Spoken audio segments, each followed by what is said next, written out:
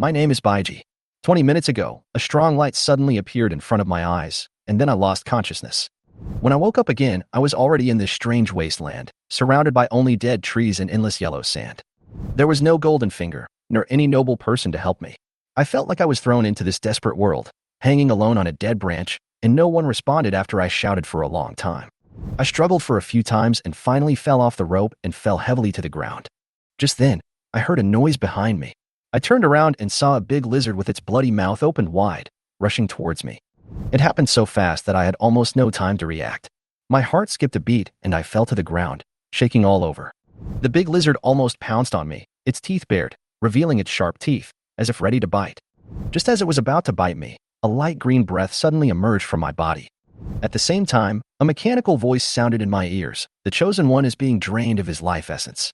The Heavenly Tao armor system is preparing. Please wait. The voice had a hint of cold mechanical feeling, but it gave me a glimmer of hope, and my eyes instantly ignited with the desire to live. Everything in the outside world suddenly stopped. Even the big lizard was fixed in place, unable to move. I looked around, and the mechanical voice sounded again. As the Chosen One, you have the blood of the 5 elements of light. You can use the Heavenly Evolver to summon the 5 elements armored to fight the enemy. Please choose the Light and Shadow Stone. 5 diamond-shaped light and shadow stones appeared in front of me, representing the 5 elements of gold, wood, water, fire, and earth. I didn't hesitate and chose the light and shadow stone that emitted red flames. The stone turned into a beam of light and flowed into my body. Flame Dragon Armor. Combine. As the command was issued, the light on my body flickered, and the Flame Dragon Armor quickly covered my entire body. The fiery red armor made me feel unprecedented power. I looked down, clenched my fist, and punched the lizard without hesitation. Even though I didn't punch with all my strength, the lizard fell to the ground immediately. I bent down again and punched its head. The monster's head was instantly smashed to pieces, and the life essence in its body burned and was quickly consumed. The Qianquan belt around his waist began to rotate, absorbing the life essence left from the extreme beast. Suddenly, I felt a stream of information pouring into my brain, and a light screen appeared in front of me, showing my detailed information. The Chosen One. Baiji, 5 elements bright bloodline, fire attribute 90%. Weapons include flame knife, flame dart, flame bow, and a series of other skills. I looked at the desolate wasteland in front of me, and fatigue set in. If my body hadn't been transformed, I would have collapsed in this wasteland long ago. I walked carefully, as the monsters around me could appear at any time. Since I had the blood of light, the life essence in my body has become stronger and stronger, attracting many monsters. I have also found some ways to hide this aura. As long as the energy fluctuations of the light bloodline are kept within a certain range, I can avoid being discovered by monsters. As the day progressed, I became more and more anxious. The temperature difference between day and night in the wasteland was so great that I could freeze to death if I wasn't careful. To make matters worse, some normally inactive monsters come out at night to hunt for food. Just as it was getting dark, I heard a burst of gunfire in the distance. I held my breath, approached carefully, and climbed up the sand dune. Looking at the group of people in the distance, I was secretly surprised. They were well-equipped, with some high-tech guns and several powerful mechas, which made them look extremely powerful. Facing nearly 50 monsters, they did not seem to panic at all. Although several people were injured, they still fought the monster in an orderly manner, and the mecha warriors knocked down the monster easily. The battle ended quickly, and I breathed a sigh of relief when the last monster fell. Could it be that these people were wasteland hunters? Soon, their behavior changed my mind. After defeating the monster, they did not leave, but started to deal with the spoils. A warrior in a mecha took a strange weapon and walked to the fallen monster. The weapon released an electric current, instantly melting the monster's body. I was shocked when I saw this scene. After dealing with the spoils, they quickly cleaned up the battlefield and prepared to evacuate. I thought to myself that seeing a living person and following them might be my only chance. So I jumped down from the sand dune and quickly ran towards the convoy, summoning the Qianquan belt as I ran, intending to absorb the life essence left by those extreme beasts. Stop daydreaming. You can only absorb it by killing it with your own hands. The voice of the belt made me a little disappointed. I thought I could get some bargain. The convoy seemed to be about to start, so I quickened my pace and shouted, "Wait for me." This shout attracted the attention of the convoy. What's going on? A tall man got out of the car and raised his gun alertly. Captain, it's a person. The soldier in front turned around and said, his tone full of doubt. People. The man looked at my disheveled appearance and walked to the front of the team. The convoy stopped. I was delighted and walked faster. However, the next second, I saw a bunch of guns pointed at me. I quickly stopped and raised my hands. Don't shoot. I'm a human. The people in the team began to talk about my identity. The man walked over, keeping a certain distance, still holding the gun tightly. Tell me, who are you? I'm a scavenger from the Lighthouse. I got separated from the team while searching for supplies. I had prepared the answer long ago. Lighthouse? Wasteland hunters? Is it a survivor base? He asked doubtfully. Yes, that's right. What about you? I asked excitedly. Can you take me with you? The man was silent for a few seconds and said, This is not a place to talk. Come with us. Several soldiers came up and checked me carefully. Report to the captain. It's safe. Take him away, the man ordered. I didn't resist. After all, my presence was not normal, so it was natural for me to be alert. It's getting late. Leave now, the man said. There were about 60 people in the convoy, both men and women. No one spoke to me along the way, and I tried to talk to them, but no one paid any attention to me. Finally, a female soldier couldn't help but turned around and said coldly, Stop making noise. It's so annoying. I whispered, so fierce. I knew that I was still a suspect and no one would believe me easily, so I sat quietly aside. The convoy drove slowly in the afterglow of the setting sun, and a few hours later, we finally arrived at a valley. The surrounding minerals were shining with blue light, which looked particularly mysterious. A mechanical sound rang out, the convoy stopped, and the carriage doors suddenly opened. Get off the train. Send the wounded to medical treatment, and sort the supplies into storage. Hurry up. I was taken out of the car, not cuffed, and apparently they didn't think I was a threat. I looked around, and the surroundings were filled with mechanical operations and busy people, and the atmosphere was strong. Looking at those mechas and high-tech weapons, I couldn't help but exclaim, Wow, this is so cool. Oh, huh. Alan walked up to me and seemed to want to provoke me. You've never seen such a powerful mecha before? I turned my head to look at him, and thought to myself that he was trying to test me. I have seen it, but it's not as advanced as yours. I replied, The mecha in front of me is indeed much more powerful than the gravity body used by the Wasteland hunters I have seen. The technology of the Lighthouse country has long been out of touch, and I can't help but feel sad when I think about that. Oh, we can have a good chat later. Alan smiled, and then ordered the soldier guarding me. Take him to the isolation room and check him thoroughly to see if he is infected with blood-red pigment. Yes, the soldiers responded. After Alan arranged everything, he led his men away. I was taken into a closed room by two soldiers. Go in. They pushed me, and I walked in unsteadily. Hey, can you be gentler? I said to myself, but soon, the door was slammed shut. Tisk, if the door is broken, I'll tear you down. I muttered, looking around the room and found that there was nothing here, empty. At least give me a stool, I said, and was about to sit down when suddenly a thick white mist came out. What the hell is this? I was suddenly startled, dizzy, and my consciousness gradually became blurred. At the same time, in another room, a woman in a loose white coat stood tall and stared at the screen. When she saw the scan results, a hint of surprise flashed in her eyes. The data is normal, not infected, she whispered, but then she found something unusual, her eyes filled with shock. Wait, how is this possible? Before she could react, the screen showed an even more shocking scene. In the white mist, a red blade flashed across and easily cut off the door of the isolation room. Then, the screen showed a man in red armor, holding a red scimitar, standing firmly in place. This sudden movement threw the entire base into tension, and alarms rang throughout the base. At the same time, Alan was reporting the progress of the mission to the top commander of the base. General Mori, who was sitting at the table, was listening to the report until he heard that a human was brought back. His expression became shocked. What's going on? Mori asked. Obviously, he never expected to hear such news. He said he came from a place called Lighthouse, encountered an extreme beast, and got separated from the team. Alan continued to report. What do you think? Mori continued to ask. Alan was silent for a moment. It's half true and half false. It's uncertain whether the Lighthouse exists, but it's possible that there is a survivor base that we don't know about. But there are no signs of combat on his body, and he doesn't seem to have received any training, Alan added. Mori nodded and fell into deep thought. Where is the person now? At Mayumi's place. Well, bring him to see me after it's over, Mori said in a serious tone. Alan turned around and prepared to leave when the alarm sounded again. Mori stood up immediately. What's going on? General, the medical center has been attacked. A hurried voice came from the communicator. What? Mori's face turned gloomy in an instant. Alan thought nervously. Isn't Baiji in the medical center? If it was really him who caused this, the safety of the entire base would be threatened, and he would probably be held responsible for it. When they arrived at the medical center, the scene was already heavily guarded. Dozens of mechas stood at the front, all with their guns pointed at a red figure. What is that? Mori frowned and took Alan to the front. where he saw a woman standing there, seemingly talking to a figure in red armor. "Fatty, you can't control the current situation.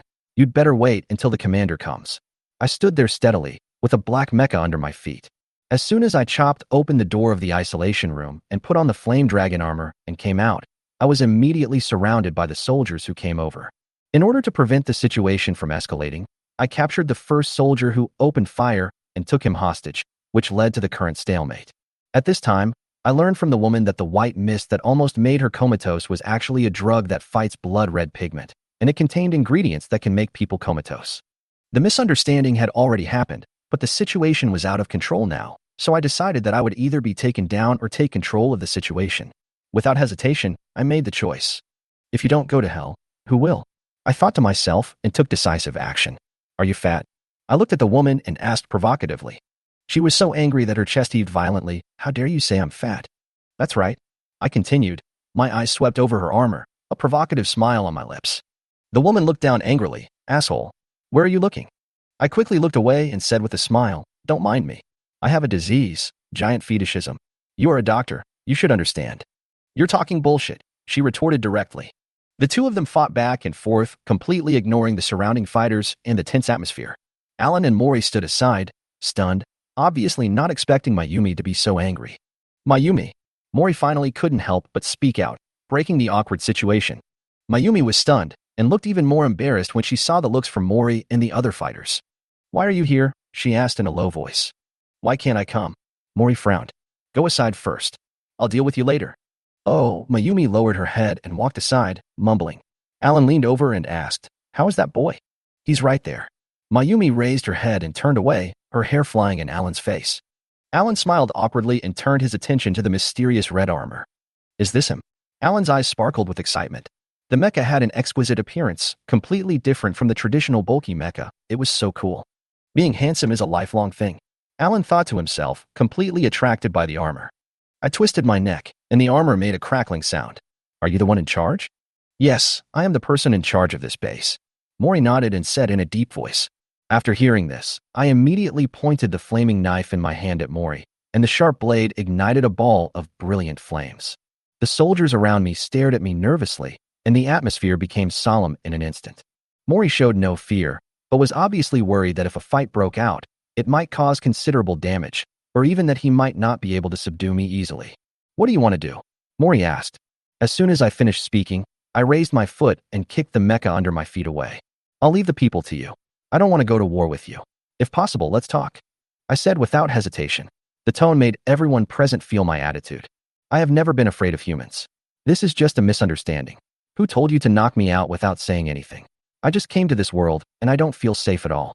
Don't you understand? Moreover, I know my situation. Although the flame dragon armor is powerful, my body is not strong, and my bloodline has not been fully stimulated. It is hard to say who will win or lose if we fight head-on. I am not interested in fighting the entire base to death. It will not benefit anyone. There was a hint of doubt in Mori's eyes, and then he made a guess. I don't take action, either because I am strong enough and am not afraid to be their enemy, or because I don't want to be their enemy, which is obviously my way of expressing goodwill. No problem, but before that, I need to know how the current situation came about. Mori glanced at me, then turned back to look at Mayumi. Mayumi saw him looking at her and immediately said, "He was the one who destroyed the isolation room first." Mori was helpless. Was this a matter of cause and effect? He was just being childish. Just then, I quit. There was a flash of light. The flame dragon armor was retracted, and I took a few steps forward. "You were the one who used the drug to knock me out first. Who knows if you were just after my body, you bad woman," I retorted directly. Mori looked at Mayumi and I facing off and took a deep breath. It seemed like this guy really hadn't grown up. "Who are you calling a bad woman?" Mayumi retorted immediately. "Whoever blames should be blamed. Although I don't think I did anything wrong, I have to admit that I did destroy someone's isolation room and cause such a big commotion that it's a bit unjustifiable." "Enough. Are you all kids?" Mori finally couldn't help but scolded.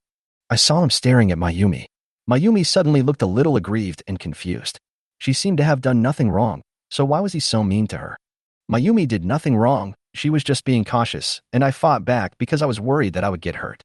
We are all trying to survive in this world, and no one wants to put themselves in uncertain danger, which is understandable. Seeing this situation, I took the initiative to explain to Mori what happened. After listening, Mori was speechless, Just because of this, you dismantled my isolation room and even took action? Alan rolled his eyes. Who could have thought that a random survivor could be so strong? Mayumi stood aside with her lips pouted, hugging her chest, secretly glanced at me, and whispered, "You have a conscience." She thought she spoke very softly, but who knew that everyone present was well-trained and had much better hearing than ordinary people. Okay, let's get to know each other again. My name is Baiji. I smiled and stretched out my hand. As the saying goes, don't hit a smiling person. Especially now looking at Mayumi, she suddenly felt that she was not so annoying after all. Mayumi, she responded sheepishly. Nice name. I smiled kindly, held her hand, and quickly let go. However, her body trembled suddenly, and she quickly withdrew her hand like a frightened kitten, and then said quickly, I'm leaving first. Watching her escape in a hurry, I raised my hand and smelled it. Wow, it smells quite good. Mori's expression had never relaxed, and now it became even gloomier. Baiji, right? Oh, yes. What's wrong? I responded with a smile. Mori was obviously unhappy when he saw me being so careless. Come with me. We need to talk. Alan, you come too. Alan nodded and followed us. You guys don't want to knock me out again, do you? I couldn't help but joke. No, Mori responded quickly. According to the usual practice, after finding a survivor, a comprehensive test will be conducted first. If there is no infection with hemoglobin or virus, the next step is to interrogate and arrange work after confirming that there is no problem. But it was clear that Mori wasn't going to treat me like an ordinary survivor. Now it seemed that I was being treated as something more special. After entering Mori's office, I found a random chair and sat down, crossing my legs. I had originally planned to sneak into the base as an ordinary person, get to know the situation first, and then make plans, but now, it seems that I have no choice but to show my hand.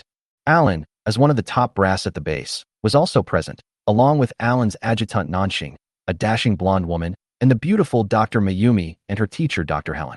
There was also a man in his 30s in the room, Buck, an engineer at the Armory.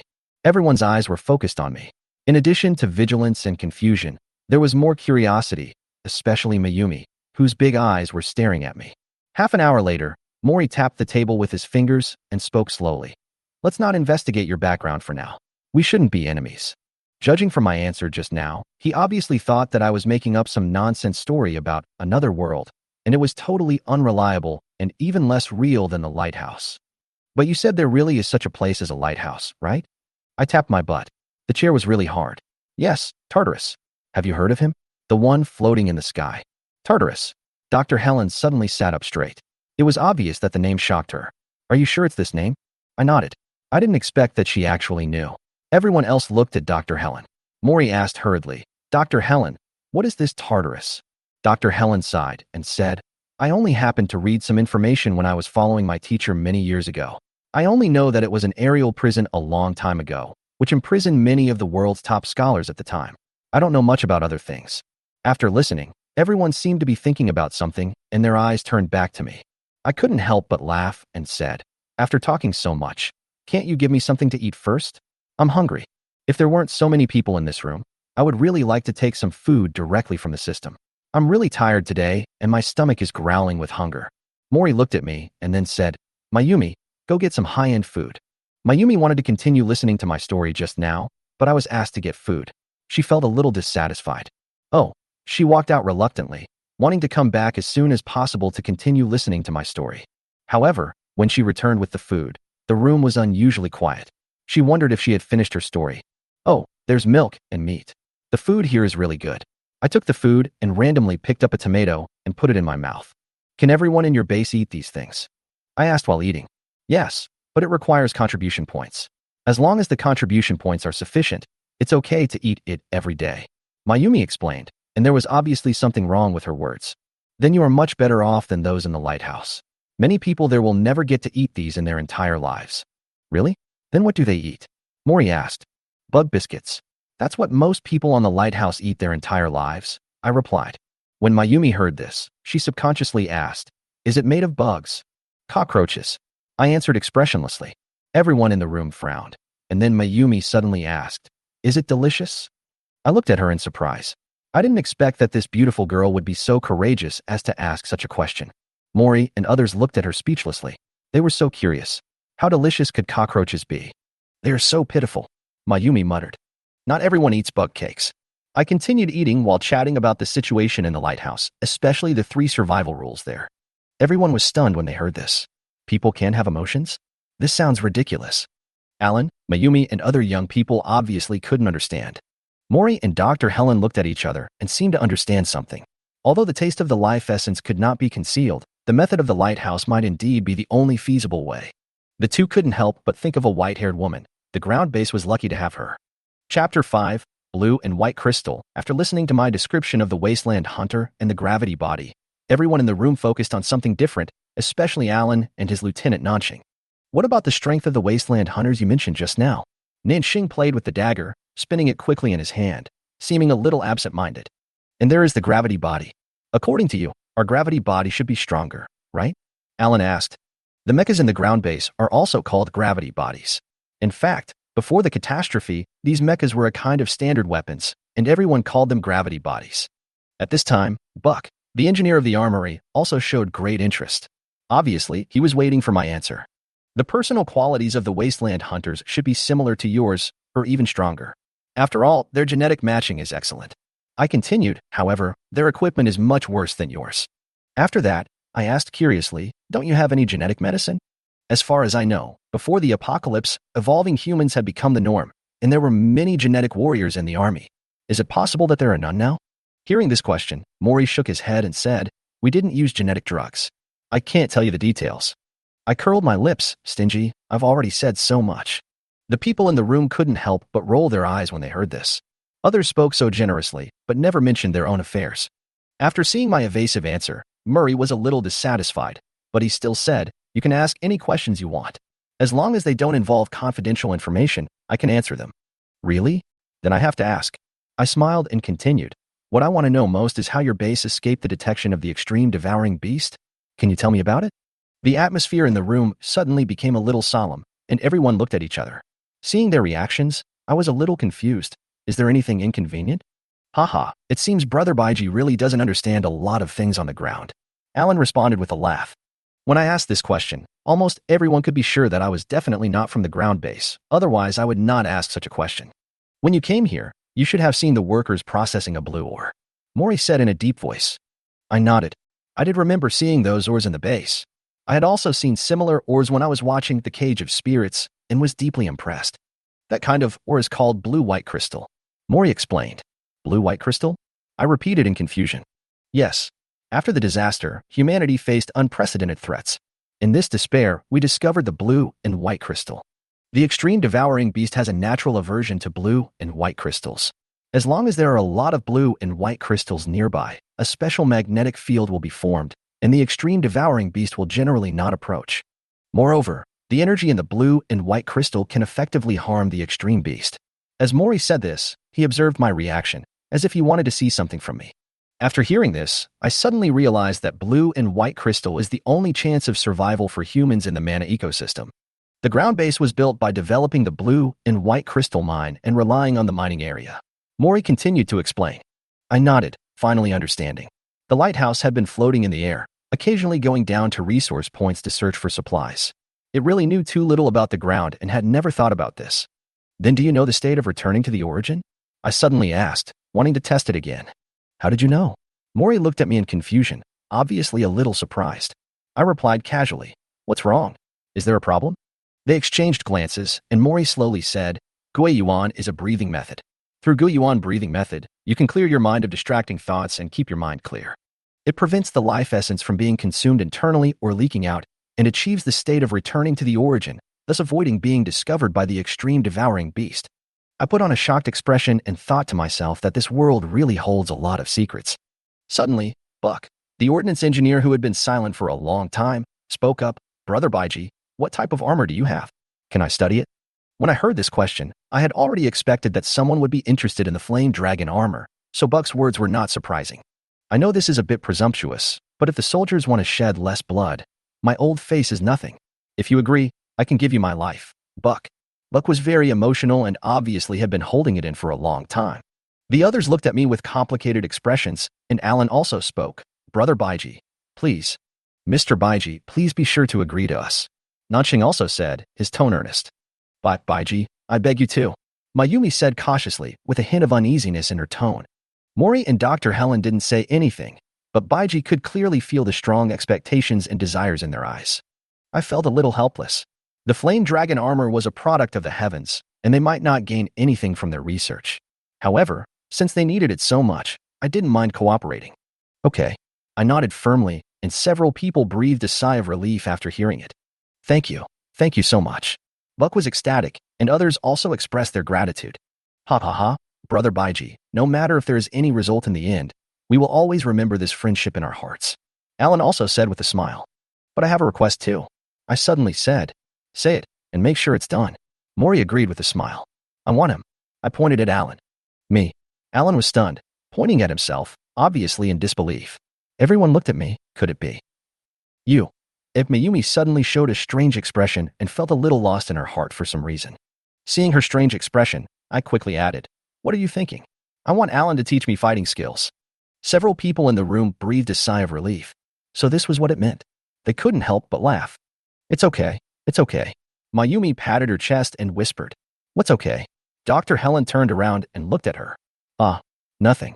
Mayumi replied hurriedly. Alan also breathed a sigh of relief and thought to himself, damn, this is so scary. That's no problem, but do you really need to learn fighting skills? Mori was a little confused. Obviously, judging from my previous performance, I should be very strong. That's the armor's power, not mine, I answered honestly. In fact, I have no fighting skills at all. Although the system taught me Southern Fist, I have no actual combat experience, which makes me feel very uneasy. Since I want to survive in this world, I must learn more to protect myself. After all, armor is an external object, just like your gravity body. It needs people to control it. I smiled helplessly. I have no actual combat experience at all. After hearing this, Mori nodded. I see, you are so strong after wearing the armor. It seems that the power of the armor should not be underestimated. After these were settled, the atmosphere relaxed. Mori smiled and said, you will stay in the base for a while. Alan will be responsible for teaching you combat skills. If you need anything, contact Mayumi directly. I looked at Mayumi. She was staring at me, so I smiled. Mayumi quickly turned her head and hid aside. Okay, let's go, Alan. Take Baiji to arrange a room. Okay, Brother Baiji, come with me. Alan came over and put his arm around my shoulders enthusiastically. Hey, Brother Baiji, about the armor. Buck stood up hurriedly and stretched out his hand towards us. We just walked to the door and turned around. Alan said quickly, Buck, Brother Baiji is tired all day. Let him rest first. Oh, okay. I'll wait for you, Brother Baiji. Buck smiled awkwardly. Don't worry, I won't break my promise to you. I responded. Afterwards, Alan and Nanching took me out of the conference room. I'll wait for you. On the way to the living area, Alan enthusiastically introduced the base to me, and I listened with great interest. I finally got to know this world more realistically. We've been walking for quite some time, but how come I haven't seen any elderly people or children in your base except for soldiers and workers? I asked with some confusion. It's like this, Mr. Baiji. Nanching spoke first. Just call me Baiji. Don't be so polite. I interrupted her. Nanching smiled slightly. We are just an outpost here. There are not many people. I looked at Nanching, then at Alan. Don't mind it. She is just like that. Alan explained with a smile. It's okay. What do you usually do? Collect supplies. I changed the subject. All right, this way. Alan guided me. Soon, we arrived at my residence. It was a room of less than 20 square meters, but in a place like this, it was considered a luxury. Oh, not bad. He looked around. Although the room was not big, it was simply decorated and clean. I like it. By the way, Brother Baiji, when are you going to start training?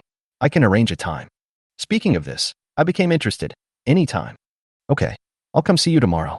I think you should rest early. I still have things to do. If you have anything, just contact me using the communicator in the room. Okay, go ahead. Don't worry about me. Chapter 6. So young and yet so big. In Mori's office, after Baiji and the other two left, Mori and Dr. Helen continued to talk in a low voice. Mayumi handed a test report to Mori's desk. According to the test, Baiji's physical data is about 5 times that of an ordinary person, and he is extremely resistant to drugs. In other words, he is also very resistant to toxins, which is why he didn't faint and was able to fight back. But more detailed data still needs further examination, Mayumi continued. Mori looked through the information carefully, and Dr. Helen said, I suspect that Baiji is likely an evolved human. Evolved humans? Are you sure? Mori raised his head and looked at Mayumi and Helen with a serious look on his face. If it is really an evolved human, then it will be troublesome. It's not certain yet. More data is needed to verify it. Dr. Helen replied. However, even if he is an evolved human, he cannot survive alone outside. Moreover, the defects of evolved humans have not been solved yet, Dr. Helen added. Have you forgotten the armor? Mori asked with a hint of doubt. That armor still doesn't make sense, forget it. Mori sighed and put the report down, Mayumi. Mayumi was stunned and stood up quickly. What's wrong, General? What's wrong? Do you know where you went wrong? Mori suddenly looked at her seriously. Mayumi was confused for a moment. I didn't do anything. You haven't done anything yet? You are very brave. When Baiji and the guards were in conflict, why did you rush forward? Do you know how dangerous it is? If Baiji had no ill intentions, or if it was someone else, you would be dead now. Mayumi was stunned for a moment, then explained, Baiji is not a bad person. I'm fine. So you are very brave? Mori sneered. You were just spoiled by your teacher. You have no sense of crisis at all. Mori continued to scold. Dr. Helen, who was sitting next to him, frowned. What do you mean? I spoiled her? Don't you have any responsibility? Humph. In any case, if you encounter a similar situation next time, stay away from me, Mori said sternly. Seeing that Mori was really angry, Mayumi nodded obediently. Got it, General. Okay, you can go out too. Mori waved his hand. Mayumi walked out of the room, stood there thinking for a moment, and then left quickly. I lay in bed, closed my eyes, and thought about what happened today. It all felt like a fantasy drama. Why was I chosen? My excitement gradually faded. What should I do next? Just when I was worrying, there was a knock on the door. I got up and opened the door and saw Mayumi standing at the door. Her pretty face and those smart eyes instantly brightened my mood. Why are you here? I looked at her, and my previous irritability disappeared. I'm giving you this. Mayumi took out a small badge from her white coat. This is the badge. With it, you can move freely in the base. I took the badge with my name on it and couldn't help but laugh. There's actually such a thing. Mayumi said proudly. I knew that Alan would not remember such a thing. Neither did Nanching. She didn't remind him. It turns out that I have to be the one. Seeing her innocent and lovely appearance, I couldn't help but say, come in and sit for a while. Mayumi poked her head to look into the house and pouted. No, not unless you tell me a story, the story of the lighthouse. No, I'm too tired. I refused. You stingy guy, I even gave you a badge. Mayumi pouted angrily and turned to lean against the railing in the corridor. I smiled, pinned my badge on my clothes, walked over to her and leaned against the railing. How old are you? Why do you like listening to stories like a child? 17 years old, so what? I'm just a child. She responded with a smile. In front of me, Mayumi relaxed a lot. The oppression of the end of the world gradually released her little girl's nature. Amazing. It's so big at such a young age. I exclaimed. Huh? What do you mean? She didn't quite understand. The moment I looked at her, I suddenly smiled with a hint of mischief. You rascal. I'll pop your eyes out. You. Mayumi glared at me in shame and anger, then raised her hand and grabbed my waist precisely. Hiss. It hurts, it hurts. I gasped in pain. Not far away, several patrolling soldiers saw this scene and quickly turned around and left the scene. After seeing Mayumi off, I returned to my room and began to study the information of the heavenly evolvers. The data showed that my personal information was just a few sentences, but there was absolutely no limit on the basic living supplies. It was like carrying a department store with me, with everything I wanted to eat. I continued to read the relevant content and suddenly found an important clue in the armor information.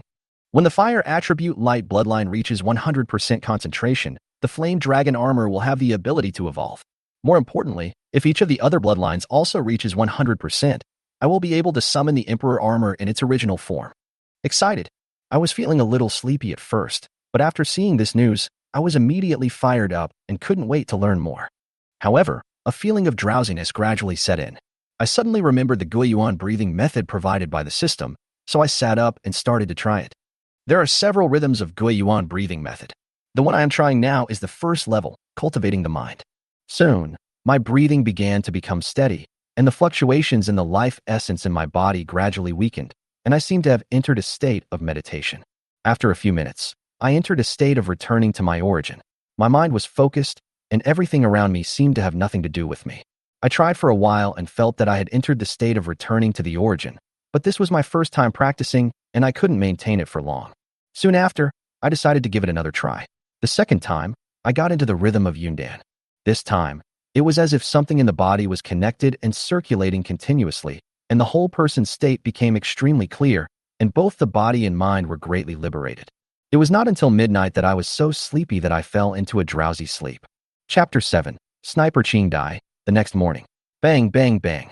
I rubbed my eyes, looked at the door, and then got out of bed and opened it. Mr. Baiji. Captain Allen asked when you will go to the training ground. A soldier stood outside the door, his face covered by a mask. Wait a minute, I'll be there soon. Yes, he said and left. I closed the door, washed up, and quickly followed the soldier to the training room. As soon as I walked in, my eyes were drawn to the scene on the ring. A woman with a very good figure had just knocked down her opponent with a spinning kick. She was wearing a red and white tight combat suit, her short aqua blue hair flying in the air, and she exuded a strong aura. I was watching intently when the woman on the stage suddenly shouted, "Next." "Brother Baiji, you're finally here." Alan popped up from nowhere. "It's almost noon, you can really sleep." I smiled and said, "I'm used to it." "Used to it? You can really sleep well, right?" Alan obviously didn't understand. "Well, wait for me to eat something first," I said, and walked to the corner with Alan, activated the Tiandao bracelet, and the food soon appeared in my hand. Alan's eyes almost popped out. "What is this?" "Basic operation, number 6, don't ask," I said while eating 2 meat buns and took out a bottle of milk and drank it. Alan was stunned. Magic? Technology? Space folding technology. I turned my head to look at the woman on the stage, and it seemed that she also saw our actions. "What is this?" Alan asked curiously. "Zongzi, do you want to try it?" I took a bite and handed it over. "Is it okay?" Alan was a little tempted. "Try it, there are sweet and salty ones," I said, throwing 2 to him. He took it and took a bite without hesitation. "Salty ones taste better." "I think so too." I smiled. After finishing eating, the woman on the stage jumped down and walked over, glaring at Alan. I didn't expect the leader of the serious hunting group to cheat on me. He's amazing. Her eyes fell on me. She had just watched us eat the whole time. Alan retorted, "Eating secretly? What a joke." I ate openly. "What's wrong?" The woman snorted and turned to me. "This must be Mr. Baiji. My name is Chi Dai, and I'm a sniper." "Sniper?" I was shocked. Snipers have always been my impression of cold-blooded killers. Hearing this, I couldn't help but look at her carefully. That's right, the kind that can blow up the devouring beast's eggs with one shot. "I've saved Alan several times," she said, patting her chest. I smiled and said, "Great, great." Alan looked at me and said, "Not only that, Qingdai's boxing and kicking skills are also good. She is also a master of cold weapons. She is a genius. The leader also taught her." Alan added, "Leader?" I was moved. Could it be by Uekue? Qingdai smiled proudly. "Do you want to learn combat skills? I'll teach you how to use weapons." She was probably thinking in her mind that she wanted to take this opportunity to get in touch with me more and see if she could get something to eat. I thought about it and replied, "Sure, I want to learn anyway." "Okay, follow me," Alan said with a smile, took off his clothes and jumped directly onto the ring. Seeing this, I complained in my heart. This guy is really an expert at taking off his clothes. "Come on, beat him up." Qingdai stretched out her fist towards me. I punched back, and she bumped fists with me. I went up to the ring and stood opposite Alan. Although I have no combat experience, as a first-level evolver, the improvement in my physical fitness gives me a considerable advantage. "Come on, let's see how good I am." Alan got ready. "Have mercy, I can't do anything." I scratched my head and adjusted my stance. "Haha, no big deal, come on." Alan smiled and started moving his feet, and in 2 steps he was in front of me. His right fist came at me with a gust of wind, extremely fast. I subconsciously dodged and avoided his attack in an instant. Then, I found that something seemed different about myself. When I focused, Alan's movements actually slowed down in my eyes. I was a little confused about the situation, so I took a step forward and threw a punch. The force was not strong, but it hit Alan's abdomen accurately. He took several steps back and staggered to sit on the ring. This scene stunned the onlookers. Alan was defeated in 1 move. Qidai covered her mouth in surprise. Obviously, she didn't expect it to happen so quickly. Cough, cough. Alan covered his stomach and couldn't help coughing. After a while, he raised his head and looked at me with complicated eyes. "Liar, you lied to me. You also said you can't fight." I spread my hands helplessly. "I really can't." "You still want to fool me?" "Really not." "Yes." The atmosphere on the ring became awkward for a moment. Suddenly, Qidai cheered. "Awesome. So cool. Beat him like this." I was stunned for a moment, turned around to look at Alan, then looked at Qidai jumping and smiled. "Do you have a grudge against her?" Alan's face was dark. "No." "Then let's continue?" "What are you going to continue? I'm no match for you." Alan patted his butt and stood up. He was certain that Baiji far surpassed him in terms of strength, speed, and reaction. "No, I really don't have any fighting skills. I'm just strong, fast, quick to react, and I know a little boxing occasionally." "Stop. Are you showing off?" Hearing this, Alan was completely furious. "It must be intentional. This is really the first time I compete with someone." "Really? You didn't lie to me?" "Yeah. What good would it do to lie to you?" Alan was skeptical. "Then, let's do it again." I thought for a moment and said, "Just demonstrate and explain it." Just do some simple gestures. No need for actual combat. I'm afraid I can't control my strength well. Alan was speechless. Can't control your strength? Are you afraid of accidentally killing me? Chapter 8. Complete Devouring Beast. Feeling the dull pain in his abdomen, Alan had no choice but to do as Baiji said. He shouted to the crowd below the ring. Qingdai, come up. I'll fight you. Show you how to do it to Brother Baiji. Qingdai was happily hiding in the crowd, watching the show and eating melon, but suddenly the melon fell on her. Qingdai actually refused in her heart, but when she thought of Baiji's delicious food, her body immediately became honest. Okay, here I come. Qingdai avoided the crowd and jumped up quickly. The two of them didn't waste any time and started fighting directly. Baiji jumped off the ring and watched the offensive and defensive transitions between Qingdai and Alan. He couldn't help but marvel at the changes. This was a master. This is completely different from his own way of crushing opponents with the body of an evolver. If his bodies are on the same level, Baiji feels that he can't hold on for long. Although Baiji also knows Southern Fist, he has never fought with anyone before. He needs to fight more before he can use it proficiently. Watch me blow your dog head off. Qingdai said this, but suddenly kicked Alan in the lower body with a whip kick. Oh my god, you're going to die. Alan hurriedly dodged, breaking out in a cold sweat. Qingdai didn't care what Alan said. She immediately rushed forward and punched him.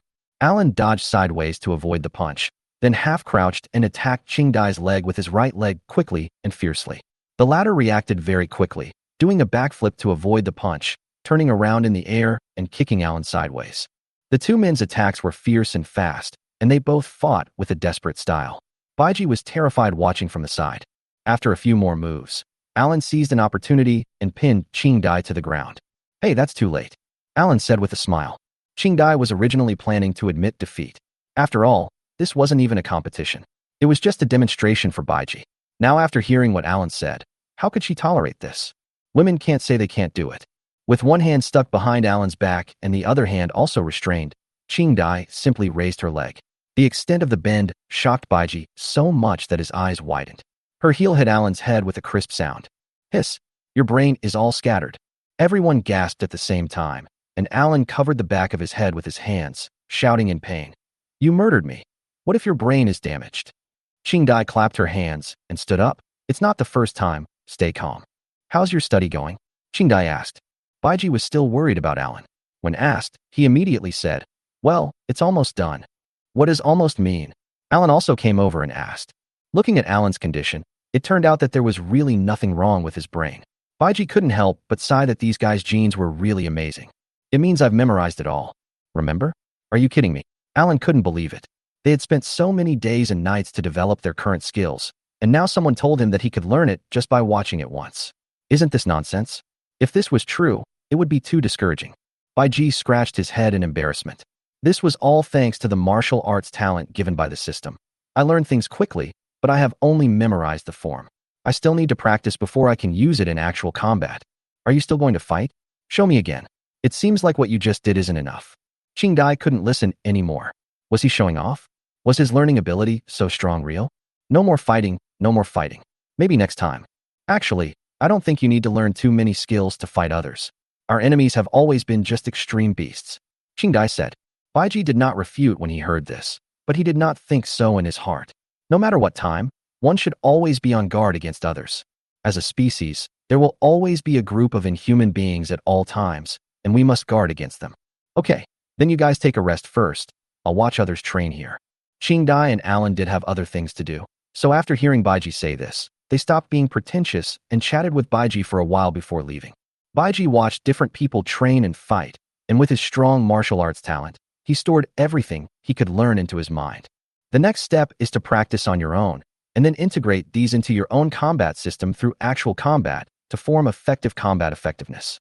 Baiji found an empty corner, sat cross-legged on the ground, reviewed what he had just learned in his mind, and practiced his imagination. When he was completely submerged in it, a chaotic sound rang out in the base, and every soldier's communicator made a harsh sound. Assemble! The soldiers shouted as they rushed to the training room. They rushed from one end of the base to the other, and soon everyone gathered in the ordnance department.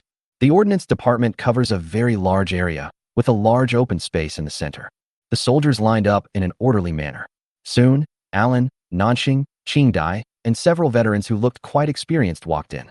Unlike when they were in the training room, They were now fully armed and looked like they were ready to go on a mission. Brothers, Alan stood on the platform and shouted to everyone. Suddenly, the entire ordnance department fell silent. Alan nodded with satisfaction and said to Nanxing beside him, "You come and explain the situation." Nanxing took a step forward expressionlessly. "I just received news that the Jingmiyuan base detected a large number of extreme devouring beasts 30 kilometers north of the Dead Cloud Mountain, and some of them were active in their full form. A completely complete beast." The soldiers who heard the news looked at each other in shock. Everyone was shocked. This was not something they could deal with. The Jingmiyuan hunting group can't leave easily, so we need the Tianling hunting group to find out the situation. Our mission is to go to the place where the extreme devouring beasts gather and find out why the complete extreme devouring beasts appeared near the Dead Cloud Mountain. At this time, Alan said, "I will lead the team personally this time. The 2nd and 3rd squadrons will immediately collect their weapons and prepare to set off. Everyone from the 1st squadron will stay at the base." As soon as the voice fell, the captain of the 1st squadron was fed up, walked out of the line, put his hands behind his back, raised his head, and said loudly, "Report." "Speak." Alan glanced at him. "Captain, our 1st squadron can also carry out the mission. This is an order." Alan shouted. "The 1st squadron just came back from a mission with him yesterday. There are quite a few wounded soldiers, and their combat effectiveness has been greatly reduced. Before their injuries have healed, the 1st squadron would not be sent on a mission so soon unless there is really no one available." "Yes." Seeing that he could not get the task, the captain of the 1st squadron reluctantly retreated back to the team. "But there are other tasks for you to do if you stay in the base." Alan changed the subject. At that moment, a brilliant idea flashed through his mind. "Oh, Captain, what mission?" Lucas asked excitedly, as he didn't expect there would be a surprise. "It's a very important mission. You can ask Qingdai for the details later," Alan said and gave Qingdai a look, who immediately understood. "Yes, Captain," Lucas responded happily. Qingdai gave Lucas a sympathetic look. This guy didn't even know he was being cheated. Chapter 9, Psychic Weapons. In less than 10 minutes, the 2nd and 3rd squadrons were ready to go. The soldiers were armed to the teeth, and with Alan and Nanxing's gravity bodies, a total of 18 gravity bodies had been loaded onto the vehicle. "Get in the car and let's go," Alan yelled and got on the armored vehicle with Nanxing. At this time, Baiji, who was still in the training room, had no idea about these things. It was not until almost an hour passed and the imaginary training was over that Baiji opened his eyes. Looking at the few people in the huge training room, Baiji was a little confused. Where did all the people go? Grabbing a random person, Baiji asked, "Brother, where are the others?" "They're all out on a mission." "Mission? What about the Allens?" The captain led the team personally. "Thanks, brother." Afterwards, Baiji walked around and headed towards Mori's office. Baiji was going to ask about Alan's mission. If possible, he also wanted to go and take a look and kill some extreme beasts to increase the concentration of the light bloodline. "Knock, knock, knock." Baiji knocked on Mori's door. "Come in." Mori's voice came from the room. Baiji pushed open the door and walked in, and noticed Mori's frown at first sight. "Why are you here?" Mori looked up and was a little surprised to see Baiji. "I heard that Alan and the others went out." Baiji asked directly to the point. "Yes, is there anything wrong?" Mori asked back. Baiji sat down opposite Mori and said, "Where is it? Can you tell me?" Seeing Baiji's eager expression, Mori frowned. "What do you want to do? You don't want to go with them, do you? They've already left, so you can't go." Although Mori had never seen Baiji's fighting ability with his own eyes, he thought it would not be bad, as could be seen from the fact that he easily knocked down the gravity body and dared to confront the entire base. However, this mission involves Jingmuyuan, so it is not convenient to let Baiji know about it. After all, the two sides have not yet reached such a level of trust. Baiji is not a fool. What Mori said means that the other party doesn't want to tell him. "Okay, then if you have any actions in the future, take me with you if it's convenient. I can help you a lot. With me here, we can definitely minimize casualties," Baiji said with a smile, without feeling disappointed. Mori felt a little strange when he heard this. In today's world, who doesn't want to stay as far away from the extreme beast as possible? Why does this guy look like he is eager to cause trouble for the extreme beast? "Oh, then what do you want? You can't just work for nothing, right?" Mori asked. Baiji thought for a moment and said, "If possible, could you provide a means of transportation? The rest is not necessary, as long as we can kill the extreme devouring beast." "Do you have a grudge against the extreme beast?" "Irreconcilable hatred. As a member of the human race, it is my duty to kill all the extreme devouring beasts." "Stop, stop, stop." Seeing Baiji start talking nonsense again, Mori hurriedly stopped him. "I will notify you if the next mission is suitable. You just stay in the base for now," said Mori. Okay, it's a deal. You can't lie to me. Baiji was about to leave. When he reached the door, he turned back and said, "By the way, where is Buck? I'll go find him. Ask the guard at the door to take you there." As soon as Baiji walked out of the room, Mori pressed a button on the table and connected the communication with the base control room. "General. Well, Rue, where are Alan and the others?" Captain Allen has now arrived at Area C7 and is passing through the outskirts of Dead Cloud Mountain. It is estimated that it will take another hour to reach the mission location. Keep in touch with Allen. The fully fledged extreme devouring beast has appeared and the danger is too great. If Allen and the others run into trouble, notify them to retreat at any time. Mori ordered. Report any situation immediately. This mission is too dangerous. If he wasn't worried about threatening Jingmuyuan, he would never take the initiative to contact the fully devouring beast. Yes, General. Rue also knew how dangerous Allen and his team's mission was this time. Under her command, the entire command room was concentrating on staring at the screen in front of them. Mori turned off the communication, leaned back in his chair, and looked at the topographic map near Jingmuyuan, which marked the location where the fully formed extreme devouring beast appeared this time. I hope there won't be any accidents. In the ordnance department, Baiji looked at the various weapons and equipment here and felt extremely envious. If he was not afraid of causing misunderstanding, Baiji would try each of them. There were also those giant armored vehicles, each of which seemed to hit Baiji's sexual fetish, making him extremely excited. They were so cool. Under the guidance of the soldiers, Baiji walked through a corridor and finally came to a room full of machinery. The room was very spacious. Baiji looked around and saw that it was filled with various disassembled weapons and equipment. Buck was in the middle of the room, fiddling with something like a madman. Hearing the noise behind him, Buck turned around suddenly. After seeing Baiji, a look of surprise appeared on his face. He casually threw something in his hand and ran towards Baiji. "Hey, brother Baiji, you're finally here," Buck said as he tried to grab Baiji's arm with both hands. When he was halfway there, he noticed that his hands were black and immediately retracted his hands. "Brother Baiji, please sit down first. I'll clean up and then we'll start." Buck looked a little flustered and at a loss. Baiji looked around and asked, "Is there really a place to sit?" "Sit on your lap. You go ahead and do your work. I'll take a look myself." After saying that, he started looking around the room, which looked like a storage room. Buck walked to the corner and pressed a button on the wall.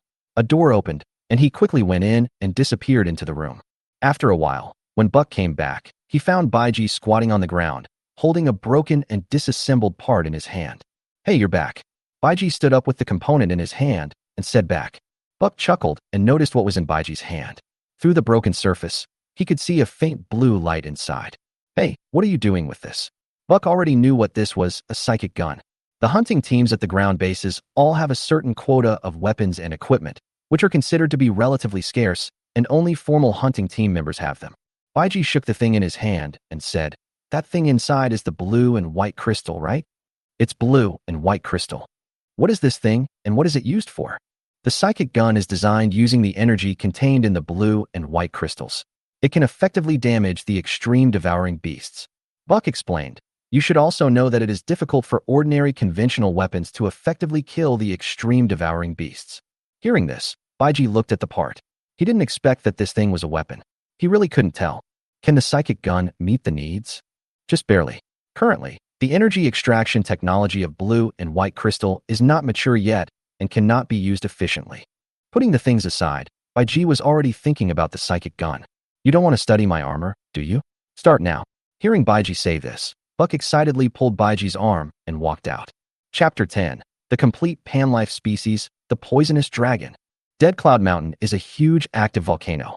After the disaster, it was not affected by the manhwa ecology due to its unique geographical environment. However, the magma erupted all year round turned the area into a death zone, and the volcanic ash covered an area of several kilometers. Alan's team is now marching in this area, passing through a road covered with volcanic ash, and they still have to go more than 10 kilometers to reach the mission site. Logically speaking, a fully formed extreme beast would not approach Dead Cloud Mountain. This was also the reason why Alan and Mori were confused. What exactly happened to attract such a large number of extreme beasts? After leaving the area covered with volcanic ash, the convoy continued to drive forward for more than 10 kilometers, and soon they approached the mission site. This is a rocky area. As the convoy went deeper, sporadic manna flowers and manna plants began to appear on the road. "Attention, stop when you are 2 kilometers away from the target." Alan gave orders on the communicator. "Yes." The team member's reply came from the communicator. After some time passed, the convoy stopped at a relatively secluded place. Although everyone here can maintain the state of returning to the origin for a long time, the fully formed extreme devouring beast already possesses a relatively high IQ. The convoy is too big a target, and there is a risk of being discovered if you approach rashly. All gravity bodies get off the bus. Alan gave the order and jumped out of the cab with Nanxing and entered the car in the back, which contained the gravity body. Sirius 1 start. Sirius 2 start.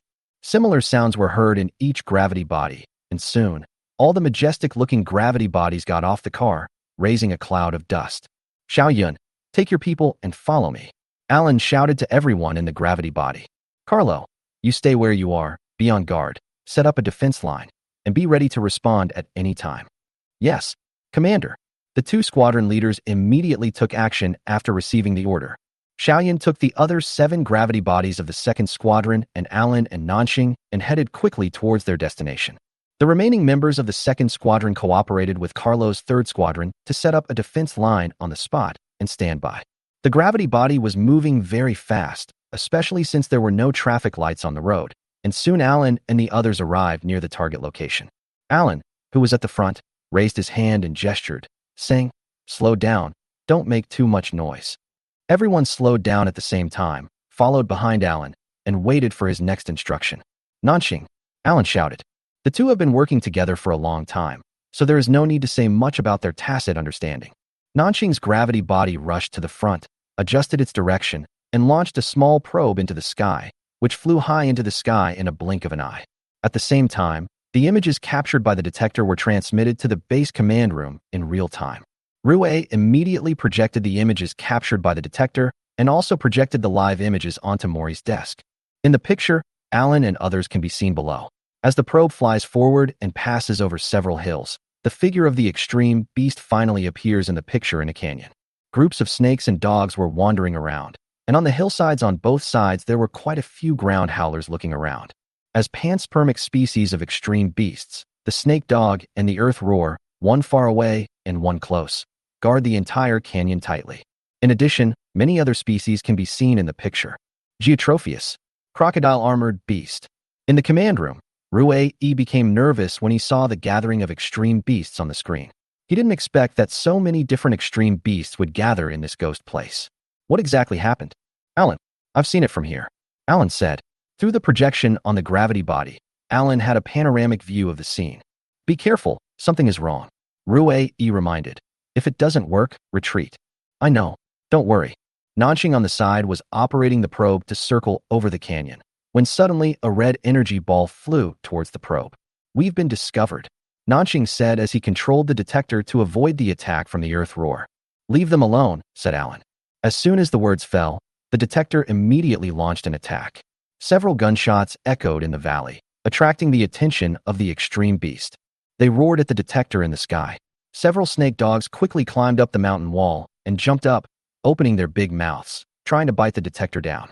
The ground roarers kept stroking the red vocal sac under their necks with their 2 short front legs, and the vocal sac became bigger and bigger under the stroking. Then red energy balls flew into the sky, and Nanxing controlled the detector to move quickly, flying deep into the canyon.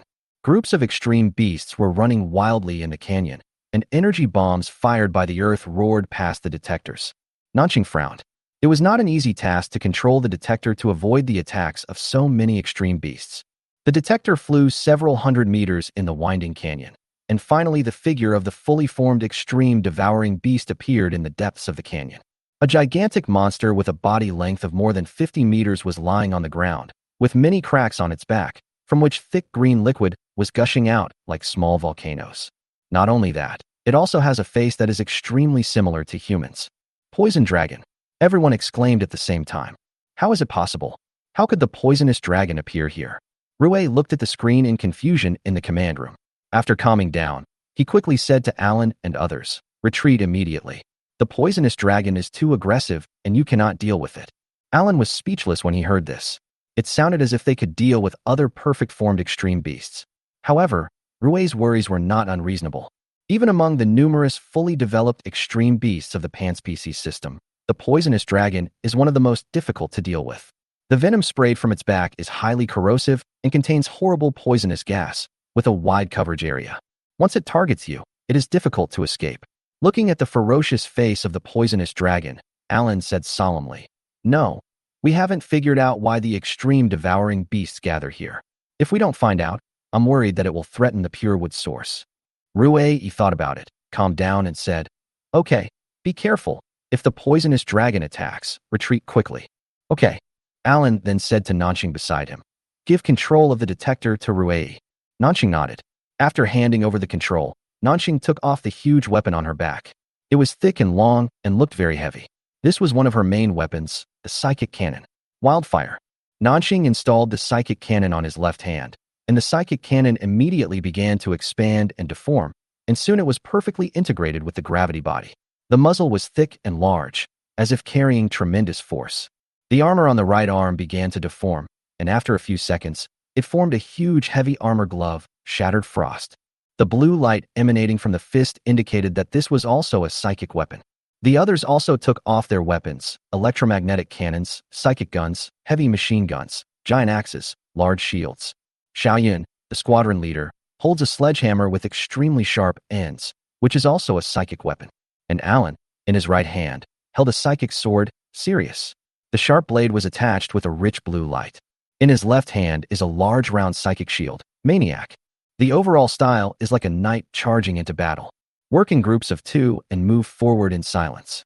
Alan's voice rang in everyone's ears. Just when the situation here was extremely tense, Baiji also walked out of Buck's laboratory. "Brother Baiji, we may need you to come again later." Buck saw Baiji out, and he couldn't hide the smile on his face. "It's okay, just call me when you need me." Baiji waved his hand casually. He didn't care about such a trivial matter. "But is this enough for today? I don't think we've collected any data, right? Is this really okay?" Speaking of this, Buck was also extremely depressed. When the flame dragon armor appeared in front of him, he was extremely excited. However, after studying it carefully for a while, he was poured a bucket of cold water. After scanning and collecting data, Buck was surprised to find that the whole set of armor was natural, without any trace of human interference. Not only that, the source of the armor's energy is also a mystery. And that weapon, where did it come from? What kind of technology is this? Space folding? When Baiji displayed the flame dragon armor without any concealment, Buck fell into deep self-doubt. After the end, Buck was at a loss for a long time looking at the collected data until Baiji called him. "These are enough." Buck's eyes were firm. The data he could get now was enough for him to study for a long time. He was confident that he could make a breakthrough in the research and development of new models of gravity bodies.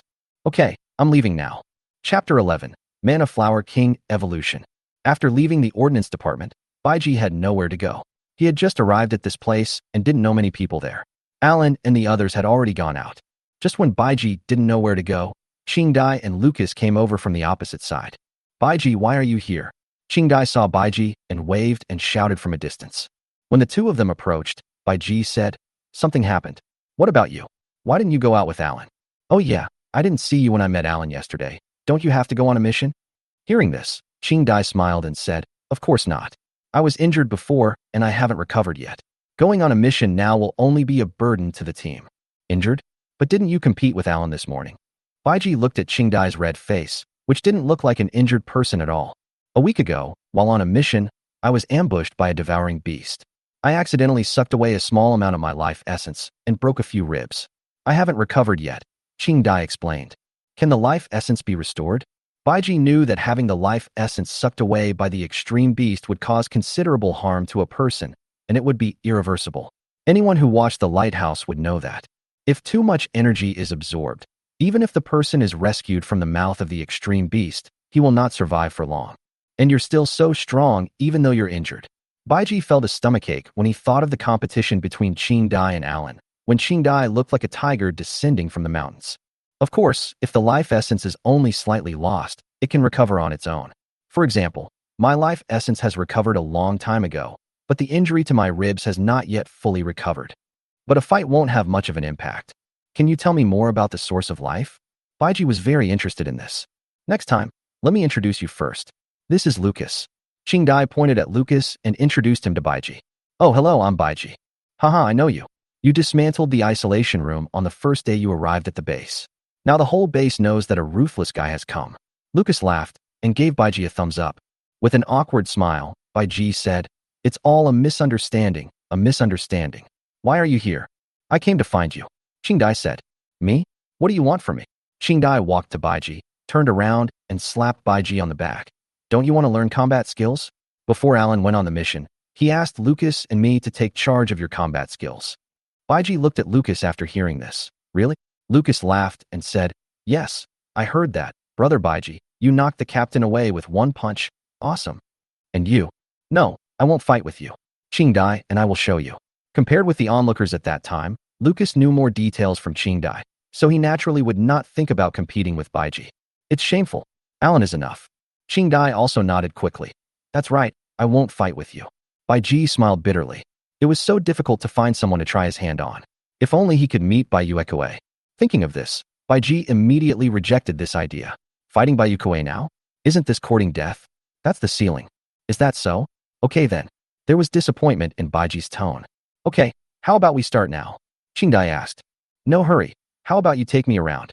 At this time, Lucas said, Then I'll go first and see if those guys are slacking off. After Lucas left, Qingdai put her hands behind her back, leaned down, and raised her head, looking at Baiji with a smile on her face. Let's go. Although this is just a frontier base, it's not small. You haven't been to many places. Well, thank you for your help. On the other side, Alan and others successfully dived into the depths of the canyon along the cliffs above the canyon. Everyone was half crouching on the edge of the cliff, looking at the groups of extreme beasts below. Their palms were sweating. Everyone present was a seasoned warrior, but no one had ever seen so many extreme beasts. It's okay if there are too many, but how come there are so many evolutionary bodies? There are even panbiotic species that we have never seen before. Captain, look over there. The team members' exclamations suddenly rang in my ears. Everyone looked in the direction he pointed and soon discovered the clue. In the canyon, in addition to a large number of extreme beasts, there are also an astonishing number of mana flowers. Among these mana flowers, the one behind the extreme beast poison dragon suddenly began to flash red light. At the same time, all the extreme beasts began to gather here. Is that cow? What are they doing? Xiaoyan said. I'm not sure, let's keep watching. Alan was also confused. It didn't look like the extreme beast was paying rent. In the past, the panbiotic beasts would give the absorbed life essence to the mana flower to seek evolution, but there has never been such a large-scale gathering.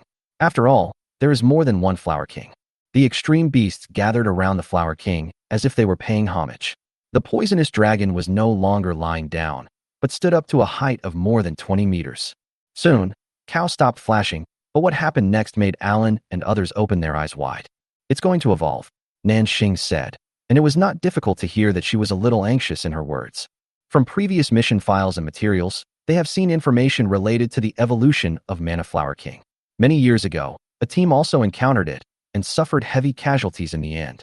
The result of the successful evolution of the mana flower is the invasion and devouring of the mana ecology, which will eventually form a new ecologically dense area and breed a large number of extreme beasts.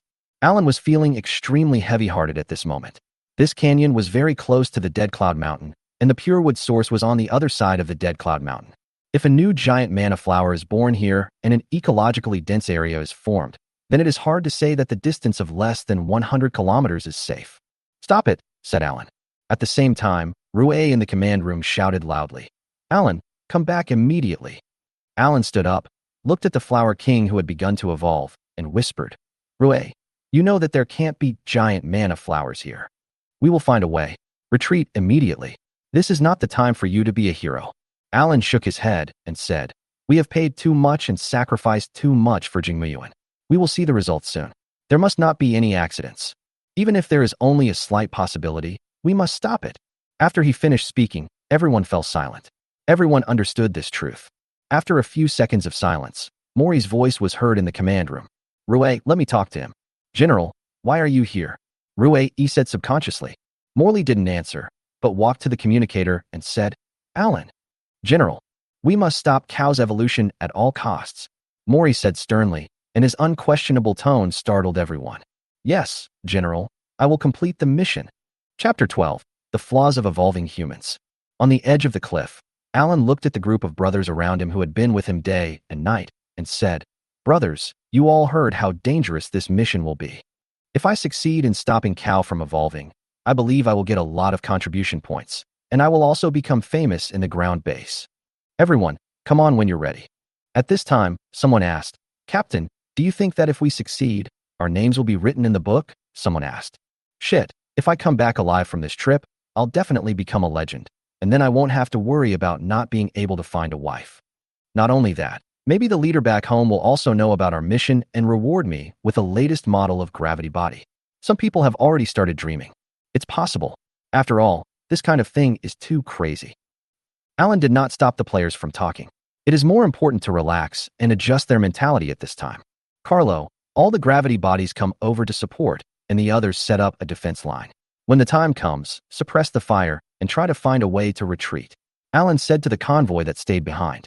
On the convoy side, upon hearing Alan's words, Carlo immediately turned around and said to a soldier, Susan, I'll leave the establishment of the defense line to you. Captain, don't worry. When you retreat, the extreme beast won't even be able to smell your farts.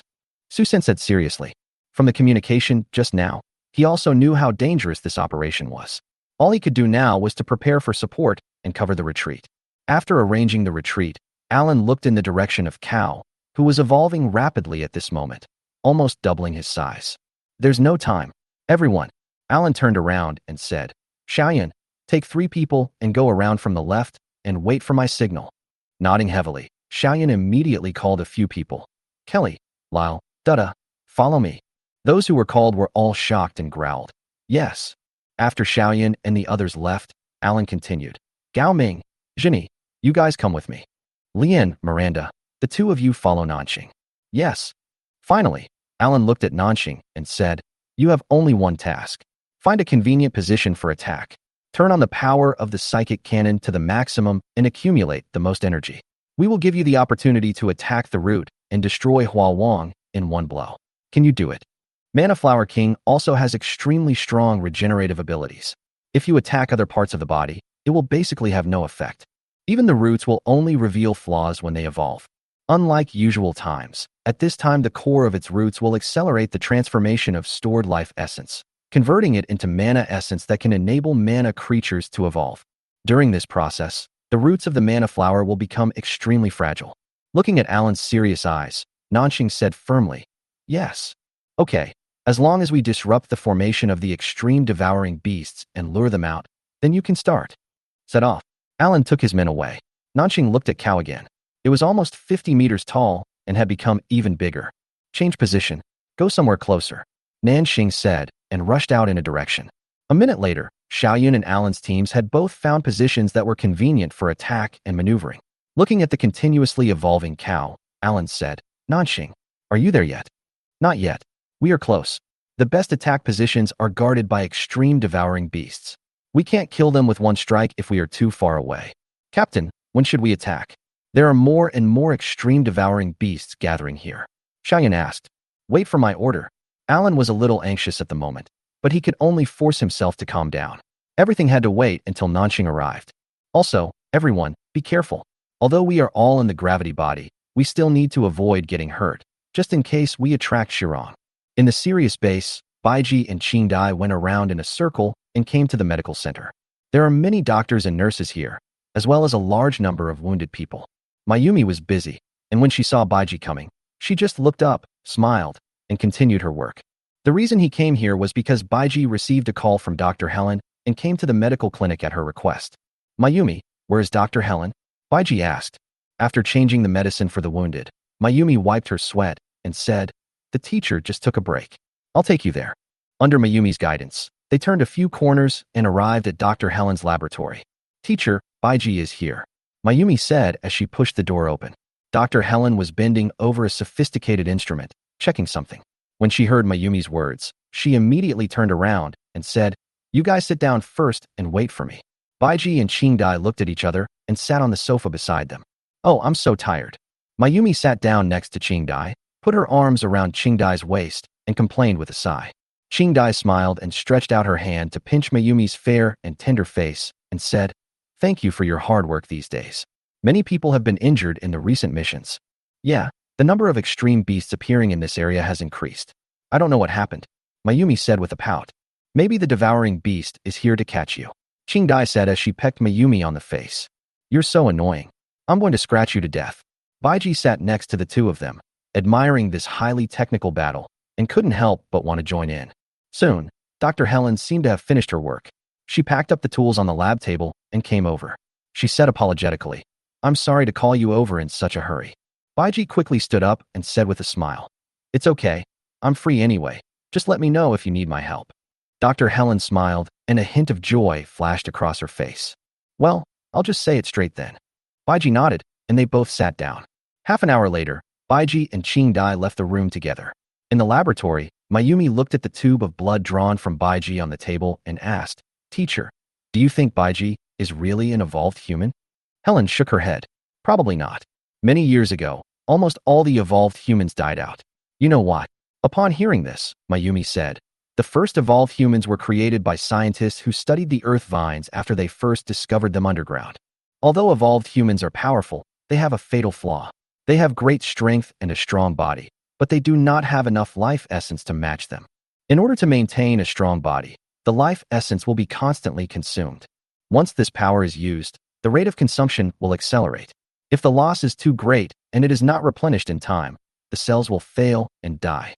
Helen stroked Mayumi's head with satisfaction. "That's right. So in the beginning, after the evolved humans discovered their own flaws, they began to plunder the life essence of ordinary people. The government stopped research on evolving humans, and the number of evolved humans stopped growing. It's still unclear what the origins of this Baiji are, but he definitely can't be a remnant of an evolved human, otherwise he would have died of cell failure long ago." After saying that, Helen looked at the blood of Baiji in her hand, thinking that perhaps she could make some discoveries. If possible, she even wanted to return to the base headquarters right now and do research with her teacher. Chapter 13, Fierce Battle. After leaving the clinic, Baiji had nowhere else to go. I really want to kill the extreme devouring beast." Hearing Baiji's words, Qing Dai burst out laughing. "Aren't you afraid at all?" "Afraid? What are you afraid of? The extreme devouring beast should be afraid of me." "Boast." Just then, Qing Dai's communicator rang. Baiji was watching from the side, and by the time Qing Dai turned off the phone, her expression had become somewhat solemn. "What's wrong?" Baiji asked. "Follow me to the command room." Although he was a little confused, Baiji followed immediately. The two of them ran to the command room, and as soon as they came in, they saw the densely packed monsters and the gravity bodies fighting fiercely with them on the large screen in the center. "This is Alan and the others." Qing Dai recognized who these gravity bodies were at a glance. At this time, Mori slowly walked over and said to Baiji, "You are here." "Well, I'm here." Baiji was very worried that Mori would say next that you shouldn't have come. Mori turned around and looked at the soldiers fighting bloody battles on the screen and said, "Didn't you say before that there would be a chance for you to go on a mission with us? Now there is a chance." "You mean?" "Well, Alan and his team's mission is too dangerous this time. Just in case, if you agree, I hope you can set off now and lend them a hand." After saying this, Mori turned around and looked at Baiji. Some people are dissatisfied with Mori's arrangement. He said before that he would not be allowed to go on this mission. Isn't this simply using him as a tool? Looking at so many ferocious beasts in the picture, it is very difficult to deal with them. I want to kill the beasts, but I don't want to be exhausted to death. Need to pay extra. Perhaps seeing Baiji's emotions, Mori said, "As long as you can bring them back this time, I can agree to whatever you need in the future as long as it's reasonable." Baiji smiled immediately after hearing this. "It's not that I'm being polite. Although Alan and I just met, we are still friends. How can I just watch him get into danger and not care about anything? Leave it to me. We'll set off anytime." Seeing Baiji's expression change so quickly, Mori's mouth twitched twice. "Let's do it now? It will take a long time to get there. The sooner the better. Qing Dai, take Baiji to the armament department first. Ask for whatever weapons and vehicles you need and try to satisfy them." The two of them took another look at Alan and the others who were still fighting fiercely on the screen, then turned around and ran towards the armory. "Here are the psychic guns and psychic grenades you requested, 20 in total." In the armory, Qing Dai handed all the things to Baiji. "Is that all you need?" Baiji nodded. "That's enough. Is my big baby ready?" "Let's go. Everything is ready." A hidden exit of the Sirius base is located on the hillside outside the valley. A series of heavy doors slowly opened, revealing a passage leading directly to the interior of the base. In the passage, a beam of light flickered, becoming brighter and brighter, followed by the roar of the accelerator. Baiji drove his big baby through the passage and flew straight out. "Roar!" Baiji roared loudly.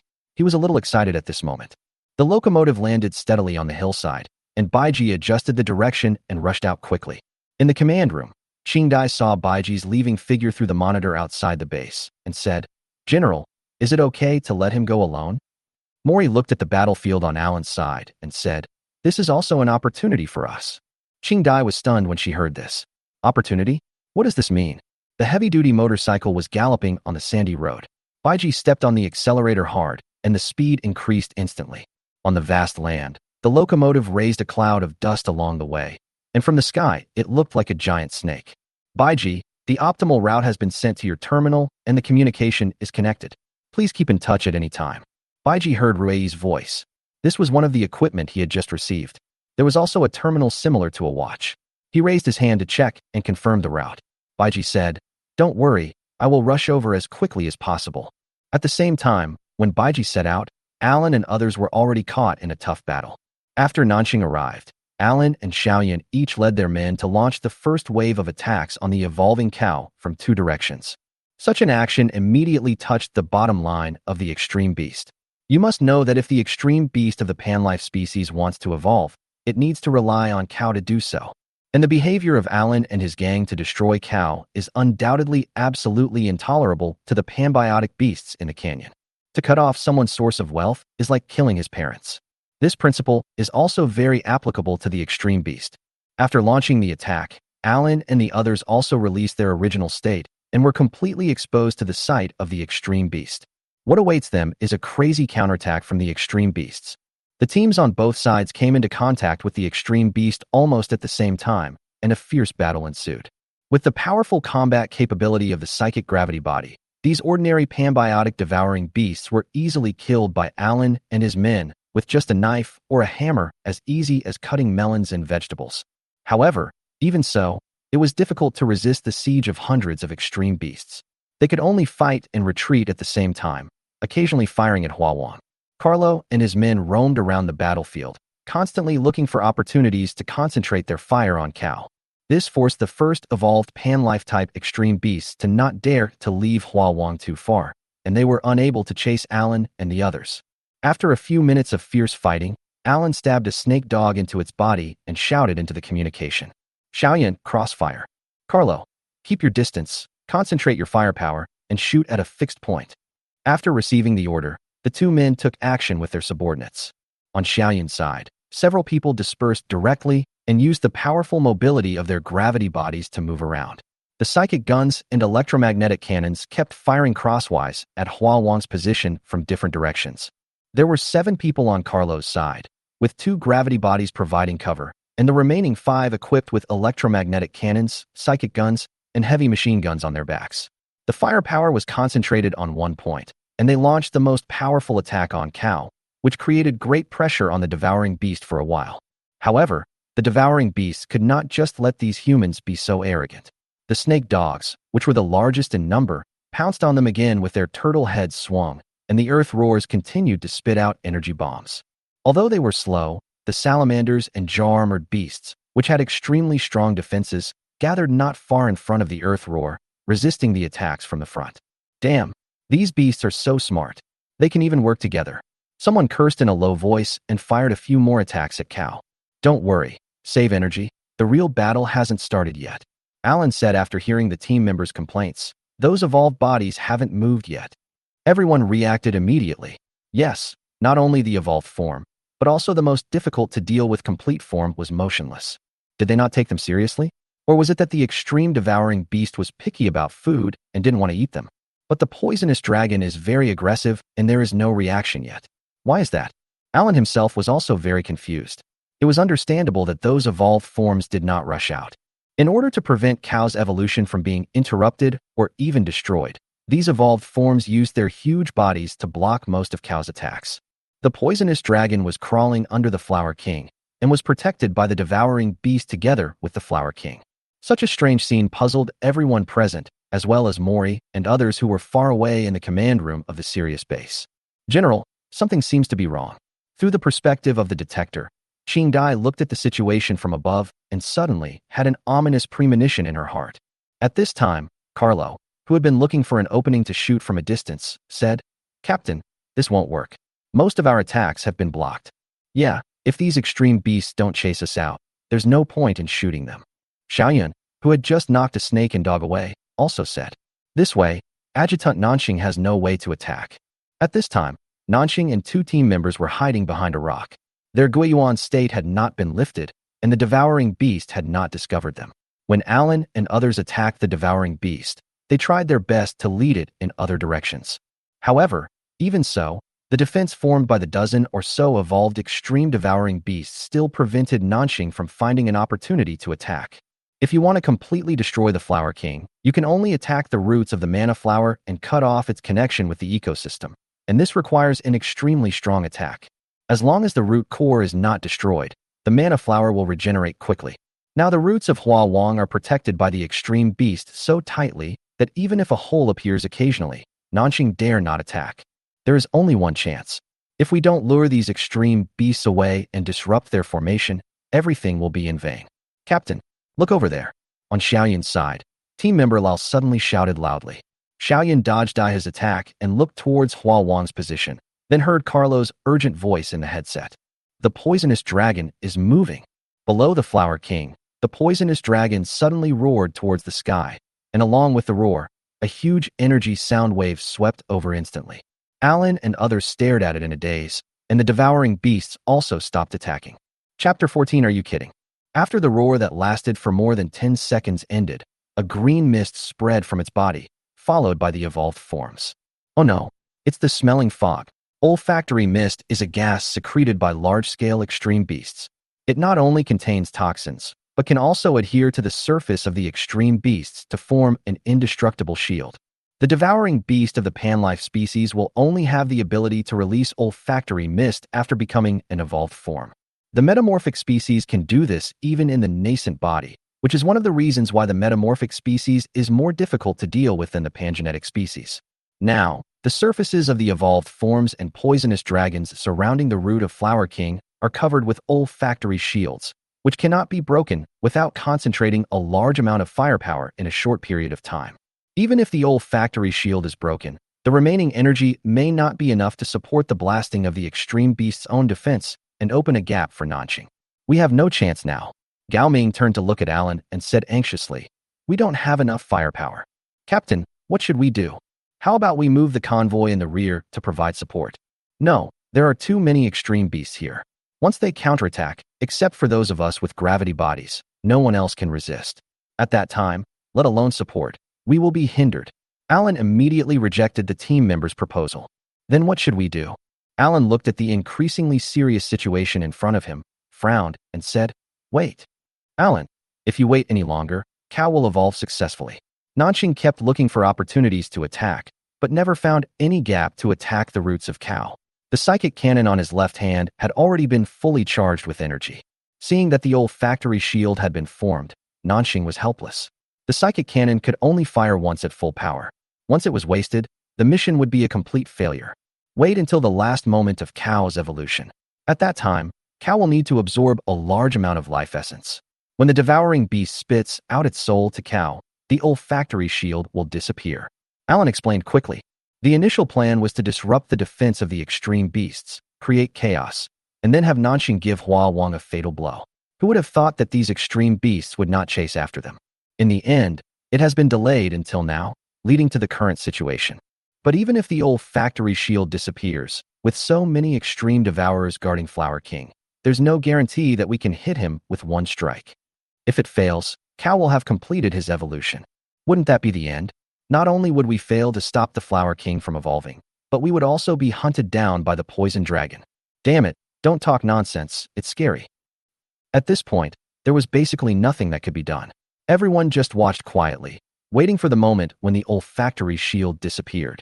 Seeing that this side stopped attacking and did not chase after them, the extreme beasts perhaps received instructions from the mana flower and all gathered around the Flower King.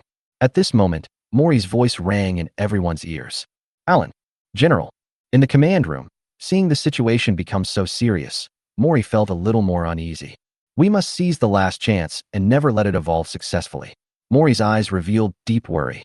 Before Alan could answer, Mori continued, "If it really doesn't work, retreat immediately after the attack, and you can think of another way later." Alan felt helpless when hearing these two completely different attitudes. Mori had already prepared himself mentally for the mission to fail, otherwise he would not have given such an order. Yes, General. Alan could only say this. There was no other way. Some things cannot be done with passion alone. Otherwise, the world would not be what it is now. But the feeling of unwillingness in his heart was really driving him crazy. Alan looked at the canyon in the distance filled with extreme beasts and couldn't help but sigh in his heart. In this short period of time, most of the extreme beasts that had been knocked down before had already completed their regeneration and were looking at this side with eager eyes. Only a few were actually killed. Everyone come to my place. What about me? Nanqing asked. Come here, everyone. Without asking the reason, Nanqing immediately took the two people around him to meet up. A total of 17 gravity bodies gathered in front of Alan, waiting for his next instructions. How are we going to fight later? Nanqing raised his left hand, indicating that the psychic cannon was ready.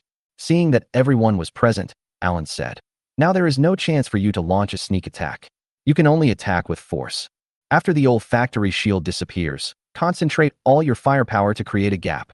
You have to seize that momentary opportunity. Can you do it? This request was indeed a bit too much to ask. Not to mention Nanqing. Even if Qing Dai, the best sniper in the entire Sirius base, was on the scene, there was no guarantee that she could seize this fleeting opportunity. Nanqing is not the kind of person who shows off her abilities. It is her character to say what she thinks. I'll try my best. Don't put too much pressure on yourself. Even if you fail, you can find a way later. Alan repeated Mori's words. Alan could only smile bitterly in his heart, thinking that it would be even more difficult to find a solution later. After the Flower King evolves, this place will soon be completely eroded by the mana ecosystem, forming a new ecologically dense area. Moreover, by then, what we have to deal with is no longer the Flower King, but the more terrifying giant mana flower. There has never been a precedent of any troop on the ground base destroying a giant mana flower. If the emergence of a new ecologically dense area here had not threatened the Jingmuyuan base under construction, they would not be so anxious. Jingmuyuan is one of the few places that has not been eroded by the mana ecosystem. Many years ago, people from the ground base discovered large-scale blue and white crystal veins when they were exploring outside. After a long period of exploration, they discovered that the length of this vein was beyond their expectations, and most importantly, the vein was in a semicircle that surrounded Jingmuyuan in the middle, and on the other side of Jingmuyuan was Siyun Mountain.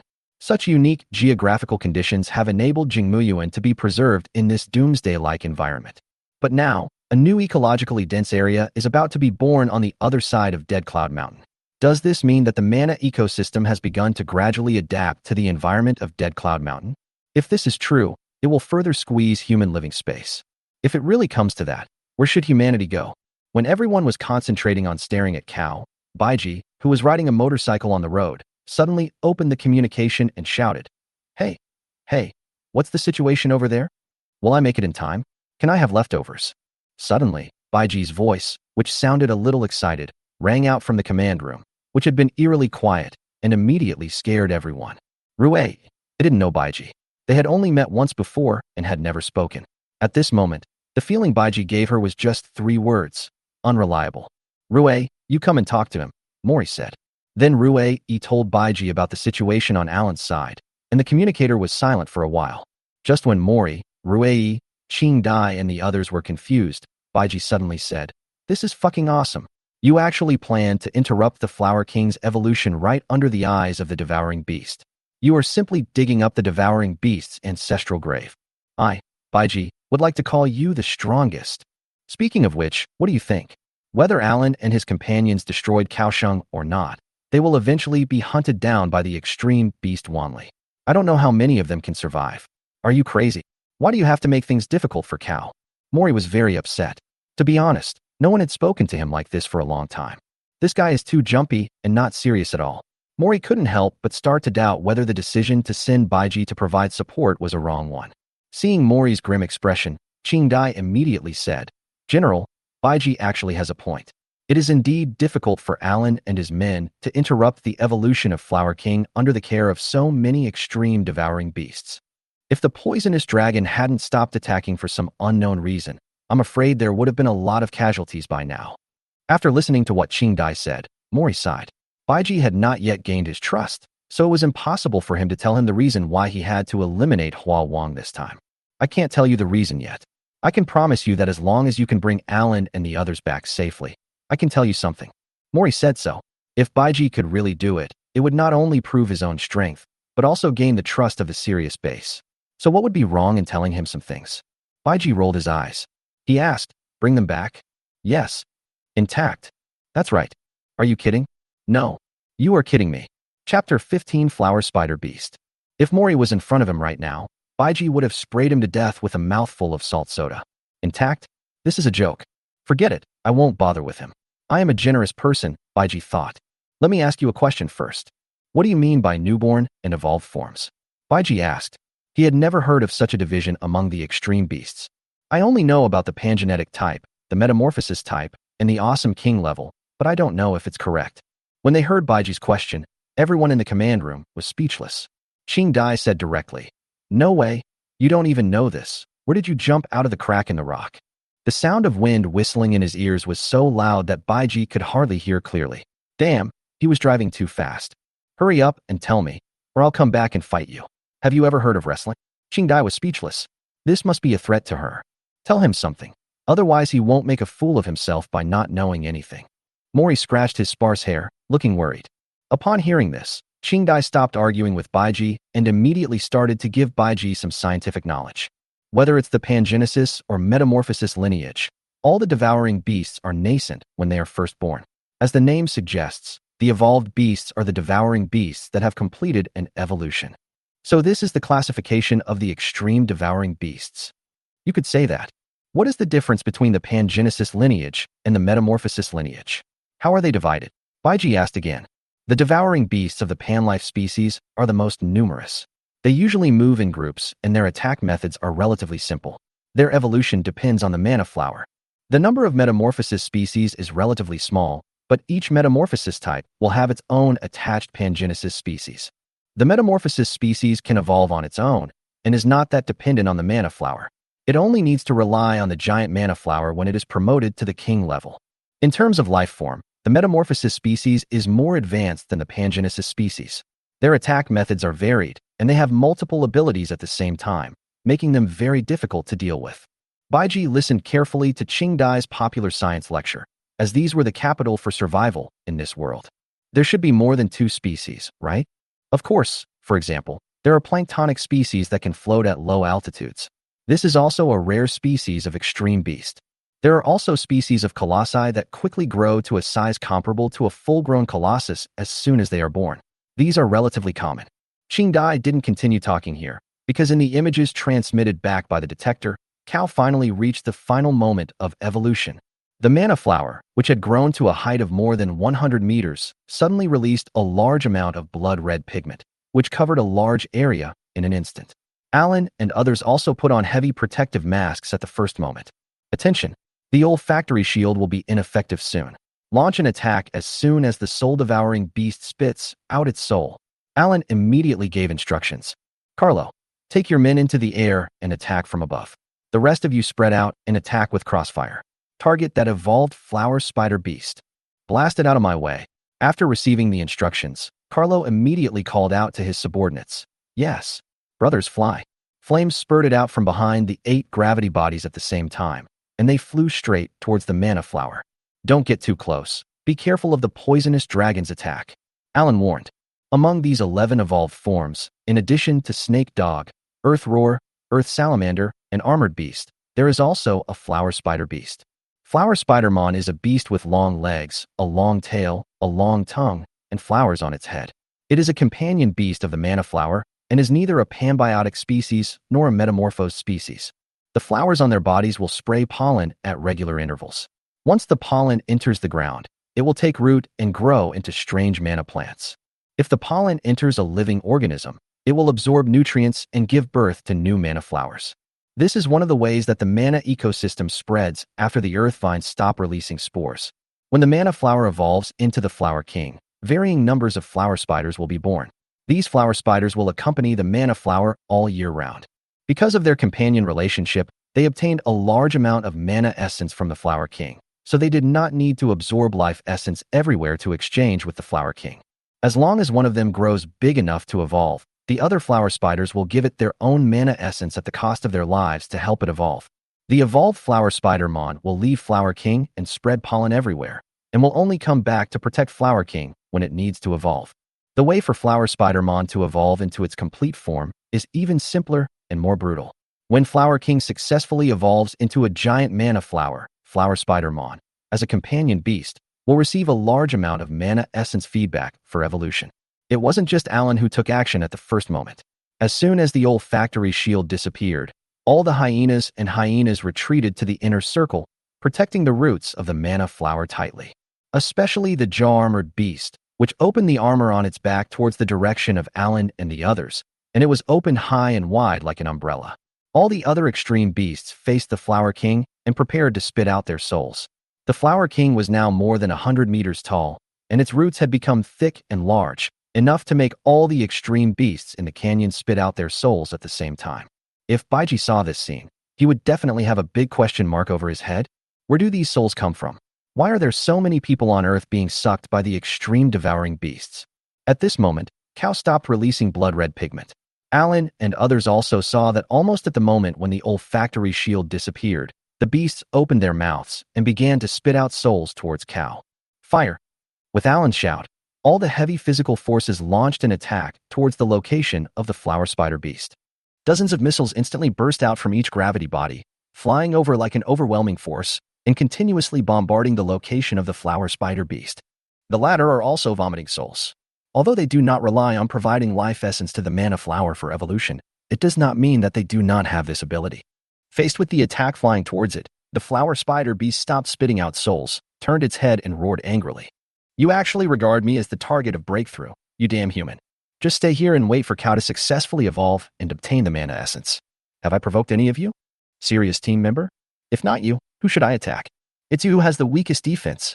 The Salamandermon and Jawbowman standing in the front row blocked most of the missiles, but even so, many still hit Flower Spider-Mon.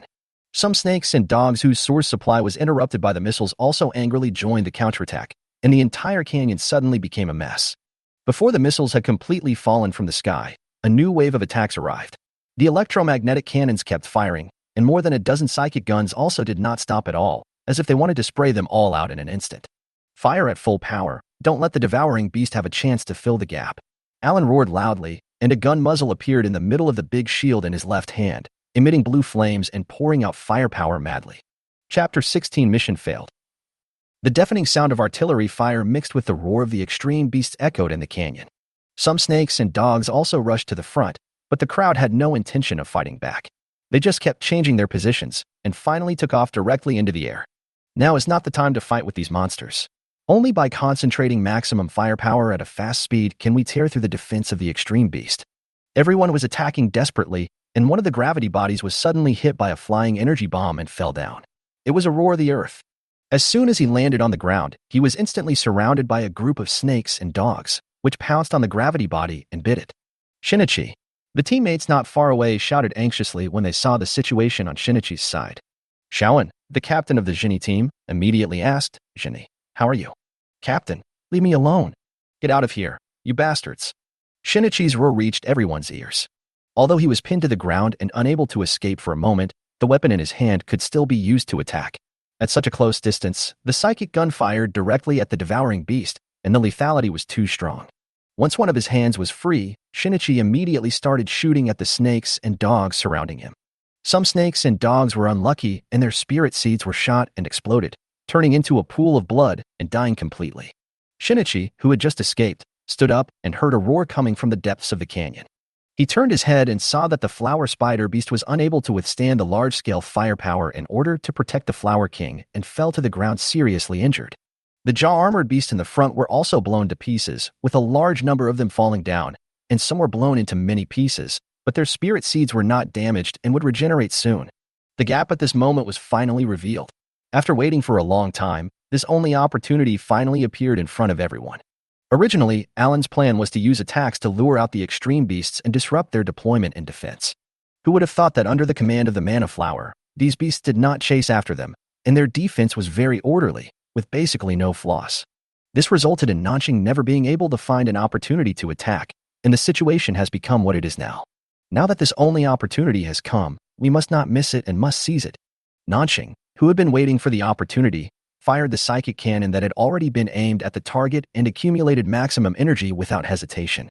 This attack was as brilliant as a meteor across the sky, and the long-tail flame left a striking trail in the air. The rotating blue-white energy beam flew over the head of the devouring beast and finally gathered at one place, the root of the Flower King. The powerful energy fluctuations raised a large cloud of dust, blocking everyone's vision, but at the moment the attack hit, everyone saw it clearly. Hit. Pretty. As expected of Adjutant Nanching, if it were me who was to operate the psychic cannon, I'm afraid I wouldn't be able to do it. Just you? You can't even shoot a pistol properly. Seeing Nanching successfully hit the target, everyone breathed a sigh of relief. In just over 10 seconds, the psychic cannon released all its energy, not only hitting the target, but also many beasts in the canyon were blown away by this energy. Such a powerful blow should be able to destroy Huawang, right? Everyone thinks so. The smoke had not yet dissipated, but the top of the huge cow tree had begun to sway, and it seemed that it might fall down at any time. Retreat immediately. Seeing that Nanching's attack seemed to have been effective, Alan did not dare to stay any longer and spoke immediately. If they wait until those evolved beasts react, they will probably not be able to escape, especially the poisonous dragon. Although it is unclear why it has not attacked, they must not be careless.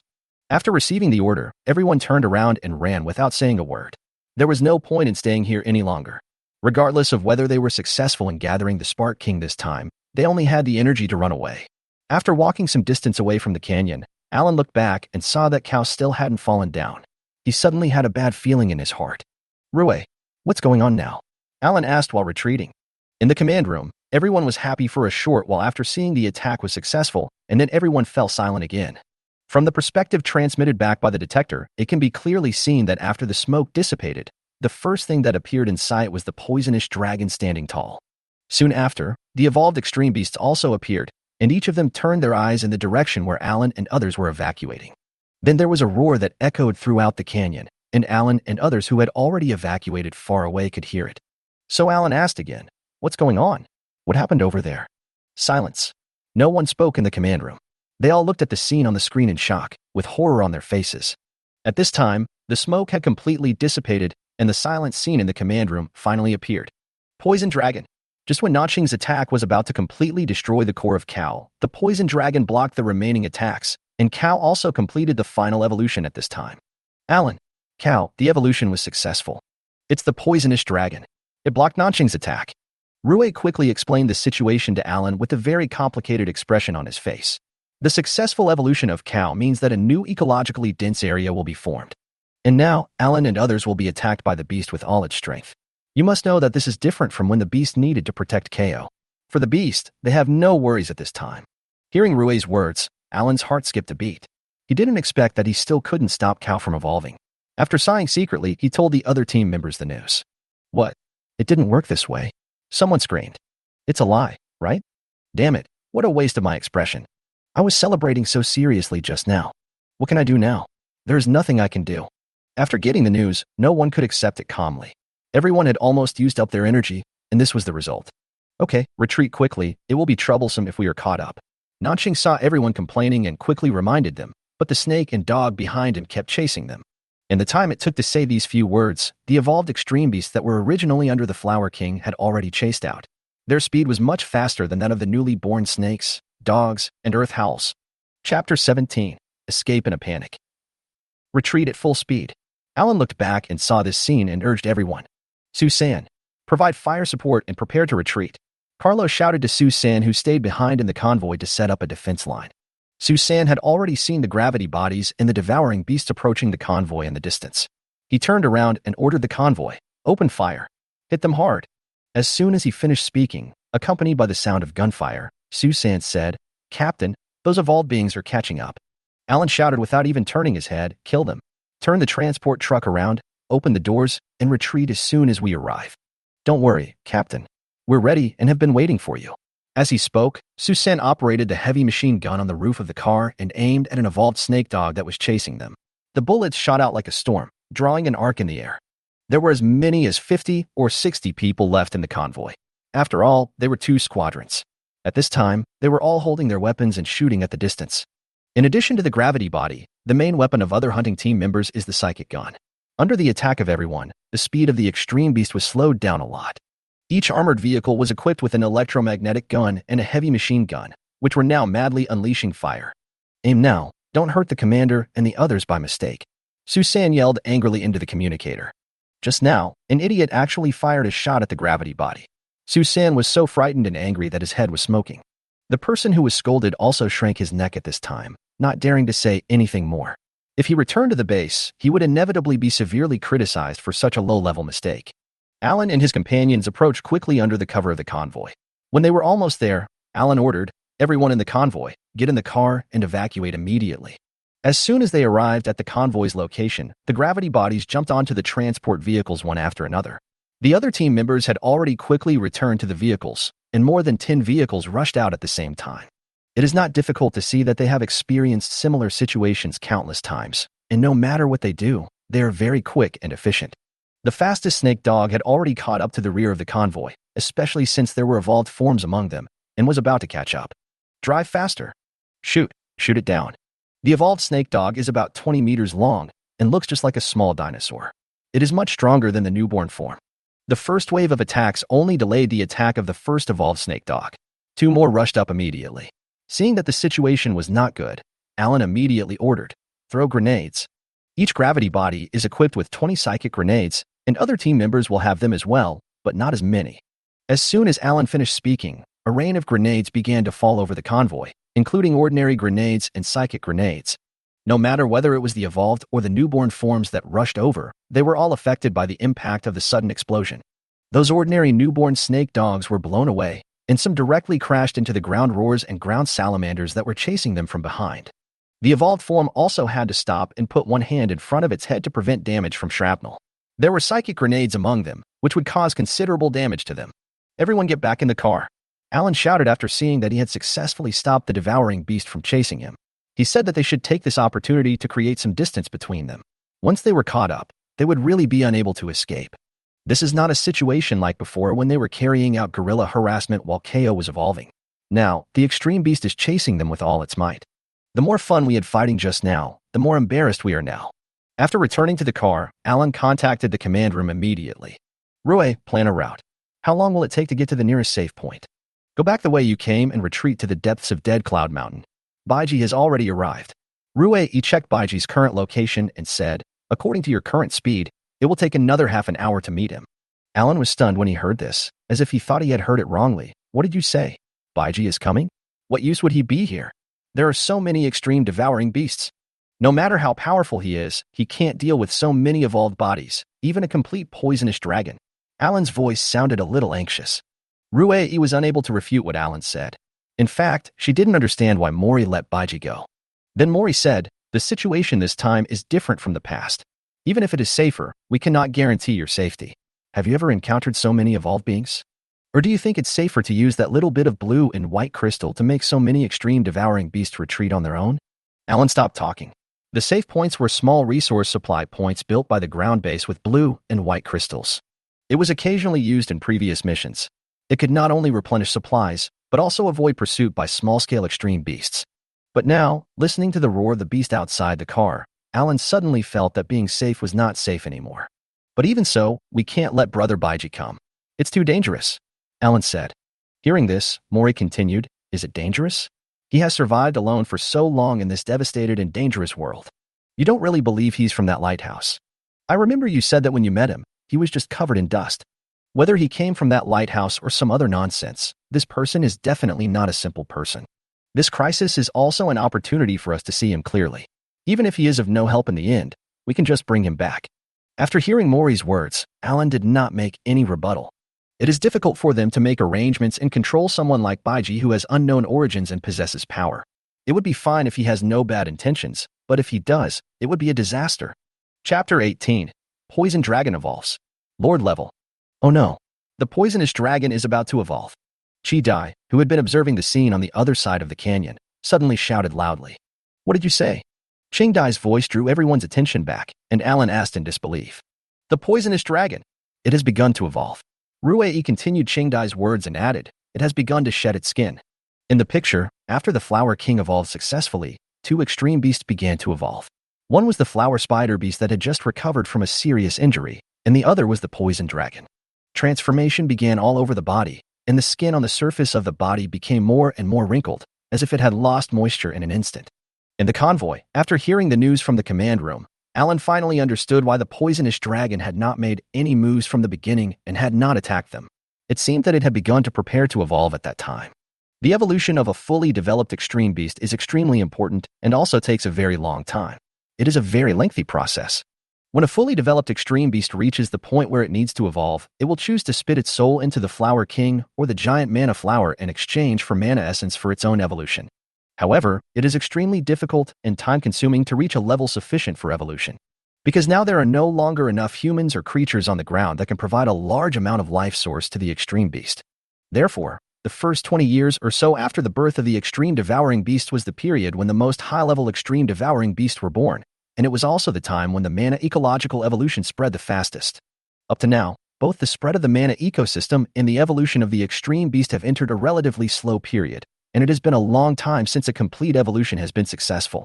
The life essence of the extreme beast itself can be continuously born and increased and stored in the spirit breath seeds. When the stored life essence reaches a certain amount, it will be handed over to Cow in exchange for mana essence that can help the devourer beast evolve.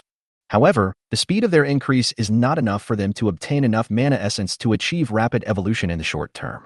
This is one of the reasons why the extreme devouring beast would frantically plunder human life essence. As time went by, it became increasingly difficult for Devourman to evolve. At this time, Cow's evolution gave Devourman an opportunity to obtain a large amount of mana essence. This is the case with the poison dragon now. Not only it, but all the extreme beasts that have reached the level of evolution and obtained the mana source have begun their own evolution. Those that cannot evolve yet are already chasing after Alan and the others. In the car, Alan's face looked extremely ugly. Not only did Cow evolve successfully, but even the poison dragon evolved as well. This made him even more worried about Jingmuyuan. What's wrong? Alan. Nanxing frowned when he saw Alan's look. Because the call just now was not in the team channel, so other people didn't know about the evolution of the poisonous dragon. In the team channel, everyone became upset after learning about this. If this poisonous dragon evolves again, then it will be Lord level. A Lord-level extreme devouring beast, whether it is a pangenesis or a metamorphosis species, is a nightmare-level existence. It's over now. If it completes its evolution and leaves here, it will be fine. Otherwise, it may really threaten Jingmuyuan. What should we do? Contact the leader. Everyone was discussing this, and Alan had no other options. Besides, now is not the time to think about this, so he quickly said, "We'll talk about the poisonous dragon after we get rid of the extreme devouring beast behind us." Just as he finished speaking, the car shook violently and the extreme beast had caught up. A newborn snake dog hit the armored vehicle hard with its body. Although it had an impact on the convoy, it was also knocked away by the armored vehicle, which was much larger than it. However, the reality was not so smooth and beautiful. As if it was a little impatient, or perhaps it knew that if it allowed these humans to enter the Dead Cloud Mountain, it would be difficult for them to chase them. So the evolved snake dog suddenly sped up. One of the evolved snake dogs was like a madman, running wildly and roaring, knocking down many extreme beasts along the way. It soon caught up with the convoy, and with a sudden leap, it landed on the roof of an armored vehicle. With a loud bang, the whole car shook violently, making a harsh sound. Roof. Roof. The vehicles behind saw the situation in front and hurriedly gave warnings. Before he could do anything, a series of noises came into the car. From the back, one can see the evolved snake dog hitting the roof of the car again and again, trying to destroy it. After realizing what was happening, the driver slammed the steering wheel and immediately moved in a serpentine manner, trying to throw the snake dog off the roof of the car. Because the evolved snake dog was too large, it was thrown off by the vehicle. However, misfortunes never come alone. Several more snakes and dogs caught up and rammed two of the armored vehicles from the side with their bodies. Its huge body was like a boulder. Although it did not overturn the car, it caused some damage to the vehicle. The violent vibration also made the people in the car feel very uncomfortable. Hold steady. Don't panic. They can't break through the heavy armor of the vehicle. Stop the evolved being behind. Alan kept giving orders to the team members. A hatch opened on the roof of the armored vehicles in front, and several team members quickly stuck their heads out, operating the electromagnetic cannons and heavy machine guns, firing mercilessly at the beasts on the roofs. As the most common pangenetic species, snake dogs lack means of attack and are not particularly strong. Even an evolved form would not dare to resist such firepower. After all, it takes time to recover from injuries. The evolved snake dog stopped and a large group of extreme beasts quickly swarmed around it. Enduring the attacks of snakes and dogs, the convoy advanced with difficulty on the complex desert hills. The complex terrain prevented the convoy from reaching its maximum speed, but it was nothing for the extreme beast. We'll soon reach a flat area. Hold on. Alan looked at the terrain map and route map sent from the command room and reminded every driver. Almost at the same time, Baiji, who was heading towards Siyun Mountain, discovered that several snakes and dogs had caught up with him from behind. Far away from him, there were also scattered extreme beasts heading in the same direction as him. Command room. Command room. Baiji shouted into the communication, but received no response. Fuck. What's going on? Mori. Old thing. Please turn on the microphone to communicate. Still no one answered. The snake dog behind Baiji had already caught up to him. Baiji had no choice but to take off the psychic gun. He operated it so skillfully that it didn't seem like it was his first time using it. This is all thanks to Baiji's powerful memory and current control over his body. With one hand he was operating the high-speed motorcycle, and with the other hand he was holding a psychic gun and continuously shooting at the approaching extreme beast. A snake dog was knocked down with a single shot, and Baiji shouted excitedly. This was the first time I fired a gun in this life and the first one I played with was a high-end gun. The excited Baiji couldn't help but let out another savage roar and kept shooting with the psychic gun in his hand, without even bothering to aim. Happy times are always so short. More extreme beasts caught up with them. Baiji had no time to play with his gun. It would not be good to be held back by the extreme beasts here. Chapter 19. Escape from Pursuit. At this time, a voice finally came over the communication. Baiji, what's going on over there? Why are there gunshots? In the command room, everyone was concentrating on the tasks at hand. Mori, Rue-E, and Ching Dai were staring at the screen all the time, paying attention to the evolution of the poison dragon, as well as the flower spider beast. If the evolution was completed, it would become a complete form again. It was outrageous that the few people were so nervous that they didn't even notice Baiji's communication just now. I encountered some extreme beasts here, and judging from the direction they are heading, they should be heading towards Hua Wang. Baiji put away his psychic gun and increased the speed of the motorcycle to the maximum. At this moment, he didn't care whether the motorcycle would overturn or not. He was not afraid anyway, so he drove as fast as he could. Are you sure? Is the devouring beast heading in the same direction as you?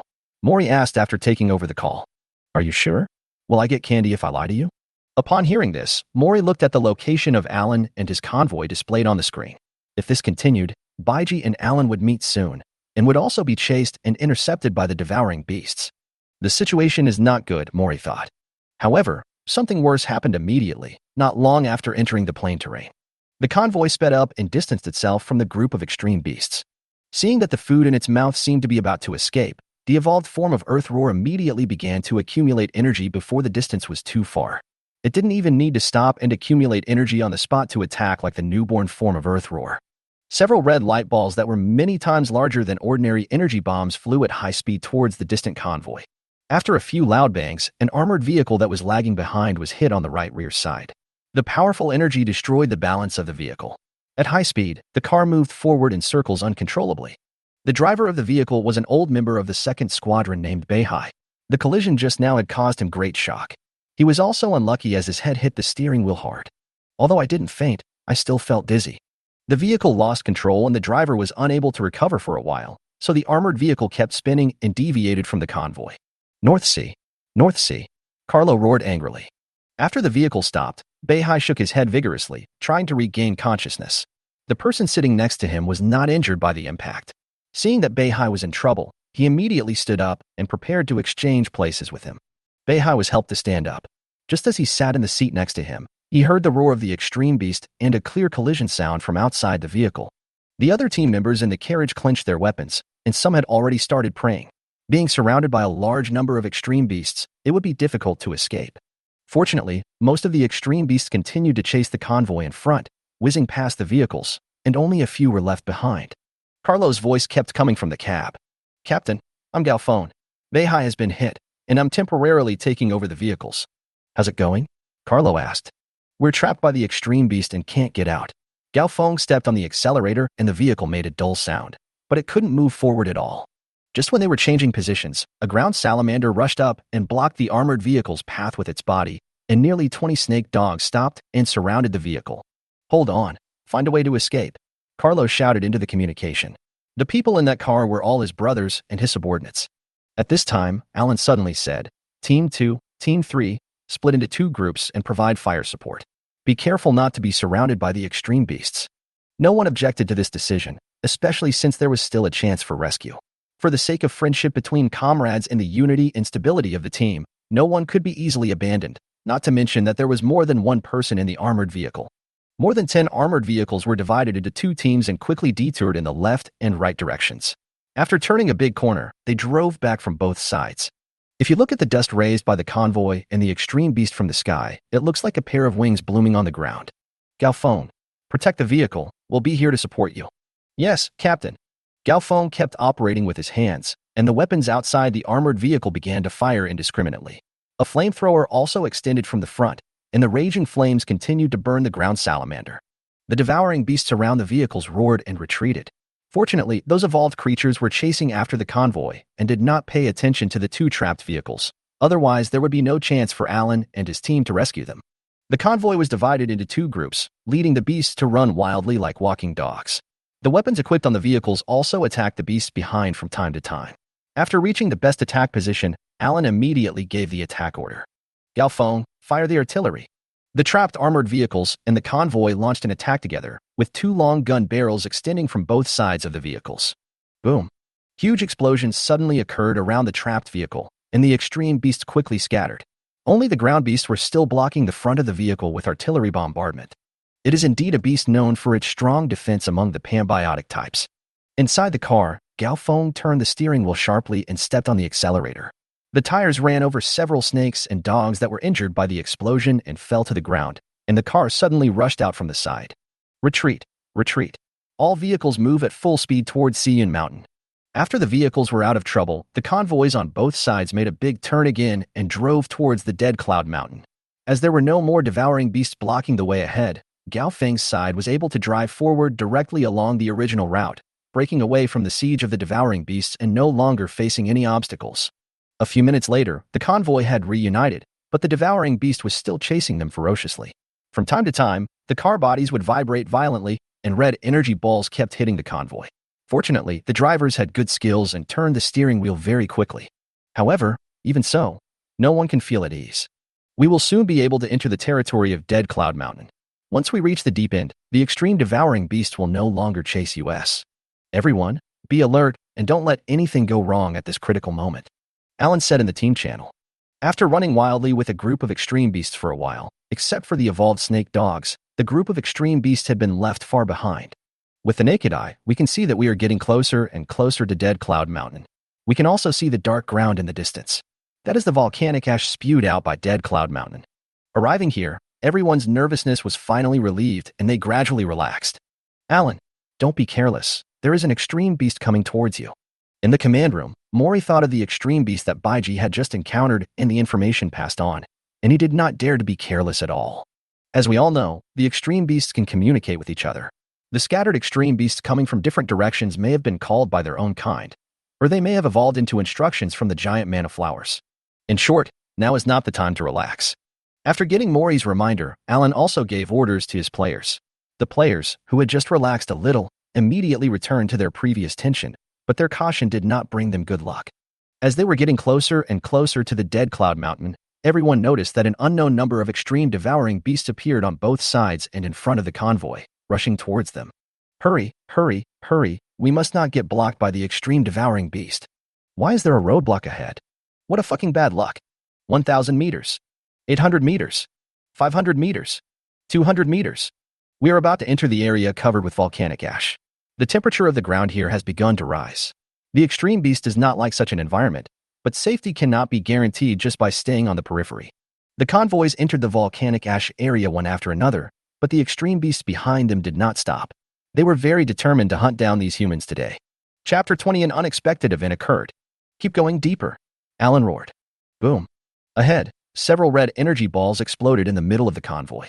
The energy they emitted completely broke up the convoy, and the dust they raised also blocked the view of the cars behind. It's the Earth Roar. Why is there an Earth Roar ahead? How is it possible that these guys have ambushed here so early? Where do they come from? The few armored vehicles in front that were less affected continued to move forward, and the team members were also puzzled by the roar of the earth in front of them. However, the armored vehicles at the back were caught up by the evolved snake dogs and immediately surrounded. It's the giant manna flower. It's its command, Alan said as he looked at the devouring beast chasing him from all directions. All gravity bodies. Prepare for battle. Report the energy situation. Energy replenished. Energy replenished. The psychic cannon has not yet been fully replenished and cannot reach maximum power. That's enough. Get out of the car and support the convoy at the rear. The door of the car opened, and Alan and Nanqing jumped out of the car together and ran straight to the convoy that was being held up at the rear. The other gravity bodies followed immediately. Everyone else, keep moving forward and wait for my orders. Alan rushed forward quickly, and the psychic gun in the shield in his left hand kept shooting forward. There were also 2 gravity bodies in the held-up convoy. With the roof hatches opened, they immediately soared into the sky, spewing flames at the surrounding extreme beasts. Before the supporting gravity bodies arrived, one of the armored vehicles was knocked to the ground by 2 evolved snake dogs, and was then trapped in the middle by a large number of extreme beasts that came from the front. The group of extreme beasts that had been left behind before had also arrived. Inside the overturned armored vehicle, the team members were buckled in their seats by seat belts, but they were half hanging in the air, holding their weapons tightly in their hands. Listening to the roar of the beast outside the car, cold sweats broke out on the palms and back of my hands. Carlo, take a few people to clear out the extreme beasts around the trapped vehicles, and leave the evolved ones to us. Alan raised his hand and fired a shot at the face of an evolved snake dog. The attacked snake dog turned its head and looked over, and a big knife emitting blue light came slashing towards it. The glands retracted, and Alan's knife hit another extreme beast. The snake dog dodged the attack and raised its hand to slap Alan. There was a heavy muffled sound, and the big shield maniac blocked his side. Go to hell. Alan roared, turned his wrist, and slashed the snake dog's neck with the big knife in his hand from bottom to top, but unfortunately, he failed to kill it. A shrill roar suddenly sounded, and the evolved snake dog slapped Alan away, stepped back, and shook his neck that was cut. As soon as he raised his head, he was hit by several bullets from the psychic gun. The snake dog quickly raised his hand to block the attack, then pounced and pressed Alan's gravity body under him. At this time, the other gravity bodies had also started fighting with the extreme beasts. It was almost one gravity body against one evolved extreme beast, while the others were constantly killing other extreme beasts. Although most panbiotic species, even if they are evolved, do not have complex means of attack, they are not even as powerful as the nascent metamorphosis species. In a one-on-one situation, any psychic gravity body can defeat them, such as the snake dog and the earth howl. However, the earth salamander and the jawbeast, which are also panzoological species, are very difficult to deal with. Not only do they have stronger defenses and are harder to kill, their attack power is also much stronger than that of the snake dog and the earth roar. At this time, all the extreme beasts were rushing over here and no longer chasing the convoy that had already gone deeper into the depths. After being pinned down by the snake dog, 2 flames emerged from behind Alan's gravity body, pushing open a gap. Alan quickly got out from under the snake dog, turned around and slashed with a knife, cutting another huge wound on So's neck. The evolved snake dog swung its tail frantically, trying to knock Alan down, but Alan was faster and had already reached the top of the dog's head. Then he chopped at the same position again, and a huge head fell off. The 20-meter-long body of the evolved snake dog fell to the ground with a bang. Alan looked at the knocked-down evolved snake dog and saw that it did not continue to attack. Cutting off its head was the slowest way to make the devouring beast recover. Now there was no time for him to find the spiritual breath seed in its body and destroy it. On the other side, Nanqing was also fighting against an evolved snake dog alone. The psychic armor smashed into its body, and the powerful force knocked it to the ground. If it were those newborns, this punch would be enough to seriously injure them. But this evolved snake dog just let out a wail and stood up. Nanqing's eyes were cold. He knocked the devouring beast away with a punch. Then he fired the psychic cannon in his left hand. A ball of blue energy exploded on the devouring beast. Before it had time to dodge, Nanqing rushed forward again and punched the snake dog on the head with a heavy punch. He used the psychic cannon in his other hand to fire directly at its face. With one shot, the evolved snake dog's head turned into ashes. The 2 evolved snake dogs were knocked down just like that. If it were the gravity body of the Lighthouse, it would not be able to do this at all, unless several people besieged one. However, everything could not go so smoothly. The sudden attack of the gravity body made the extreme beasts unable to react for a while. At this time, Alan and Nanqing, who had just knocked down their opponents, were immediately surrounded by a group of newborn snake dogs. The same was true for the other gravity bodies. Each of them was entangled by a large number of extreme beasts and was fighting and retreating at the same time. The overturned armored vehicle is still lying there, and Alan and others have no chance to help. At this time, an evolved earth roar jumped onto the armored vehicle and attacked the vehicle directly in the face. At such a close distance, an energy bomb caused one side of the car to deform instantly, and the people inside the car also suffered a huge impact. If this continues, no one will be able to escape. Everyone in Car 7, get out and prepare for battle. After hearing what Alan said, everyone was stunned. Are they going to fight here? In this situation, the team members without gravity bodies have no resistance at all. However, seeing the extreme beasts gathering around car number 7, there was no other choice. If it dragged on like this, the car body would probably be destroyed by the extreme beasts. The other trapped armored vehicles also had no way to escape, and the weapons loaded outside the vehicles kept attacking everywhere. After receiving Alan's order, the team members got out of the vehicle and operated the electromagnetic cannon and heavy machine gun mounted on the roof to shoot at vehicle number 7. Flames also spewed out from the front of each armored vehicle, and the artillery on both sides spared no effort to clear out the extreme beasts. Use the gravity body to hold back the evolved form of the extreme devouring beast, and the others will cover the convoy. Carlo, haven't you cleaned up your side yet? Captain, Car 7 is trapped by a large number of extreme devouring beasts. The few of us are not enough. Susan, bring back support immediately. Let these beasts away. Just as he finished his words, an evolved being in the distance roared and fired a cannon. Alan saw the direction the energy bomb was flying and immediately rushed out, blocking an armored vehicle. The heavy shield maniac took the blow head-on, and Alan's gravity body was also blown away and fell to the ground. Captain, everyone shouted in unison. I'm fine. Everyone, be careful of the ground howler's attack. Alan was very anxious as he looked at the snakes and dogs surrounding him, as well as the ground howler standing in the distance. They had to protect the convoy and had no time to clean up the ground howlers in the distance, so they could only allow them to attack. At this moment, Shawan shouted, "The Earth Salamander and the armored beast are coming too. Move, all vehicles move. Careful." I don't know who shouted, but after this shout, an armored vehicle was hit by an energy bomb from the ground. The team member operating the electromagnetic cannon suffered a huge impact, lost consciousness instantly, and fell in the carriage. Chapter 21. Positional Warfare. All vehicles gather near vehicle number 7, establish a line, and wait for support. Faced with the 3 layers of encirclement of the extreme beasts inside and outside, the vehicles that had temporarily resumed operation were completely unable to break out, especially since the ground salamander and the jaw-armored beast have already caught up. With them blocking the way, there is no way they can break through easily. Soon, the remaining 4 armored vehicles all gathered around vehicle number 7, surrounding it in the middle, and the gravity body quickly cleared out the nearby extreme beasts. At this moment, the convoy that had originally escaped from the pursuit of the extreme beasts came back again under the leadership of Susan and launched an attack and bombing on the extreme beasts from the outside. However, the extreme beasts seemed determined to surround and kill the people trapped in the middle. They ignored the attack launched by the convoy led by Susan in the distance and squeezed towards the middle frantically. This won't work, Susan. Attack the Earth Howler in the distance. Don't give them a chance to accumulate energy. Hurry up and turn car number 7 over. Alan commanded the battlefield while fighting. Soon, 2 gravity bodies turned over the number 7 armored vehicle, but bad news soon came. Captain, vehicle number 7 is damaged and can no longer be driven. Open the hatch. Everyone get out and meet the enemy. Everyone in car 7 should disperse to other cars. The damage to the vehicle did not cause much emotional fluctuation in Alan, and he continued to give orders in an orderly manner. The armored vehicles that were surrounded in the middle all opened up, and the team members on the vehicles, under the cover of the gravity bodies, launched an attack on the surrounding extreme beasts. The 2 evolved Geosaurus were each held down by a gravity body, but it was difficult to kill them in a short period of time. This was because the defense of the evolved Geosaurus was ridiculously high. The same was true for the other 2 evolved Jawbone. Especially since they are protected by other extreme beasts, it makes the team members who are dealing with them extremely uncomfortable, as if they have eaten shit and feel disgusted. 4 more gravity bodies roared and rushed towards the evolutionary body in the distance. The other gravity bodies were all scattered in several directions of the convoy, quickly killing the extreme beasts. However, there are so many extreme devouring beasts here that it is impossible to completely stop them no matter what. Faced with the surging attack of the extreme beasts like a wave, casualties soon occurred.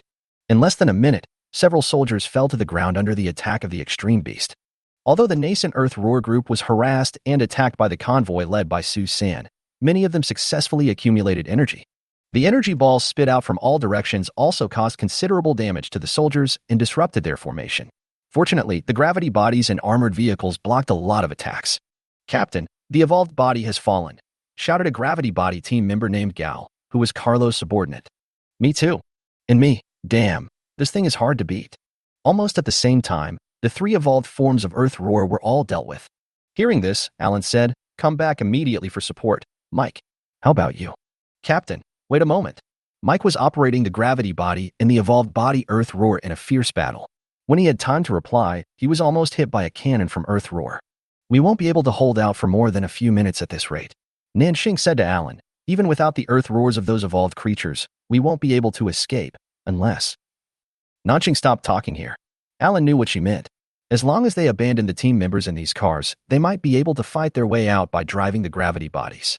Conflicted, unwilling, and angry, even the battle-hardened Alan couldn't make an easy decision at this moment, whether to stay and fight to the death or abandon his teammates and escape.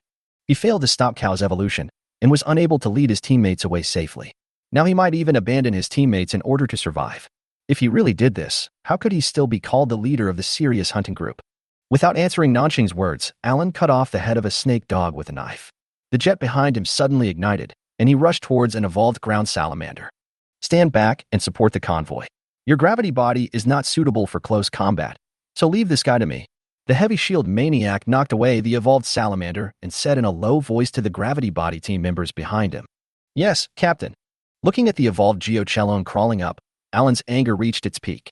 The fight with the ground salamander was also extremely serious.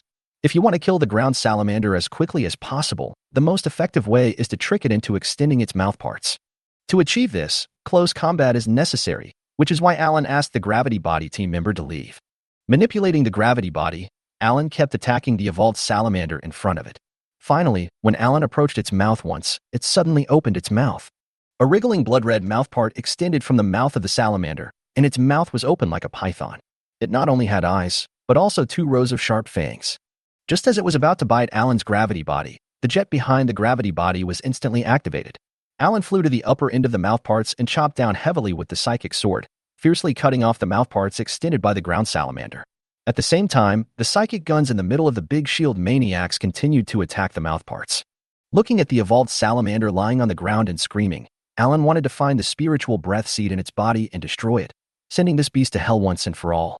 However, the situation at the scene would not give him the time, nor would it give anyone the chance to finish him off, even though there were weapons marked with spirit breath seeds on the armored vehicle.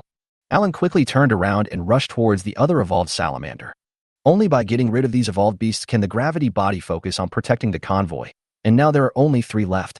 Just then, Mori's voice rang out in his communicator. Alan, hold on a little longer. Baiji will be here soon. Mori's voice did not sound calm either. He did not expect so many things to happen during the retreat. What was even more unexpected was the extreme beasts that came to support him from different directions. General, what are you talking about? There are hundreds of extreme devouring beasts gathered here now. Brother Baiji will surely die if he comes over again. Thinking of Baiji's calm look when he left, Mori said, we can only trust him. Do you have any other solution? Alan gritted his teeth when he heard that. He had already made up his mind. If things couldn't be done, and he still couldn't take everyone away, then at least the gravity body had to be preserved.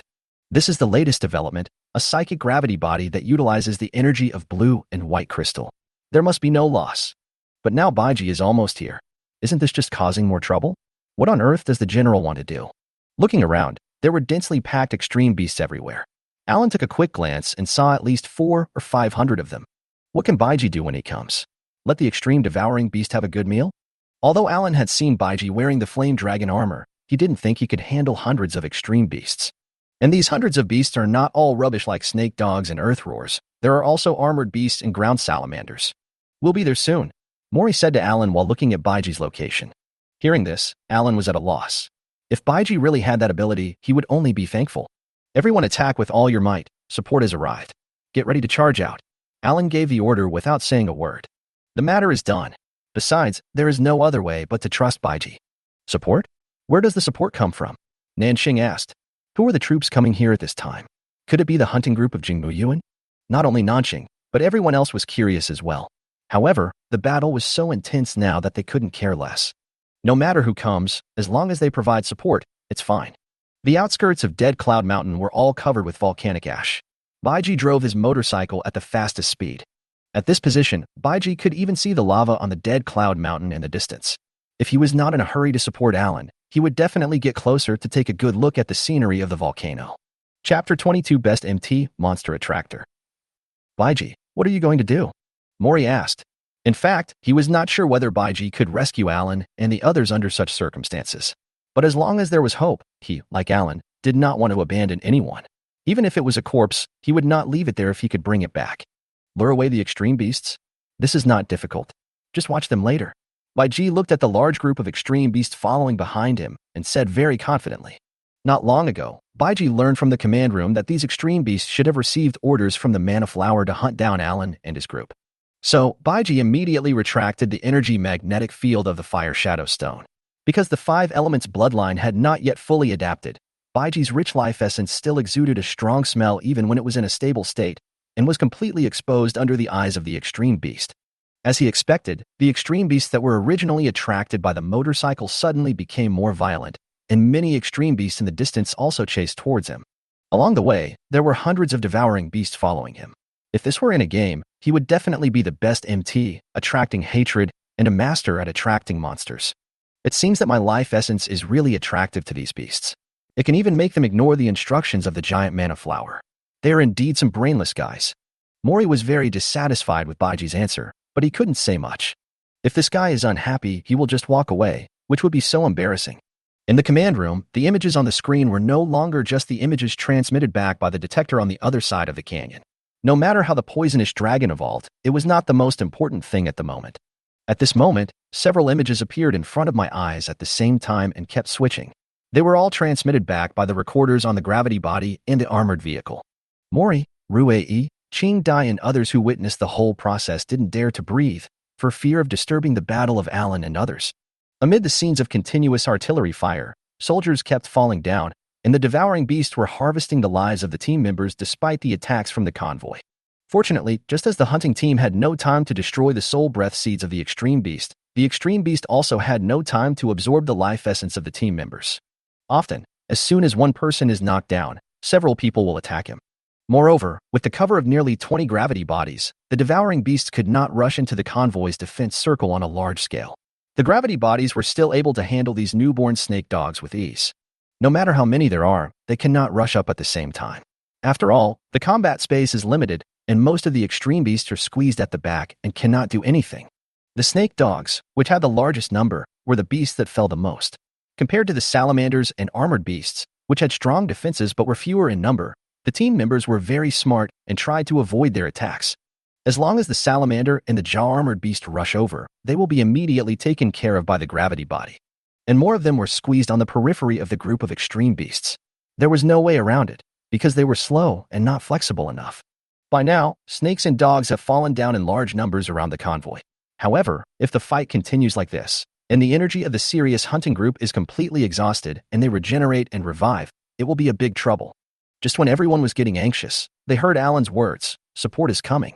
This made everyone fight with great vigor, and they put all their efforts into killing the extreme beast. Fortunately, they had strong firepower and psychic weapons, otherwise they would not have been able to hold on until now. I see. Baiji's voice suddenly sounded in the command room. Fuck, so many extreme devouring beasts. The next second Baiji blurted out, and from a distance, Baiji saw the dark mass. Why does it sound a bit excited? What is this guy doing? That's a beast, not a beauty. Listening to Baiji's voice, several people in the command room wondered if they had heard it wrong. Mori immediately told Alan the news, and Alan immediately gave the order.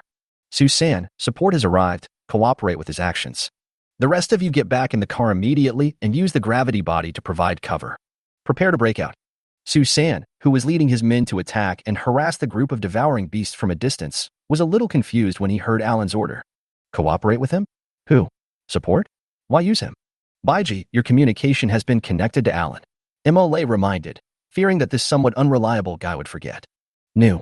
In just a few words, Baiji had already approached the group of extreme beasts and appeared in the sight of everyone in the convoy. The rich aura of life essence on his body instantly attracted the attention of a large number of extreme beasts. All the devouring beasts turned around and looked at him. At first glance, they were a little unsure. Is this true? They have never seen such a life essence before. They could even feel that this person's life essence was more attractive than that of the group of people over there combined. The extreme beasts were stunned for a second, and when they reacted, they immediately rushed over with a roar, completely ignoring the convoy that had been surrounded in the middle. The loud roars of the devouring beasts contained endless murderous intent, not only towards Baiji, but even towards their own kind. In the face of Baiji's life source, no devouring beast was willing to give it up and share it with others. On the convoy side, everyone was stunned and stood there staring at the scene in a daze. They were fighting hard one second, and the opponent disappeared the next, leaving all of them here.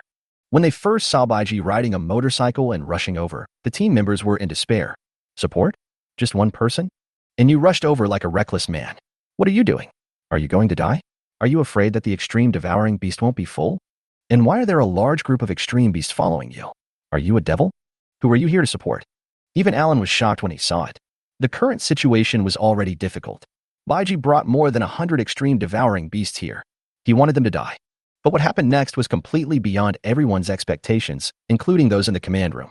This man rode a motorcycle past the outskirts of the group of extreme beasts and just led these beasts away? No one has ever seen anything like this before. It's as simple as just passing by while shopping. Does this require my cooperation? Su-san was stunned as he watched the group of devouring beasts running further and further away. Damn, where did this guy come from? He is so fierce. Chapter 23. Let's kill. Alan, what are you daydreaming about? Hurry up and leave. Where are you laying your eggs? Baiji looked back and saw that there were no more extreme beasts beside the convoy, but the convoy still did not move, so he urged them in confusion. Baiji's words woke Alan up, and he looked embarrassed. As a warrior who has experienced many battles, it is really inappropriate for him to be dazed at such a time, but can he really be blamed? Who wouldn't think they have seen a ghost when seeing such a weird scene? Damn, you are a relative of the extreme beast. Why are they so excited to see you? Alan complained inwardly. Get in the car and leave here immediately. Alan no longer worried about how Baiji did it. The most important thing now was to leave this damn place. There were still many wounded people who needed treatment. And those team members who have lost their lives must be brought back and cannot be allowed to rest here forever. Alan's words also brought the dazed team members back to their senses. They immediately began to clean up the battlefield and move the wounded to the car one by one. Listening to the wailing of the wounded and looking at the bodies of the dead team members, Alan felt extremely upset. It had been a long time since there had been such a large number of casualties. Ever since he had psychic weapons, had he been too relaxed? Alan remained silent and returned to the car. After a while, the convoy left the place and headed directly towards the base. It's not your fault.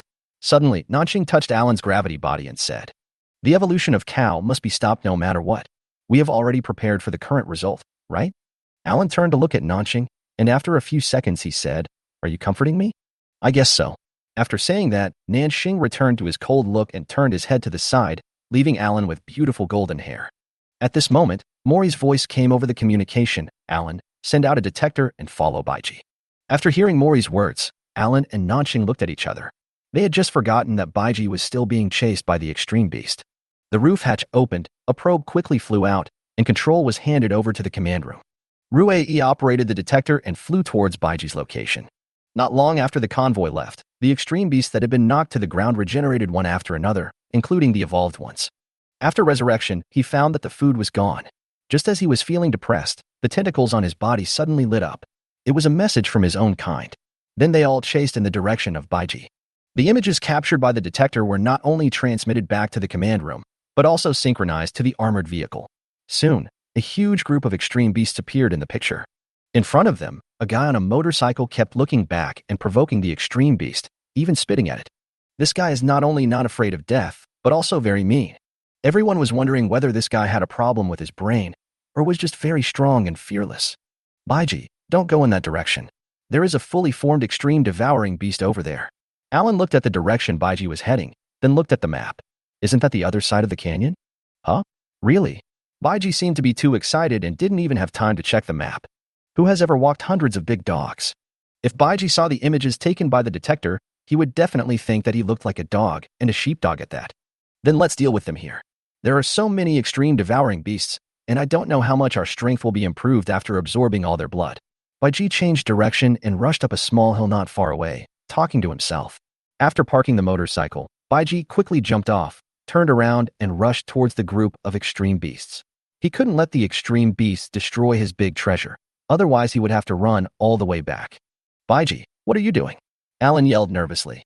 The others also opened their mouths wide. There are hundreds of extreme devouring beasts, brother. Are you planning to fight them in hand-to-hand combat? Seeing that he was getting closer and closer to the extreme devouring beast, Baiji whispered, Flame Dragon Armor, combine. A red light flashed, and in an instant, accompanied by a dragon roar, a set of fiery red armor appeared on the runner Baiji. After putting on the Flame Dragon Armor, Baiji's speed increased dramatically. After leaving an afterimage, he appeared in front of the group of extreme beasts. Jump up and punch. The movements were smooth and efficient, with flames appearing on the fist, which hit a snake dog directly in the face. The snake dog couldn't even make a sound as violent fire energy surged into its body, burning every part of its body, including the spirit seeds. Boom. The snake dog's body exploded without any warning, flames burning on every piece of flesh and blood, and it completely turned into ashes before it hit the ground. This horrifying scene shocked everyone watching the screen. It was so powerful, and it was clean and efficient, killing the extreme beast directly. Baiji's punch hit everyone's heart. It was so exciting. Beautiful, someone shouted, and Alan heard this passionate cry from the team channel. Because every armored vehicle was receiving the images, Alan couldn't tell who was speaking for a moment. After killing a snake dog, Baiji retracted his fist and looked at these monsters indifferently. The powerful aura emanating from his body made the air around him seem to boil, and the extreme beast did not dare to act rashly. The two sides confronted each other like this, and the red figure gave people a sense of looking down on the world. Every time Baiji took a step forward, the group of devouring beasts took a step back. I thought it was a delicacy that I could get easily, but it turned out to be a deadly demon. If the devouring beast could speak, it would definitely curse Baiji. You, Lao Lu, are pretending to be a pig and eating a tiger. You have no moral principles. Roar. A snake dog rushed over roaring, and the other beasts seemed to be infected and rushed over despite their instinctive fear. Humph, just a bunch of stupid dogs. Baiji felt the life essence that the Qianquan belt had just absorbed, raised his right hand, shook his wrist, and said. In the command room, when Mori saw Baiji was about to take action, he immediately said to Rui, synchronize the images to every place in the base, immediately. Although puzzled, Rui's hands immediately moved. General, why is this? Chi-Dai asked. Mori focused his eyes on the red figure in the picture and said slowly, I'm betting. Bet. Yes, if Baiji can really deal with so many extreme devouring beasts, then his importance will be self-evident, and it will also greatly boost the morale of the human side. After a pause, Mori continued, there is still hope. Hearing this, Chi-Dai turned to look at Baiji in the picture and murmured, we must succeed. Chapter 24, Massacre. Among the densely packed group of extreme beasts, there was a small open space where Baiji was, and snakes and dogs pounced on him one after another. Each of Baiji's moves was accompanied by flying flames. The body of the Shurji beast that was hit would explode instantly, flashing with flames like fireworks, and then quickly dissipating. Grabbing the neck of a snake dog that jumped over, the flames quickly spread to its body. Baiji turned around and threw the snake dog into the group of extreme beasts. All the devouring beasts that were burned by the flames screamed in pain. The flame dragon armor represents the fire energy that can burn everything in the universe, and it causes great harm to the devouring beasts. After throwing the snake dog out, Baiji noticed that the earth roar in the distance had just gathered enough power, and a dozen red light balls flew towards him. With a disdainful smile, Baiji ignored Daiu's attack. It was not because he was careless nor arrogant. The lethality of the earth roar is really too low, and it is difficult to kill a person with this energy bomb. Not to mention these newborn forms, even the energy bombs spit out by the evolved forms cannot be blasted away by armored vehicles at close range, so how can they possibly hurt Baiji? After all, the snake dog and the earth roar are originally among the lowest level beasts in the mana ecosystem. Even after evolving, their strength has not increased much. Apart from being bigger and stronger, they have not evolved any powerful means of attack. Unless they become a complete form of super large size, they are just things that can be easily dealt with in front of Baiji. However, Baiji didn't intend to let Daihu so rampantly and comfortably hit him with energy bombs. He grasped the breastplate on his chest with both hands, and then pulled out two half-moon-shaped weapons. Flame Dart.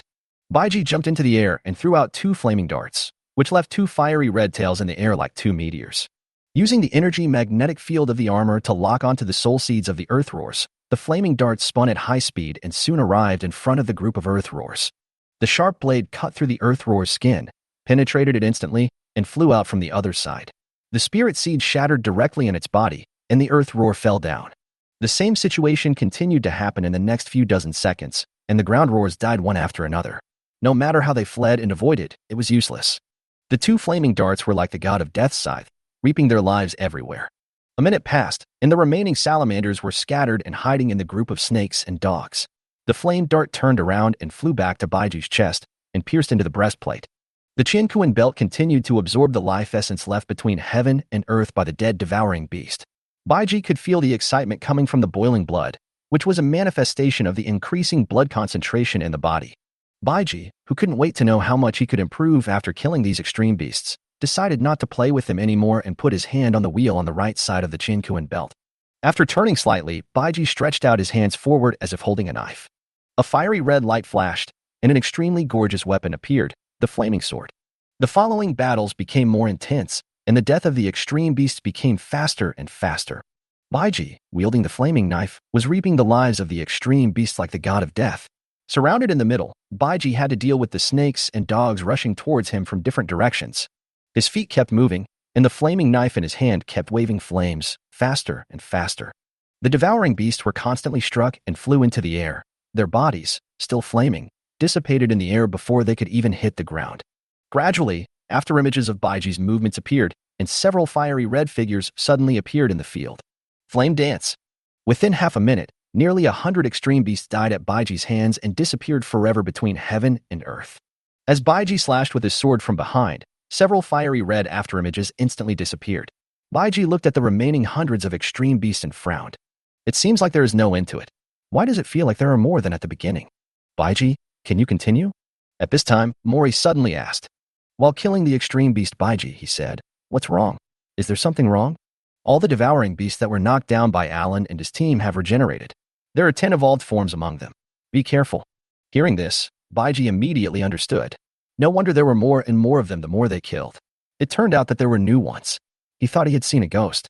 In the command room, after reminding Baiji, Mori sat down in the seat that originally belonged to Ruei with his whole body relaxed and suddenly burst into laughter. Chidai and Ruei glanced sideways slightly, and the others also looked over curiously. Ha ha ha ha, this guy is such a surprise. With him, mankind's combat power will more than increase by 1 point. Mori said with a smile and some excitement. General, the origin of Baiji is still unclear, so we must be on guard. Ruei reminded, fearing that Mori would be too happy and forget about it. But Mori smiled and said, "Does origin matter? Is it not important?" If he has some purpose, Ruei didn't understand. The current situation of human beings is already difficult. Shouldn't they be more careful in this environment? Okay, let me ask you, is Baiji a human? Mori said. That's right. What is the current situation of humanity? Who is the enemy? When asked this question, Ruei said with a somewhat dejected look in his eyes, it's in dire straits, and it can even be said that it's barely surviving. The culprit for all this is naturally the extreme devouring beast. Then why do you think Baiji, who possesses this kind of power, would do harm to us and to humans? This would not be good for him. But help the extreme beast to destroy humans, and then love the extreme beast? Imole said as he looked at Baiji on the screen, as long as he stands on the side of humans, I will trust him unconditionally. I believe that if she knew, she would have the same attitude. She. Ruei frowned, not realizing who Mori was talking about. On Baiji's side, after killing dozens of snakes and dogs, something different finally appeared in front of him, the ground salamander and the armored beast, and they were evolved forms. The appearance of the ground salamander looks more impactful than the snake dog. It also has 6 legs, but its body is much larger and more bloated.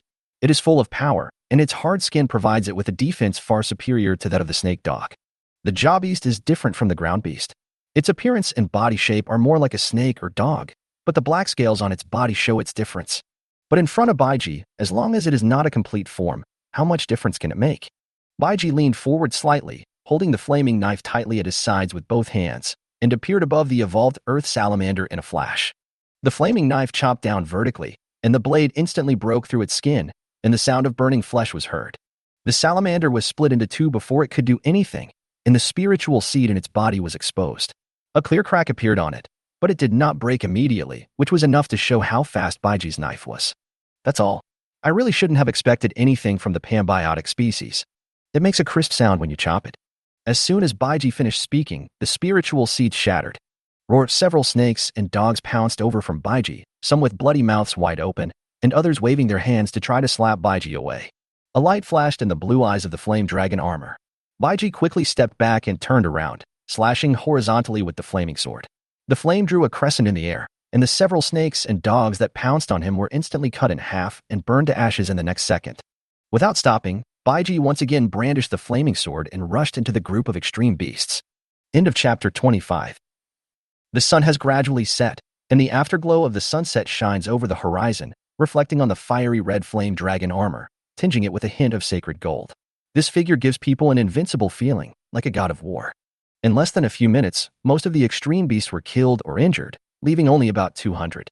After Baiji killed an evolved E-armored beast with 1 sword, he slowly stood up. Although the result of the battle was great, the consumption was also not small. Although the energy of the armor was enough to continue fighting, Baiji felt that most of his physical strength had been consumed. Baiji, that's enough, come back quickly. Alan had been shocked by Baiji's powerful fighting ability. When he saw him standing still, he immediately shouted. Baiji let out a long breath. The secret of Southern Fist is that it is invincible. Only speed can win. The flaming knife disappeared in an instant, and a layer of flowing flames appeared on Baiji's fists, which seemed very weak. However, the next second, in the eyes of everyone watching the screen, the fiery red figure disappeared from the spot. Baiji started hunting again. Yes, hunting the extreme beast. It was like teleportation, and the distance seemed to be non-existent. Every time Baiji threw a punch, before the devouring beast exploded, his figure had already appeared somewhere else, leaving behind a series of solid afterimages. The sound of fists colliding with the beast's flesh was endless, and his punches were faster, harder, and more powerful. The speed was so fast that the devouring beast did not have any time to react. Each punch hit the location of the spirit breath seed. The flame energy penetrated the flesh of the devouring beast directly onto the spirit breath seed, detonating it. In just 10 seconds, most of the remaining 200 or so extreme beasts died again. Baiji also stopped moving at this time, his chest heaving violently and breathing heavily. Looking at the remaining devouring beasts, Baiji felt the condition of his body and said softly, "One last move." Baiji adjusted his breathing, looked around, and then jumped high into the air like a rock spreading its wings. In the afterglow of the setting sun, Baiji, with his back to the setting sun, wearing the flame dragon armor, looks like a god from a myth, full of mystery. In the convoy, in the command room, and even in the entire base, everyone who saw this scene felt a sense of awe in their hearts at that moment. So handsome Chi Dai couldn't help but exclaimed in amazement inside the serious base. And she was not the only one. Many people had the same idea. Baiji looked at the remaining devouring beasts below and said, "Welcome to hell, beasts." As he finished speaking, the flaming knife disappeared instantly, and then a huge fiery red fire copybook appeared in the air, with raging flames burning on it. Baiji stretched out his hands to both sides, and the word fire turned into two streams of fire energy that gathered into his fists, and two huge flames suddenly appeared on his fists. "Flame fist!" Baiji shouted and threw a punch. A fireball with a diameter of nearly 10 meters hit the extreme beast on the ground.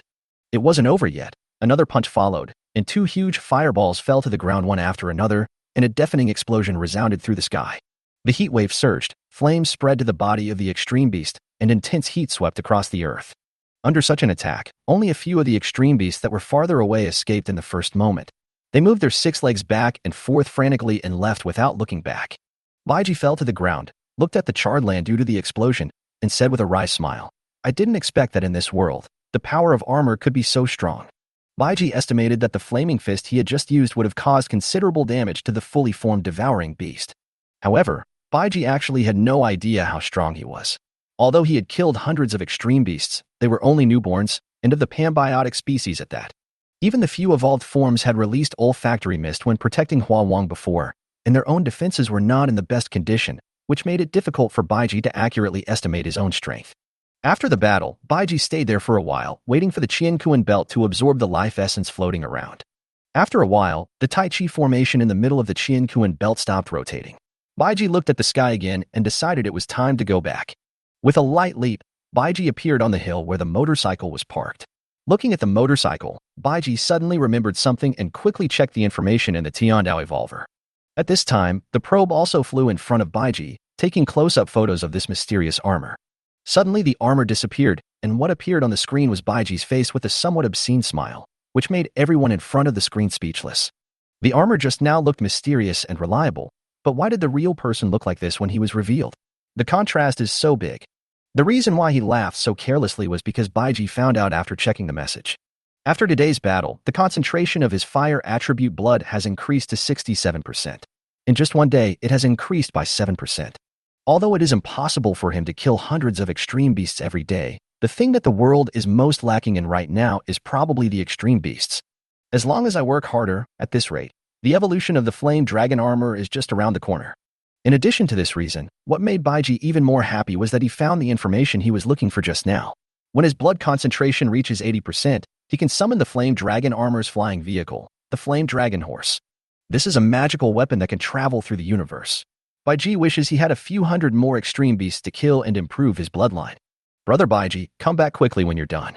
It's getting dark, and there will be more extreme devouring beasts active at night." Alan reminded them that it would probably be dark when they returned to the base, not to mention Baiji who was behind them. The world at night was several times more dangerous than during the day. Okay, we'll set off right away." Baiji put away his fantasy and got on the motorcycle and asked casually, "How are you guys doing?" The communication was silent for a while, and then Alan's low voice came. "The situation is not good. Several team members are seriously injured." "Really? Then go back as soon as possible. I hope they're all okay." Baiji knew that now was not the time to chat. so he hung up the call with Alan after he finished speaking. Baiji twisted the accelerator hard and was about to start when he heard Mori's voice. Baiji, don't worry, bring this detector back. Huh. Save resources. The cost of a probe is not low, Mori explained. Baiji looked at the detector that had flown in front of him in surprise and was speechless for a long time. How could he carry this thing? Isn't this bullying an honest man? Chapter 26 Return to Base. Not long after the sunset, the convoy finally returned to the base. Mayumi and a group of medical personnel were already prepared. There were 2 intelligent medical robots beside them. When they saw the convoy stop, Mayumi hurriedly said, "Quick, receive the wounded and send them to the medical room. Hurry, hurry, carry the person down." Alan jumped out of the car, his face full of fatigue and anxiety. "Mayumi, please."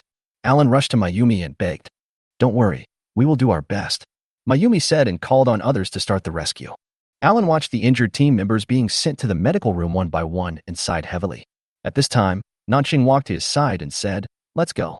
The general is still waiting for us." With wry smiles on their faces, the 2 walked towards the meeting room together. In the conference room, in addition to Mori, Alan, and Nanqing, there were also 2 squadron leaders participating in this mission, Carlo and Shawan. The meeting did not last long. After reporting and discussing the details of the operation, looking at the depressed and embarrassed appearance of the people in the room, Mori said, "This mission is not your fault. Don't blame yourself too much. Especially you, Alan." When his name was called, Alan said, "I know everything. It may be that there haven't been such casualties in a long time. I can't accept it. Since the weapons and equipment were updated, I may have forgotten how dangerous this world was originally. Perhaps there were more reliable and safer methods back then. Captain, it's not your fault. After all, no one has ever encountered such a situation, right?" Shawan said. "Yes, no unit has ever encountered such a thing as Cow's evolution. This is also the first time for us.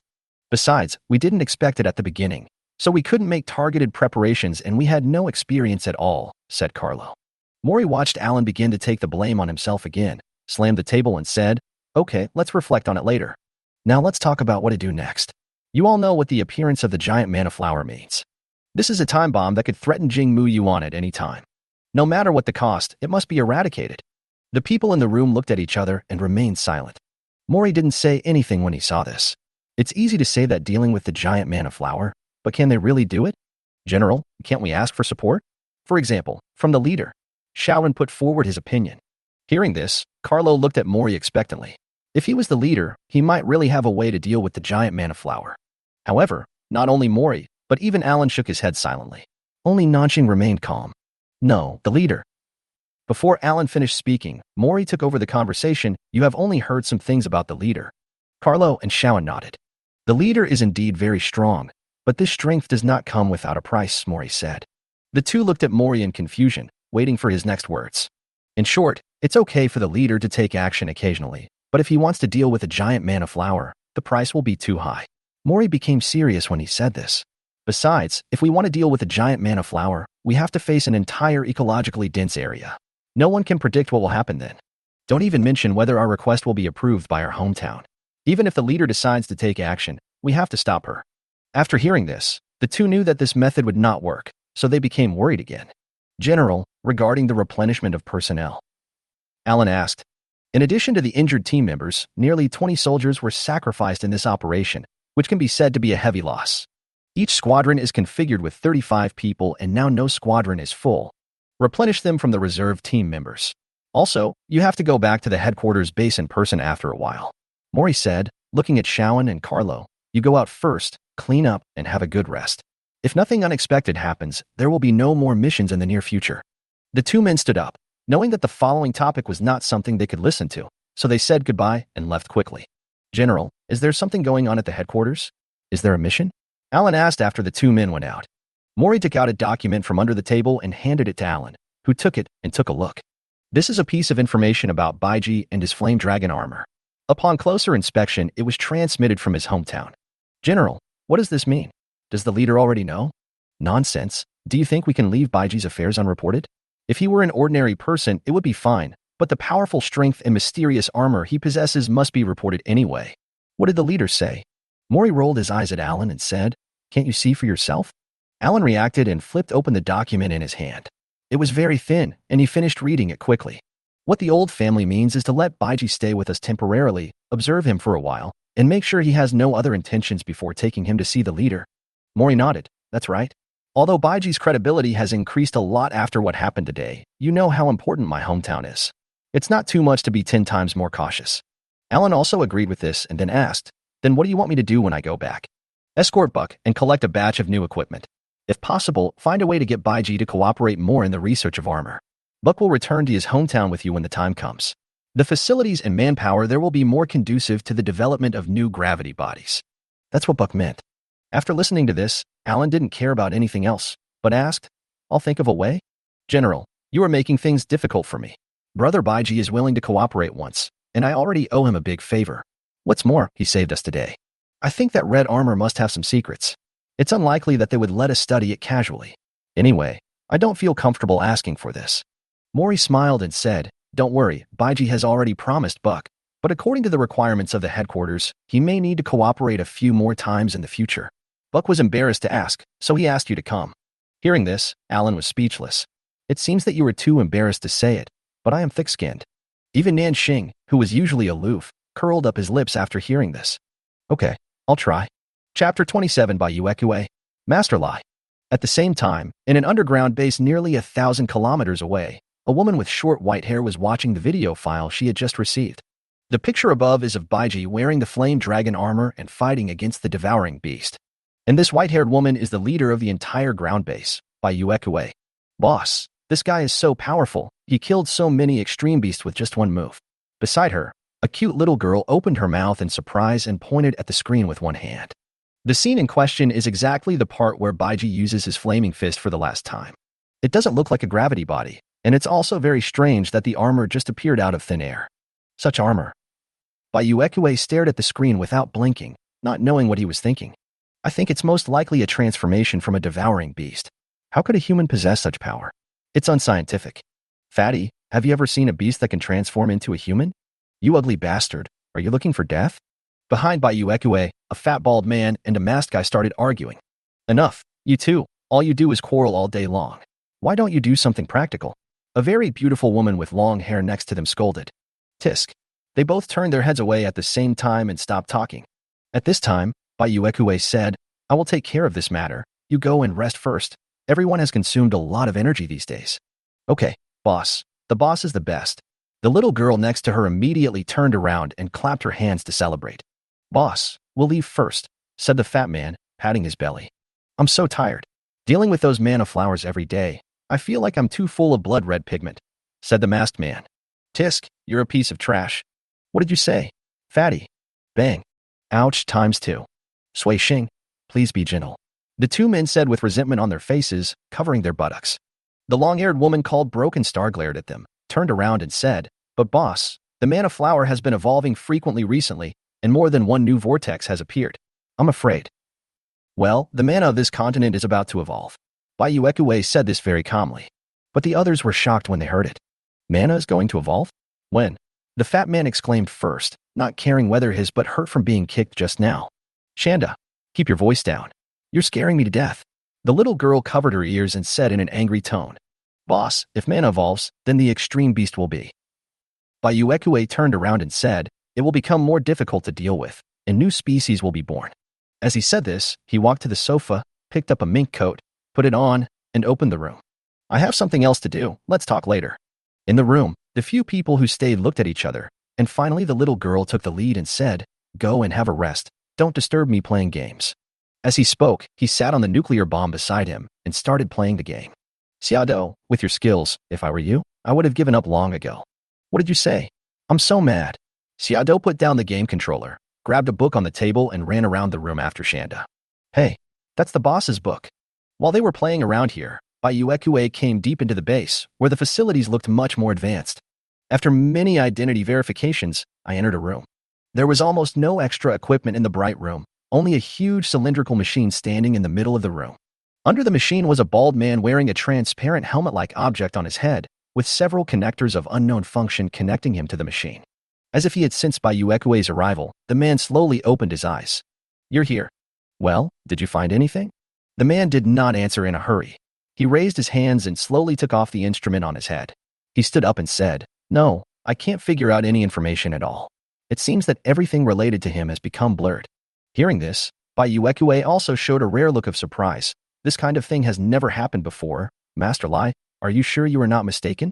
The man known as Master Lai also frowned upon hearing this, and said in a thoughtful manner, in this world, no matter who you are, your fate follows a certain trajectory, and your actions are affecting the changes in the world all the time. Baiji nodded. I know that. That's right, but there is no trace of this person, his behavior trajectory, or his fate. There is no entry point at all. It's like he doesn't exist. In this case, it is impossible to determine whether the impact of his actions is good or bad.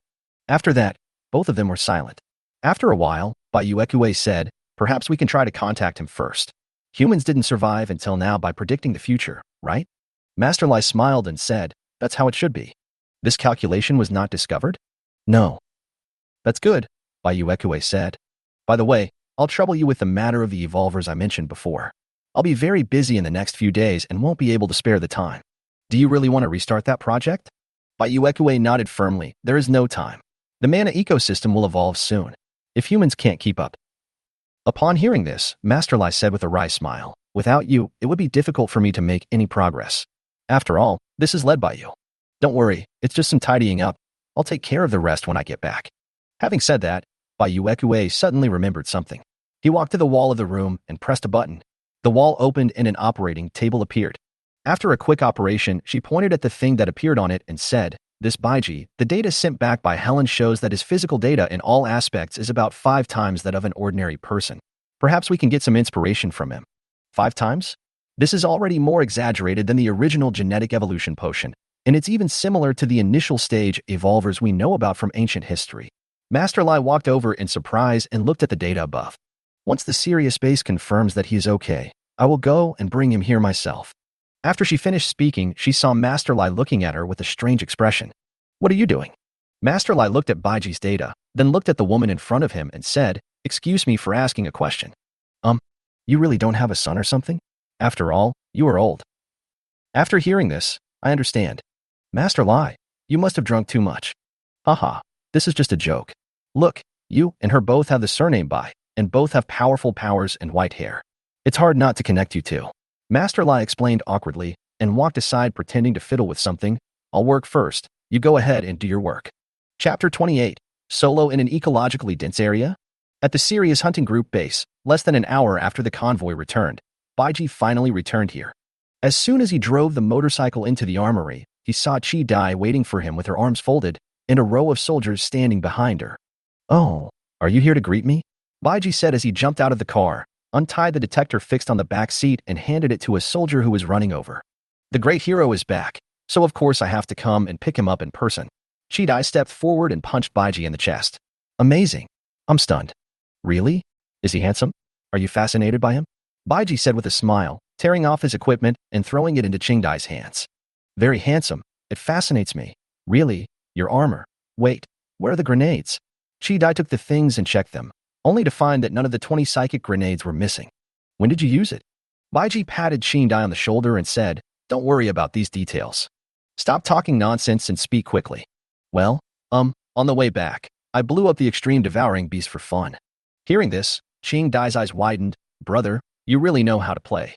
Psychic grenades are also in short supply, okay? It's a waste. I've used it before, just to satisfy my curiosity. Baiji was a little embarrassed.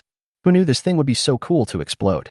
It's much better than the firecrackers I set off when I was a child. If I could use this to blow up a manure pit. All right, go back and have some rest. Is everything okay now? Don't we need to discuss the details of the operation? Isn't this the procedure after the battle? Baiji asked. No need. Your entire battle was recorded. What else is there to discuss? Besides, everyone is very busy now, so we should save some time if possible. Baiji saw Qingdai leaving with something in her arms and quickly chased after her. Wait, what are you in such a hurry for? What's wrong? Aren't you going to rest? Qingdai tilted her head and said, I saw that you seemed very tired after the battle. Why are you resting? I haven't eaten yet. Do you want to eat? I'll treat you. Are you sure? Is the kind Alan had this morning okay? Speaking of food, Qingdai instantly had a longing expression. Her eyes were sparkling, and she herself hadn't eaten yet. It tastes better than that. Dinner should be good. After saying that, Alan looked at Qingdai suspiciously. You haven't been craving my food all day, have you? Qingdai turned her head away with a red face. No way, how could it be possible? Don't talk nonsense. Ha ha, let's go to my room and eat. Don't laugh, asshole. Not long after, the two of them came to Baiji's room, chatting and laughing. They pushed the door open, and Baiji took off his coat and threw it aside, then fell directly on the bed. Hey, hey, what are you doing? Get up quickly, you haven't eaten yet. Chi-Dai sat on the chair and kept kicking Baiji's calf that was hanging on the side of the bed. Wait, I'm choosing, Baiji said, and suddenly sat up a few seconds later. I'll eat this. With a wave of his hand, 2 servings of steaming hot food appeared on the table. Looking at the white and plump things on the plate in front of her, Ching-Dai's little mouth became an O shape.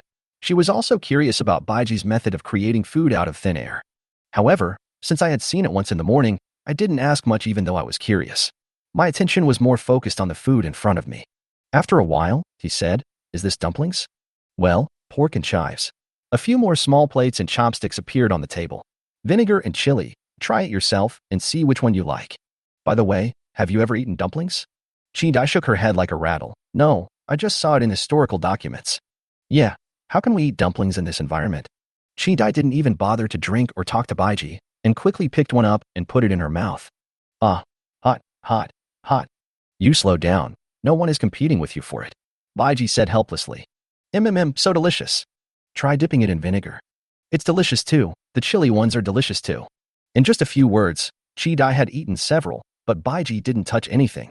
10 minutes later, Chi-Dai, who had eaten her fill, lay down on Baiji's bed, rubbed her stomach and said, "It feels so good.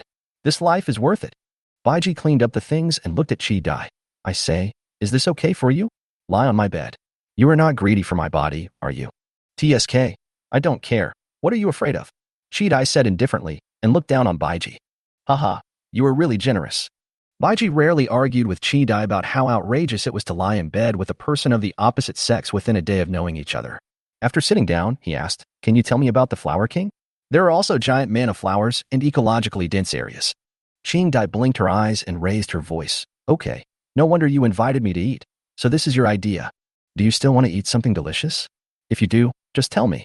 Chi-Dai quickly sat up and grabbed Baiji with both hands. I was wrong. I'll tell you now. Chi-Dai spoke for a full half hour with her hands and feet gesticulating. Baiji also learned a lot of information and sat aside with his head down, thinking. Chi-Dai leaned on the table, supporting her chin with both hands, staring blankly at Baiji. Suddenly, Baiji said, "The ecologically dense area that will soon form over at Dead Cloud Mountain. How do you plan to deal with it?" What did you say? Chi-Dai was in a daze, and when she came to her senses, she had no idea what Baiji had just said. Baiji repeated it helplessly.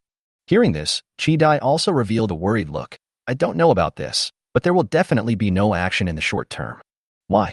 Because it's a poisonous dragon. It's in its complete form, and it won't be long before it evolves into a lord-level beast. We can't deal with it. Chi-Dai pouted, looking very distressed. After the new ecologically dense area is formed, it is estimated that the number of extreme beasts in the area near the serious hunting group will increase, and their workload will definitely increase at that time. Although Baiji didn't know how powerful the Lord level was, he was sure that he couldn't beat him now. After the poisonous dragon evolved, it just stayed there and refused to leave? That's not the case. After the evolution is successful, the Lord level Extreme Devourer will leave. Anyway, if you want to deal with the giant manna flower, you have to wait until the poison dragon leaves. You're leaving? Where are you going? I don't know. You should ask the general about this. I am just a gun carrier. How can I know so much? Baiji made up his mind that he must get more information from Mori tomorrow. Then after the poisonous dragon leaves, how about I help you deal with the giant manna flower? Eh? What did you say? Chi-Dai felt that she had heard it wrong. I said, I will help you deal with the giant manna flower. Baiji was helpless. This woman seemed a little stupid. Could she really be a sniper like this? Are you kidding? Do you know what you're up against when dealing with a giant manna flower? Let's not even talk about how much power is needed to destroy it. The countless extreme devouring beasts in the dense ecological zone alone can drown you, and there will also be species that we don't even understand. Of course, I won't joke about such things. You also saw my fight today. What do you think of my strength? Baiji said. It's very powerful, but it still can't deal with the giant manna flower. Chi-Dai said with certainty. Although I don't know how you managed to avoid the extreme devouring beast's perception, but you can't hide when you're fighting.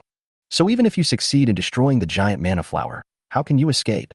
By then you will be chased and blocked by the devouring beasts in the entire ecologically dense area. Baiji nodded in agreement after hearing this.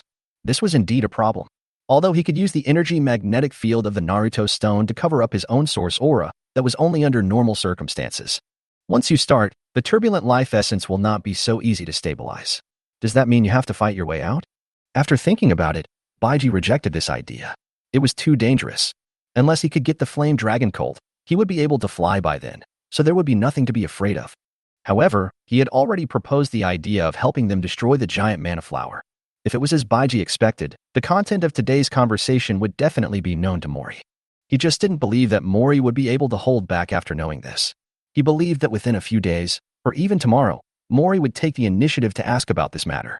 Then he would go with the flow, reluctantly agree, and put forward conditions. After your bloodline is increased to 70%, your strength will definitely be improved qualitatively, and you will also gain new skills. Try out its power when you can. If it is not bad, try to see if you can destroy the giant mana flower. Chapter 29. You're right, it's really dangerous. It seems that I underestimated the mana ecosystem. Just pretend I never said anything about it. Baiji waved his hand and stood up. Okay, I'm going to take a shower and rest. How about you? Qingdai's pretty face puffed up when she heard that. What did he mean by suddenly saying that he wanted to rest? Am I bothering you here? Then I'll leave. Qingdai leaned back on the chair with her hands covering her head, her long legs swaying on the table, just looking at Baiji. Gulu. Baiji looked away, took a deep breath, and started to take off his clothes without saying a word. Every time he took off a piece of clothing, Baiji noticed that Qingdai's expression became extremely tangled. Soon, Baiji's upper body was naked, and only a pair of tight tactical pants were left on his lower body. Qingdai sat there with a flushed face and her breathing became heavy, but she didn't want to admit defeat. She didn't believe that Baiji would dare to take off his clothes to the end. Baiji turned his head and looked at her. Without saying anything, he reached for his pants and slowly unbuckled his belt. He took it off. This guy really took it off. How could he be so shameless? Qingdai watched Baiji slowly pull his pants down, and finally couldn't help but turned her head away. Stop. I'm leaving. I'm leaving now. Seeing Qingdai fleeing in a hurry, Baiji said with a smile, Little guy, I can't control you anymore. After quickly washing up, Baiji sat on the bed and began to practice the breathing technique. Ever since the first time he tried it, Baiji fell in love with the strange and inexplicable feeling of comfort brought by the breathing method, especially the inexplicable circulation state in the body. Although I don't know what the effect is, Baiji thinks it is definitely not a bad thing to practice more. When Baiji woke up the next day, it was almost noon. After eating something casually, Baiji came to Mori's office with a cup of coffee in his hand. When I knocked on the door and went in, I saw Helen, Mayumi, and Buck reporting something to Mori. Baiji sat aside, sipping coffee and listening to their conversation. That's all the material losses, General. After reporting, Buck turned off the projection on his arm and looked at Mori. Except for a heavy armored vehicle, the other weapons suffered little loss. Wait for Alan to select new team members and equip them with weapons and equipment as soon as possible. Yes. Mori nodded to Buck and looked at Mayumi, but found that the girl was a little absent-minded, and her eyes glanced at Baiji from time to time. What is that? It smells so good. Mayumi noticed the coffee in his hand when she came in from Baiji. Several decades had passed since the disaster, and the original world had long been destroyed beyond recognition. Many products of the old world were unheard of for young people like Mayumi. Mayumi, Mori shouted with a stern face. Startled, Mayumi hurriedly looked at Helen, who was sitting next to her. Helen sighed helplessly and said, Report your work. Knowing that she had made another mistake, Mayumi quickly began to report, fearing that she would be scolded by Mori again later. Reporting to the general, according to the diagnosis of the medical center, a total of 27 wounded soldiers were admitted yesterday. Among them, 12 were slightly injured and will be able to resume training after treatment and recuperation. 11 were seriously injured, 5 of whom were diagnosed as unable to participate in combat missions, and 6 required long-term recovery and rehabilitation and the installation of prosthetic limbs. Whether they can continue to participate in the mission requires long-term observation and evaluation. The remaining 4. At this point, Mayumi stopped and looked at Mori. Mori also anticipated the situation of these 4 players and signaled her to continue. The remaining 4 were too seriously injured and were confirmed dead after failed rescue efforts. After saying this, Mayumi breathed a sigh of relief.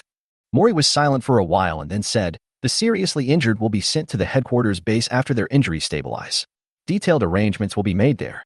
Collate and preserve all the information of the deceased personnel, recover their weapons and equipment and residences, freeze the bodies, and send them to the headquarters base along with the seriously injured personnel. Mayumi waited for a while, and after confirming that Mori had no other instructions, she left with Buck. But before leaving, she secretly glanced at the extremely hot coffee. You can really sleep well. Why did you come to see me? Mori asked after Mayumi and Buck left. Well, I was tired yesterday. I usually get up very early. I am a self-disciplined person, Baiji said after gulping down his coffee. Mori also knew that Baiji had indeed made a great contribution yesterday, so he stopped teasing Baiji and instead looked at the cup and said, "Is that coffee?" "Yeah, that's right." He took the bait, Baiji thought to himself. Hearing Baiji's answer, Mori laughed and said, "I didn't expect you still have this stuff. I can't even remember how many years ago I last drank it. I think I found it during a mission to search for supplies. It's probably hard to find it on the ground now, and even if it's available, I'm afraid it's not drinkable." At this time, Dr. Helen also said, "I have drunk it before, but compared to coffee, I still prefer tea. Unfortunately, it has been difficult to search for these things in recent years." Hearing this, Baiji flipped his hands and several boxes of tea and coffee fell directly to the ground. "Hey, remember to ask me for them when you're done. I'll consider it a gift for you too." Mori and Helen looked at this scene in surprise. They had lived for so many years and had never seen such methods before. The only two people who knew about it in the base were Alan and Chi-Dai. Looking at their reactions, Baiji knew that they had not told Mori about this, and he didn't know why. However, the reason why Alan did not report it was because he forgot, and Chi-Dai did it because, in her opinion, this must be Baiji's secret, and she couldn't tell anyone without Baiji's permission. She definitely didn't keep the secret just to keep it to herself. "How did you do that?" Mori and Helen looked at the things piled on the ground and asked immediately after being shocked. It was obvious that both of them knew what was important, and Baiji's method was the most important. "You can think of it as a superpower." Baiji said something nonsense, but after thinking about it, he seemed to be right. As for Mori and Helen, after hearing Baiji's answer, they stopped asking further questions. They were not fools, so how could they not see that Baiji didn't want to say it? "Ahem, I'll take this coffee then. I also want to thank Brother Baiji for the tea. I never thought I could drink it again after so many years." After no longer worrying about Baiji's methods, the two of them couldn't help laughing as they looked at the boxes in front of them. At Baiji's signal, they each opened their boxes. Soon, they had each made coffee and tea and started to taste them. After the two of them finished enjoying themselves, Baiji said slowly, "General Mori, there is something I hope you can help me with." Mori looked at the empty cup in his hand and immediately realized that this kid must have done it on purpose. The purpose of bringing coffee here is to seduce him, and then let him accept the gift naturally, and finally make requests or conditions. Besides, if it turns out that I don't like coffee, this kid must have something else. Damn it, I was actually tricked. Alas, one should be grateful for what one has received and be grateful for what one has received. Now that the things have been accepted, what else can one do? Besides, Baiji helped them a lot yesterday. What's the matter? Tell me. Baiji smiled, looking like he had succeeded in his evil plan. Hey, it's not a big deal. Your base should be able to detect traces of the extreme devouring beast nearby. The activities of the extreme beast can be monitored within a range of 100 kilometers. What do you want to do? Mori asked. I want to go out and hunt the extreme devouring beast, but I need permission to synchronize the monitored extreme devouring beast activity responses to my terminal. When Baiji was chatting with Chi-Dai last night, he learned that there would not be any missions at the Sirius base recently, and everyone needed to rest for a while and accumulate strength to deal with the giant mana flower. So Baiji prepared to go out and hunt the extreme beast by himself. He couldn't sit idle, as his blood concentration would not increase if he sat idle. Ever since coming to this world, Baiji has felt uncomfortable and insecure. He must quickly improve his strength before he can feel at ease. You're going out by yourself? Yeah, just me. After hearing this, Mori didn't say anything for a long time. It wasn't because he was worried that Baiji would be torn into pieces by the devouring beast. After all, he already knew Baiji's strength. He was worried that this guy would never come back after leaving, which would cause a huge loss. After thinking for a long time, Mori nodded and said, Okay, but we must get back before the sun sets every day. The danger level after dark is completely different from that during the day. This was all he could say. If Baiji was determined to go out, there was no way to stop him, and he couldn't be stopped. You will also be given the authority to do so, and the command center will cooperate with you. Hey, that's great. It's settled then. I'll go out from tomorrow and help you clean up all the nearby extreme devouring beasts. After saying that, Baiji had already walked to the door and said, Let's go. Call me if you need anything. Chapter 30. My good sister teaches you Kung Fu. After coming out of Mori's office, Baiji first went to find Lucas.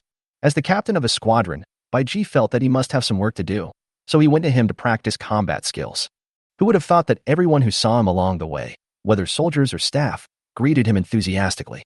Although they didn't understand what was going on, Baiji also responded enthusiastically. When he met Lucas, the latter learned that Baiji came to him for training and did not refuse. This was also the task assigned to him by Alan. However, Lucas firmly disagreed to practice with Baiji, even though Baiji promised that he would never use force. Before going to the training room, the two also called Chi Dai. Just like yesterday, Lucas and Chi Dai demonstrated and explained at the same time, while Baiji learned quickly with his abnormal martial arts talent. After the boxing and kicking demonstration, Lucas and Chi Dai sat in the corner of the ring and watched Baiji practicing with his eyes closed in the middle of the ring. Is this visualization training? Lucas said. It seems so, but he is really perverted. He can actually remember everything. And you see, he can also integrate and apply it to other situations. Is he still a human being? Chi Dai was greatly shocked as she looked at Baiji's movements, which were getting faster and more precise. Well, forget it. I won't compete with non-humans, said Lucas. The two of them rested for about half an hour before Baiji slowly stopped and opened his eyes. He took out a few bottles of energy drinks and stuffed them into the two men's arms. Thank you for your hard work. I'm not tired, but it's a big blow to me. Chi Dai didn't care what Baiji gave her. She unscrewed the bottle cap and poured it into her mouth. As long as it was food and drink, it would be fine. Baiji would not harm her anyway. Lucas opened his mouth and was about to say something, but Baiji said first, don't ask. I'm too lazy to explain. You can ask her later. Lucas felt very uncomfortable as he had to hold the words back in his mouth. Chi Dai looked at Baiji and blinked, then asked me, I am also a hen. After resting for a few minutes, Baiji poked Chi Dai's shoulder. What? Chi Dai held the bottle in her mouth, still savoring the taste of the energy drink. Do you know how to use a knife? Baiji asked. Chi Dai turned around and threw the bottle to the bottom of the ring. Hey, why do you want to learn? Yeah. Baiji stretched out his hand, holding a pitch-black tang sword. Pulling out the scabbard, Baiji asked, do you know how to use this? At this moment, Chi Dai's eyes widened, and there was a look of desire in her eyes. Is this yours? Chi Dai said. Nonsense, or it's yours? Chi Dai rubbed her hands and smiled at Baiji. If you don't mind, it's not impossible. What the hell are you dreaming about? Do you know how to use it? If you can, teach me. Yes, come here, let me see it. Chi Dai stretched out her hand impatiently. Taking it in her hand and looking at it carefully, Chi Dai gently stroked the blade with a nympho look on her face. This feels really good. I can feel it's hard just by touching it. What a nice knife, much better than any I've ever used. What is your sword made of? Baiji shook his head. I don't know either.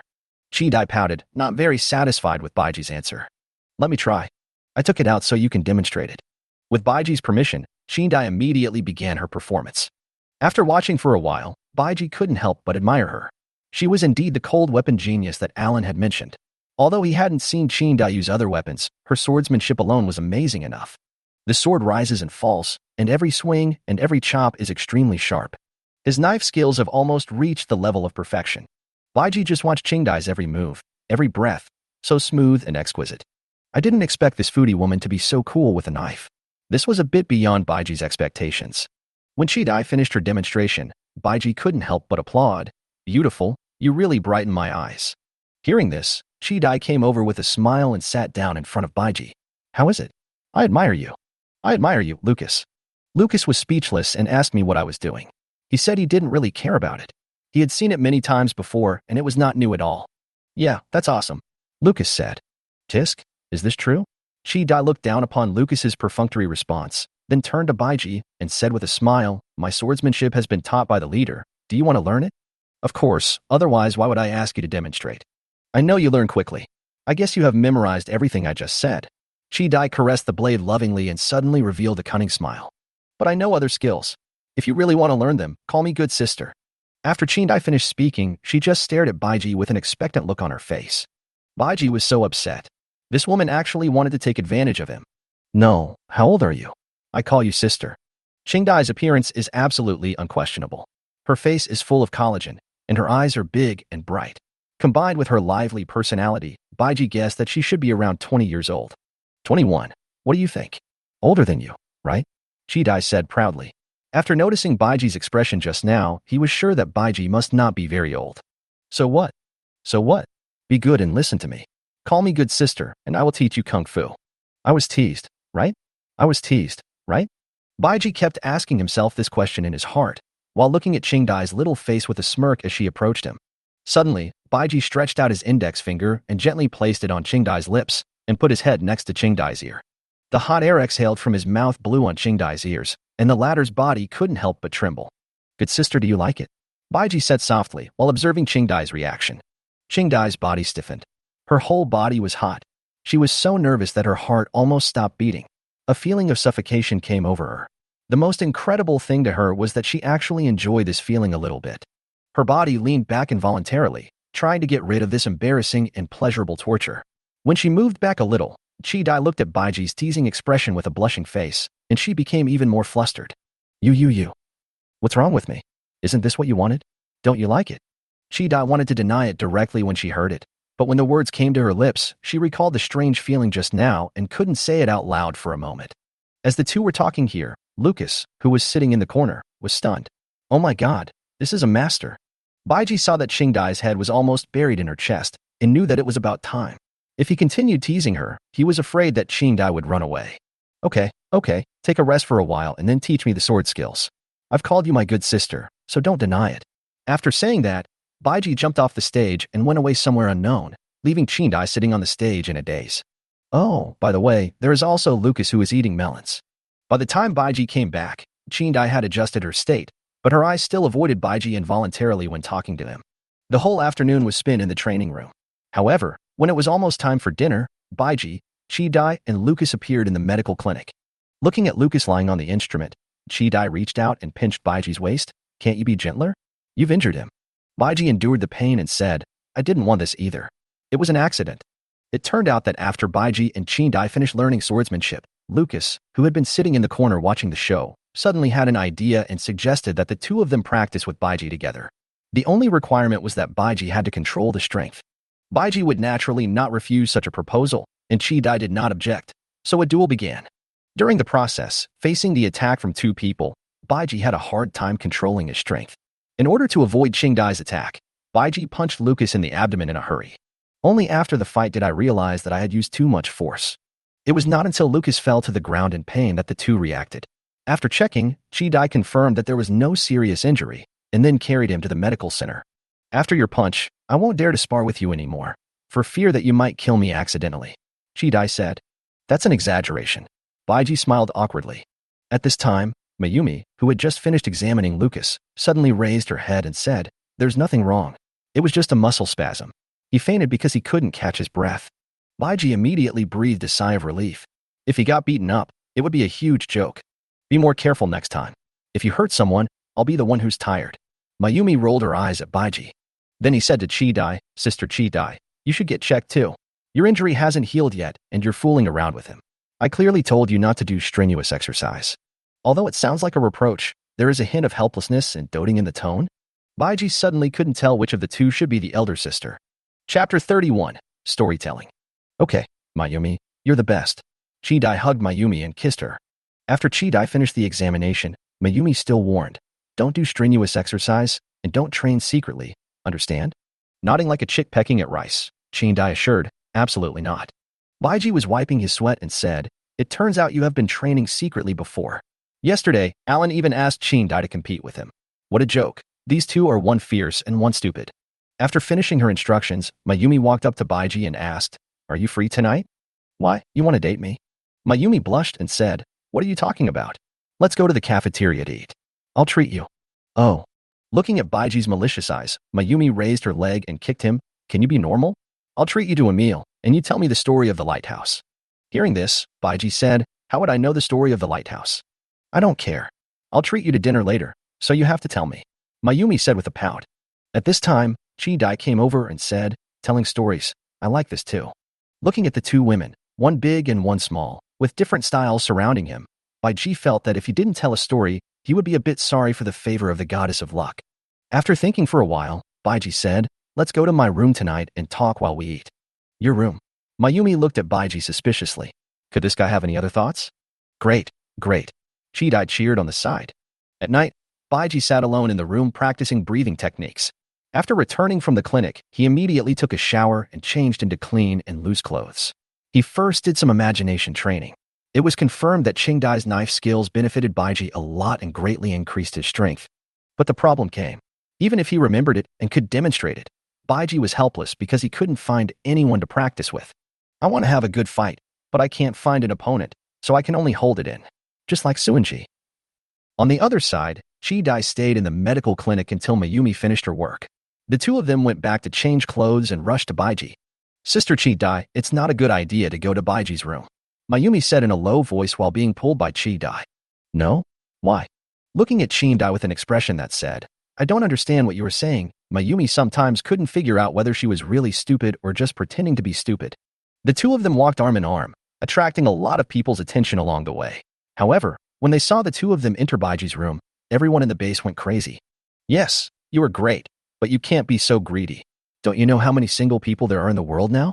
In Baiji's room, bursts of exclamations were heard from time to time.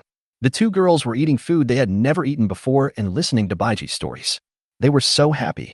Tell me more, what did Sun Wukong do after he froze the 7 fairies? Mayumi asked curiously without even wiping the oil from the corners of her mouth. And are the 7 Gourd brothers really Sun Wukong's children? Mayumi also asked. That's all for today. I can't say any more. My mouth is sore from talking so much. Baiji ignored Mayumi and Chingdai's coquettish looks and said seriously, Okay, you guys go back and rest. I still have things to do. The two were carried by Baiji and pushed to the door. What are you doing? Why are you in such a hurry? Chidai shouted, leaning on the door with her hands. What do you know? Some things will be too late if you don't do them now. Baiji held her head and pushed her out. Speak human language. I need to poop. In the next few days, Baiji got up early, rode his big baby, and hunted the extreme beasts around the Tianlang base. Thanks to the help from the command center, Baiji would immediately rush over and kill any movement within 100 kilometers. No matter if they're alone, passing by, or participating in an illegal gathering, once they are seen by Baiji, none of them will be able to leave alive. A week later, Baiji's fire attribute blood concentration finally reached 70%, and naturally he learned a new skill, Fire Tornado. That day, Baiji got up from bed early as usual. Just as he finished putting away his things, there was a knock on the door. When I opened it, it was Alan, still smiling brightly and exuding a sense of energy. Is there something wrong? So early in the morning? Baiji asked. Haha, I thought you weren't up yet. The general is looking for you. You know I've been getting up so early these past few days. What nonsense are you talking about? Baiji turned around and went back into the house while getting dressed and saying, What does that old guy want from me? Alan broke into a sweat when he heard this.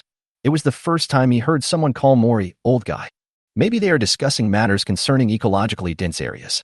The intelligence we have received shows that a large number of extreme devouring beasts have gathered at Dead Cloud Mountain during this period of time, and most areas have been eroded by the manhwa ecosystem. Alan said, Information? Where did you get the information? Brother Baiji, I'm sorry, it's not convenient to tell you this. Alan said apologetically. It was really not fair of him to hide the fact that Baiji had saved his life. But in this kind of living environment, we have to be vigilant, not to mention that this is an order from above. Baiji didn't care and nodded. Yeah, I understand. It looks like you guys are planning to take action against the giant manhwa flower? Alan quickly shook his head. Of course not. We don't have enough power to do this right now. Then why are you looking for me?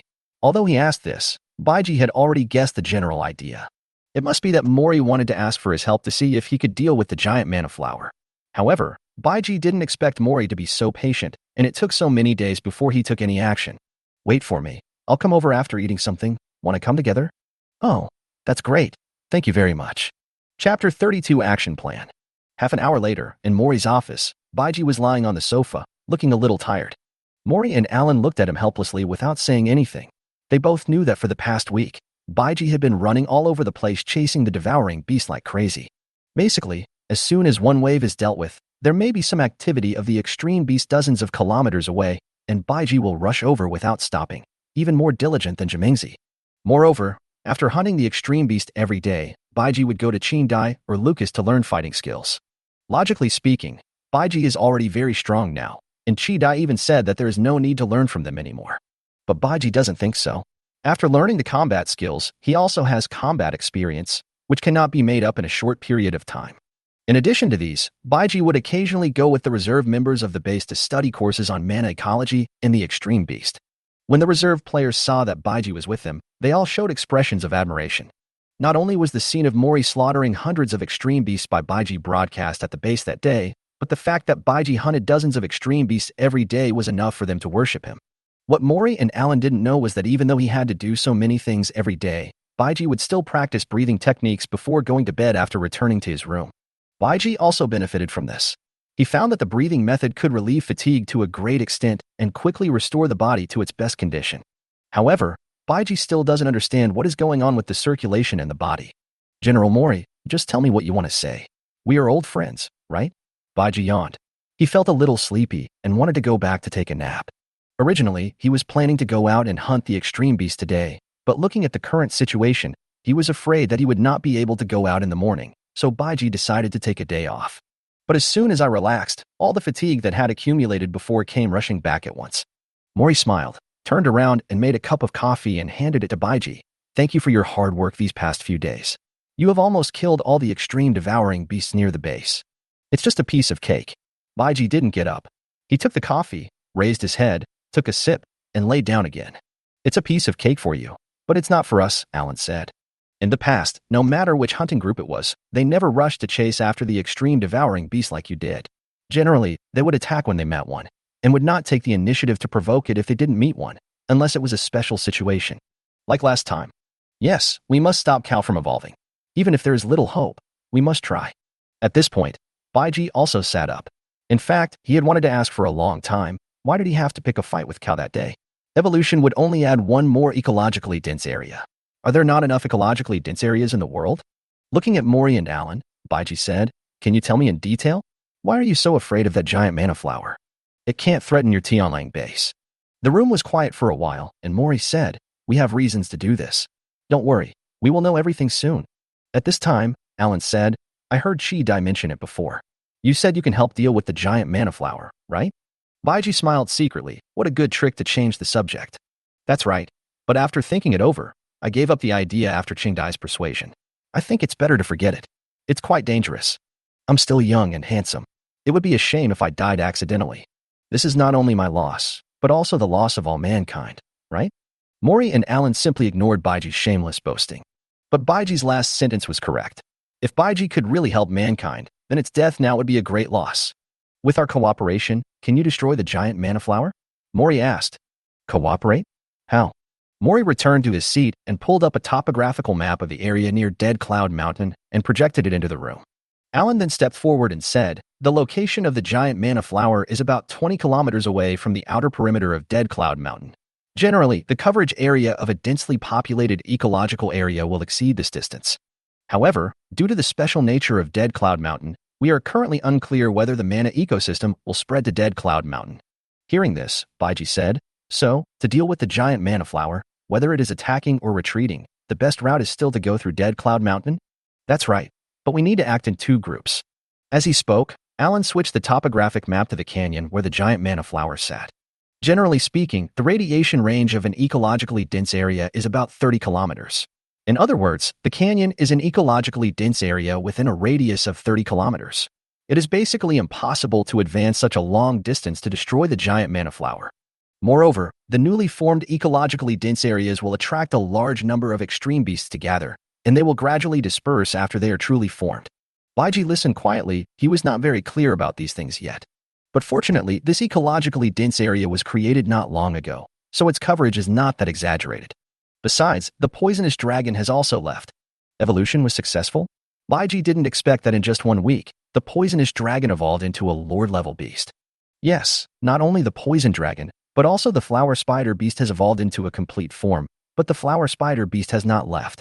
With it around, the erosion speed of the ecologically dense area will be much faster.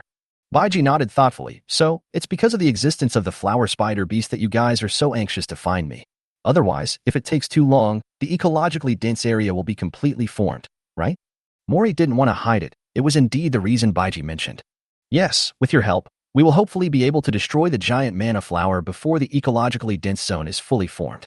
Alas, Baiji sighed, you said that if you had let me go with you from the beginning, how would Huang have had the chance to evolve?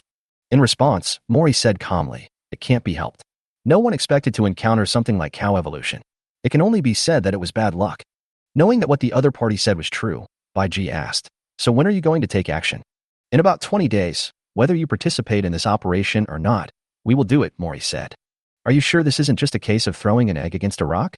Are you planning to use human bombs to perish together with the devouring beast? Baiji didn't expect the other party to be so courageous and determined. Alan on the side also added, not only us, but also other hunting groups will carry out this mission together. TSK, you're planning on playing something big. I'm really curious about what secrets you guys are hiding. You're willing to go to such great lengths just to destroy a giant mana flower. Baiji also became interested and asked, what's the specific plan? We can't just force our way in. Seeing Baiji's look, Mori immediately felt that there was a chance, and immediately said, "The gravity body will sneak in with heavy weapons, and the large force will be responsible for attracting the extreme devouring beast." Is it that simple? That's basically the situation. The specific details still need time to be discussed. It's not something our serious hunting group can decide, Mori said. Brother Baiji, what do you think? Alan asked expectantly. If Baiji agreed to participate in this operation, their chances of winning would increase a lot, and Baiji would also be recognized by his hometown. Chapter 33. Raise him before taking action. Hearing this, Baiji frowned, and the two of them looked very anxious when they saw him like this. This is not a simple matter. You should know that. Are you sure you want to do this? Are you really in such a hurry? Baiji said, Actually, you can wait. Do you know why I go out to hunt extreme devouring beasts every day? Why? Alan asked curiously. Because of my armor. Every time I kill a devouring beast, the armor will become stronger. Baiji said this, without mentioning the bloodline. So, if you are not in a hurry, you can just wait a little longer. By then, I can destroy this ecologically dense area by myself. Alan looked at Mori when he heard that. To be honest, he was somewhat persuaded by Baiji. If he could destroy the giant manna flower without sacrificing anyone, why not do it? Mori sighed and said, There is no time. We dare not take the risk. In short, this operation is inevitable and will not be cancelled because of anything. Baiji had no choice but to say, I can promise you, but if I feel my life is threatened during the operation, I will run away immediately. Okay, don't worry. Our fighting power is also very strong. Don't underestimate us, Mori said. That's good. Just let me know one day before the action. After the discussion, Baiji was just about to leave when he saw Mayumi pushing the door in to report on her work. So Baiji decided to stay a little longer. Glancing at Baiji, Mayumi smiled and greeted him, then walked straight to Mori's desk. General. Mori nodded. The conditions of the 11 team members who were seriously injured last time have now completely stabilized. They can be sent back to the headquarters base at any time, but I suggest the sooner the better, Mayumi said. Is that so? Mori thought, then turned on the communicator, and soon Qingdai's voice was heard. General. Qingdai, come over here immediately and call Lucas. Yes. Mayumi then walked over to Baiji and sat down. He leaned slightly to the side and whispered, You're not going out today? Feeling the fragrance coming from the girl next to him, Baiji said, No, let's take a day off. Really? Then tell me later how you kill the extreme beast when you go out. Mayumi was a little excited and expectant. Last time, because of Mori, the whole base saw Baiji showing his mighty power. From that time on, Mayumi was fascinated by the mysterious red armor. Although she had seen it up close when Baiji first came, the situation at that time did not allow her to think about such nonsense. What? You seem to like listening to stories very much, Baiji said. He found that he liked this girl very much. Although she looked cold on the outside, when it came to things she liked or was interested in, she would become as innocent as a little girl. Mayumi nodded vigorously. Tell me about it. It's really boring for me to stay in the base every day. Okay, no big deal. Baiji agreed readily. Great. I'll get busy now. See you later. Okay, see you later. Baiji smiled and watched Mayumi leave. When he turned around, he saw two pairs of eyes looking at him with very strange eyes, especially Mori. What are you two whispering about? Mori asked with narrowed eyes. Nothing. What's wrong? Humph, you are not planning to take advantage of Mayumi, are you? Mori suddenly became serious. Mayumi is only 17 years old. You can't do anything reckless. Hearing this, Baiji couldn't help but laugh. So this is why. Don't worry. Am I that kind of person? How could I possibly lay hands on a little girl? Mori's frown relaxed a little. Even if you have an idea, you have to raise it a little bigger. Baiji said again. You kid, are you doing this on purpose? I'm telling you, don't bully Mayumi. Mori was anxious. This bastard really had that idea. And looking at Mayumi's expression, I'm afraid that she will be sold out by this kid and will have to help count the money. Baiji was just about to say something when there was another knock on the door. The ones who came in were Qingdai and Lucas. As soon as they entered the door, they both saw Baiji. Qingdai blinked at Baiji and gave a sweet smile. Lucas was different. He shuddered the moment he saw Baiji. The news that he was knocked unconscious by Baiji's punch was still circulating in the base. Those two bastards, Carlo and Shawan, still laughed at him about it from time to time. It's true that no one cared about his bravery for 10 years, but everyone knew about it after one punch that knocked him out. It's so embarrassing. Chapter 34 Physical Examination. General. Qingdai and Lucas stood in front of Mori's desk. Well, here is a task for you two, Mori said. The seriously injured at the medical center need to be escorted back to the headquarters base. The bodies of the 4 deceased team members also need to be sent back for burial. If there are family members, please notify them. Upon hearing this, Qingdai and Lucas both looked serious. Neither of them participated in the previous mission, but they felt just as sad as anyone else about their dead comrades. Let's set off early tomorrow morning, rest there for a night, and come back immediately. Yes, General. Baiji looked at Mori giving instructions and couldn't help but ask, well, can I go with you? As soon as these words were spoken, Chidai immediately turned her head in surprise and pouted at Baiji, as if to say, what a nice question. But Mori said without hesitation, it is not convenient for you to accompany me on this mission. The excited smile on Chingdai's face immediately disappeared when she heard this, and Baiji spread his hands towards her helplessly. Don't be too disappointed. There will be a big battle soon. By then, the devouring beast will be afraid that you won't be able to kill them all, Mori said with a smile. In fact, he was a little embarrassed. It was originally agreed that Baiji would be called to go along on the mission, but now no one else was allowed to go. If it were someone else, they would probably point at him and call him a liar. It's okay. I have nothing to do anyway. There are so many extreme beasts within 100 kilometers waiting for me to favor them, Baiji said.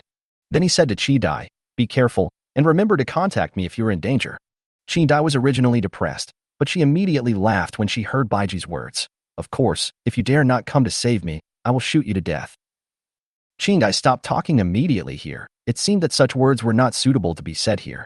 Baiji smiled helplessly and said, you really are a tiger. Humph. I'm leaving. I'm going to go back and take a nap.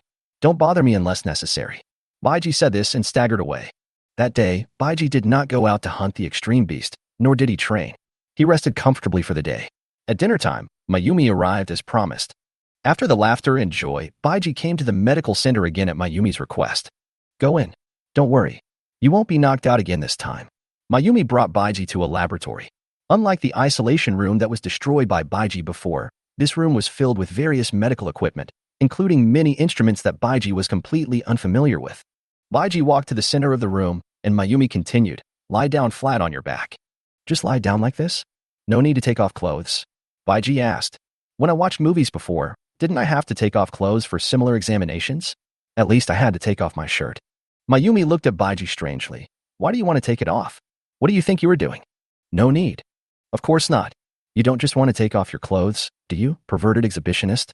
Baiji's face darkened. What are you talking about? Hurry up. Don't you need my physical data? As he spoke, Baiji had already swiftly laid down on the bed. Mayumi started the operation immediately. The previous brief test only obtained some simple data, but those data were enough to shock her. The physical data is 5 times that of an ordinary person. This has never been encountered in the entire ground base, except for that one person, but that person can no longer be considered a human being. Since the breathing method became popularized in the ground base, everyone's physical strength has been significantly improved, but the limit is only about twice that of ordinary people, not as exaggerated as Baiji. If we knew why Blatilla striata is so strong, it might help humans find a shortcut on the road to evolution. Maybe she could even provide help for the research on evolvers. As Helen's student, Mayumi also knew about the Evolver research project. The detailed examination lasted for a full hour, and every part of Baiji's body was carefully studied. In the middle of the examination, Mayumi's face turned red because of something she saw. But now all her attention was focused on the data that had just been detected. The amount of life source in Baiji's body was simply horrifying. Is this still a human being? When the detection was halfway through, Mayumi suddenly discovered that the life essence of Baiji suddenly began to move regularly along the same trajectory, like a cycle. However, the reason for this was that Baiji was bored lying on the instrument, so he simply started practicing breathing techniques. At this time, Baiji had already stepped down from the instrument, walked to Mayumi and asked, "How is it? What did you find?" Baiji is actually very curious. His body has been transformed by the system, and he doesn't know whether he can detect anything useful. If he can get some inspiration from it and help mankind, Baiji will be very pleased. Hey, why is the life essence in your body flowing? And it's in a regular cycle? Mayumi seemed very enthusiastic at this moment, as if she had discovered something extraordinary. Chapter 35 Breathing Methods and the Secrets of the Evolvers. Hearing this, Baiji also looked at the information on the screen. You said that the flow in my body is the circulation of the life essence? Baiji asked. Every time he practiced the breathing method, Baiji could clearly feel the abnormality in his body, but he didn't know what was going on. After a long time, he found out that it was the life essence that was circulating. That's right. Life essence is an extremely wonderful energy in the human body. Although it flows normally, it has no regular pattern. And your life essence seems to be running along a predetermined route. Baiji stroked his chin and thought, then asked, "Is this important?" Mayumi nodded heavily. Of course, I once heard from my teacher that if we can master the method of controlling the essence of life, perhaps we can open the door to human evolution. So how on earth did you do it? Baiji was also confused. Opening the door to human evolution? It sounds amazing.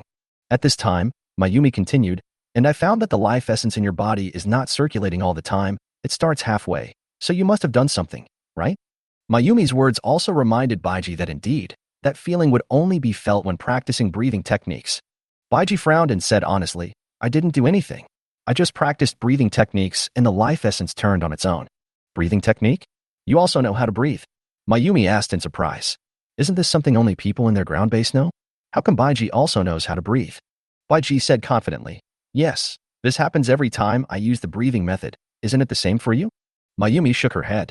No, the breathing method I use can only control emotional fluctuations, eliminate distracting thoughts, keep the mind clear, and return to the state of returning to the origin. It has no effect on controlling the essence of life. At this time, Mayumi suddenly asked, if it's convenient, can you tell me the name of your breathing method? Guiyuan breathing method, Baiji said. Mayumi was surprised again when she heard this, because the breathing method they used was also called this name. How is this possible? Are you actually from the ground base as well? Baiji shook his head. This is not the most important thing. The key point now is why my breathing method can make the life essence move regularly, but yours can't. In fact, Baiji guessed that the state of returning to the origin and the circulation of life essence should be two states under the breathing method, that is, the first level of cultivating the mind and the second level of nourishing the elixir. I have only mastered the second level of Yundan, but I am not yet proficient in the simple first level in the state of returning to the origin and spiritual cultivation. However, the people in the ground base can only return to the original state, but cannot circulate the life essence. Could it be that the people in the ground base don't know how to use the second level of the Dan? Or are there any conditions or requirements for the circulation of life essence? Baiji couldn't help but think of the fact that he was already a first-level evolver. Could this be related to it? Do you have to become an evolver to achieve circulation? Or do you have to achieve circulation to become an evolver? Baiji didn't understand this, so he just ignored it. Yes, wait a moment, I'll ask the teacher to come over right away. Mayumi turned around and started contacting Helen. After Mayumi quickly explained the situation here, Helen was also shocked. Wait a minute, I'll be there right away. On the other side, Mori, who had just finished a day's work and was about to go back to his room to rest, suddenly the communicator rang. Upon closer look, it turned out to be Helen looking for him. Was there something wrong at such a late hour? At the clinic, Baiji and Mayumi were still discussing matters concerning life essence and breathing techniques, and soon someone pushed the door open. General, you were here too, Mayumi said when she saw Mori behind Helen. Well, I heard that you discovered something extraordinary. Mori walked straight over. Helen immediately checked Baiji's physical data and information. After a while, Helen raised her head and said excitedly, I didn't expect it to be true. It's actually true. Are you sure? Are you sure? Mori said. Baiji looked at Helen and Mori, who were suddenly excited, and asked in confusion, what's wrong? What are you doing? Helen suddenly turned around, bent down and bowed to Baiji, which scared Baiji so much that he jumped aside quickly. Hey, stop it. What are you doing? It will shorten your life. Baiji said hurriedly and stepped forward to help Helen up. Mayumi on the side was also stunned. She didn't expect the teacher to be so excited. After recovering from the shock, Helen said slowly, Baiji, you may not know how much help today's discovery will bring to mankind. Baiji immediately became serious. He felt that he might have underestimated today's discovery. Many years ago, my teacher, a group of scholars, and I have been working on the study of human evolution, hoping to create a perfect genetic drug to fight against the extreme beast. We've tried many different approaches over the years, and they all failed. In times of despair, we find hope in ancient history. By analyzing the ancient text, we have learned a method to avoid the senses of the extreme devouring beast. At this time, Mayumi asked, is it the breathing method? Helen nodded. Yes, but it's not just that. We also found a way to evolve humans, or stimulate the power within the human body. Unfortunately, the records are incomplete, and the information we get from them is very limited. We only know that we need to use breathing techniques to build a cycle in the body's source, that is, the life essence, to achieve the effect of storage and regeneration. And the core of circulation and rebirth is the dantian that everyone has in their body. Helen paused for a moment, and then continued, we call people who have built a complete life essence cycle in their bodies evolvers. With the emergence of the cycle, people's bodies and minds will continue to be strengthened, which is your current state. At this point, Helen looked at Baiji and said, I didn't expect that the things recorded in ancient history were true, and they appeared right in front of me. Baiji smiled awkwardly. Well, maybe this is fate's arrangement. Helen sighed and continued. When we first learned this information, everyone, including the teacher, was very excited, and then we began a research that lasted nearly 30 years. What we are studying is how to control the life source and build a cycle. We have not found the answer to this question for more than 10 years. We even tried to find a way by studying the mana flower's release, absorption, and storage of life essence. We learned about mana and integrated it into mana, but it ultimately brought us irreparable losses and pain. Countless people died in this experiment, so 8 years ago, the teacher stopped the research. And I also came here with the serious hunting group.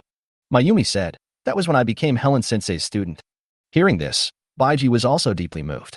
Although Helen did not explain their research process in detail, Baiji could imagine that such research would inevitably involve human experiments.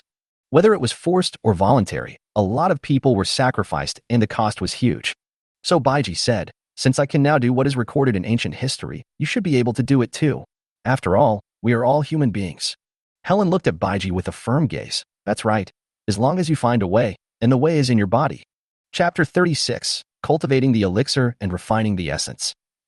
In this case, do you still need my cooperation? Are the data just now sufficient? Baiji asked. Yes, of course. Helen looked at the body structure diagram of Baiji and the data on the screen. Next, please demonstrate the breathing method a few more times. I hope to get more different data. Baiji did not object. If it could really succeed, it would undoubtedly be a huge achievement. Everyone in the ground base would thank him, and he would gain everyone's trust. By the way, in your breathing method, how many different modes are there? Or how many levels are there? Baiji suddenly asked. Hearing Baiji's question, Dr. Helen said, according to the information we have obtained from ancient history, there are 5 layers in total. 5th floor. Mayumi exclaimed. Baiji nodded and agreed with him, but he couldn't understand why they couldn't do the 2nd level if they were the same. Perhaps seeing Baiji's confusion, Dr. Helen said, the breathing method we got is not complete. We are missing the most critical part of the 2nd level of the Yundan, which is how to establish the circulation. Then can I just tell you directly? Baiji said. The breathing rhythm of the 2nd level of Yundan is not difficult. He has it ready-made. Hearing this, Dr. Helen shook her head and said, that's true, but I need to confirm that your breathing method is indeed the same as ours. Baiji nodded and said no more. Lying down on the testing machine again, I heard Dr. Helen say, begin. Baiji immediately started practicing breathing techniques, and the life essence in his body immediately began to circulate. Dr. Helen, Mori, and Mayumi were all concentrating on looking at the information obtained from the test. On the screen, they could clearly see the energy flowing in Baiji's body. Dr. Helen suppressed her inner excitement and said, stop. After a few seconds, keep going. This was repeated many times before it finally ended. When I stood up from the instrument again, what caught my eye was Dr. Helen's uncontrollable excitement. Mori, I have to go back to the headquarters immediately. I must report this matter to the teacher in person, Helen said. Imole also knew the importance of the matter after hearing this. It can be said that this will change the current situation of mankind. He said in a deep voice, Chi-Dai has a mission to go back tomorrow. You go with them. I will notify the headquarters base and ask them to send someone to pick us up halfway. There must not be any accidents. Hearing that Dr. Helen was leaving, Mayumi asked, Teacher, what about me?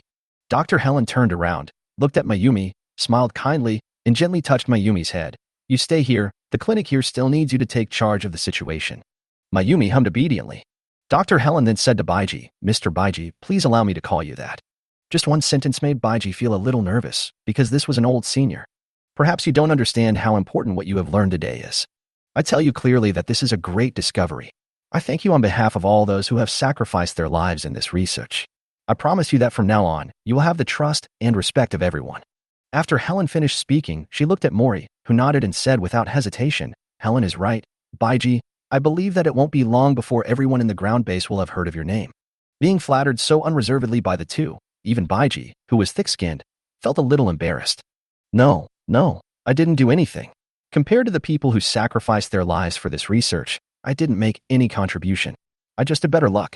Hearing this, Mori and Helen looked at each other. What an outstanding young man.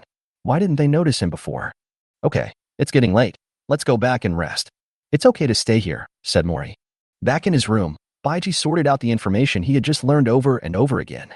My own breathing method is the same as that of the ground base, at least the first level, and the circulation of life essence in the body is actually a process of storage and regeneration. Sitting on the bed, Baiji practiced breathing techniques, carefully feeling the location of his dantian, or to be more precise, the lower dantian. After a while, Baiji discovered the secret. The life essence in the body would no longer circulate after entering the dantian. Instead, it was replaced by new life essence in the dantian. In this way, a cycle was born. This cannot be seen from the data. Although the flow of life essence can be scanned and observed through special bands, the information obtained does not tell you that the circulating life essence is new. Therefore, Dr. Helen and others did not notice this. Baiji stopped practicing the breathing method and lay down on the bed, and couldn't help but think of some knowledge about the lower dantian. The lower dantian is where essence is stored, where the origin is cultivated, the elixir is nurtured, and the essence is refined. Baiji guessed that this essence might be the origin, that is, the source of life. When the source of life is damaged, the lower dantian will instinctively produce new source of life to replenish it. However, if the damage is too great, it will cause great irreversible harm to the human body, and if it is a complete loss, the human body will lose its vitality and turn into flesh and soil. Then the breathing method is the key to activating the lower dantian. In the cycle, the old life essence gradually disappears from the body and is stored in the lower dantian. At the same time, because of the breathing method, the speed of the lower dantian in nurturing new life essence was accelerated, and the lost life essence was immediately replenished. During this process, both the lower dantian and the life source stored in it will change. This is the so-called nourishing the elixir and refining the essence. Baiji hasn't figured out what this change is. He originally wanted to ask the system directly, but he felt that even if he asked, the system would not tell him. Let's wait for Dr. Helen and his team's research. I believe that with his template, there shouldn't be any problems. Baiji was a little curious about how Bayuekue would react if he knew the news. Chapter 37, A World Where Only Mori Was Hurt. At this time, outside a ruin more than 1,000 kilometers away from the Sirius base, the Bayuekue team walked out calmly. From the remaining ruins, one can barely tell that this was once a shelter. The ruins were filled with destroyed manna flowers, not the Flower King. The mink coat on Bayuekue was fluttering in the wind, and the little Lolita Siado beside him clapped her hands happily and said, "Another one has been taken care of. Boss, do you want to continue?" Behind the two men, a man with a white coxcomb and wearing red leather armor, holding a mace, said. He also had a computer on his back. It was Gu Yin from the Bayuekue team. "Go on. Time is running out. We must clear this area as soon as possible," Bayuekue said. "If you ask me, we should just send a large force to clear the area. It will take a long time for just a few of us to finish the job." Shanda complained as usual and offered a bad idea. Su Tong heard Shanda's words and hurried over. "You guy, you can't say anything useful. If we can use a large army, you wouldn't have to say anything." "That's right, Shanda, you are indeed the dumbest one." Siado agreed. I'm just talking. Do you really think I don't understand?" Shanda put his weapons and equipment in the car unhappily, then jumped onto the roof and pulled 2 seatbelts to secure himself. Su Tong also jumped up. Usually when they were on the move, these 2 people would sit on the roof of the car to get some fresh air. Inside the car, Bayuekue sat in the passenger seat, and the others all breathed a sigh of relief. Broken Star immediately got into the cab and said, "I'll drive." Having her seat taken away from her, Siado angrily went to the back row and sat with Guyan. On the way, Broken Star said while driving, "Boss, what Shanda said is not without reason. At our current speed, it will be difficult to clear all the manna flowers in this area." Bayuekue leaned back in his seat and looked out the window. "There's no other way. A large army can't be used for this kind of thing. Once a large number of extreme devouring beasts are attracted, it will be difficult to escape. Yes, if a battle breaks out, it will definitely attract Shirong, and then we will be in trouble." Guayan took off the computer from his body and placed it on his lap, operating it while speaking. Hearing this, Suishing turned his head and glanced at Bayuekue. "Boss." Before he could finish his words, the communicator in the car rang. "Boss, this is your communicator." Siado took out a communication terminal from her bag that was almost the same as the one given to Baiji by the Sirius base. It is obvious that this belongs to Bayuekue personally, but she doesn't like to wear this thing, so Siado usually keeps it for her. Bayuekue hummed, took out a headset and put it on. "Dr. Yang. Uekue, I received news from the Sirius base about the evolvers." The old voice entered Bayuekue's ears. Bayuekue listened carefully, and after a while he suddenly said to Suishing, "Turn around and go back to the base." Bayuekue's cold voice startled everyone in the car, and her words left them even more confused. However, after a moment of hesitation, Suishing suddenly turned the steering wheel, causing the vehicle to make a big turn in the sand. Shanda and Su Tong on the roof of the car were almost thrown out due to inertia, with terrified expressions on their faces. Their screams even attracted the attention of several scattered extreme beasts in the distance. The next morning, just after daybreak, a large number of soldiers had gathered in the armory. The 11 seriously injured soldiers and 4 bodies have been sent to several transport vehicles in batches, and the soldiers of the 1st Squadron have also boarded the vehicles one after another. Chidai and Lucas were discussing the details of the mission with Mori. The headquarters base and the Sirius base were nearly 800 kilometers apart, and it would take almost a whole day to get there. We must be careful on this mission. Even though there are psychic towers along the way, we must not be careless at all. Mori said to Chindai and Lucas. The mission is top priority. Send Dr. Helen to the headquarters base safely. Yes, General. I promise to complete the mission. At this time, a somewhat lazy voice sounded. Oh, they're all here. Everyone turned around and saw that it was Baiji. You're here so early. That's strange. Mayumi blurted out. You are the same too. Baiji replied. I'm here to see the teacher off. I'm here to give you indigo. The meaningless conversation between the two made everyone around them speechless. What were they doing so early in the morning? Chidai happily walked up to Baiji and gave him a hug. Her delicate lips pressed against Baiji's ear and whispered, Stinky brother, thank you for coming to see me off. After saying that, Chidai took a step back and just looked at Baiji, as if observing his reaction. Hiki, I was afraid that you would die outside and never come back, so I came here to see you off. Baiji punished Chidai for daring to tease him. TSK, you bastard. Chidai was about to fight back with more sharp words, but Baiji's hand reached out in front of her. What are you doing? Chidai asked. Baiji ignored her and closed his eyes, not knowing what he was doing. Everyone just looked at Baiji's strange behavior, and just when Chidai was about to ask again, a red light appeared on Baiji's hand. When the light faded, a red weapon was held in Baiji's hand, a miniature version of the flaming dart. Take it. Looking at the thing handed to her, Chidai subconsciously reached out to take it, and after reacting, she asked, What is this? Others also gathered around. The weapon looked so gorgeous. This seems to be the weapon you used to deal with the extreme beast before, right? Mori asked. Yes, it's called the flame dart. Everyone nodded in unison, their eyes still fixed on the flaming dart in Chingdai's hand, with an urge to take it and play with it. Chingdai asked, Why are you giving me this? Baiji acted casually and said, I already told you that I'm afraid you'll die out there. You carry the flaming dart. If you encounter danger, it will warn you in advance. I can also use it to locate you and rush over to rescue you at any time. Of course, the main concern is that Dr. Helen might be in danger. The last sentence actually sounds a bit deliberate. At this point, everyone understood. If you are worried about others, just say it directly. Don't beat around the bush and pretend. I despise them. Only Mori noticed something and looked at Baiji angrily. This bastard, it's not enough to have his eyes on Mayumi, he even wants to hug her left and right. What a scum. If Baiji knew what Mori was thinking, he would definitely feel very aggrieved. Last night you were saying he was an outstanding young man, but today he is a scum. Bah, the old guy is shameless. After hearing Baiji's words, Chidai held the flame dart tightly in her arms with both hands, and a blush appeared on her face. Thank you, I will keep it well, Chidai said in a low voice. Come on, let's set off quickly and don't waste time. Baiji waved his hand and said with disgust. Chidai didn't mind at all. Her mind was completely on the flaming dart in her arms. At this time, Mori suppressed his anger towards Baiji and said, Let's go immediately. After watching Chidai and the others get in the car and leave, Baiji put his hands in his pockets and turned to look at Mayumi beside him. Did you have breakfast? Together? Yes, yes. The two walked away talking and laughing, leaving Mori feeling even more resentful and sad. A world was created where only Mori was injured. Chapter 38, Experience Life. In the cafeteria of the Sirius base, Baiji and Mayumi were each holding a plate and selecting food.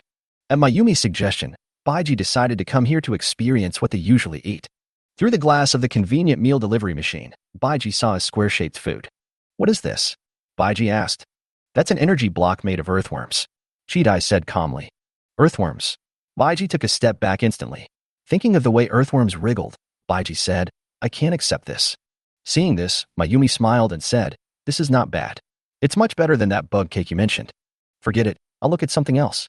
As he spoke, Baiji walked to another window and found some other energy blocks, but he didn't know what they were made of. Then Baiji finally saw something that was not an energy block.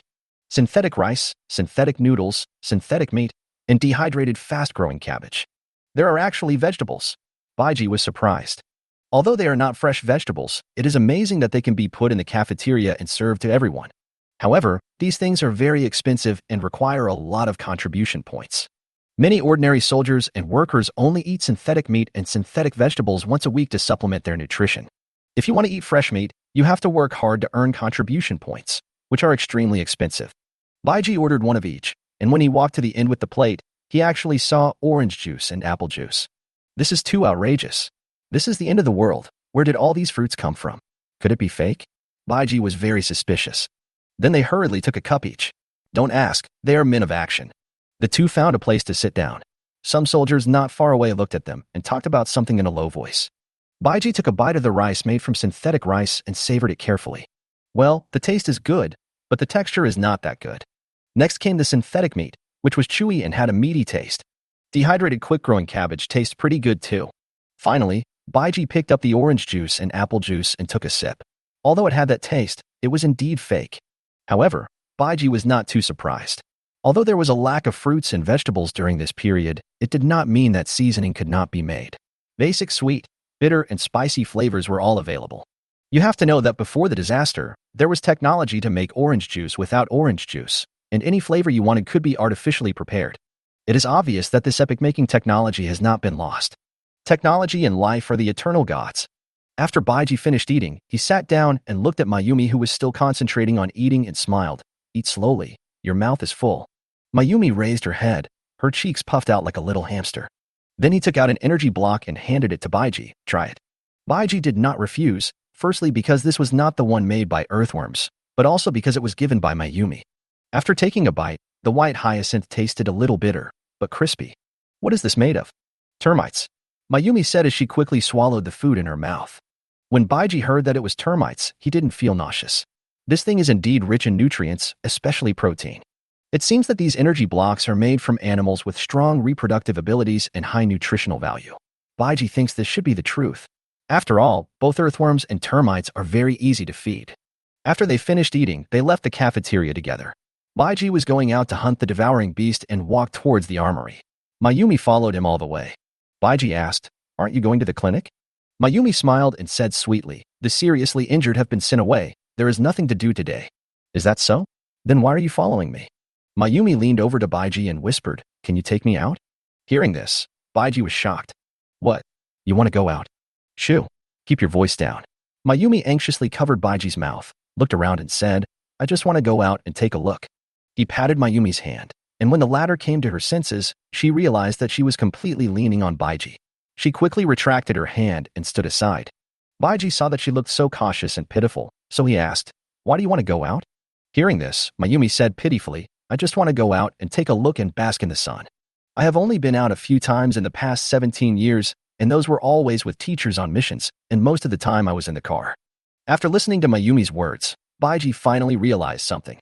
Perhaps this is the life of most people in the doomsday, and it is still good. However, if it were me, it would be really hard to bear. "Do you know how dangerous it is outside?"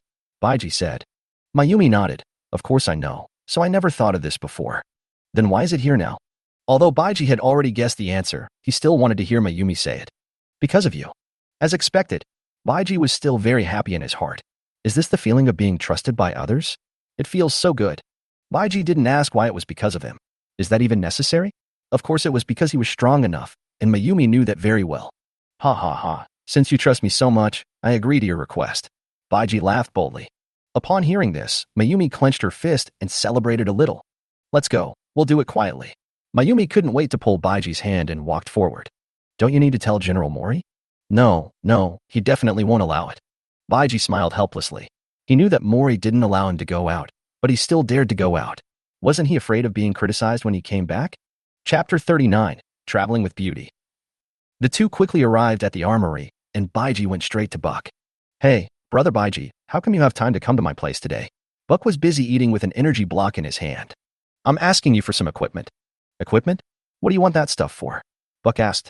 Baiji went out to hunt the extreme beasts these days, but didn't take anything. "Then don't worry about it. Anyway, it's useful. Hurry up and get me a set. I want the best protection." "Yes, I want the women's version." Although he didn't understand, Buck still put down his work and went to get the equipment. After all, Mori had said that he would give Baiji whatever he wanted. After a while, Buck came back with a complete set of equipment. Baiji touched it and found it was indeed in good condition. "What weapons do you want?" Buck asked. "A psychic gun is enough." Soon, Baiji came out of Buck's studio carrying the things. Outside the door, Mayumi was waiting for Baiji to come out like a thief. "Did you get it?" "Well, quickly find a place to change." 10 minutes later, outside the Sirius base, Mayumi sat on the back seat of the motorcycle, hugging Baiji tightly, shouting nonstop, releasing the emotions that had been suppressed for a long time. Baiji grinned and asked, "How is it? Are you happy?" "Happy. Hold on tight. We're going to speed up." An hour later, on a small hill, Mayumi stood next to the motorcycle, clapping her hands and cheering for Baiji like a child. Not far from her, a dozen snakes and dogs were slowly surrounding her. But there was no fear on Mayumi's face. Instead, she looked a little excited, because in front of her stood a handsome red armor. This was already the third wave of extreme beasts they had encountered. The first 2 times there were only a few of them, but this time there were more. Seeing with her own eyes Baiji killing the extreme beast as easily as cutting melons and vegetables, Mayumi's initial fear turned into excitement. As long as the person in front of her was still there, no matter how many extreme beasts there were, they could not hurt her. To deal with these snakes and dogs, she didn't even have to take out the Baiji flame sword. She solved them with just 3 punches and 2 kicks. None of them could get within 10 meters of Mayumi. She was really showing off. Apparently, the effect is very good. Just look at the stars in Mayumi's eyes. After taking off the armor and returning to Mayumi, Baiji touched her head. Mayumi looked very happy, like a kitten. Then the 2 of them rode their bikes around aimlessly. When bringing Mayumi out today, Baiji didn't plan to run around chasing after the activities of the extreme beast like he did before. It would be really unsightly if he were to fight monsters everywhere with a beautiful woman by his side. Just as the 2 were racing happily, Baiji's terminal communication suddenly rang. As soon as the call was connected, Mori roared, "Baiji, you did a great job. Who told you to take Mayumi out? Don't you know it's dangerous out there?" Mayumi shrank her neck as she heard Mori's angry roar. Baiji said calmly, "It's already out. What if we encounter the extreme beast and Mayumi gets hurt? It's out. You are violating the rules by doing this. It's out. Asshole. If anything happens to Mayumi, I'll fight you to the death. I've said it all. It's already out."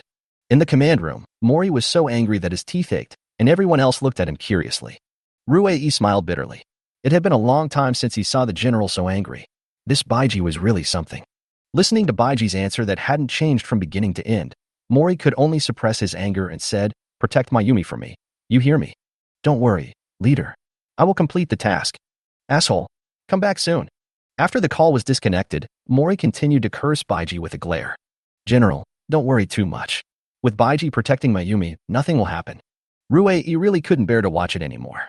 If she didn't try to persuade Mori, he would stay here and curse all day. Mori took a few deep breaths after hearing this. Of course I know this. I'm just angry that this guy didn't even say hello. What does he think of me? He actually took Mayumi away quietly. Asshole, shameless, the shameless guy. Seeing that Mori started to scold Baiji again, Rue walked aside helplessly and went to do her work. But she could understand Mori's feelings. After all, he brought up Mayumi, so it was not an exaggeration to say that he was Mayumi's father. It's over. It's over. I'm going to die if I go back. On Baiji's side, as soon as he hung up the call with Mori, Mayumi was whispering behind him. "You silly girl, shouldn't you be prepared to be criticized when you go back before you come out? You don't think that Mori won't notice you coming out with me?" Baiji laughed. Is this girl so naive? Of course not. But what if he didn't find out? Mayumi leaned on Baiji's back and whispered. All right, don't worry about him. Just have fun for the day. As for whether you'll get scolded, we'll deal with that when we get back. The 2 of them were strolling in the deserted land. Baiji even took Mayumi to see the strange mana plants growing in the mana ecosystem. Mayumi even took off her small backpack, took some samples, and said she would go back to study them. Baiji had no objection to this. Perhaps this was an occupational disease. Afterwards, Baiji transformed into a fire dragon armor, caught a snake dog, and beat it until it had no power to fight back. Then the 2 of them rode on the snake dog's back and let it struggle desperately. Protected by the flame dragon armor, Mayumi did not feel the slightest bit of fear. Instead, she felt as happy as if she were riding a horse. Baiji grabbed the tentacles on the snake dog's neck with both hands and ran like riding a horse, even being able to control the direction. The 2 of them were fooling around like this, and time passed quickly until it was afternoon. After finding a relatively safe place, the 2 sat on the edge of the cliff, eating and chatting. Baiji, you were so nice. I have never been so happy since I was a child. Mayumi said sweetly, with sweet cream hanging on the corners of her mouth. It was the little cream cake that Baiji gave her. Just be happy. If you want to come out again in the future, tell me. Well, then you have to protect me. The warm sunlight sprinkled on her body. Mayumi moved her body calmly, leaned her head lightly on Baiji, and lowered her head shyly like a kitten. Baiji smiled but didn't say anything. The atmosphere was quite good now. After a while, Mayumi said, let's go back. Well, let's go. Chapter 40. A 1v1 true man battle with a snake and dog. The 2 stood up, and just as they turned around, Mayumi suddenly pointed to the sky in the distance and said, Baiji, look, what is that? When Baiji turned around, he saw a black shadow floating towards him in the distant sky. After seeing the general outline, Baiji smiled and said, isn't this a lighthouse? Baiji was a little excited. Since the lighthouse had already come to this area, he would go up and take a look sooner or later. Especially the Dawn Hall, which was a place Baiji decided to check in when he first came to this world. Patting Mayumi's head, Baiji said, "Don't be surprised. Remember the lighthouse I mentioned before? That's it." Hearing this, Mayumi was surprised again. "Is that the lighthouse? The one that eats cockroaches?" Baiji nodded, not knowing whether to laugh or cry. "Yes, that's it. Let's go back quickly before they find us." On the way back, Mayumi clung to Baiji's back, looking back at the lighthouse from time to time, and kept asking, "How do they float in the sky? Won't they fall down? Will it be very cold out there? Will it hit a bird?" Baiji was helpless. He didn't know whether the lighthouse would hit a bird, but if Mayumi kept twisting like this, he felt that Mayumi would be hit by a bird. The sun had not yet set when we returned to the base. Mayumi got out of the car and hid behind Baiji, trying to sneak back to Baiji's room like a thief to avoid Mori and return to the medical center later. Baiji was too lazy to tell her such a naive idea and just let her act like a child. However, not long after they started walking, they met Mori, who looked angry and murderous.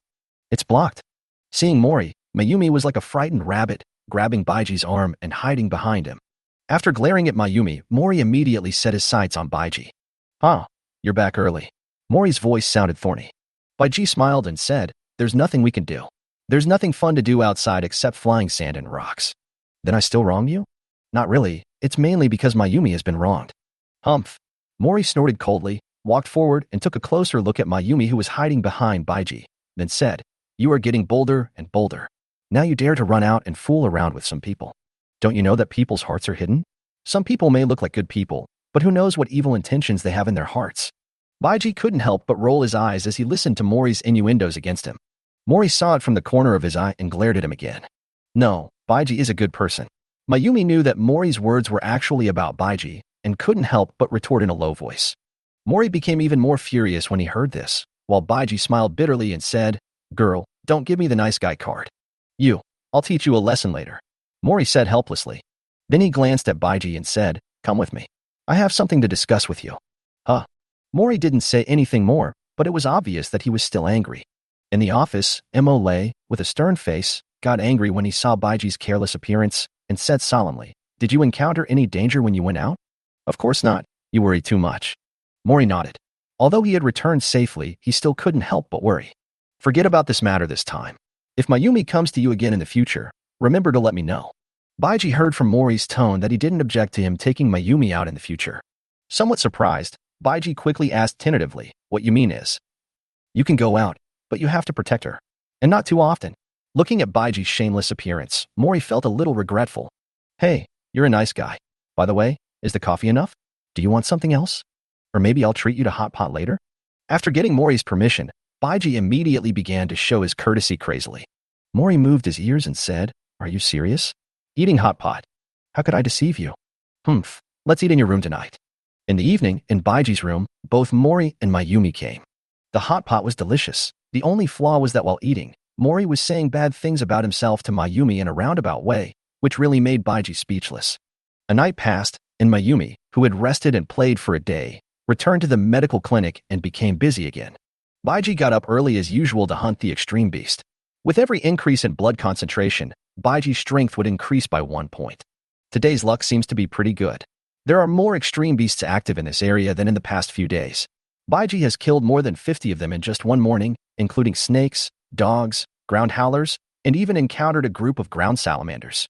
After having a quick bite at noon, Baiji was preparing to start his afternoon hunting activity when the snake dog that had been trailing behind him was slowly approaching him.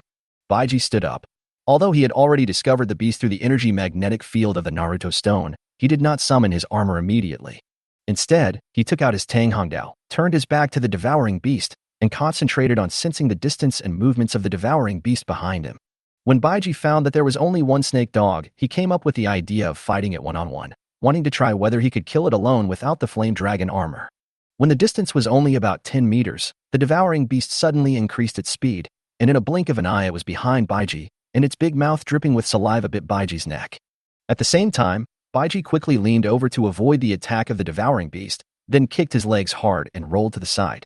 By the time he got up, he had already completely retreated to the side of the devouring beast. After just one short confrontation, Baiji already knew clearly that with his current speed and reaction, it was impossible for the newborn snake dog to hurt him without absolute numbers. Then the next step is to test the strength. The snake dog that failed to kill the beast turned around quickly, then jumped up and slapped Baiji. Faced with the powerful attack of the snake and dog, Baiji had no intention of confronting it head-on. He took a quick step to the side, and instead of swinging his knife to fight back, he clenched his left fist, and when the snake dog's slap missed, he took advantage of the situation and punched it. The snake dog was hit, but did not fall to the ground. It was just knocked back a few steps by the punch. Seeing this, Baiji also knew that with his current body, which was 5 times larger than that of an ordinary person, he did not have enough strength to fight hand-to-hand with the devouring beast. However, being able to knock the snake and dog back with just one punch was already terrifying enough. Baiji estimated that except for Baiji, no one else in this world could do it. Thinking of Baiji's inhuman strength, Baiji also felt a little envious and wondered when he could achieve that level. At this time, the snake and dog pounced on him again, and Baiji quickly began to practice breathing techniques to adjust his body to the best condition. At this moment, Baiji's body and spirit were elevated to the extreme. His eyes were focused and he exhaled gently. Then he gripped the hilt of the knife with both hands, facing the oncoming hand. Just when the two were about to collide, Baiji turned sideways and slashed down quickly with the knife. With a flick of the hand and a fall of the knife, the snake dog's head rolled to the ground, and its body also raised a cloud of dust. Looking at the turtle lying on the ground, Baiji walked to its body with satisfaction.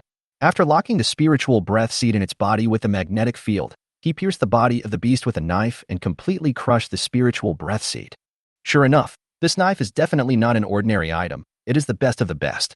If I use other weapons with my power, it would be difficult to break the defense of the extreme devouring beast. But with this black knife, I can kill it easily. Chapter 41. Encountering a Lord Level. The black knife was pulled out of the snake dog's body, and soon the snake dog turned into a pile of dry bones, and its flesh turned into soil and returned to the ground.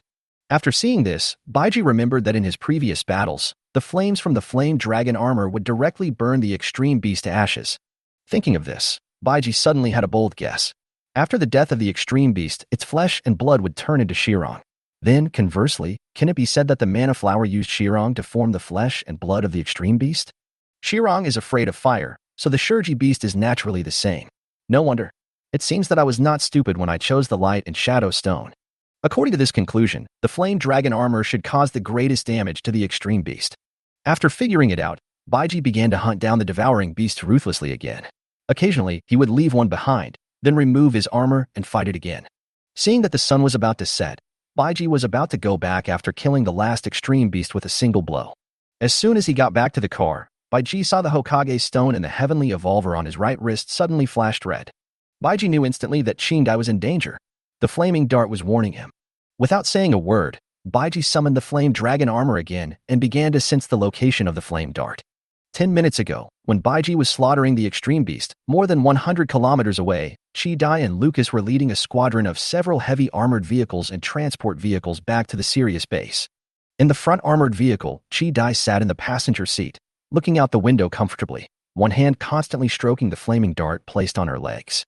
"That's enough. You've been touching me for 2 days and you're still not satisfied," Lucas complained while driving with a look of disgust on his face. Since yesterday, Qingdai has always looked like she was in a trance, and she always carries the flame dart with her. Lucas then suggested that she just eat the dart. As a result, he was severely criticized by Qingdai. "What do you know, you rough guy who hasn't taken a shower for 10 days. Just drive carefully." Qingdai didn't even turn her head, just looked out the window and said, "Anyone who hasn't taken a shower for 10 days will be held responsible for spreading rumors." Lucas had just said this when he suddenly saw in the rearview mirror that behind a mountain they had just passed, a huge monster revealed its huge body. Immediately afterwards, a deafening sound was heard, as if it was an earthquake, and the sand on the ground was shaking. "What is that?" Lucas said subconsciously. Qingdai immediately popped her head out of the window, and when she saw the huge beast coming towards them, she immediately shouted, "Lucas, drive faster. It's catching up." Lucas stepped on the accelerator and gave orders to his teammates over the commuter line at the same time, telling them to move forward at full speed and not to fight this monster. The convoy's speed suddenly increased a bit, but the monster did not intend to let them go. I saw it open its mouth as wide as it could, which was nearly 20 meters long. In its mouth, a huge black energy ball was rapidly condensing. A few seconds later, an energy ball with a diameter of nearly 10 meters was launched from its mouth and quickly caught up with the convoy in front. "Get out of the way. If you get hit, you're done for," Lucas shouted hysterically. All vehicles made evasive moves at almost the same time. A huge black energy ball exploded at the original location of the convoy, and the dust it kicked up flew hundreds of meters away. The huge shockwave generated by the explosion also affected the convoy. After the car body shook violently, before they could breathe a sigh of relief, another energy ball shot over. The convoy dodged quickly again, and Chi-Dai anxiously checked the topographic map on the terminal, looking for an escape route. Ahead, turn left into the valley. This extreme devouring beast is so huge that it's impossible to catch up there. Hearing this, Lucas also saw a valley ahead. Soon, led by the lead vehicle, the convoy made a big turn like a snake and rushed into the valley. The huge devouring beast behind him also chased to the entrance of the valley with deafening footsteps. Seeing its prey about to escape, the giant beast suddenly let out a long roar towards the sky. The powerful sonic attack instantly penetrated the valley and reached everyone's ears. Under the influence of the sound waves, everyone subconsciously covered their ears, including Chi-Dai and Lucas. The vehicle swayed and stumbled as it moved forward in the valley, slowing down a lot. What the hell is this thing? Lucas couldn't help but say as the sonic wave attacked. A Lord level that I've never seen in the information, Chi-Dai said. What? Lord level? Is it newly born? At this point, the two looked at each other and said at the same time, Poison Dragon. The two's judgment was not wrong. After the poisonous dragon evolved into a Lord level and left the giant manna flower, it has been wandering around, looking for a place to live. It's not strange to appear here. At this time, in front of the valley, dozens of extreme beasts rushed down from the hillside. Oh no! Fire! As soon as he finished speaking, the top hatch of each vehicle was opened, and the soldiers launched an attack on the group of extreme beasts rushing towards them. Soon the convoy came into complete contact with the extreme beast and had no way to move forward. Everyone, pay attention. Attack the extreme devouring beast ahead with all your might. Make sure you fight your way out. Chi-Dai, activate the gravity body. Sniper the poisonous dragon, don't let it finish charging. Hearing this, Chi-Dai put the flaming dart inside her clothes, then jumped out of the car with Lucas and went to the back of the car. Series 3, start. Series 4, start. At the same time, all the gravity bodies of the first squadron jumped out of the car and fought close combat with the group of extreme beasts. Chi-Dai's gravity body looks larger than others and has the strongest defensive armor. The weapons equipped are completely for long-range attacks, including a psychic sniper and a super electromagnetic cannon. At this time, Chi-Dai held her breath and aimed her psychic sniper at the Lord-level poisonous dragon outside the valley in the distance. Around her, her teammates were desperately fighting with the extreme beast, and soon two of them lost their lives under the attack of the extreme beast. At this time, the Lord-level poisonous dragon opened its mouth again. The black energy in its mouth began to gather, and a blue beam of light rushed over and shot into its mouth. The attack was interrupted, and the poisonous dragon became even more angry. It simply rushed into the valley relying on its powerful body. The mountains on both sides of the valley continued to collapse under the impact of the poisonous dragon's huge body, which was more than 70 meters high and nearly 100 meters long, and countless boulders rolled down. It's over. You can't run away. It's coming. Several team members shouted in fear when they saw such a crazy poisonous dragon. Everyone showing despair expressions when watching this scene. Even the group of extreme devouring beasts that were originally fighting with them quickly retreated to a distance for fear of being accidentally injured by this Lord-level poisonous dragon. Looking at the retreat route blocked by the group of extreme devouring beasts in front, and then looking at the Lord-level poisonous dragon that was chasing after them by using brute force to break through the valley in the back, everyone had already smelled the breath of death. Hit me. At this time, Lucas shouted to everyone, even if we die, we must die in battle. Do it for me. Chapter 42, arrived in time. For a while, there was constant artillery fire in the valley, and countless attacks fell on the poisonous dragon, but almost none of them had any effect. As a Lord-level being, his defense cannot be broken by these minor attacks. Even the psychic sniper or super electromagnetic cannon in Chi-Dai's hand can only tear open a wound, but with its powerful regenerative ability, Dulong doesn't care about these minor injuries at all. Seeing that her attack was ineffective, Chi-Dai immediately pointed the gun back at the poisonous dragon's mouth. As long as it dared to open its mouth, Chi-Dai would tear off a piece of its flesh. At this moment, she no longer had the lively look she had when she was playing with Baiji. She was terrifyingly calm during the battle. What Chi-Dai didn't notice was that in her arms, the flaming dart was emitting a red glow. Under countless artillery fire, the poisonous dragon had almost completed half of the journey, and now it opened its big mouth again. Chi-Dai completed the sniping at this time, and the same blue beam shot towards the poisonous dragon's mouth. However, this time, the poisonous dragon was not hurt at all. It raised a huge claw to block the front, blocking the attacks from Chi-Dai and other team members. Immediately afterwards, the giant claw fell, revealing a bloody mouth, and the black energy ball had already accumulated power. All the team members looked at this scene in shock. In their eyes, the black energy ball was growing bigger and bigger. The retreat route at the rear had already been blocked, and the valley was filled with extreme beasts, leaving no place to hide. All the gravity bodies were rushing forward, trying to help the ordinary team members behind them block this fatal attack. Maybe it didn't help, but they did it. At this moment, everyone recalled their past lives, which appeared in their minds like a kaleidoscope. Chi-Dai looked at the energy ball flying towards her in despair. The images that flashed through her mind were all the moments she had spent with Baiji during this period of time. Delicious food, interesting stories, and scenes of the two training together. Maybe this is not a bad thing. The last period of life is really happy. It's just a bit of a pity. Chi-Dai closed her eyes, thought of Baiji's mean face, and smiled. Goodbye, stinky brother. The huge explosion came as expected. The sound of the blast echoed throughout the entire valley. The surging airwaves hit them in the face, and some team members were directly knocked to the ground. There was constant flying of sand and rocks in the valley, and the dirt splashed by the explosion and the dust raised by the airwave completely obscured the view. All the team members were completely in despair when they heard the explosion, but after a few seconds, everyone realized that they were not dead yet. What's going on? Did that idiot miss? This is not impossible. This isn't my destiny. This is such incredible luck. The surviving team members said in surprise. The 9 gravity bodies blocking the way had no idea what was happening. The dust blocked the view ahead, and when I looked up I could only see the huge body of the Lord-level devouring beast. Suddenly, flames appeared in the smoke ahead, and everyone noticed that the Lord-level poisonous dragon let out a low roar when the flames appeared. The angry poisonous dragon opened its mouth again, and the black energy ball shot into the canyon again. Although it was not aimed at the convoy, the huge explosion could still have injured the team members. Lucas yelled, "It's going to explode. Find cover." Chi-Dai stared blankly at the flames and the smoke and the red figure that flashed by from time to time. At this moment, a flame broke through the smoke and blocked the path of the black energy ball. Looking at the familiar red figure and familiar armor in the air, Chi-Dai was shaking with excitement. "He's really here." "How did he do that?" Lucas said, looking at the armor protecting them in midair. Lucas still remembered what Baiji said to Chi-Dai before they set out the day before, that he could come to rescue her at any time if she was in danger. At that time, he did not take this seriously. After all, if something really happened, it would be impossible for you to fly over such a long distance. Even if you flew, you would not be able to catch up. But they didn't expect that Baiji would appear in front of them wearing armor. Flame Fist. Baiji teleported over and blocked the fatal attack from the Lord-level poisonous dragon in the first moment. Then it immediately launched an attack on its lower body. Wherever burned by the flames, pieces of flesh and blood fell off and turned into ashes. However, such an attack was only slightly painful to the Lord-level poisonous dragon, but it was also completely annoyed and fired another energy ball from its mouth. Upon seeing this, Baiji immediately flew up, breaking through the smoke, and a huge fire character appeared in the valley.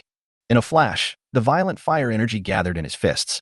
Baiji did not dare to hesitate at all and punched out. A fireball even bigger than the poisonous dragon's attack flew towards the energy bomb.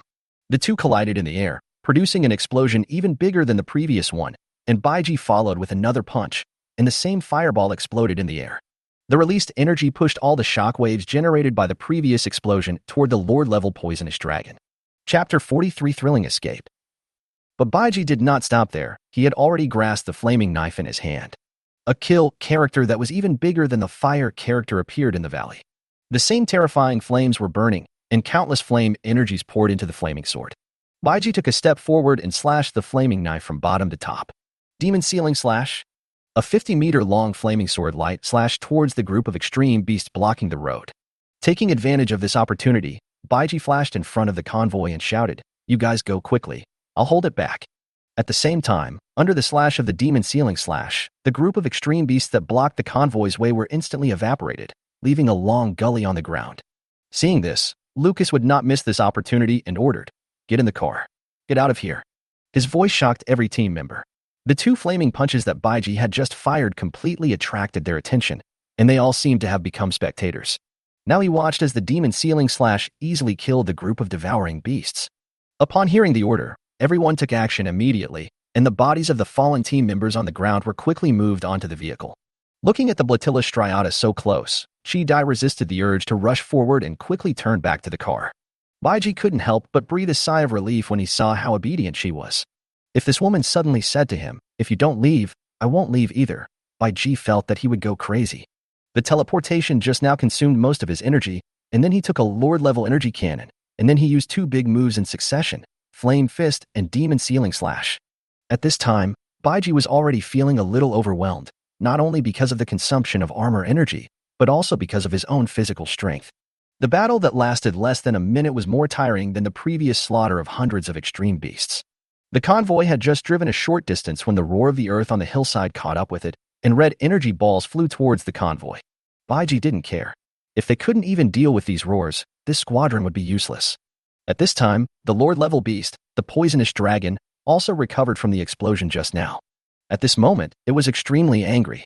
The food that was about to reach its mouth ran away because of this little bug in front of it. How could it tolerate this? Suddenly, gashes more than 1 meter long appeared on the back of the poisonous dragon.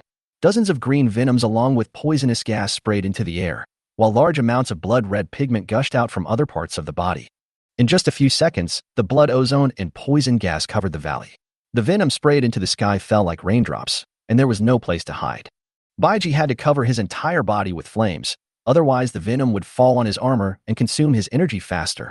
Fortunately, the poison gas and blood red had no harm to Baiji, who was wearing the flame dragon armor. What Baiji needs to do now is not to fight the Lord-level poisonous dragon. With his current strength, he might have difficulty dealing with the complete form, let alone the Lord-level one, and most of his energy has been consumed before this. When the poisonous dragon saw that Baiji was still alive and kicking despite being wrapped in blood-red pigment and poison gas, it was suddenly confused, and its face, which was very similar to that of a human, even showed an expression of surprise. Then the poisonous dragon madly crashed and hit the mountains on both sides, and huge rocks were hit towards the direction where Baiji was sitting. Then the poisonous dragon rushed towards Buggy, and the vibration caused by every step of its huge body was like a small earthquake. Baiji looked at the flying boulder, jumped up, and landed on it. His figure kept flashing and shuttling back and forth in the valley. The poisonous dragon rushed to Baiji in a few steps, raised his hand, and slapped him. The slap was so big that the wind pressure flowing in the palm was visible to the naked eye. If hit, even if the flame dragon armor could withstand the damage, Baiji himself would definitely be beaten unconscious. In the current situation, if he loses consciousness and the armor is forced to be removed, Baiji feels that he probably won't be able to go back. The white hyacinth in midair had lost its foothold and could not jump. In a hurry, the flaming knife slashed towards the ground with a flaming blade, and Baiji was also flown to a higher place because of the thrust of this attack. Just happened to avoid the poisonous dragon's heavy slap. However, it was not over yet. After dodging the attack, Baiji's height was now almost parallel to the poisonous dragon's mouth. Seeing that the poisonous dragon had already accumulated energy in its mouth, Baiji's pupils froze. It's over. Roar. Amid the poisonous dragon's roar, the black energy bomb completely hit Baiji and exploded in the air like a firework. After a while, the smoke dissipated, and there was no trace of Baiji in the valley. After the poisonous dragon attacked frantically in the valley for a while, it still couldn't find any trace of Baiji, and finally it slowly calmed down. On the sand about 2 kilometers away from the valley, Baiji, wearing the flame dragon armor, was lying on the ground gasping for breath.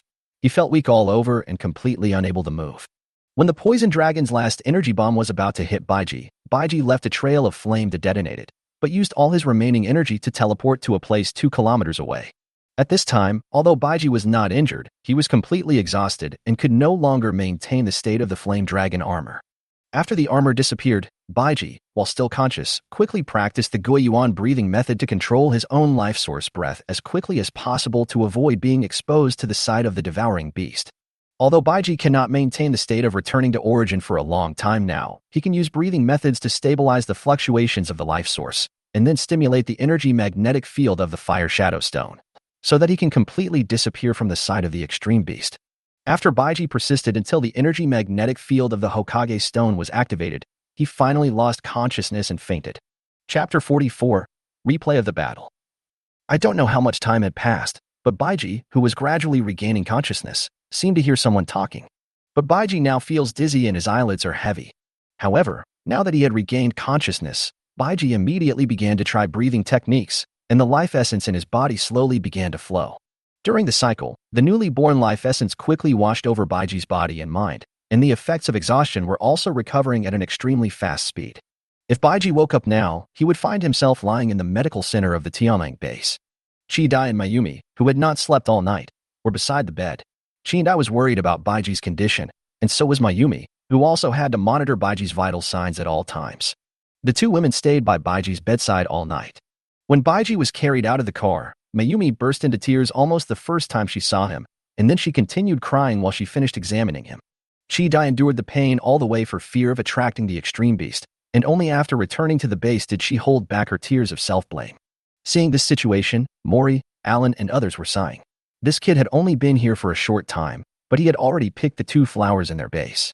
However, despite their complaints, the 2 were also extremely worried about Baiji's condition. In addition to them, squadron leaders like Lucas, Shawan, and Carlo were also nervously waiting for the test results. They were all people whose lives were saved by Baiji. Finally, Mayumi told them that Baiji was just exhausted, and everyone felt relieved. They stayed with him for a while before gradually dispersing. Nanqing stayed with Mayumi and Qindai until midnight, and only went back to rest after being persuaded by the 2. It was already the next morning when Baiji regained consciousness. A few hours later, with the help of breathing techniques, Baiji finally woke up. When he opened his eyes, the bright light dazzled Baiji, so he quickly closed them again. After rubbing his eyes with his hands for a while, Baiji opened his eyes again. Why am I here? Baiji sat up puzzled, and then saw Chi-Dai and Mayumi sleeping on both sides of his bed. Baiji casually pulled out the needle inserted in his body and gently stroked the heads of the 2 girls. It felt pretty good. Although he was curious about how he got back, Baiji didn't want to wake the 2 girls up. It was obvious that they must be worried sick. So Baiji leaned on the hospital bed and began to review the battle with the Lord-level poisonous dragon.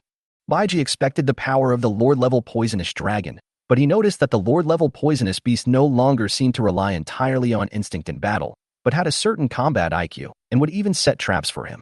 Thinking back to the last moment, the poisonous dragon first slapped the boulder away, forcing him to jump up to avoid it, then slapped him in the face and forced him into the air, and finally it fired the energy bomb that had been planned for a long time. These attacks one after another really took Baiji by surprise, otherwise he would not be lying here. However, although the poison dragon is a lord level, it is only a panbiotic species. Its own means of attack are not complicated. In addition to releasing poison gas, venom, and blood ointment, it also has the ability to release black energy cannons. If you encounter a transformed species, or a lord-level species from other species, it would probably be more difficult to deal with. Afterwards, Baiji looked at the information in the Heavenly Tao Evolver and found that the concentration of his fire attribute blood had reached 72%. He was still a long way from unlocking the Flame Dragon Cult. If he had the Flame Dragon Cult this time, he wouldn't have to be so embarrassed. The current skills include Southern Fist, Teleport, Flame Dance, Firebomb, Angry Arrow, Meditation Seal, Flame Fist, Demon Sealing Slash, and the Fire Tornado that has just been unlocked. There are 2 ways to teleport. One is to rely on strong willpower to teleport to any place covered by the armor's magnetic field. However, the energy consumed by this teleportation method depends on the distance. If the distance is too far, Baiji will consume almost all of its energy, and even if it reaches the destination, it will not have much energy left to fight. The other method is to use weapons such as the Flame Dart as a mark. This method consumes only half the energy. This is why Baiji gave the Flame Dart to Qindai and asked her to carry it with her. Looking at the 2 women beside the bed, neither of them seemed to be waking up. Baiji felt a little hungry, but in order not to wake them up, Baiji took out a piece of bread and started eating it on the bed. After a while, Baiji was lying in a daze after finishing his meal.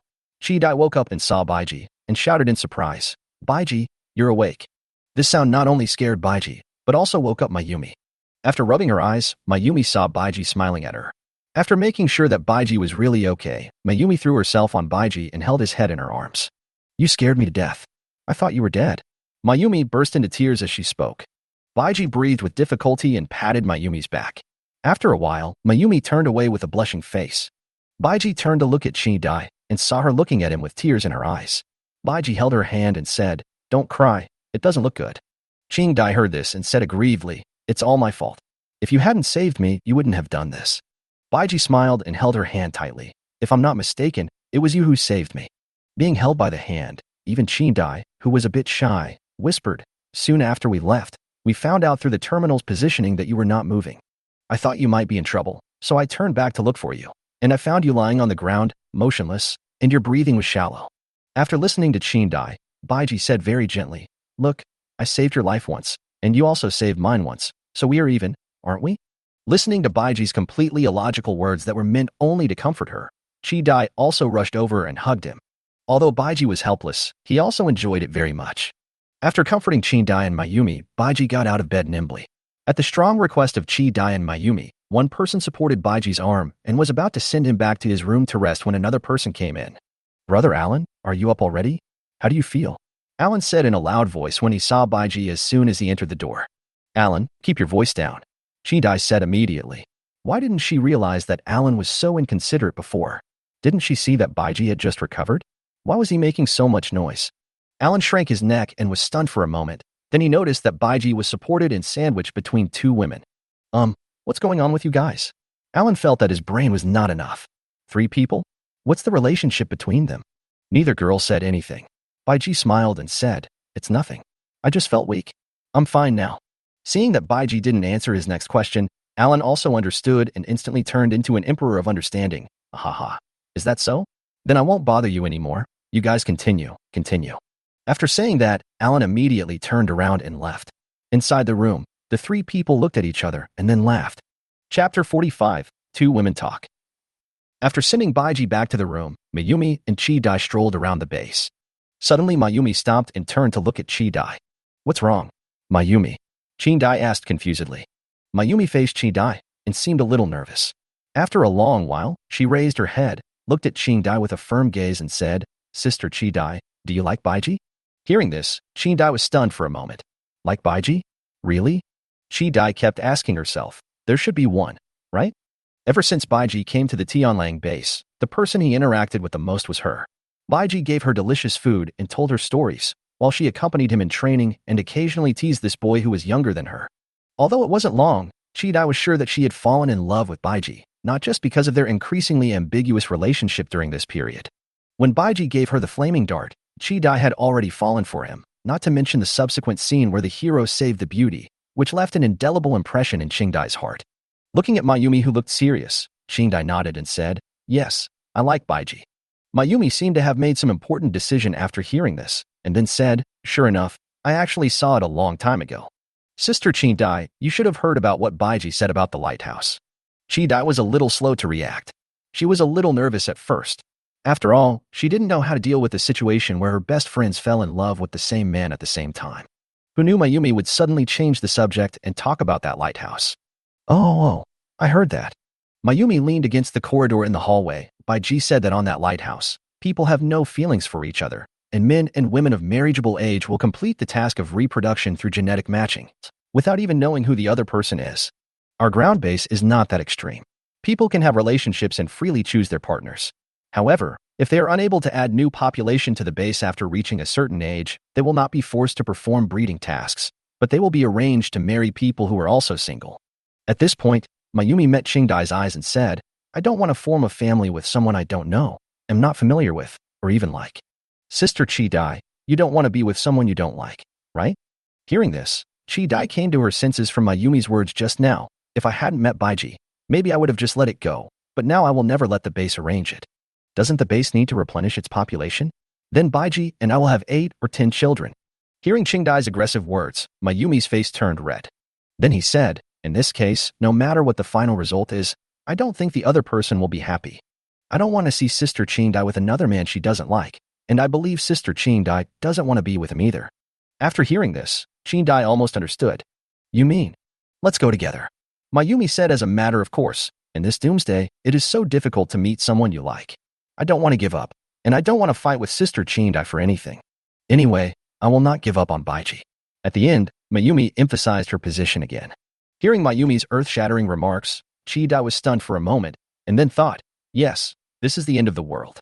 You have to know that when the disaster just broke out, the hard currency between people was food, water, and women.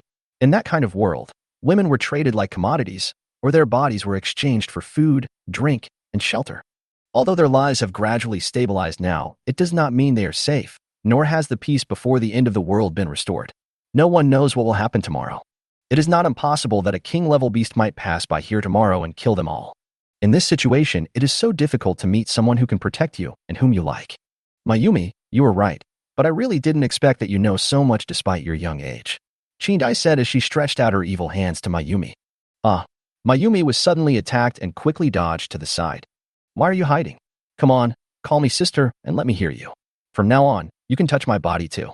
After everything was explained, Chidai stopped hesitating and instead started teasing Mayumi, looking like a real female hooligan. After some time, Baiji bought a new heavy-duty motorcycle and went out to hunt the extreme devouring beast every day as usual. Now, there are very few activities of the extreme devouring beast detected within a radius of 100 kilometers.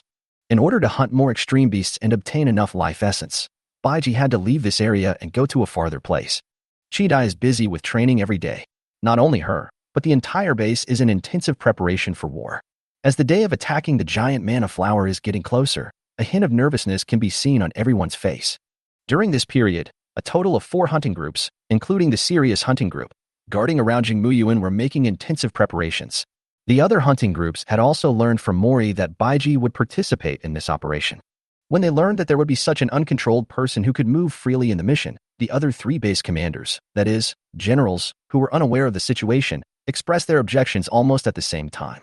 During the video conference, Mori couldn't help but curl up the corners of his mouth as he looked at the 3 people who were looking at him, as if they would not let him go until he explained clearly.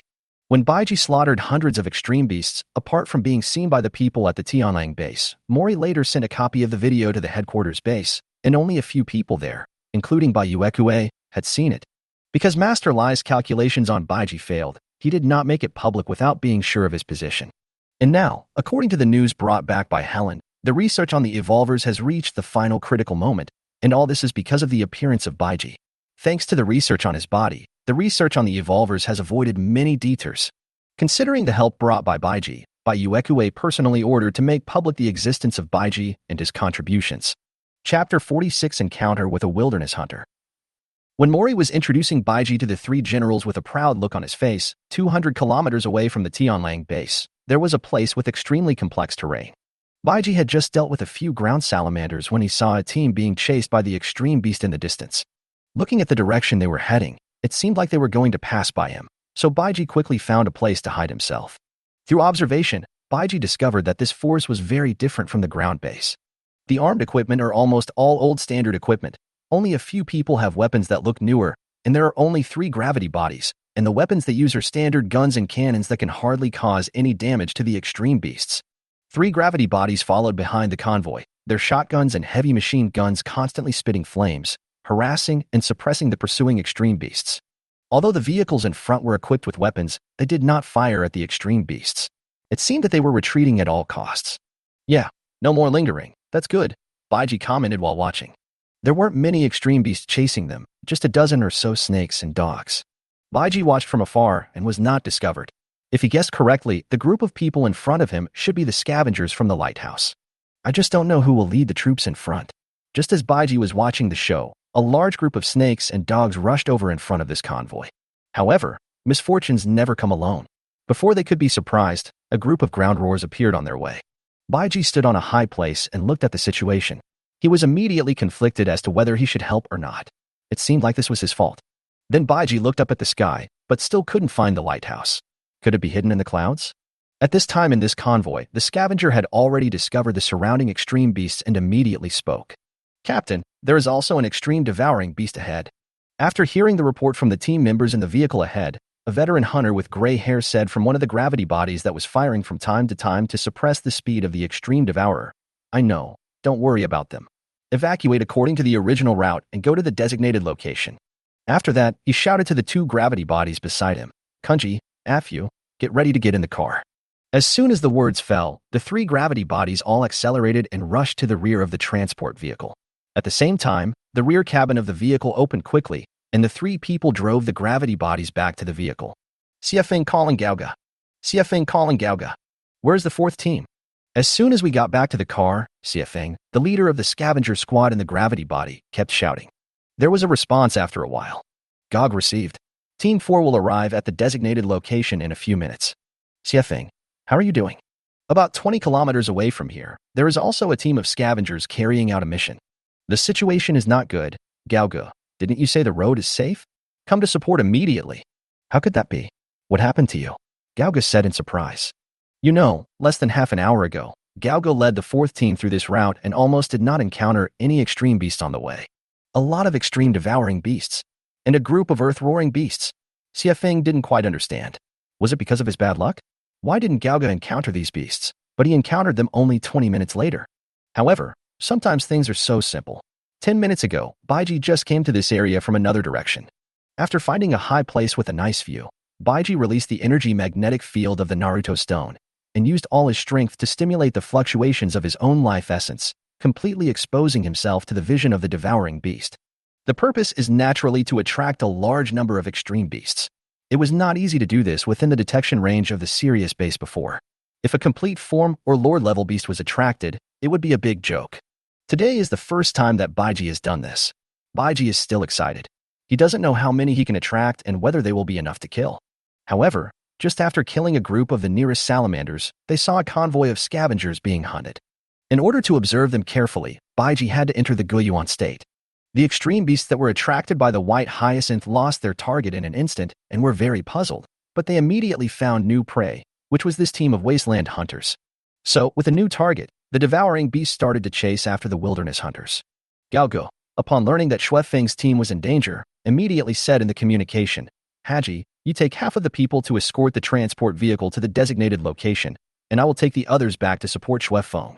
No problem. Haji is also a veteran and has enough experience to deal with such emergencies. With 2 cars of soldiers, Gaogu immediately returned along the original route. Baiji looked at the team of scavengers getting closer and closer to him, stepped back and squatted on the ground. If they saw someone on the ground, he would probably doubt his life. The group of earth roars that came rushing over kept spitting energy cannons from high above towards the scavenger team. If they were hit, they would not be overturned, but their speed would definitely be affected.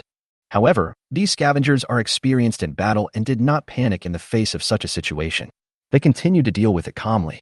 The vehicle dodged the roaring energy cannons while quickly shuttling through the complex terrain of the sand. The pack of snakes and dogs coming from the front collided with the scavenger team without any hesitation. After a large number of them were knocked away, several of them jumped onto the vehicles of the scavenger team.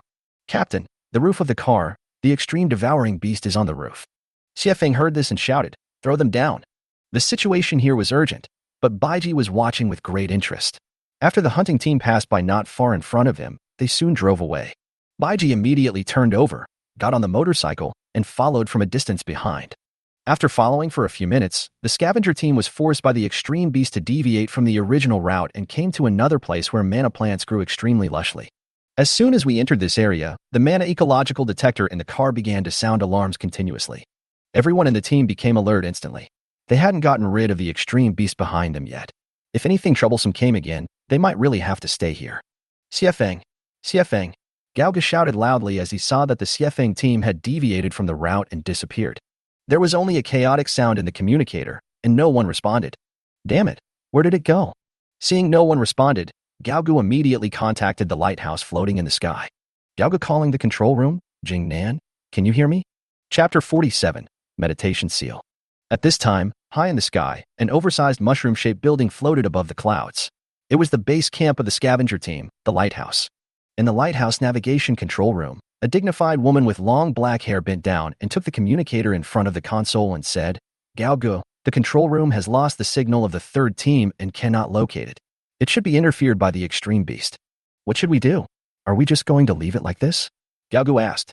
"The 4th team must evacuate immediately and ensure the safety of supplies. This is the order from the city lord," Jing'an said. Gaogu was unwilling to give in and had no choice but to turn around and leave, but it goes without saying how sad he was. An entire team was left alone, and there were also comrades in arms who had been with him for many years. On the Xuefeng side, the 3rd team of Wasteland hunters had lost their direction and were rushing around in this area full of mana plants like lost lambs. "Everyone be careful, there may be spotted flies here." Xuefeng looked extremely nervous. According to his past experience, there was a high chance of encountering spotted flies in such places. The spotted fly is a type of extreme beast in the pangenetic system and usually only appears in places where mana plants grow luxuriantly. In places where mana plants are densely populated, the air is always filled with olfactory mist. These olfactory mists are the same as those released by the evolved form of the extreme beast, but they cannot form an olfactory shield. In addition, they also breed a panbiotic species that can fly at low altitudes, namely the spotted fly. The spotted fly looks like a giant dragonfly, which can reach more than 2 meters in length, with transparent wings, red markings on its body, and a 10-meter-long vine tongue that can extend from its mouth to attack its enemies. Every time the scavengers encounter spotted flies, they suffer heavy casualties. This creature is highly maneuverable and fast, making it difficult to defend against. After following the scavenger team to this haunted place, Baiji parked his motorcycle outside and summoned the flame dragon armor before following in. The olfactory mist here and the large amount of unknown mana substances in the air can cause considerable harm to the body. In addition to these, there is also hemoglobin. Almost all the air on the ground now contains hemoglobin. People who stay on the ground for a long time may be infected with hemoglobin disease. For example, at the Sirius base, every time the team members come back from a mission, they will undergo a hemoglobin test. The same is true for Baiji, who went out to hunt the extreme beast during this period. But in this damn place now, the content of hemoglobin is much higher, and Baiji cannot guarantee that he will not be infected with hemoglobin disease after direct contact. To be on the safe side, he still wears armor. While running in this place full of mana plants, Baiji also took the time to observe them. These plants were all strangely shaped and colorful, and looked to be quite toxic. As for the scavenger team ahead, Xiefeng's worries were not unfounded, as they soon encountered spotted flies. The snakes, dogs, and earth roars behind him had also caught up with him. With blockades in front and pursuers behind, Xiefeng was so anxious that he was sweating profusely. "Don't stop the car. Get out of this damn place. Once you stop, it's all over," Xiefeng roared. In the carriage, Kunji, who was sitting next to him, said, "It's a pity for this batch of supplies. We will most likely not be able to return. We will attract the extreme devouring beasts and try to clear the way for the transport vehicle." Xiefeng did not object when he heard this, as supplies were prioritized above all else. "Do you think Mark would cry if he knew we were dead?" Kunj suddenly asked again. "I don't know whether he will cry or not, but I actually hope he can bring people to rescue us now," Xiefeng complained. Listening to the conversation between the two, Afu asked tremblingly, "Captain Xiefeng, are we going out to attract the extreme beast?" Xiefeng turned to look at him and said, "That's right. But when the battle comes later, once the convoy succeeds in breaking through, you should leave with them. You are still young. It would be a pity to die here." Kunji also nodded. Although Afu was a little timid, he was relatively good at manipulating gravity bodies. If he could grow in the future, he might be able to help Mark. It would be a pity for him to die here now, unlike the two old guys who were almost at the age of retirement. When Afu heard Xuefeng's arrangement, a hint of joy appeared on his originally nervous face. Boom. The armored vehicle that the three people were riding in was suddenly hit by the earth-roaring energy cannon. The violent shaking caused the people in the vehicle to fall all over the place. "They're catching up," Xiefeng said. Ever since entering this damn place, Xuefeng had anticipated the current situation. The terrain here is too complicated and the speed of the convoy has slowed down a lot. At the same time, a group of spotted flies also flew around the convoy and then directly pounced on the car windows, blocking the driver's view. "Everyone, put on protective shields and prepare for battle," Xiefeng said loudly. Upon hearing the order, the hunters prepared their weapons and were ready to open fire as soon as the car door was opened. Affected by the spotted flies, the speed of the scavenger convoy had to slow down, and there were dozens of extreme beasts surrounding them. The snake dog kept hitting the vehicle, and Daihu would occasionally fire an energy cannon. "Open the car door. Hit them hard and make sure the convoy gets out." As soon as Xiefeng finished shouting, the rear doors of several armored vehicles opened. All the scavengers opened fire immediately. Xiefeng, Kunji, and Afu, three gravity bodies, jumped out of the car and prepared to attract the attention of the extreme beast. However, at this moment, something strange happened. All the hunters suddenly found that the extreme beast in front of them suddenly stopped moving. Time seemed to have stopped flowing, and the flying snakes and dogs, the roaring energy cannons, and the tongues of the spotted flies were all hanging in the air. When the Wasteland hunters were preparing to fight back and fight desperately with the extreme beast, Baiji, wearing the flame dragon armor, stood not far away. He put his hands together in front of the Chin-Kuan belt, and waves of space ripples quickly spread out. Diana Seal. The meditation seal is a move that can stop the flow of time within a specified range, and Baiji can even control it to a specific target. Baiji's target is naturally all the extreme beasts except the Wasteland Hunter team. Chapter 48, The Lord of Light and Shadow? The Lord of Fire Shadow. What's going on? Xiefeng just jumped out of the car and aimed all the weapons in his hands at the extreme beast. He was ready to sacrifice himself, but what was happening before him? "Xiefeng, are we seeing a ghost?" Kunji, the old hunter, felt a chill in his heart when he saw such a strange scene, not to mention the other hunters. At this moment, everyone had an extremely ugly expression. In their opinion, this situation could only be related to the mana ecosystem. Could it be that some new extreme beast has been born? Everyone was unsure and looked around vigilantly. Maybe it's a new species. Jade, turn on the detector, scan the surrounding environment, and record everything that happens here. If you can get out, bring it back to the lighthouse. Xiefeng was giving orders to a female warrior. Whether it was the strange phenomenon before his eyes or the possible emergence of a new species of extreme beast, it was a major discovery for the scavenger and those waiting for him. However, just as he finished speaking, a huge ball of fire slowly fell from the sky. "Be careful," Xiefeng shouted. All the scavengers felt their hearts in their throats at this moment. When the flame fell to only a few meters above the ground, everyone could see the true appearance of the flame. There is actually a humanoid creature in this blazing flame. How is this possible? Kunji couldn't believe his eyes. He had never seen such a beast before. The flames dispelled the thick odorous fog all around, and countless mana plants shriveled under the illumination of the fire. The devouring beasts that were close to the flames were directly melted. This scene, coupled with the motionless extreme devouring beast, is extremely weird and terrifying. It is even more shocking to the Wasteland hunters, and they become more vigilant. At this moment, tornado-like flames burst out from the strange fire, and these flames flew towards the unable to move extreme beasts around them like giant dragons. In just 10 seconds, all the extreme beasts were reduced to ashes, and even the mana plants on the surrounding ground were burned to ashes.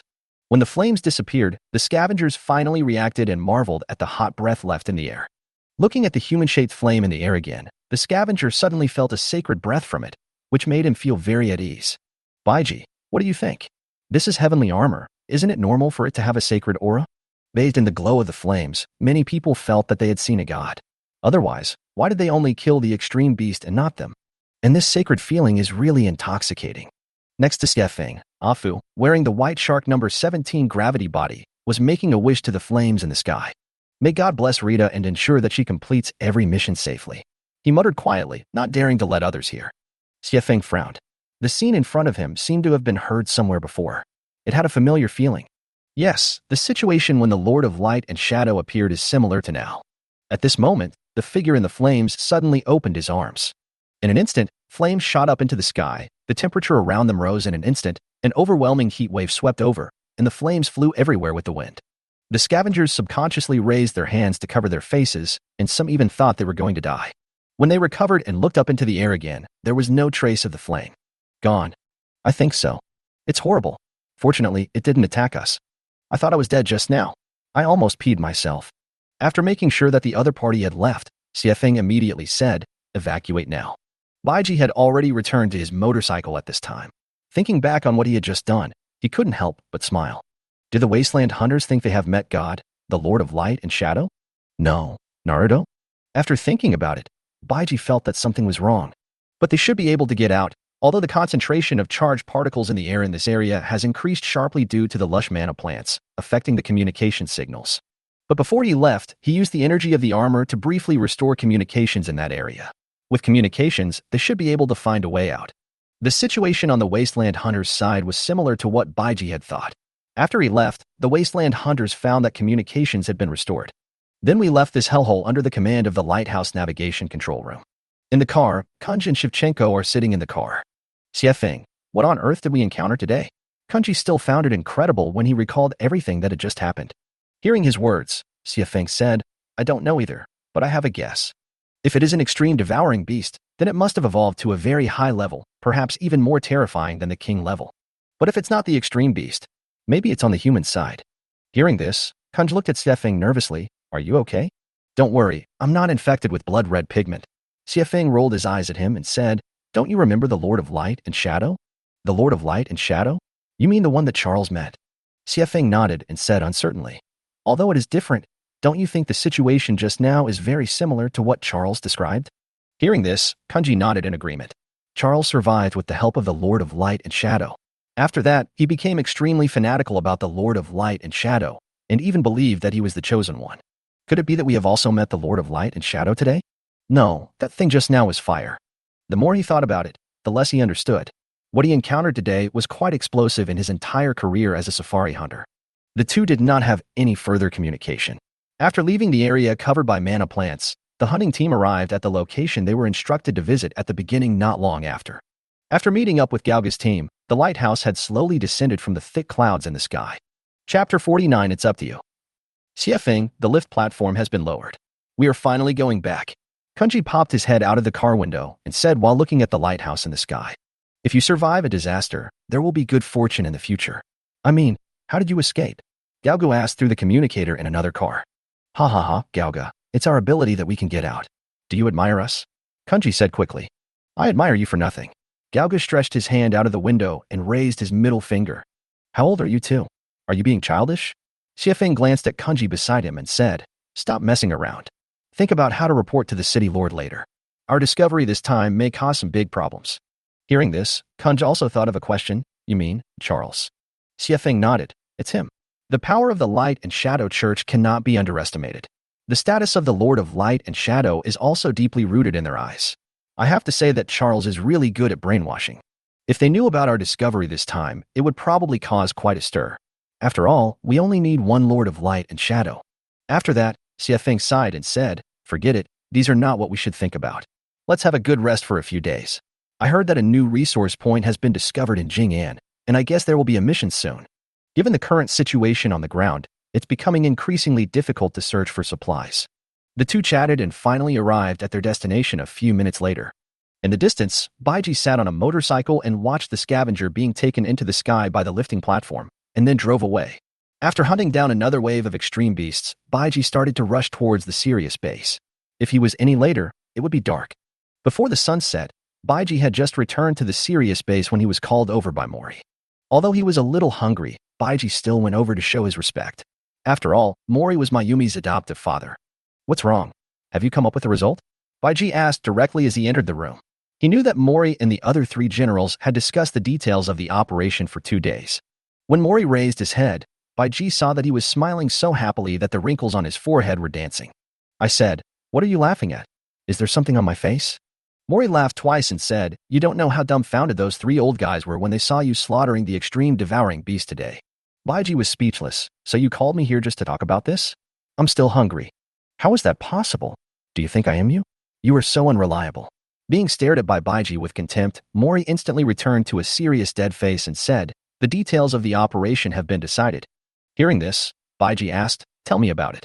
The ultimate goal of this operation is only one, to destroy the giant manna flower and prevent the ecologically dense area from eroding the Dead Cloud Mountain. In fact, we don't know whether the manna ecosystem has adapted to the environment of Dead Cloud Mountain. It is also unclear whether it has the ability to erode. That's a volcano, and there's magma rushing under the ground, Baiji said with exaggerated gestures. Listening to Baiji's words, Mori said unhappily, how could I not know this? Do I need you to tell me? Then he added, I called you here to tell you the specific time of the operation, so that you won't oversleep by then. Baiji retorted, why, do I look like such an unreliable person? Mori's mouth corner was crooked, and he didn't say anything, just looking at Baiji, as if to say, isn't it? Seeing him like this, Baiji felt helpless. When did he leave such a wrong impression on others? Baiji didn't dwell on this and immediately brought the topic back to the topic. Are you sure about this operation? Who dares to say they are 100% sure? This is war, not a game. I am a little worried. To be honest, I underestimated the extreme devouring beast. If a complete extreme devouring beast appears, or even a lord-level extreme devouring beast, do you have a response plan? Although you have a lot of combat experience, you have entered ecologically dense areas many times. But you've never dealt with a giant manna flower before. We're not sure what will happen and whether your firepower can really destroy the manna flower. After saying that, Baiji looked at Mori and said, even in this situation, are you still going to take action? Mori and Baiji looked at each other for a long time before saying, no matter what, this operation cannot be cancelled. Besides, don't we have you here? Baiji tilted his head, not understanding what Mori meant. Rely on me? What a joke. If there was real danger and he encountered a lord level, he would definitely be the first to run away.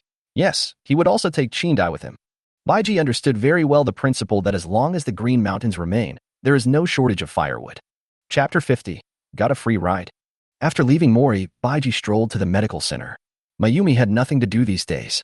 In order to prepare for the next war, the hunting team had no missions during this period. Seeing Baiji coming, Mayumi's eyes revealed a hint of joy, and then she said, did you encounter anything interesting today? Baiji smiled. Every time he came back from outside, Mayumi would pester him with questions, such as how many extreme beasts he killed today, what species they were, and whether he had encountered any beautiful manna plants. Baiji felt that in Mayumi's eyes, his going out to hunt the extreme beast was just a trip. Yes, but I can't tell you now. Mayumi put her hands on her hips and asked, why? Why can't I tell you? I want to hear it. Baiji touched her head and said, call your sister Qingdai to come along later. There are too many people in your clinic, so it's a bit inconvenient. Mayumi nodded with her eyes wide open, and suddenly whispered, is there a secret? Yes. Really? Then you should think about your vocabulary first, organize your language, and speak better later. Mayumi said excitedly. Baiji was at a loss for words and had no choice but to agree. I'll go look for Qingdai first, and you can come to my room to eat together later. Mayumi stood at attention and saluted very cutely. Okay, bye-bye. Hearing this, Baiji almost stumbled and fell to the ground. Bye-bye. Why don't you call Gigi? After leaving the medical clinic, Baiji went directly to the residential area. Chidai should not be training at this time. Baiji had only been to Qingdai's room twice and knocked on the door after finding the place. Soon the door opened, and Chidai, who had just finished taking a shower, appeared at the door, her aqua blue hair still steaming. Why are you here? Come and see how our big sniper is doing, Baiji said as he pushed the door open. Qingdai didn't mind. She jumped onto the bed and sat cross-legged and said, Sister, I'm in great shape. How about you? This is your first time working with a hunting group. Are you nervous? What? Are you nervous? Baiji asked back. I'm nervous. Although I've carried out many missions, I've never had to face an ecologically dense area directly like this. It's terrifying just thinking about it, Chidai muttered, holding her chin. Baiji leaned one hand on the table, and with the other hand he took out the flaming dart again and handed it to Chidai. Put it away. Qingdai reached out and took it and said, You will also be able to fight by then, right? Will it have any impact if one of you is missing? No, don't worry. The two chatted and laughed, and soon they went to Baiji's room together. Mayumi also came at about the same time.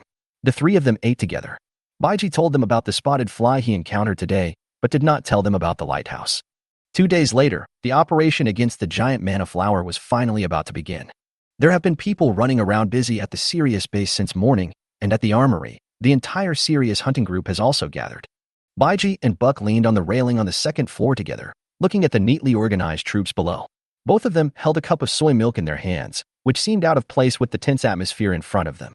Did you participate in the research of all these equipments? Baiji looked at the Sirius hunting group and saw that they seemed to have emptied out all their assets. He had been here for a month, and there were still many weapons he had never seen before. Mostly, but I am mainly responsible for studying gravity bodies.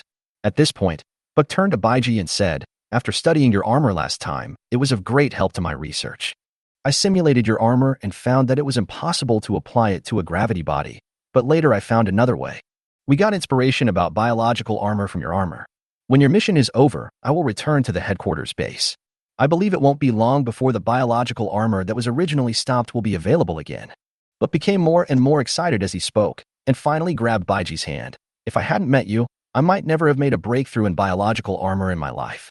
Taking 2 steps back, Baiji signaled Buck not to come closer and said quickly, Don't get excited, don't get excited. I'm glad I can help. In fact, Baiji didn't expect that Buck could really research something from the Flame Dragon armor. So, his body gave the humans on the ground clues to study evolvers, and his armor gave them inspiration to study biological armor. Thinking of this, Baiji couldn't believe it. It turned out that he was the boy who brought wealth. Baiji's mouth twitched. He had been in this world for a month and hadn't gained anything yet. Yet, he was being taken advantage of like this. It was such a shame. Forget it, after all, I am a generous person. Everything is for all mankind. The stronger the power of mankind is, the better it is for him. Serious space soldier, you still say you didn't get any benefits. You have already taken away 2 goddesses. Chapter 51 Cold Weapon Forger. Buck, do you think this mission can really succeed? That's a giant manhwa flower, and we have to go deep into the center of an ecologically dense area, Baiji asked. Ever since the last brief battle with the Lord-level poisonous dragon, Baiji has been a little worried about this operation. Baiji blushed when he thought about what he had said to Qingdai before, that he would help them deal with the giant manhwa flower. That's an ecologically dense area. If we just go in to look for supplies or something, maybe it's okay. But if you try to attack the giant manhwa flower, all the beasts in this ecologically dense area will rush over and skin you alive. Although there may not be Lord-level extreme beasts in ecologically dense areas, there will definitely be complete forms, such as the flower spider beast. Well, the flower spider beast is okay and not difficult to deal with, but so many days have passed, and there might even be other complete forms. It would be dangerous if there were 4 or 5 of them. The most important thing is that after the ecologically dense area is formed, the olfactory mist and blood rubin inside will reach a peak, and there will definitely be a large number of transformed species of extreme beasts, and even a large number of evolved transformed species. In a sense, the evolved forms of the metamorphic lineage are just as difficult to deal with as the complete pangenesis lineage.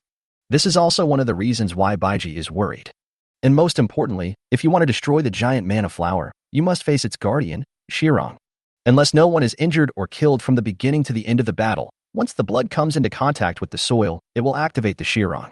The aggressiveness of Shirong is absolutely unquestionable. Even in a gravity body, it is impossible to resist the invasion of Shirong. However, in such a large-scale battle, it is absolutely impossible to avoid casualties. Hearing this, Buck put away his excitement and said, Not every mission of the hunting team can be 100% safe.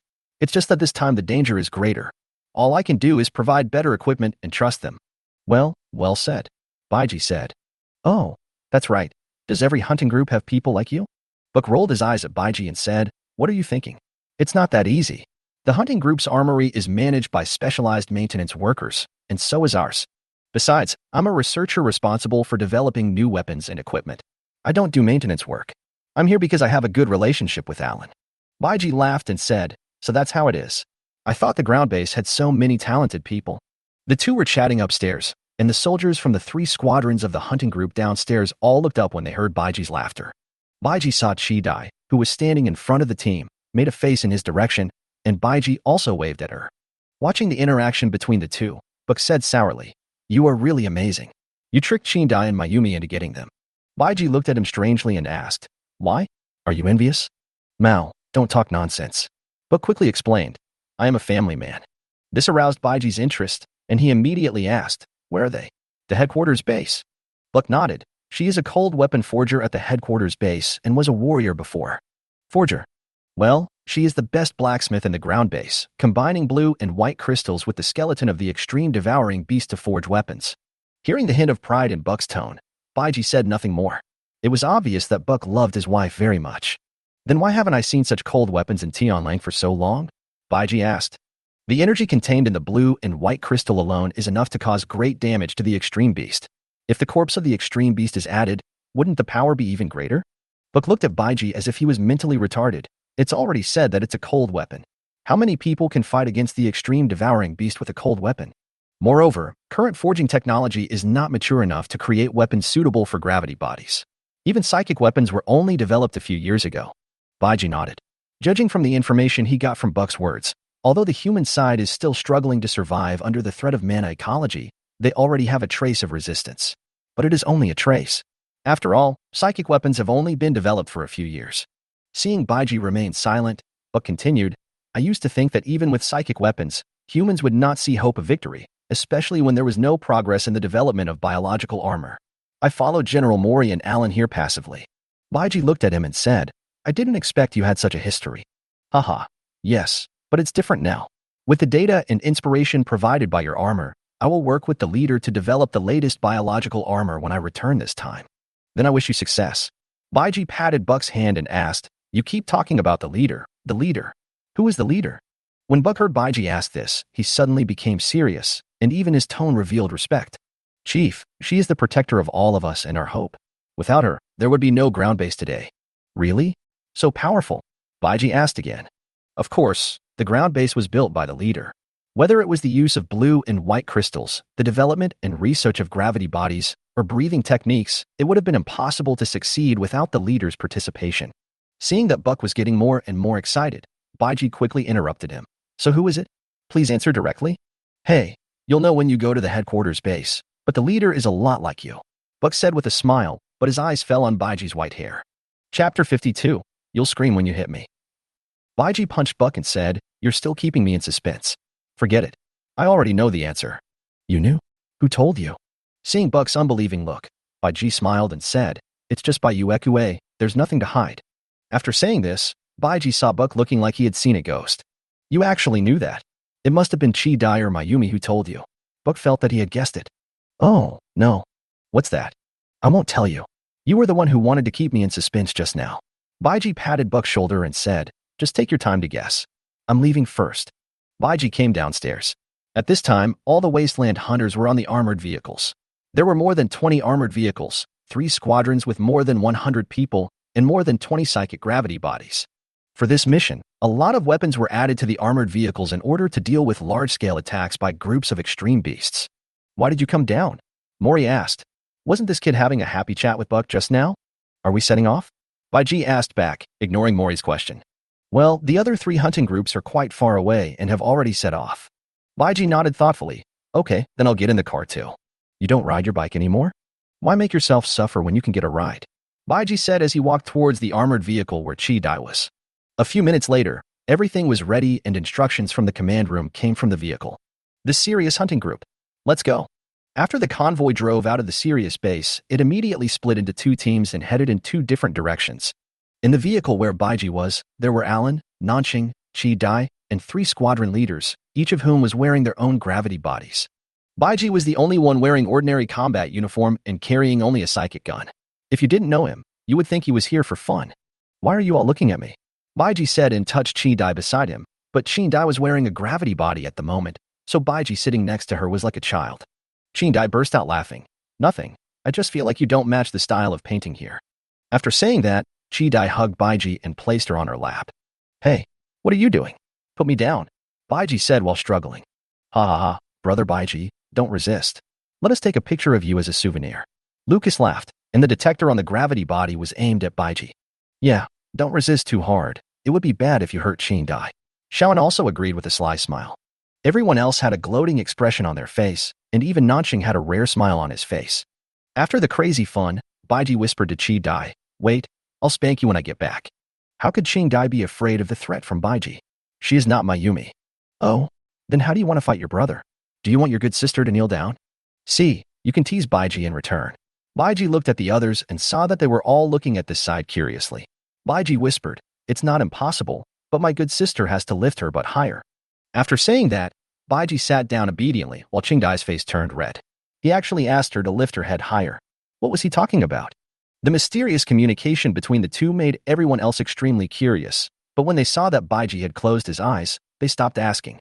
After Baiji had a comfortable sleep in the car, he woke up and found himself at the Dead Cloud Mountain.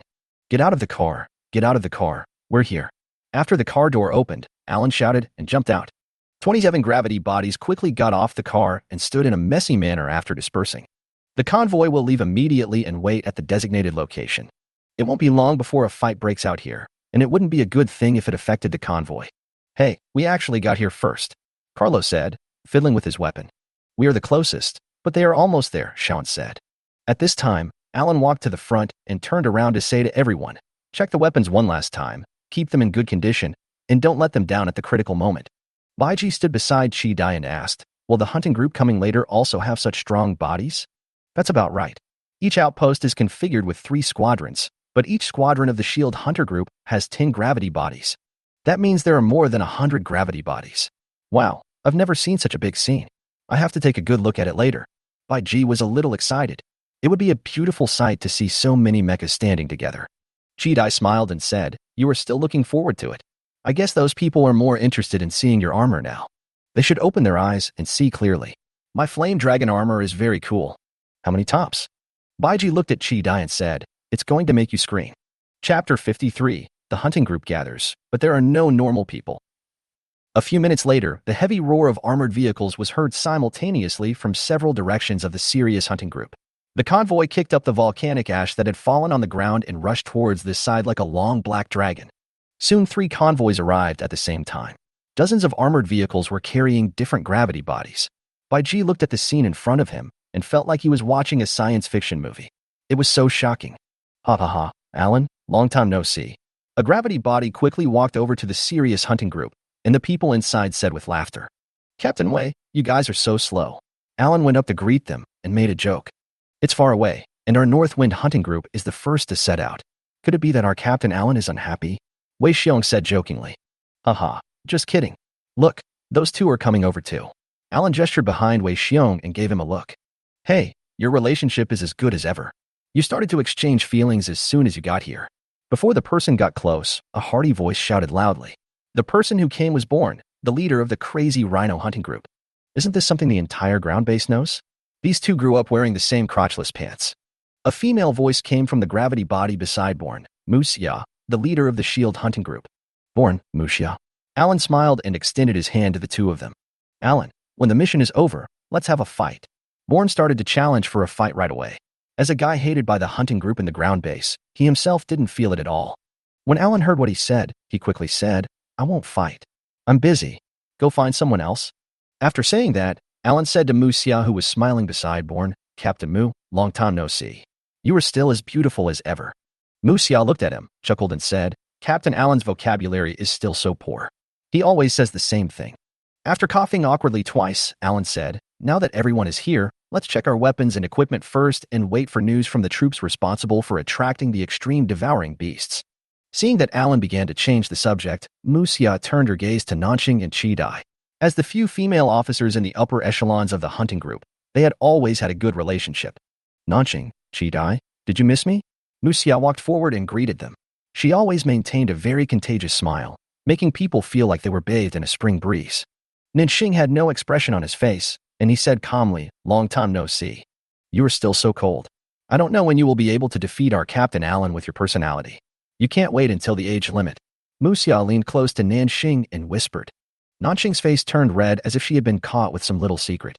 Baiji, who was standing next to Qin-Dai, had extraordinary hearing and easily ate the melon. He said to Qin-Dai with a face that asked for a beating, "Hey, hey, hey, Nanqing likes that rough guy Allen?"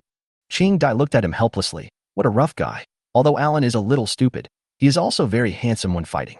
It's not surprising that Nanqing likes him. As she was speaking, Qin-Dai noticed that Baiji was looking behind her.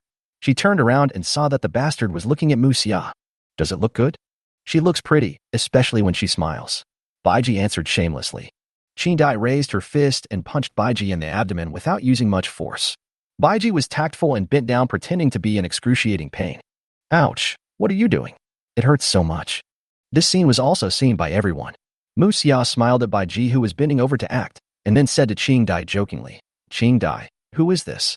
Your boyfriend?" When Qin-Dai heard Muxia's question, she smiled playfully and said, "Yes, that's right, you are right." After getting the answer, Muxia was stunned. He was just joking with Qin-Dai, but he didn't expect it to be true. Damn it, I'm still single, but Qin-Dai got there first. This is brother Baiji, right? Wei Xiong poked Alan and asked. Yes, that's him. Really? I didn't expect he was that strong. Where's the armor? Why isn't it there? Warren asked impatiently after hearing this. These team leaders have all seen the video footage of Baiji slaughtering the extreme beast and are extremely curious about Baiji and the mysterious red armor. Baiji also stood up at this time. Seeing that several people were talking about him, he stepped forward and said, "Everyone, I am Baiji. You read it right. That awesome armor is me." Everyone was stunned for a while, and Wei Xiong suddenly laughed. "Ha ha ha, brother Baiji, I like you." Eh? Baiji quickly moved away from him, but bumped into something while retreating. Looking back, he saw a gravity body, and the person inside was surprisingly born. "Brother Baiji, how about fighting with me?" That urgent, eager look scared Baiji. He quickly took a few steps back, only to bump into something again. "Brother Baiji, are you going to throw yourself into your sister's arms?" Muxia's voice sounded in Baiji's ears. The gentle and sexy voice gave Baiji goosebumps all over his body, and even Chao Pai couldn't help but raise his head. Baiji suddenly broke out in a sweat. These three people seemed to be a little abnormal. Chapter 54. I was the one who was the culprit. At this time, Alan said, "Stop making trouble. Everyone, get to know each other and be alert. You may receive orders to attack later." Hearing this, several people stopped making noise. Muxia smiled at Baiji, turned around and said, "Alan, you will be in charge of this operation, so don't cheat us." That's right. You, the serious hunting group, are most familiar with the situation ahead. I won't compete with you for on-site command. Wei Xiong winked at Alan as he spoke. Baiji looked at him and really doubted that these two people might not be just born with the same parents. "If there is anything wrong with your command, I will definitely beat you up afterwards." Bourne said harshly, but it can be heard that he has no intention of objecting. Just as Muxia said, it is safest and most reliable for Alan to command this operation. After receiving the approval of the three, Alan also said, "No problem, but you three should all know what is the most important thing in this operation." Hearing this, the three of them nodded and then looked at Baiji at the same time. What? What do you want to do?" Even Baiji felt a little uncomfortable being stared at like that. There were more than just the few people looking at him at this moment. There were more than 100 gravity bodies. Everyone here had seen Baiji killing everyone. Everyone looked at him curiously and whispered to the people around them. "Brother Baiji, the most important step in this operation lies with you," said Alan. Alan nodded and explained, "When the operation begins, you will be among us. We will escort you intact to the giant manna flower, and then you will use all your strength to give it a fatal blow. Before that, don't waste your strength. Of course, we won't watch and will cooperate with you." Huh? Baiji was surprised. He had never heard of this. Didn't we agree before that I could act freely? If that were the case, how could I kill the extreme devouring beast on a large scale? Seeing that Baiji didn't quite understand, Alan immediately explained. "General Mori said that you had reminded him before that our firepower might not be enough to destroy the giant manna flower." Later, General Mori discussed with the other three generals and decided to give the most important blow to you. After Alan finished speaking, the other three captains immediately followed suit. "Brother Baiji, I've seen you fighting. I'm counting on you," Wei Xiong said. "That's right. Your fireball move is awesome. This time, I'm going to use it to destroy the mana flower. Morn said excitedly while gesturing. Mu Xiao walked to Baiji, then her gravity body, put her delicate face in front of Baiji and said, Brother Baiji, I'm counting on you if the mission fails. The general will scold me. You don't want to see your sister sad. Baiji felt numb all over, while Chi Dai looked at Mu Xiao with gritted teeth. This slutty woman actually dared to flirt with Baiji. Their best friend relationship is over from now on. Okay. Isn't it enough that I promised? You guys should form a team quickly. After Baiji said this, he and Chi Dai walked aside. These captains, except for Alan, were really difficult to get along with. They were all seriously ill. And he's a little confused now. After all this time, he realized that the current situation was caused by his reminder to Mori. My goodness, I am the one who made the mistake? Chapter 55 Electromagnetic Spiritual Cannon. Dead Cloud Mountain. More than 100 heavy spiritual energy gravity bodies gathered here. Such a huge formation is enough to hunt down Lord-level extreme beasts. Of course, this is the case when the Lord-level devouring beast is alone, and even if the hunt is successful, more than 100 gravity bodies will probably suffer considerable losses. And if they encounter a Lord-level beast in an ecologically dense area, even if they have twice as many people, they will have no choice but to run for their lives. Except for the gravity body, the other members of the hunting team all gathered in two different directions of this newly born ecologically dense area. Their mission is to do their best to lure away a large number of extreme beasts in the ecologically dense area, so as to gain more and greater chances of winning for the gravity body team on the side of Dead Cloud Mountain. The 4 hunting groups were divided into 2 groups. After all members arrived at their designated locations, they launched an attack on the ecologically dense area under almost simultaneous commands from the 4 generals. For a while, various weapons and artillery fire continued, and a large number of extreme beasts emerged from the ecologically dense area and rushed towards them. Faced with a large number of extreme beasts, the teams on both sides made almost the same actions. They were all in the armored vehicles, attacking the extreme beasts through the wide-open hatches, while the convoy was speeding along the periphery of the ecologically dense area without stopping. All the extreme beasts were hung at the back of the convoy, and the vehicles were driven at the fastest speed. The team members in the vehicles were completely different from before, and they attacked everywhere as if they were risking their lives, trying to attract more extreme beasts. Soon, behind them, a large number of the pan-life species extreme devouring beast caught up, in addition to which, there were also the newborn extreme devouring beasts of the metamorphosis species. Soon, hundreds of extreme beasts gathered behind the convoy, but this did not achieve their planned goal.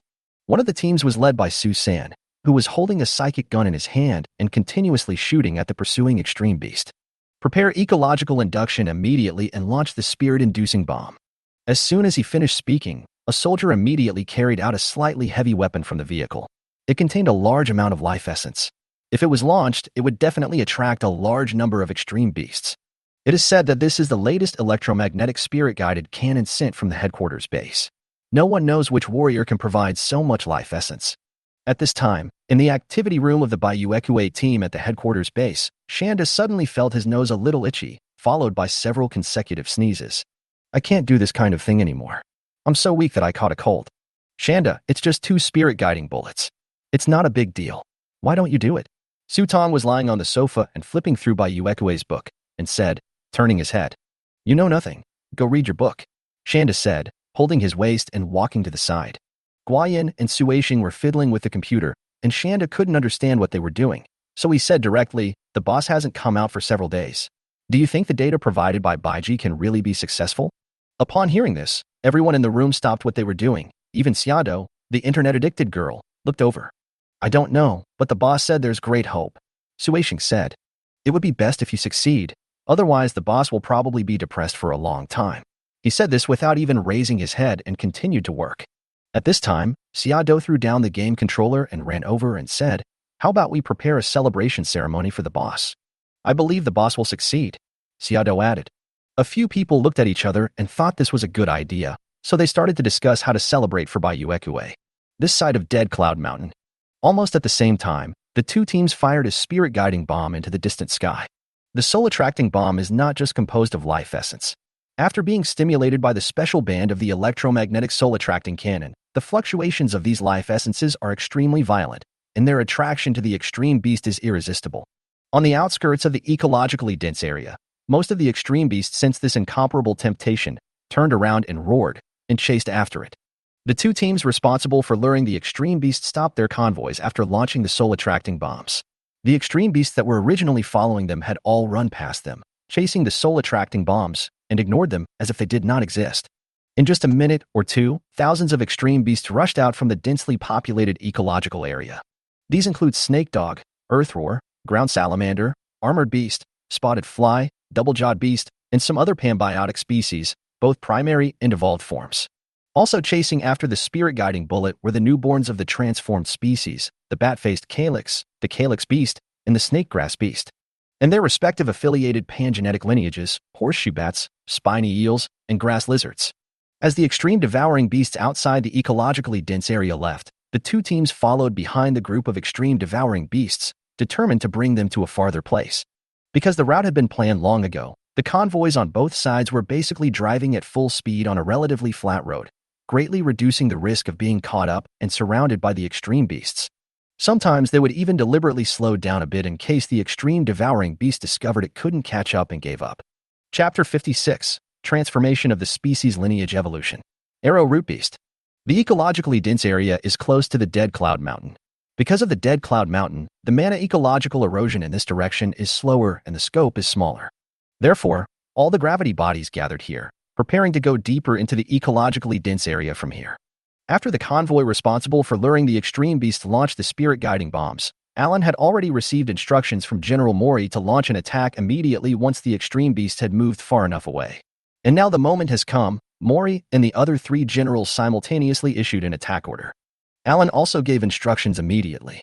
Wei Xiong, your Northwind hunting group is responsible for the left wing.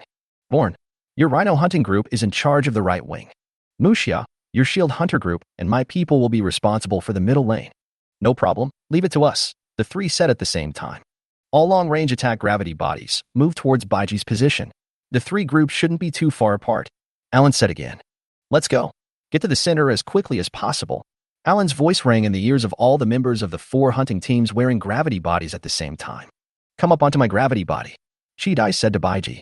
Baiji didn't waste any time and easily jumped onto the back of Qingdai's gravity body, standing on it steadily, holding a handrail behind the gravity body with one hand. Stand firm and don't fall down, Chidai said, and the gravity body rushed out quickly. This is all deliberately designed to facilitate the cooperation between soldiers and gravity bodies in combat, and also to allow one more person to be taken with them when escaping.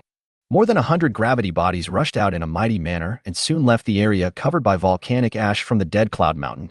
After moving forward for a few minutes, the troops had entered the outskirts of the ecologically dense area. The mana plants ahead were obviously becoming more and more numerous, and a few extreme beasts could be seen here and there. Looking at the scene in front of him, which was completely different from the last time he came here, Alan shouted, "Be alert and put on your protective mask." Baiji stood on the back of Qingdai's gravity body, took out a mask from somewhere and put it on his face. At the same time, he held a pitch-black tang sword in his right hand. The scattered extreme devouring beasts in the distance noticed them and immediately rushed over. At the same time, the tentacles of the extreme devouring beasts also glowed green, which was a way to share information and inform their partners. Open fire. Alan gave the order, and the Northwind hunting group and the Mad Rhino hunting group on both sides attacked the extreme beast at the same time. Directly in front, facing the oncoming extreme beast, the melee gravity bodies from the Sirius hunting group and the Shield hunting group accelerated and rushed out, engaging in close combat with the extreme beast. The gravity body team advanced at an extremely fast speed. Under the firepower of more than 100 psychic gravity bodies, as long as they did not encounter a complete form of the extreme devouring beast, they could basically kill it quickly. Even the evolved and metamorphosed species of the extreme devouring beast cannot beat the complete pan-life species in terms of defense. It's just that they have more means of attack and are difficult to defend against. After advancing about 10 kilometers and going deep into the inner circle of the ecologically dense area, the number of extreme devouring beasts suddenly increased sharply. At a glance, there were at least 500 or 600 of them surrounding them from all directions. In addition, there were a steady stream of extreme beasts coming from afar. At this moment, Alan and Muxia, who were at the front, saw a huge beast appear in front of them at the same time. Unlike those ordinary panbiotics, its body is much larger than theirs, and its entire body is shrouded in olfactory mist. It's a metamorphosis species. Arrow Root Beast. Muxia recognized the extreme devourer beast in front of him and immediately said, "It's still an evolved form." Alan also saw it and said to the communication, "Everyone be careful, there is a metamorphosis species evolutionary organism ahead. It's Arrow Root Beast." Arrow Root Beast, a transformed species of extreme beast, has a main body like a huge spider, with 12 long and thick legs extending from various parts of its body. The evolved arrowroot beast in front of him had a disgusting organ that looked like a flower bud growing on its already terrifying body. Everyone, pay attention, don't get entangled with it. Suppress it with firepower and rush straight over. When Alan saw the arrowroot beast appear, he immediately made a decision in his mind. If he wasted time here, it might affect the final mission. Although their firepower was enough to kill the arrowroot beast in a relatively short period of time, they would also be entangled by other extreme beasts, so they could only suppress it with firepower, making it unable to attack for a while. And they took this opportunity to rush over. Open fire. Don't give it a chance to attack. Northern Wind Hunting Group, concentrate your fire. Mad Rhino Hunting Group, hit it hard and break its legs. Having said that, it is not so easy for Arrowroot Beast to have its legs broken after it has put up its olfactory shield, not to mention that Arrowroot Beast will not stand still and take a beating. Faced with the dense artillery fire like stars, the Arrowroot Beast's 12 long legs moved quickly, avoiding nearly half of the attacks, and the rest all hit its olfactory shield. Don't stop. Keep attacking. Push it away. Arrowroot Beast kept changing its position, and under the attack of so many gravity bodies it had no chance to fight back. But soon, this situation changed. The group of extreme beasts, which had been suppressed by firepower, got a chance to catch their breath when most of the gravity bodies of the hunting team gathered rocket root beasts. Now they are coming to surround and kill us in a mighty force. On the battlefield, various attacks were intertwined, and the hunting team's pace was slowed down by the appearance of an evolved arrowroot beast. At this time, Mu Xia rushed out with several of her subordinates. Cover me. I will deal with this arrow beast. You take the opportunity to rush over. After saying that, Mu Xia rushed out of the team, followed by her adjutant and several team members. Keep moving forward. We can't be held back by these extreme beasts. Wei Xiong, Born, shrink your formation. Move closer to me. Alan saw that the hunting groups on both wings were gradually distancing themselves from them, and immediately gave orders. It would be dangerous if their formation was broken up by the group of extreme beasts. Chapter 57. Close-up Attack. After hearing what Alan said, Wei Xiong and Born both took a look at the current battle situation. Indeed, under the attack of the extreme beast, their left and right paths had deviated somewhat from their original route. He then immediately ordered the team to retreat and move together. Only by staying together could they reach the center of the ecologically dense area as quickly as possible. Mu Xia rushed out of the team. Her gravity body had two main weapons. In her right hand was a psychic sword similar to Alan's. But in the other hand, there was not a heavy shield like Alan's, but a psychic cannon like Nanqing's. This woman is an even crazier creature, and her ultimate output is perfectly demonstrated by her. Leading several gravity bodies, under the cover of everyone's firepower, they quickly approached the arrowroot beast. Go to hell. Disgusting guy. Mu Xia's face no longer had the usual heartwarming smile, but instead had a ruthless expression. Several gravity bodies leaped high into the air and came face to face with the arrowroot beast. The psychic cannon in Mu Xia's left hand directly hit the opponent's olfactory shield, and the others also attacked the olfactory shield. Boom. The psychic cannon fired, and huge amounts of energy gushed out. Damn it. This woman is so fierce. Zoom in on the face. The olfactory shield was broken. Baiji couldn't close his mouth when he saw this scene. He couldn't connect the woman with the gentle voice before with the Tyrannosaurus in front of him. At the same time, all the gravity bodies simultaneously directed their attacks at Arrowroot Beast. What followed was a round of fierce concentrated fire. The Arrowroot Beast didn't even make any effective counterattack and was blasted away to a distant place, where its life or death was unknown. Opportunity. Kill it, Alan shouted. However, Mu Xia and his companions caught up with the direction in which the Arrowroot Beast flew. One of the gravity bodies was holding an electromagnetic spirit-guided cannon. The electromagnetic spirit-guiding cannon can not only absorb life essence but also launch spirit-guiding bombs. It can also emit strong electromagnetic force, paralyzing the body of the extreme devouring beast to achieve the effect of controlling the field, while causing strong fluctuations in the spiritual seeds in the extreme devouring beast's body, exposing it. When Baiji first met Alan and the others, a gravity body took out a similar weapon and marked the spirit seeds one by one to kill them. At that time, Baiji felt that the efficiency was not high enough, and later learned that the thing could not absorb life essence to launch spirit-guiding bullets. But the current one is more advanced and can mark the spirit seeds of multiple extreme beasts at the same time. It was during this month that the headquarters base allocated an upgraded electromagnetic spirit-guided cannon. However, because it had only been developed not long ago, each hunting group only had one. There is also a team on each side responsible for luring the extreme beast away, and after using them, they have to be sent to the Jingmuyuan base. At this time, Baiji saw the weapon held by the gravity body next to Mu Xia and recognized it immediately. Wasn't that the weapon used by Su Tong, the masked man in Bayuekwe's team in the Battle of Tswijia Canyon?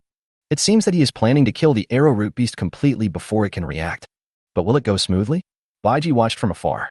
Just as Mu Xia and his companions were approaching the arrowroot beast, a group of green extreme beasts emerged from the ground. Not only are they ugly, but they also have pus-filled blisters on their bodies, which is extremely disgusting. Oh no, it's a grass lizard. Retreat quickly. Seeing this, Mu Xia immediately called on the team members to evacuate. The grass lizard, the companion beast of the arrowroot beast, belongs to the pambiotic species. It is extremely fast, and the green liquid sprayed out from the pustules on its back can directly devour the life essence of its prey, and the toxins in it can even cause a person to fall into a coma. With the delay of the grass lizard, Mu Xia no longer had the chance to kill the arrowroot beast. The opponent had fully recovered at this time and was roaring at Mu Xia and the others. The flower bud on its back suddenly blossomed, and red vines stretched out from it. One of the team members didn't have time to dodge and was immediately caught and tied up. At the same time, Arrowroot Beast opened its big mouth, and blue energy quickly condensed in its mouth. Bang! Before it could spit out the energy cannon, a streak of electric light suddenly flashed through the air and shot into its mouth. The Arrowroot Beast screamed, but the red vine it stretched out did not let go of the gravity body. However, Mu Xia rushed over immediately and instantly cut the vines with the psychic sword in his hand. Retreat and join the main force. Baiji, looking at the situation in the distance, smiled and said to Chi Dai, "Amazing, your shooting is so accurate. I almost made a move." "Kiki, no big deal," Chi Dai said proudly. In just a short period of time, the large army has advanced some distance. Mu Xia and the others who were lagging behind were chasing towards this side quickly.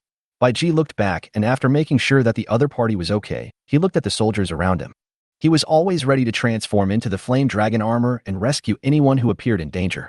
But so far, no such situation has occurred. Baiji glanced at the black knife in his hand and suddenly felt a little bored. Is it really okay for him to stay like this? It's a bit boring. Patting Qingdai's gravity body, Chi Dai immediately asked, "What are you doing?" "Be careful, I'm going to kill the beast." After saying that, Baiji jumped high from Qingdai's gravity body and landed on the other gravity bodies, jumping easily among the high-speed moving gravity bodies.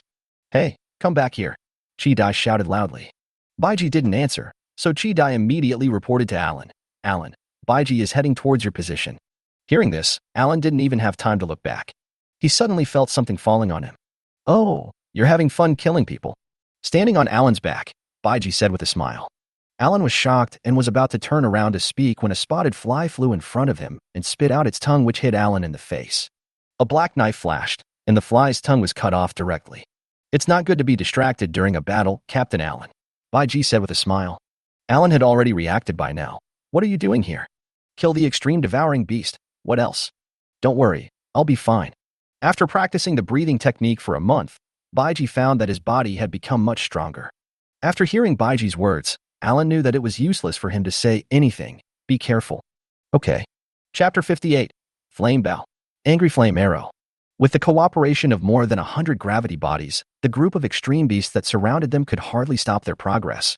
However, the arrowroot beast that was chasing them from behind was a bit difficult to deal with. "Alan, you guys keep going. I'll take people to stop this bastard," Bourne said, gritting his teeth as he looked at the arrowroot beast that had already caught up with him. "You can chase that bastard arrowroot beast, but he fires energy cannons at them from time to time, posing a huge threat to them. Isn't it annoying?" Fortunately, several long-range attackers including Qingdai kept an eye on the arrowroot beast at all times, interrupting its opportunities to fire energy cannons many times. At the front of the team, since Baiji rushed forward, all the extreme beasts that were knocked to the ground by the attack of the gravity body would be finished off by Baiji as quickly as possible and directly crush the spirit breath seats. Every time the knife was stabbed in, a devouring beast would turn into blood and flow into the ground. Baiji also summoned the Qiankuan belt from his waist to absorb the remaining life essence. Baiji kept shuttling back and forth on the battlefield. After killing a devouring beast, he would immediately return to any gravity body and follow the main force. As long as he saw an opportunity, he would attack without hesitation. How did this guy lock onto the spiritual seats? Mu Xia, who had already returned to the team, asked Alan, who was not far away after seeing Baiji's actions. "I don't know. Anyway, it's enough as long as we can kill the extreme beast," Alan said casually. Now is not the time to worry about such problems. Mu Xia didn't ask any further questions after hearing this. She was just curious for a moment, and then she chopped down another snake dog with the big knife in her hand. Suddenly a figure appeared in front of her, holding a black knife and easily breaking the skin and flesh of the extreme beast. The next second, it turned into blood and died completely. What a strange guy, Musya said, looking at Baiji's figure. At this time, Alan happened to hear what Bourne said and immediately said, "No, if we get entangled with it, our progress will be slowed down. Everyone speed up and pay attention to the attacks from behind. Don't get hit. But if we keep letting it harass us from behind, something will go wrong sooner or later," Bourne shouted. With so many of them, it was impossible for them to avoid the attacks of the arrowroot beast every time. Hearing this, Alan said, "Our goal is to destroy the giant mana flower. Now we just need to concentrate all our strength and keep moving forward. We must not disperse our firepower because of an arrowroot beast." Alan is right. We can't assign people to deal with each difficult beast we encounter. Musya sped up and rushed to the front to clear away, saying as he killed the extreme beast, It's okay. Leave it to me." Just as Bourne was about to say something, Baiji's voice came to his ears. Baiji jumped high from the gravity body and flew into the air, and the fiery red light instantly covered his body. The moment the flame dragon armor leaned over, Baiji had already grasped his weapon in his hand, the flame bow. As one of the long-range weapons of the flame dragon armor, the power of the flame bow is definitely worth looking forward to. Baiji was seen holding the middle of the flaming bow in his right hand and aiming it at the arrowroot beast behind him. Firebomb. From the part where Baiji held the flaming bow, balls of flame energy were fired out, and more than a dozen attacks were fired continuously. Each flaming bomb hit the arrowroot beast accurately. The screams of arrowrootmen instantly spread throughout the battlefield. Baiji immediately changed his left hand to hold the flaming bow. Then a raging flame ignited on the flame bow, and the dancing flames formed a bowstring. Baiji put his right hand on it, and an arrow formed by the energy of the flame quickly took shape. Furious flame arrow. Baiji let out a low roar, and the violent flaming arrow grew bigger and bigger the moment it flew out of his hand. It was past the gravity body, and the scorching flames swept across the earth. Along with the arrowroot beast's shrill cry, the angry flame arrow pierced through its body with a dragon roar that resounded through the heavens and earth, and the spiritual seeds in its body shattered in an instant.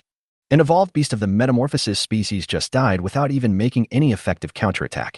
It was a very peaceful death. Before anyone else could react, Baiji had already appeared at the place where the arrowroot beast had died, with flames on his body bursting out in all directions. The grass lizard, which was the epiphyte of the arrowroot beast, was instantly reduced to ashes. A few seconds later, Baiji stood up with satisfaction and immediately turned around to catch up with the main force. Sure enough, the life essence provided to him by the evolved bodies of the metamorphosis system is much more than that of the evolved bodies of the panbiotic system. Although they are both evolved bodies, they are not on the same level at all. This is the difference in the level of life. However, although the transformed species are a little more difficult to deal with, as long as they are not complete forms, it makes no difference to him, and he can kill them all instantly. Returning to the gravity body team, Baiji dispelled the flame dragon armor and jumped onto the back of Alan's gravity body. The trouble is solved. Speed up. Baiji, didn't I tell you not to waste your energy? What if? Seeing Baiji coming back, Alan, who had been worried since just now, immediately said, "Don't worry, I know what to do." Although the previous attack used a skill, it did not consume too much energy. After the flame dragon armor dissipated, the armor itself would quickly recover its energy. As for Baiji himself, he can also use the Guiyuan breathing method to circulate the life essence and speed up the recovery of physical strength. This is the advantage of an evolver. Hearing this, Alan was helpless and had to say, "Try not to make any move. We cannot afford any more risk of failure." Okay, I'll try my best." Baiji agreed readily. Chapter 59. Floating Species. The two of them were talking here, completely unaware of other people's reactions at this moment. Just now, when Baiji summoned the flame dragon armor, all the soldiers present were shocked, but the devouring beasts that kept rushing towards them on the battlefield did not give them time to watch. It was not until Baiji used the angry flame arrow that the devouring beast, which was frightened by the flame energy, stopped moving for a short time, and the warriors all saw the scene of the angry flame arrow killing the arrowroot beast.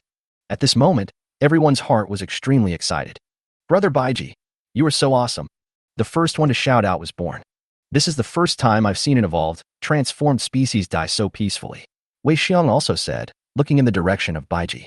Mu Xia even came directly to Alan and Baiji and said, "Brother Baiji, you are really strong. You must protect your sister later."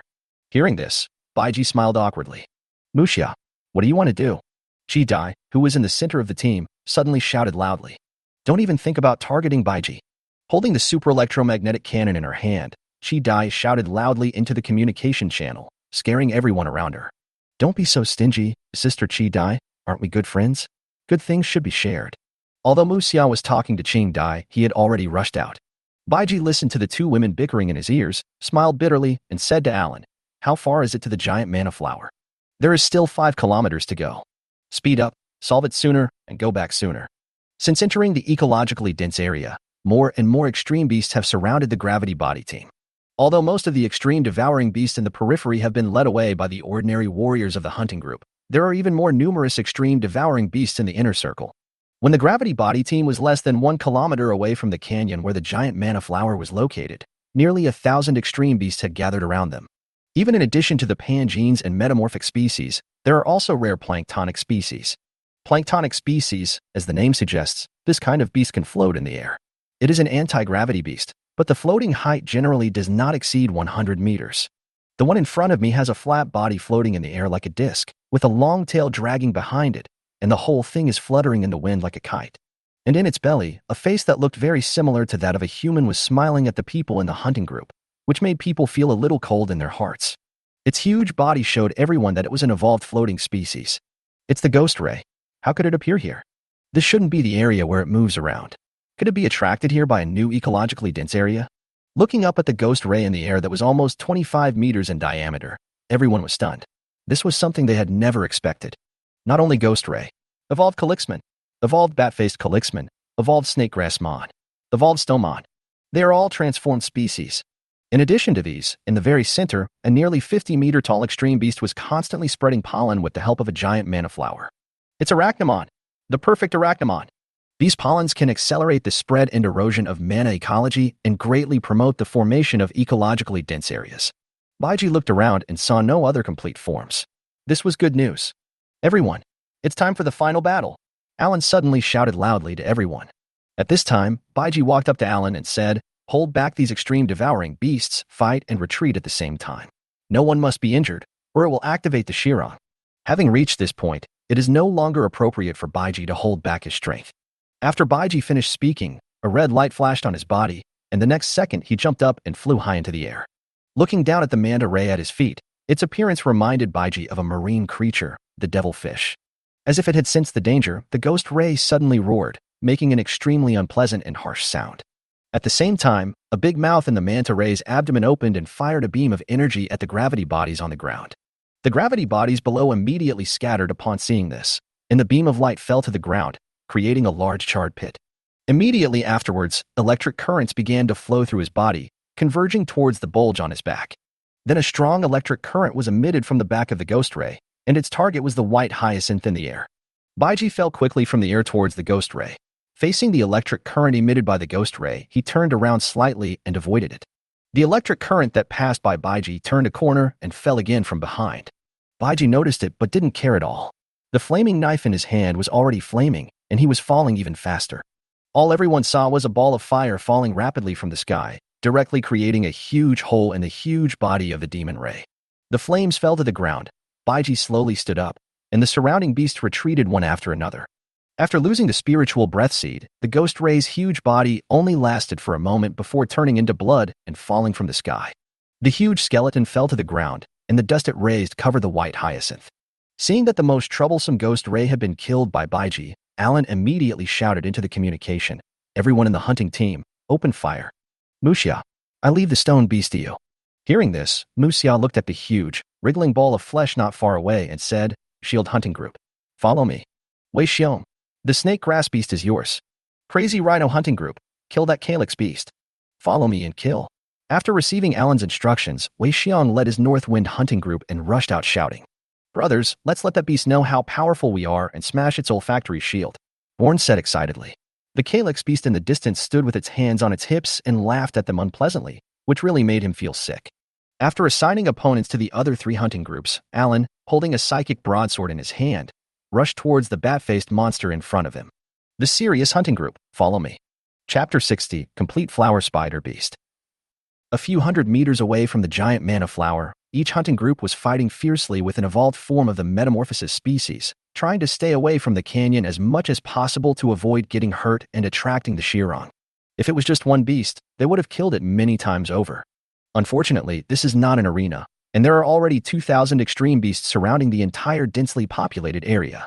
Under the harassment and siege of these extreme beasts, each hunting group was under tremendous pressure. The regiment commander, the adjutant, and the squadron leader together surrounded and killed the evolved forms of the metamorphosis species, while the others killed the numerous pan-life species.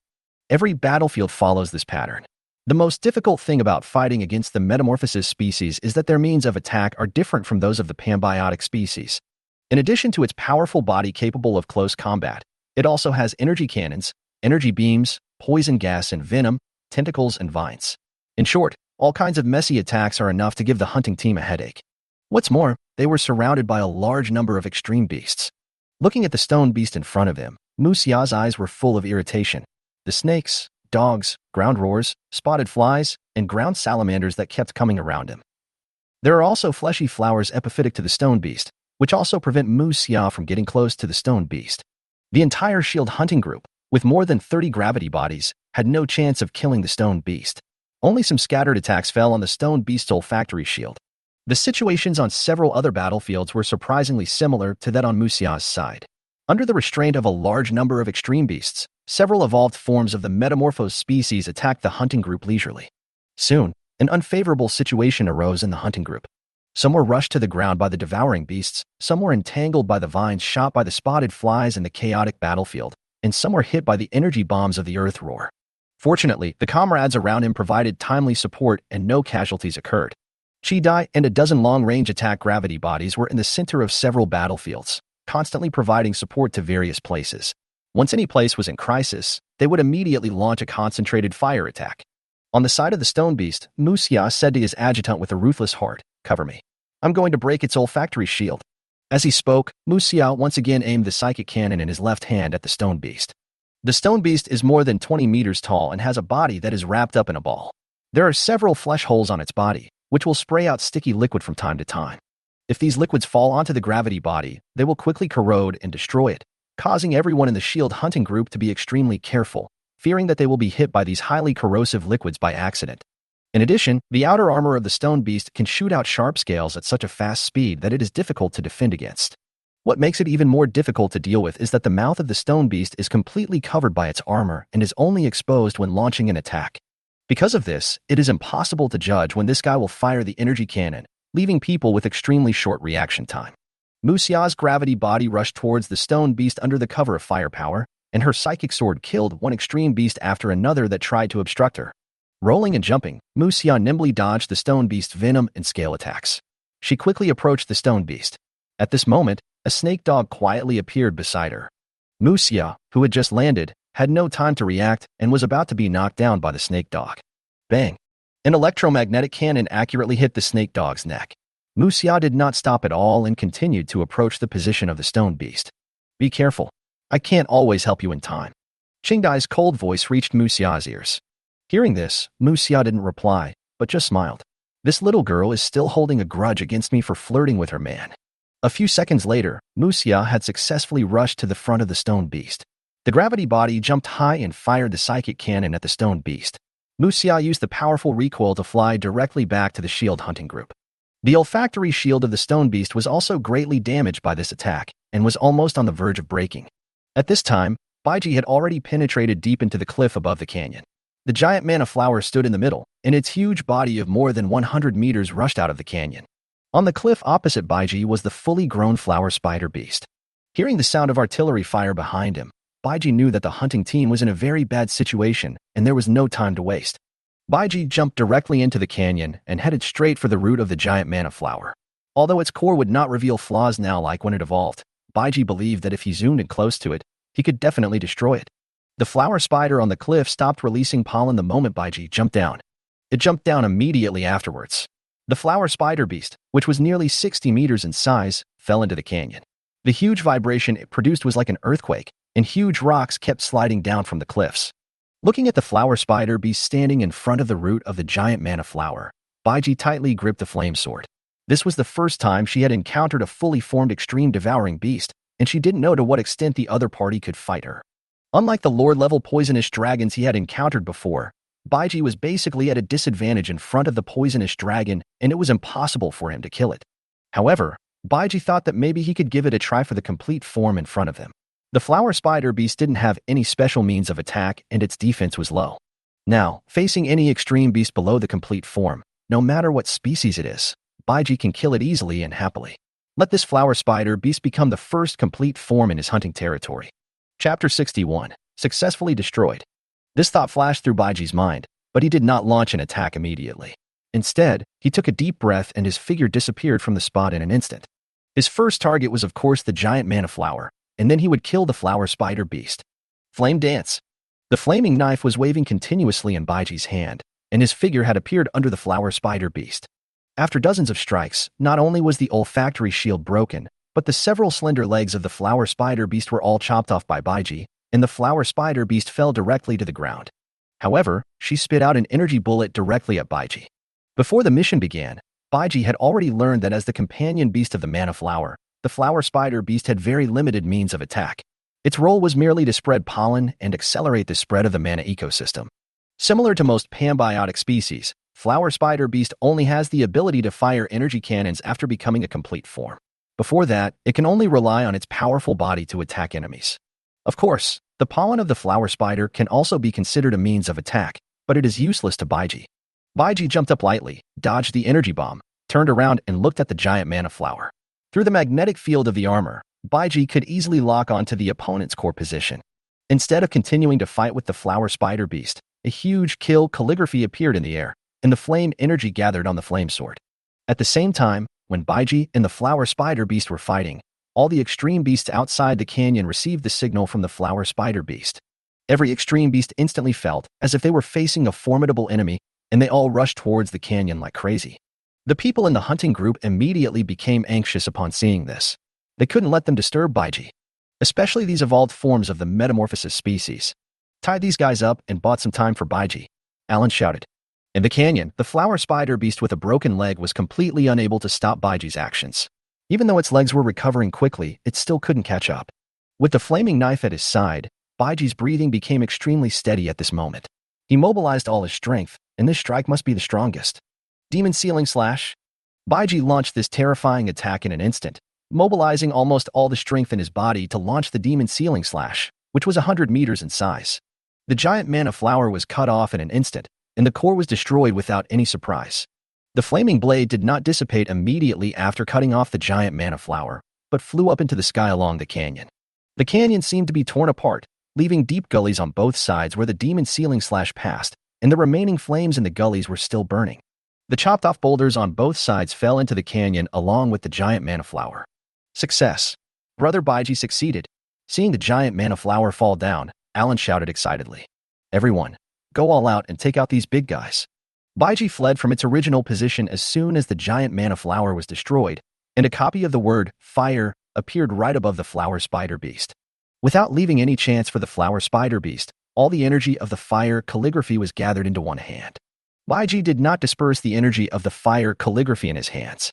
The strength he had left was only enough to use this last skill. Only by concentrating it on this last punch could he have a chance of killing the flower spider beast. And this time Baiji did not choose to directly attack the location of the flower spider beast's spiritual seed. This flaming fist lacked energy, and it would probably be difficult to penetrate the opponent's defense in one blow. Baiji raised his fist, dodged another energy cannon from the flower spider beast, and rushed directly into the flower spider beast's mouth. Flame Fist. A huge amount of energy poured into the body of the flower spider beast from its mouth. After Baiji succeeded, he quickly jumped back. The body of the flower spider beast continued to expand and grow, and then a huge explosion resounded throughout the world. Baiji, who had not retreated far, was also affected and was blown dozens of meters away by the air wave and hit the cliff nearby. Those extreme beasts that rushed back were also blocked by the energy generated by the explosion. Baiji took this opportunity to get up and quickly jumped out of the canyon. The Demon Sealing Slash just now had used up almost all of his energy, and his physical strength was also greatly consumed. From then on, he would not be able to use any skills for a short period of time. Baiji operated the Guiyuan breathing valve to restore his strength while waiting for the energy of his armor to be restored. As soon as they returned to the canyon, the group of extreme beasts surrounded them, and Baiji immediately went to meet them with the flaming knife in hand. What followed was a hand-to-hand combat. While surrounded by the extreme devouring beasts, Baiji was still killing them very efficiently, taking one down with every basic attack. However, the number of the extreme beasts was too large, and Baiji would not be able to break out in this way. Simply stopping the fight with the group of devouring beasts, Baiji lightly jumped onto the back of a snake dog, and then a red figure quickly rushed out stepping on the devouring beasts. After this period of fighting, the olfactory shields of several evolved beasts of the metamorphosis species that were being cared for by the hunting team had all been broken. When Baiji arrived, the bat-faced eel on Alan's side was already dying and had little ability to resist. This bat-faced bird has a pair of large and long wings, but it can only fly at a low altitude of a few meters. However, its speed was not slow, and it rushed around causing great trouble to the gravity body team.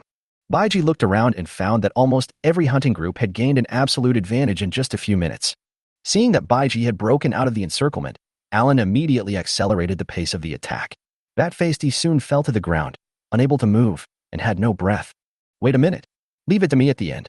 Seeing that the serious hunting group had already taken out the electromagnetic spirit cannon to mark the spirit seeds of the bat-faced calyx, Baiji hurriedly said, "Go help the others immediately and retreat quickly. Don't get entangled." Baiji's figure had appeared next to bat-faced calyx, and he punched the dead bat-faced calyx exactly at the location where the spiritual breath seed was. The fire energy poured into the opponent's body, and soon the spiritual breath seed shattered. Bat-faced calyx also turned into blood, and there was no chance of regeneration. Chapter 62 Surprise. On the side of the serious hunting group, Alan brought his men to Wei Xiong's battlefield and quickly helped them kill the snake grass beast just when Wei Xiong was about to destroy its spiritual seeds. Alan stopped him. "No, just leave it to Baiji." Although we don't know why Baiji is so obsessed with giving the extreme beast the final blow, we can probably guess from Baiji's behavior of constantly hunting the extreme beast over the past month that this should be good for Baiji. Although puzzled, Wei Xiong did not refute, firstly because the one who persuaded him was Alan, his good brother. The second reason was that he had just seen Baiji destroy the giant manna flower, so he was willing to believe Baiji. Wei Xiong looked in the direction of Baiji and found that an extremely huge flame was rising from the other party's body, making it impossible for the surrounding devouring beasts to get close. "Let's go and help others," Alan said.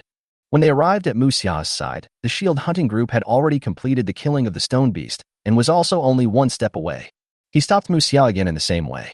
At this time, news of the kill came from Bourne's side, and Alan immediately stopped the other party in the communication. Everyone looked at where Baiji was, and at this time Baiji's voice rang in their ears. "You go ahead. I'll hold them back." Upon hearing this, Chi Dai was the first to speak. "Baiji, what do you want to do? Stop talking nonsense and go," Baiji roared. At this time, Alan also said, "Retreat immediately, don't fall behind." Looking at Baiji's position again, the flames rising into the sky seemed to have a tragic flavor. Qingdai gritted her teeth, turned around and followed the main force away. But Baiji was a little excited at this time. After killing the bat-faced calyx and absorbing its life essence, the concentration of Baiji's fire bloodline had exceeded 80%. At this moment, not only was the armor energy previously consumed completely restored, but it also nearly doubled on the original basis, able to support him in fighting for a longer time, with lower consumption and greater power. At the same time, he also unlocked a new skill, the Flame Clone, and what made Baiji most happy was that from now on, he could summon the Flame Dragon cult.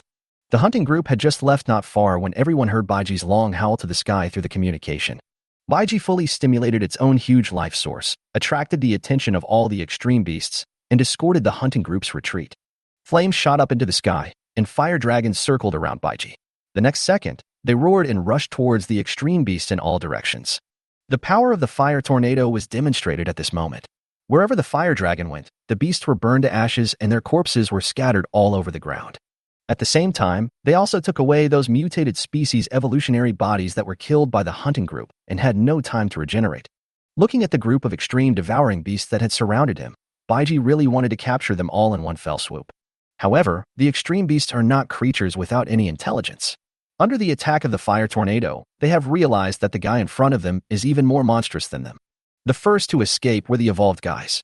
Their instincts and wisdom allowed them to make a reasonable choice. At the same time, they also convey information to other extreme beasts. In an instant, the group of extreme devouring beasts that were originally baring their teeth at Baiji scattered and fled in panic. How could Baiji let them go so easily? A huge fire character appeared instantly, and more flame energy than ever before gathered in his hands. He punched out 2 consecutive times in the direction where the extreme devouring beasts were escaping. 2 huge fireballs that could destroy the world instantly took away about 200 extreme devouring beasts. This is not over yet. What follows is a horizontal slash to seal the demon. This time, the demon sealing slash consumed only 1/3 of its energy, catching up with the previous demon sealing slash when Baiji consumed almost all of its energy to destroy the giant manna flower. After Fingma cut down and making all living beings equal, and killing nearly 300 extreme beasts, Baiji stopped attacking. The remaining extreme beasts had already run far away, and there was little point in chasing them any further. Look at the blood concentration again, 86%. Baiji was very satisfied with the harvest this time. It not only successfully destroyed the giant manna flower, but also prevented the spread of ecologically dense areas. His own strength has also increased greatly, and nothing could make Baiji more satisfied than this result. One complete form, several evolved forms and transformed species, plus hundreds of other extreme beasts, directly pushed the blood concentration of Baiji to 86%. At this moment, the system that had not been seen for a long time suddenly made a long-lost sound. The Chosen One destroys the giant manna flower for the first time, kills the fully formed devouring beast for the first time, triggers a hidden reward, and gains a chance to strengthen the body once. Eh? Baiji almost didn't react when he heard this voice. Can the opportunity to strengthen the body be used at any time? To what extent can it be strengthened? Baiji asked. Anytime. The first level evolver uses breathing to circulate the life essence. The newly born life essence will continue to strengthen itself, improving it 5 times from the inside out. Since the Chosen One has already been strengthened once, his body is already at the peak of the first level. If strengthened again, it will be increased by 25 times. Upon hearing this, Baiji burst into laughter with joy. His starting point was the end point of others. How could he not be excited? 25 times. Baiji felt that he would not need to summon armor to deal with the newly born devouring beasts, unless they had powerful attack methods, such as the transformed species and the floating species. After the excitement of physical strengthening passed, Baiji looked up at the sky and immediately summoned the divine weapon, Flame Dragon Horse. Chapter 63 Call Me Flame Dragon Warrior. After several minutes, Baiji became a little impatient. Finally, another 2 minutes passed, and as Baiji looked expectantly, a red light streaked across the sky and headed straight for Baiji. Looking at the Flame Dragon Horse getting closer and closer, Baiji wondered, could it be that this thing flew from the armor's base camp, the Mingjia? Otherwise, why would it take so long? When the Flame Dragon Colt stopped in front of Baiji, Baiji couldn't wait to reach out and touch it. It was red and silver in color, with a dragon head at the front, and looked very majestic and powerful. With an excited heart and trembling hands, Baiji immediately sat on it and began to operate it skillfully according to the information he learned from the Tianao bracelet. A few minutes later, in the sky, Baiji, riding the Flame Dragon Horse, was flying in the clouds. This speed, this feeling, was so cool. What Baiji didn't know was that the hunting group had been trying to contact him since they left the ecologically dense area, but they found that they couldn't get through to him at all and there was no response at all. Qingdai's eyes turned red with anxiety, and Alan was also very anxious. After flying happily for a while, Baiji finally remembered this matter and hurriedly flew towards the direction of Siyun Mountain. In less than a minute, Baiji had arrived above the hunting group. The Flame Dragon Horse fell rapidly, and a red light descended from the sky. What is that? Someone discovered the white hyacinth and pointed at the sky and said in surprise. Others also looked over when they heard the sound. Beside Qidai, Alan, Nanqing, Muxia, Wei Xiong, Born, and several adjutants all gathered together. When they saw the red figure rushing towards them, they all looked at each other at the same time. It's him. He's back, Qidai said excitedly. When she couldn't contact Baiji just now, she was really worried that something had happened to Baiji. As soon as he finished speaking, Baiji, riding the Flame Dragon Horse, had already arrived in front of everyone. Everyone laughed when they saw Baiji wearing the Flame Dragon armor. Ha ha ha, brother Baiji, your armor is really amazing. The generous Wei Xiong immediately stepped forward and said loudly, I have learned a lot today. As he spoke, Wei Xiong moved closer to look carefully at every detail on the armor. Born asked, brother, who are you? Are you really a human? Not some god descended to Earth or something like that? Hearing this, Baiji laughed and said, of course I am a human, but you can call me Flame Dragon Knight. Flame Dragon Man? At this time, Muxia also stepped forward and said with a smile, Xia? Does it mean chivalrous knight? The greatest heroes serve their country and their people. Brother Baiji, are you ready to become the protector of mankind? Baiji looked at the smiling woman and said very seriously, it's not preparation. The greater the power, the greater the responsibility. I am just doing what I can. If I didn't have this kind of power, I would run faster than anyone present if I encountered the extreme devouring beast. After hearing what Baiji said, Muxia smiled even brighter. I see, brother Baiji, you are just like what the leaders said. Perhaps you can become the hope of mankind in this doomsday. Huh? Really? Did she really say that? Upon hearing Muxia say that Bai Yuekue was so optimistic about him, Baiji immediately smiled and looked excited. If we talk about the person that we most look forward to in this world, it would definitely be Bai Yuekue. Baiji had been thinking about her for a long time and couldn't wait to see with his own eyes this woman who had charmed thousands of boys. Seeing Baiji's excitement, Muxia and the others laughed out loud. Brother Baiji? What? Have you heard of our leader? Wei Xiong asked with a smile. Don't worry about it. It's not important. Baiji said casually, then looked at Muxia. Muxia smiled helplessly. The leader did say so. Hearing this, Baiji felt a little happy again. At this time, Alan said, Brother Baiji, what is this? Seeing Alan pointing at Yanlanju, Baiji smiled and said, My means of transportation, you can see for yourself. After saying that, Baiji walked towards Chi Dai. Why are your eyes red? Did you cry? No. Where did you go just now? Why can't I contact you? Chi Dai did not go to see Yanlanju, but just looked at Baiji with red eyes. I'm sorry for making you worried when I was in heaven just now. In the sky? That's it. Baiji nodded and said, I forgot to tell you that you can use the flame dart to confirm my condition. If something happens to me, the flame dart will flash continuously. If I die. Before he could finish his words, he was interrupted by Chi Dai. Don't talk nonsense. Forget it. I'm glad you're back. Looking at Qing Dai's red eyes, Baiji said, Wait for me.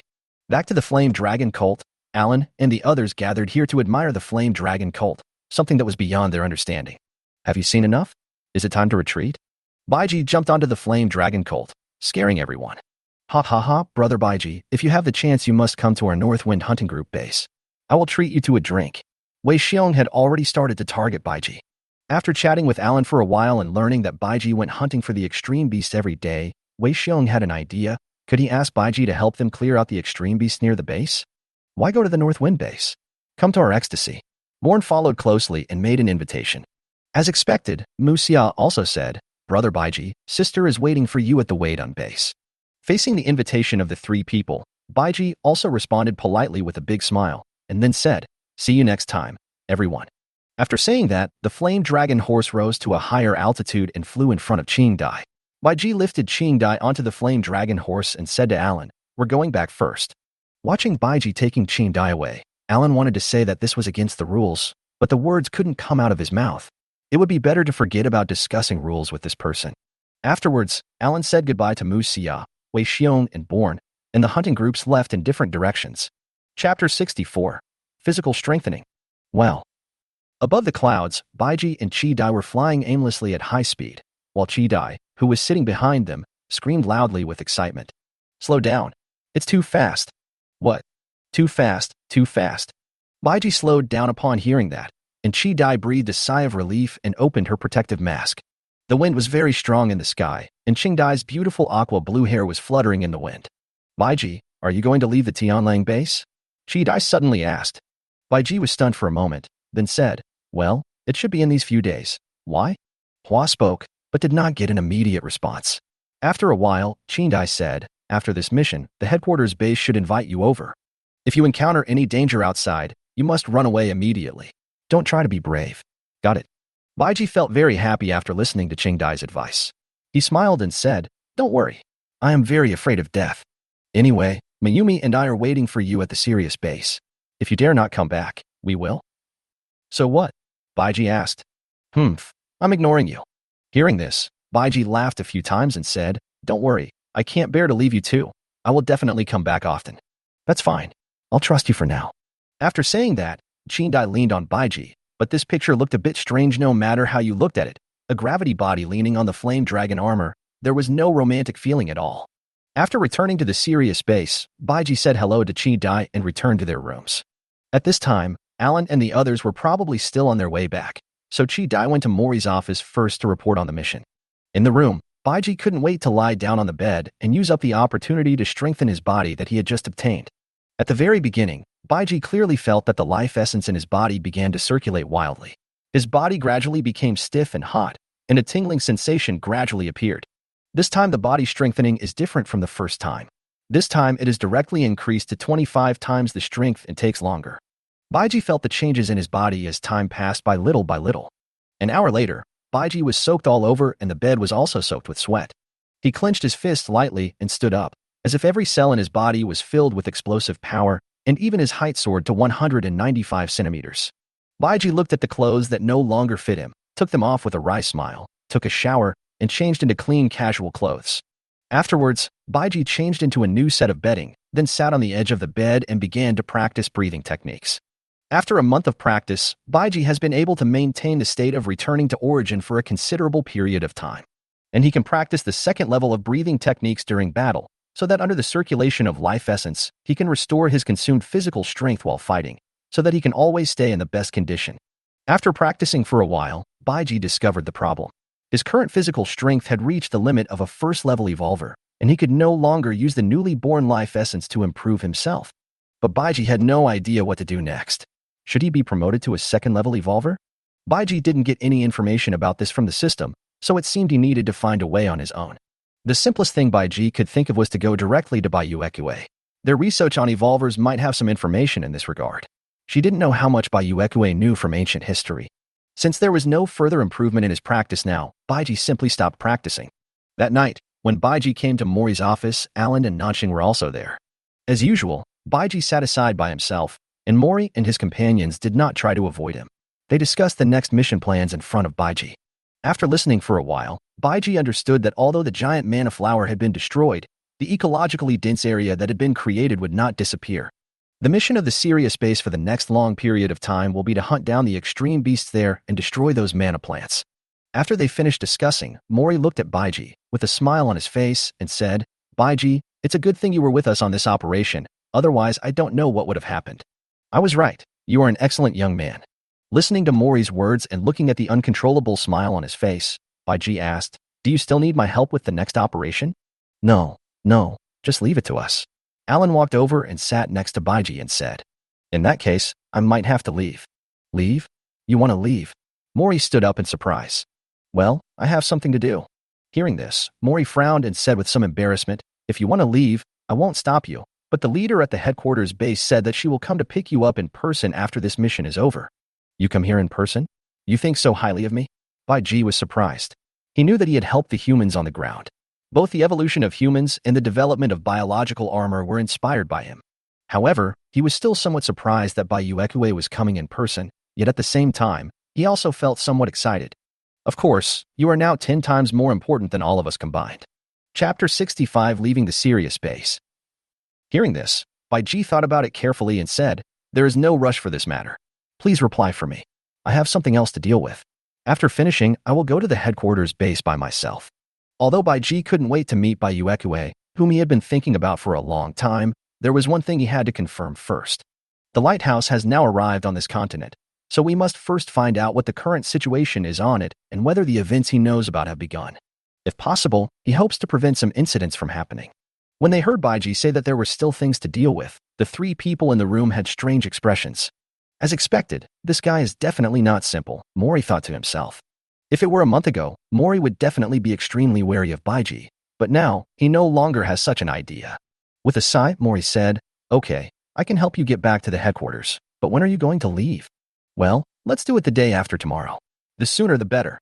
We can finish things sooner and go to the headquarters base earlier. To be honest, I'm really looking forward to meeting your leader." Thinking of Baiji, it can be said that Baiji has admired her for a long time. Hearing that Baiji was leaving the day after tomorrow, the 3 were a little surprised. Is he in such a hurry? The day after tomorrow. Mori muttered, and after a while he said unhappily, "Deal with all your affairs before you leave." Baiji was stunned for a moment, then realized that this old guy was talking about him and Mayumi.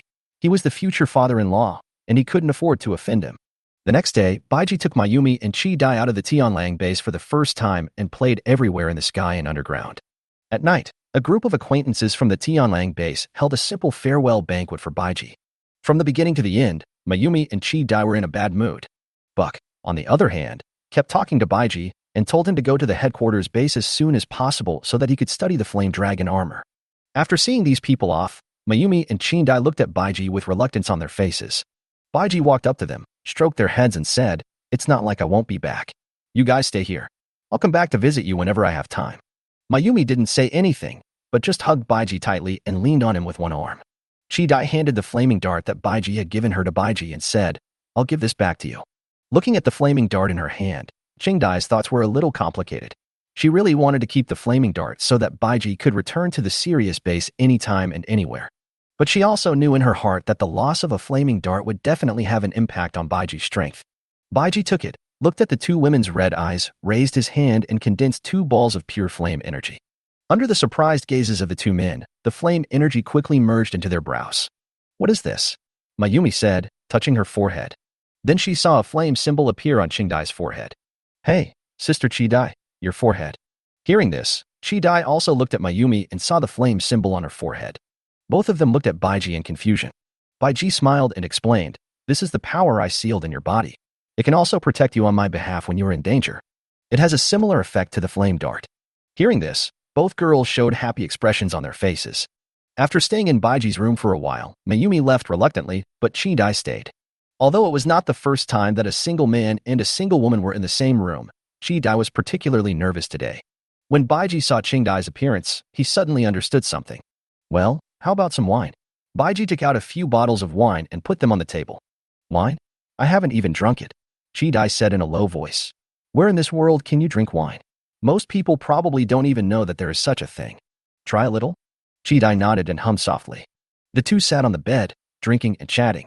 Half an hour later, Chidai, who was drinking for the first time, had her face flushed, but her mind was clearer than ever. Suddenly Chidai threw herself on Baiji and said, "Brother Baiji, I'm not going home tonight." After saying that, Chidai buried her head in Baiji's arms, her breathing becoming a little rapid. So embarrassing. Baiji was stunned when he heard that. Then he held Chidai's face in his hands and slowly lowered his head. A few minutes later, Chidai lay on the bed, looking at Baiji with spring in her eyes, and said in a seductive voice, "Be gentle." Baiji nodded. Pain. The following is 404 content and has been automatically blocked. When he woke up in the morning, Baiji looked at Chidai, who was sleeping beside him, kissed her gently on the forehead, and then got up. When we arrived at the clinic, Mayumi was sitting in a chair in a daze. Baiji covered Mayumi's eyes from behind and said, "Guess who I am?" Hearing the voice, Mayumi immediately turned around and hugged Baiji tightly. After a while, he raised his head and looked at Baiji's face so close to him with his big watery eyes. "Are you leaving?" "Well, wait until Chidai wakes up, then we'll eat something and leave." Mayumi blushed when she heard this. "You two did that?" Baiji nodded awkwardly. Unexpectedly, Mayumi stared at Baiji and then closed her eyes.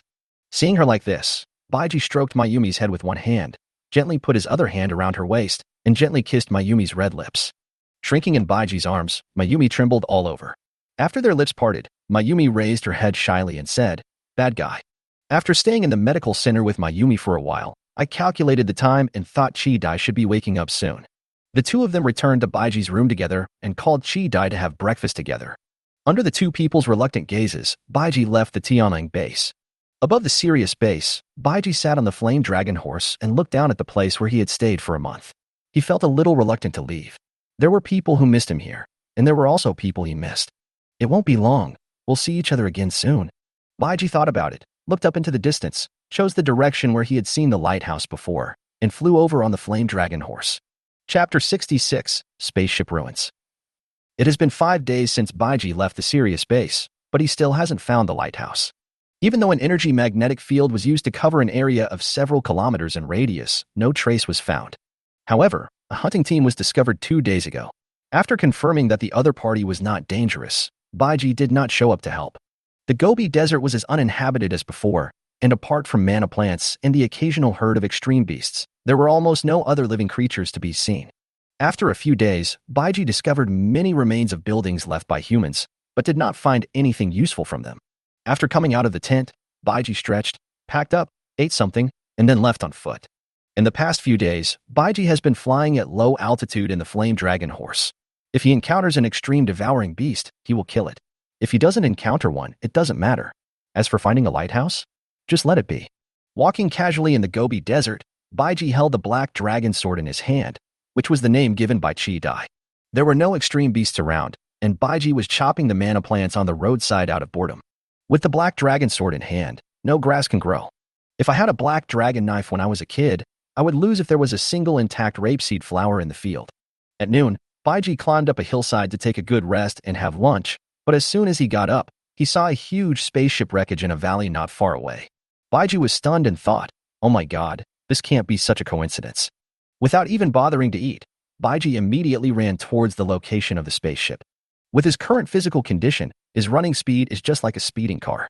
After running and jumping quickly on the Gobi Desert for a while, Baiji stood on the top of the spacecraft ruins and looked at the surrounding scenery. It was very similar to what Baiji remembered. Sure enough, this is the place, one of the survival supply marking points of the lighthouse. Our 49 starship ruins. However, after a careful look, Baiji did not find any signs of fighting here. It seemed that the scavengers had not been here yet. So the current situation made Baiji a little embarrassed. No one knew when this wasteland hunter would come to this damn place. Did he have to wait here? Baiji didn't think any more about it. He took out a piece of beef jerky and put it in his mouth, deciding to go inside the spaceship and take a look first. Looking around, I found that in addition to the wreckage of a spacecraft, this was also the site of a space base. Baiji discovered an entrance above the spacecraft, which looked like it was formed by an explosion. Baiji took out a protective mask from his backpack, which Shindai and Mayumi had prepared for him before he left. Wearing a protective mask, Baiji jumped directly down. As soon as it landed, it immediately raised a lot of dust. Baiji opened the terminal on his left hand and checked the air index around him. There was no olfactory mist, and the hemoglobin value was extremely low. After confirming that there was no problem, Baiji took off his protective mask. In front of him was a completely destroyed room, gray everywhere, and on the ground there were rubble and various collapsed equipment. Baiji walked to a door, raised his foot, and kicked it hard. The heavy door was kicked in it. After several kicks, the door finally collapsed with a loud bang. It took Baiji nearly an hour to walk around the spaceship and check all the places that could be explored. The captain of the spaceship was covered with meat and soil, densely packed. In Fei Chuang's resource storage area, Baiji discovered a large number of items. They are basically some daily necessities, but there are not many that can be used anymore. The main ones are compressed biscuits. There are also some combat equipment and controllable energy. Baiji doesn't care about these things, and the hunting team from the ground base would never come here just for such a small amount of supplies. However, in addition to these things, Baiji's energy magnetic field also detected the activities of the extreme beasts, but Baiji did not alarm them. After everything was investigated clearly, Baiji was thinking about whether to find a room on the spaceship and stay there for a few days to see if he could wait for someone from the Lighthouse to come.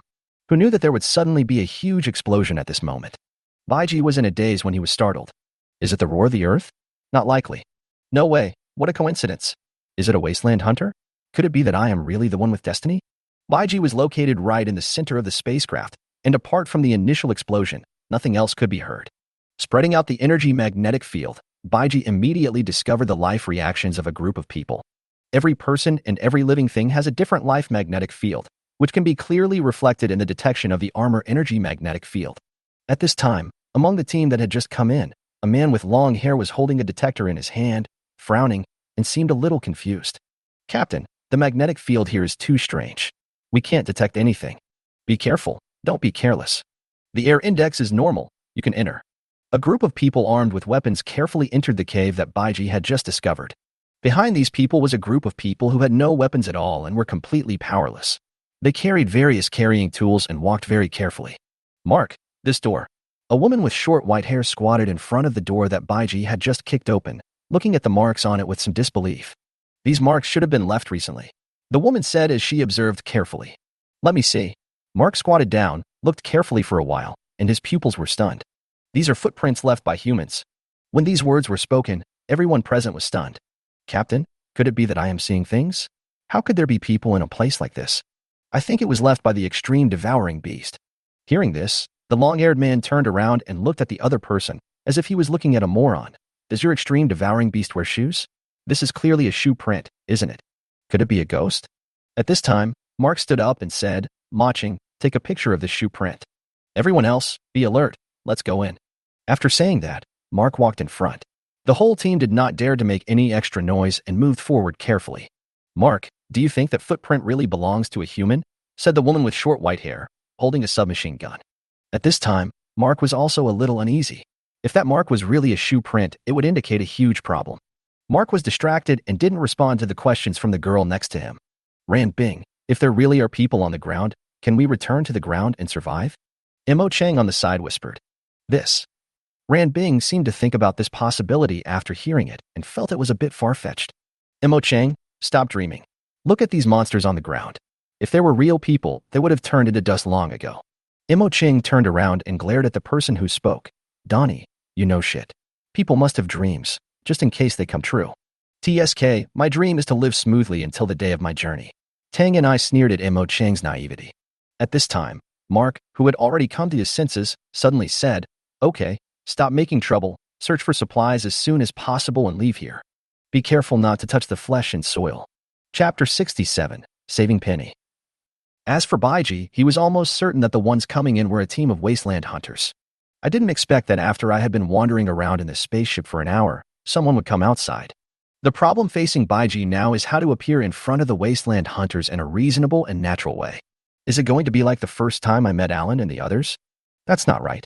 The Lighthouse is different from the ground base. The people on it not only have weak emotional awareness, but also don't believe that there are other people on the ground at all. Their ability to accept is completely incomparable to that of the ground base. If I show up rashly, I'm afraid I'll scare them to death and shatter their three views. Kill a scavenger? Wear his clothes and blend in. Isn't this a bit inappropriate? Just when Baiji was worried, the scavengers had found a supply storage cabin of the interstellar spaceship. Looking at the large amount of supplies in front of them, the scavengers present all showed expressions of surprise. Hurry, let the workers come and move things. And be quiet. Mark ordered Mo Cheng behind him. Yes. Mo Cheng responded. At this time, Ren Bing came over and said, "What are you thinking about?" Mark said, "No, let's go. There should be more than one storage compartment here." Looking at Mark's broad back, Ren Bing immediately followed. Half an hour passed, and Baiji was not in a hurry to go out. He wanted to find an opportunity to rush out and lend a helping hand when they were in danger. After that, we can justifiably morally blackmail these wasteland hunters. Baiji was very satisfied with himself, and he didn't care about the disgusting aspects of the plan at all. Things like lower limits have always been very flexible. At this time, the energy magnetic field spread out by Baiji discovered that the extremely beasts that had originally gathered together began to slowly approach the location of the scavenger. It seems that I don't have time to think about it. Baiji walked out holding the black dragon sword at his waist. Soon, he quietly avoided all the scavengers and came to a room full of meat and soil, hiding in an inconspicuous place. After a few minutes, Baiji heard bursts of gunfire coming from outside. It started. Baiji knew exactly what was going on. It seemed that the crew Cut 4068 had triggered the copy of the spine. Baiji smiled and prepared to go out to see what was going on, but as soon as he took a step, he was tripped by something. Looking down, he saw two bodies entangled together. Baiji exclaimed, "It's outrageous. They died while doing something shameful. How sad." Da-da-da. The sound of gunfire outside became more frequent, and Baiji hurried to the door and stuck his head out. Not far from the passage, several scavengers in combat uniforms were running towards the place where the gunshots came from. Baiji heard their conversation with his extraordinary hearing. A hunter rushed to the door and said, "Penny, what's going on?" In the room, a female warrior with short blonde hair was holding a gun and shooting at the spying group. "We have alerted the spying group, and the hemoglobin is spreading. Tell the captain to evacuate immediately. I'll cover your retreat." After hearing what Penny said, several scavengers ran back. Baiji walked along the dark passage at this time. His strong physique gave him extraordinary eyesight, so he could move freely even in this place where there was no light at all. Donnie, can you hear me?" In front of Penny, Donnie, who had been infected by the blood-red pigment and had hallucinations, was shouting like crazy, "The flesh soil is alive! The flesh soil is alive!" At the same time, the submachine gun in Tony's hand was firing indiscriminately. Just as Penny rushed forward to wake up Donnie, who had lost his mind, suddenly turned around and pulled the trigger at Penny. At this moment, Penny's eyes were full of horror. Bang, bang, bang. A gunshot rang out and a fatal bullet spurted out from the muzzle. At this moment, a flash of knife light passed in front of Penny, and as the bullet was knocked away, Penny felt like she was hit by a car. Her body flew out and hit the wall. After saving Penny, Baiji quickly rushed to Tony's side and slashed with his sword a few times, killing several spines in Tony's body. At the same time, he punched him hard in the abdomen. The powerful force knocked Donnie unconscious and then threw him in front of Penny. "Take him away from here quickly." At the same time, in the passage, Mark and Ran Bing, who received the news and rushed over to support, just arrived at the door. At a glance, I saw the white hyacinth killing people everywhere in the room. "Humanity! Captain, Donnie is infected with hemoglobin." Penny helped Donnie up and said to Mark, "What's going on here?" Mark asked. "He saved us." Penny was about to explain to Mark. Baiji suddenly turned around and yelled, "Are you sick? Get out now. Do you want to die?" After being yelled at by Baiji, Mark immediately said, "Penny, take Donnie out immediately." "Yes, Captain." But at this moment, a snake dog slowly walked out from the shadows in the passage. "Brother, hurry up and leave. I'll cover you," Mark shouted to Baiji when he saw this. Hearing this, Baiji smiled and said, "Don't panic. Wait for me to kill these little bugs." In the room, more and more spines emerged from all directions, releasing rich hemoglobin. Seeing that Baiji was unmoved, Mark and Ran Bing looked at each other. Suddenly, dense gunfire rang out in the dark passage. However, the hunters used conventional weapons, and ordinary bullets had no effect on snakes and dogs, just like scraping, without any pain or itching. Shaking its big dreadlocks, the snake dog rushed towards Mark and Ran Bing. Chapter 68 0.01 centimeters. In such a narrow place, the extreme beast rushed to Mark and bit him with its big mouth. Mark was worthy of being the commander of the Wasteland hunters. He dodged the attack of the snake and dog by leaning sideways at the critical moment. When the snake dog saw the prey in its mouth slip away, it stopped suddenly, turned around, and was about to chase Mark, but its tail swept out at an extremely fast speed. Just when the sword was about to hit Ranbing, Baiji rushed out of the room with the black dragon sword in his hand and slashed the snake dog's tail from bottom to top. "Are you okay?" Baiji asked, standing in front of Ranbing. Ranbing behind him opened his O-shaped mouth and looked at Baiji in front of him, completely stunned. "Who am I? Where am I?" The man broke through the snake dog's defense with one knife and cut off its tail. Baiji didn't care when he didn't hear a response. At this time, Mark and Snake Dog also noticed Baiji. "You guys go quickly, leave this big dog to me," Baiji said as he put away the black dragon sword, jumped lightly onto the snake dog's neck, and grabbed the snake dog's long tentacles tightly with both hands. The snake dog is angry. Not only does he cut off its tail, but he also wants to ride on me? The snake dog swung its body frantically, trying to shake the white hyacinth off. Baiji sat on it as steady as a mountain and smiled at Mark. "What are you waiting for? Don't you know these guys don't act alone? Want to die here?"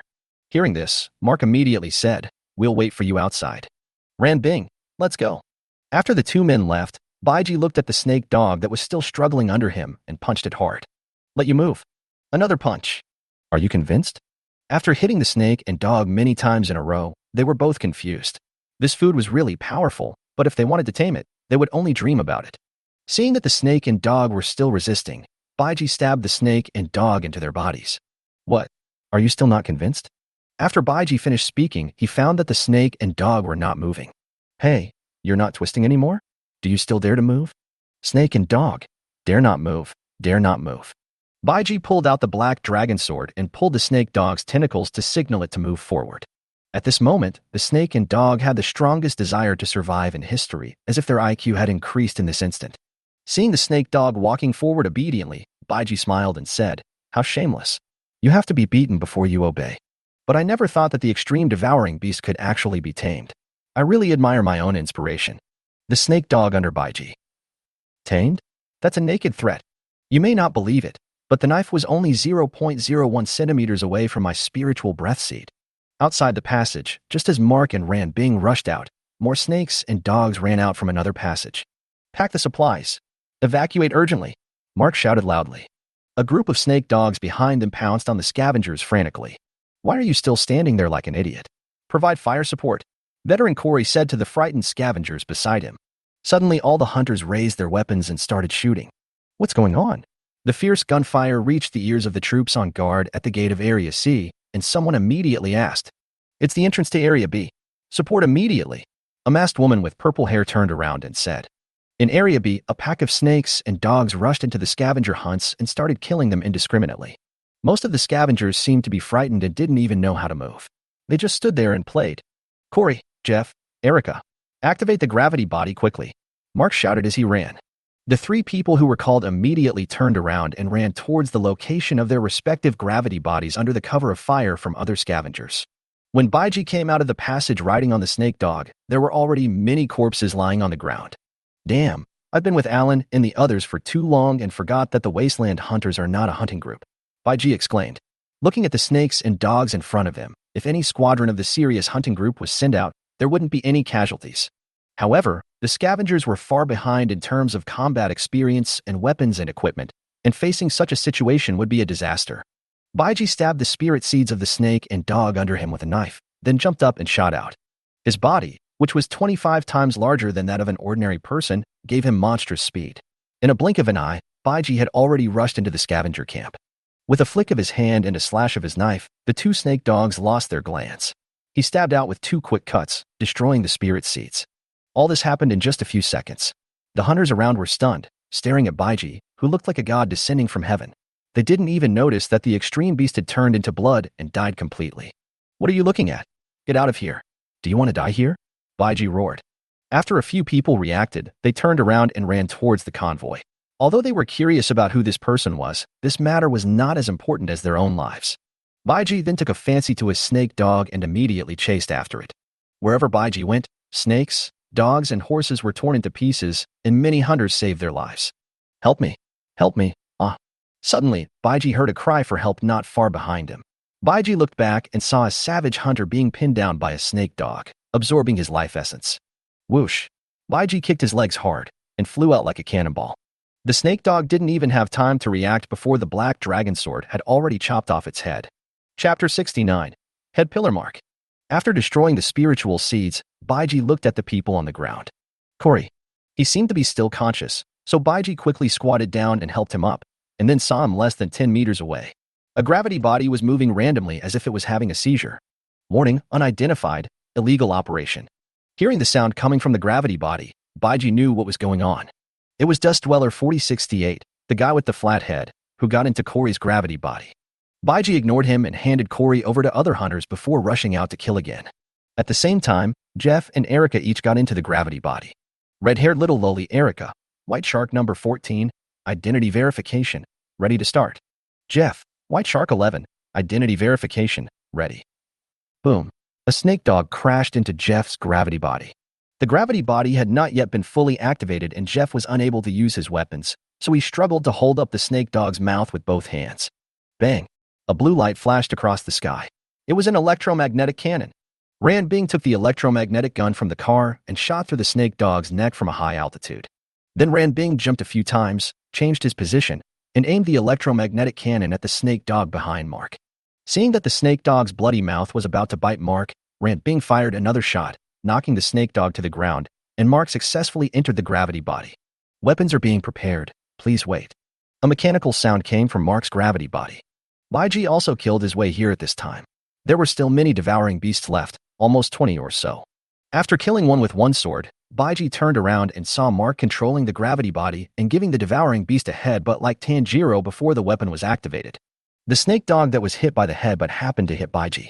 Baiji chuckled, jumped into the air, and as his body turned over, the black dragon sword split the snake dog into two halves along the location of the spiritual seed. After spinning a few times in the air, Baiji landed next to Mark's heavy body, and Ran Bing arrived almost at the same time. Hee, did you want to smash me to death just now? Baiji said with a smile. Sorry. Mark replied casually, but his eyes fell on Baiji. Where on earth did this person come from? How could he achieve such a level of success with human power? At this time, Ran Bing noticed that the extreme beast that was split into two halves by Baiji turned into a pool of blood and died completely. Mark, look over there. Hearing Ran Bing's somewhat hurried voice, Mark immediately saw the snake dog with only its skeleton left. How did you do that? Mark blurted out in shock. Let's talk about this later. The extreme beasts have surrounded us, Baiji said. Upon hearing this, Mark pulled out the weapon from his back, which was a chainsaw knife with the teeth rotating rapidly. Ran Bing also raised her electromagnetic cannon and looked at the snakes and dogs in front of her vigilantly. Kill, Baiji shouted and rushed out alone. Mark waved his chainsaw knife, sharply chopping off the snakes and dogs that rushed towards him. One swing killed one snake and dog, which was extremely satisfying.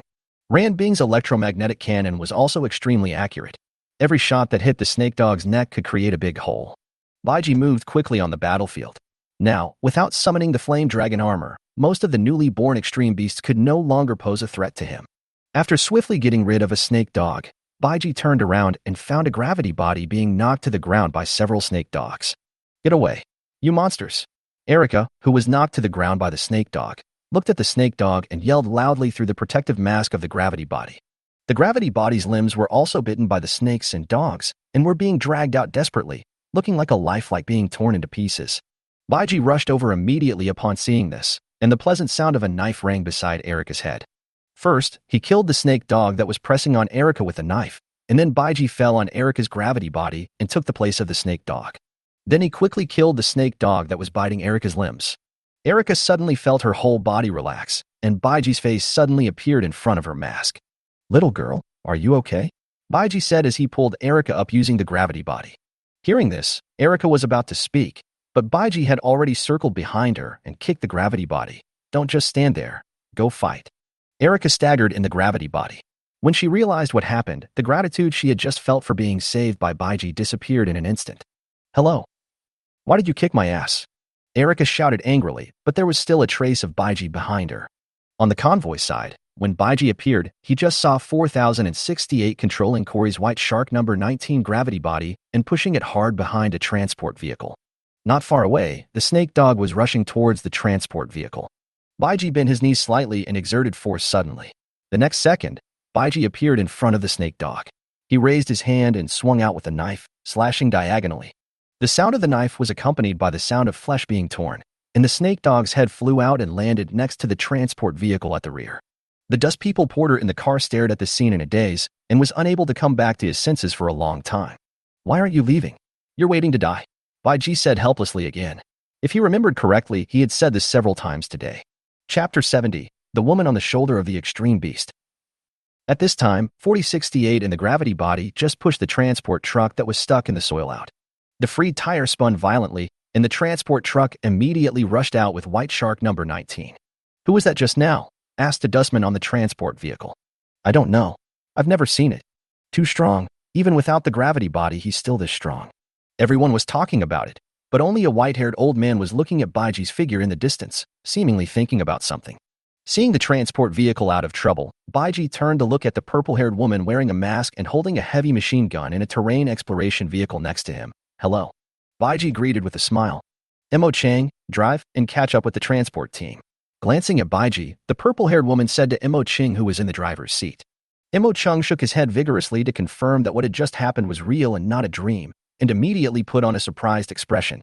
"That's amazing. I told you to drive. Didn't you hear me?" Oh, okay."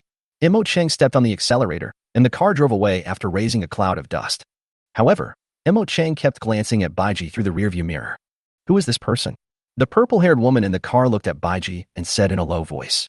Baiji watched the two drive away, smiled and said, as expected of Fei Xue, "She is really aloof, just like Nanxing." After saying that, Baiji immediately returned to the snake dog he had just killed to finish it off, and then rushed to another place.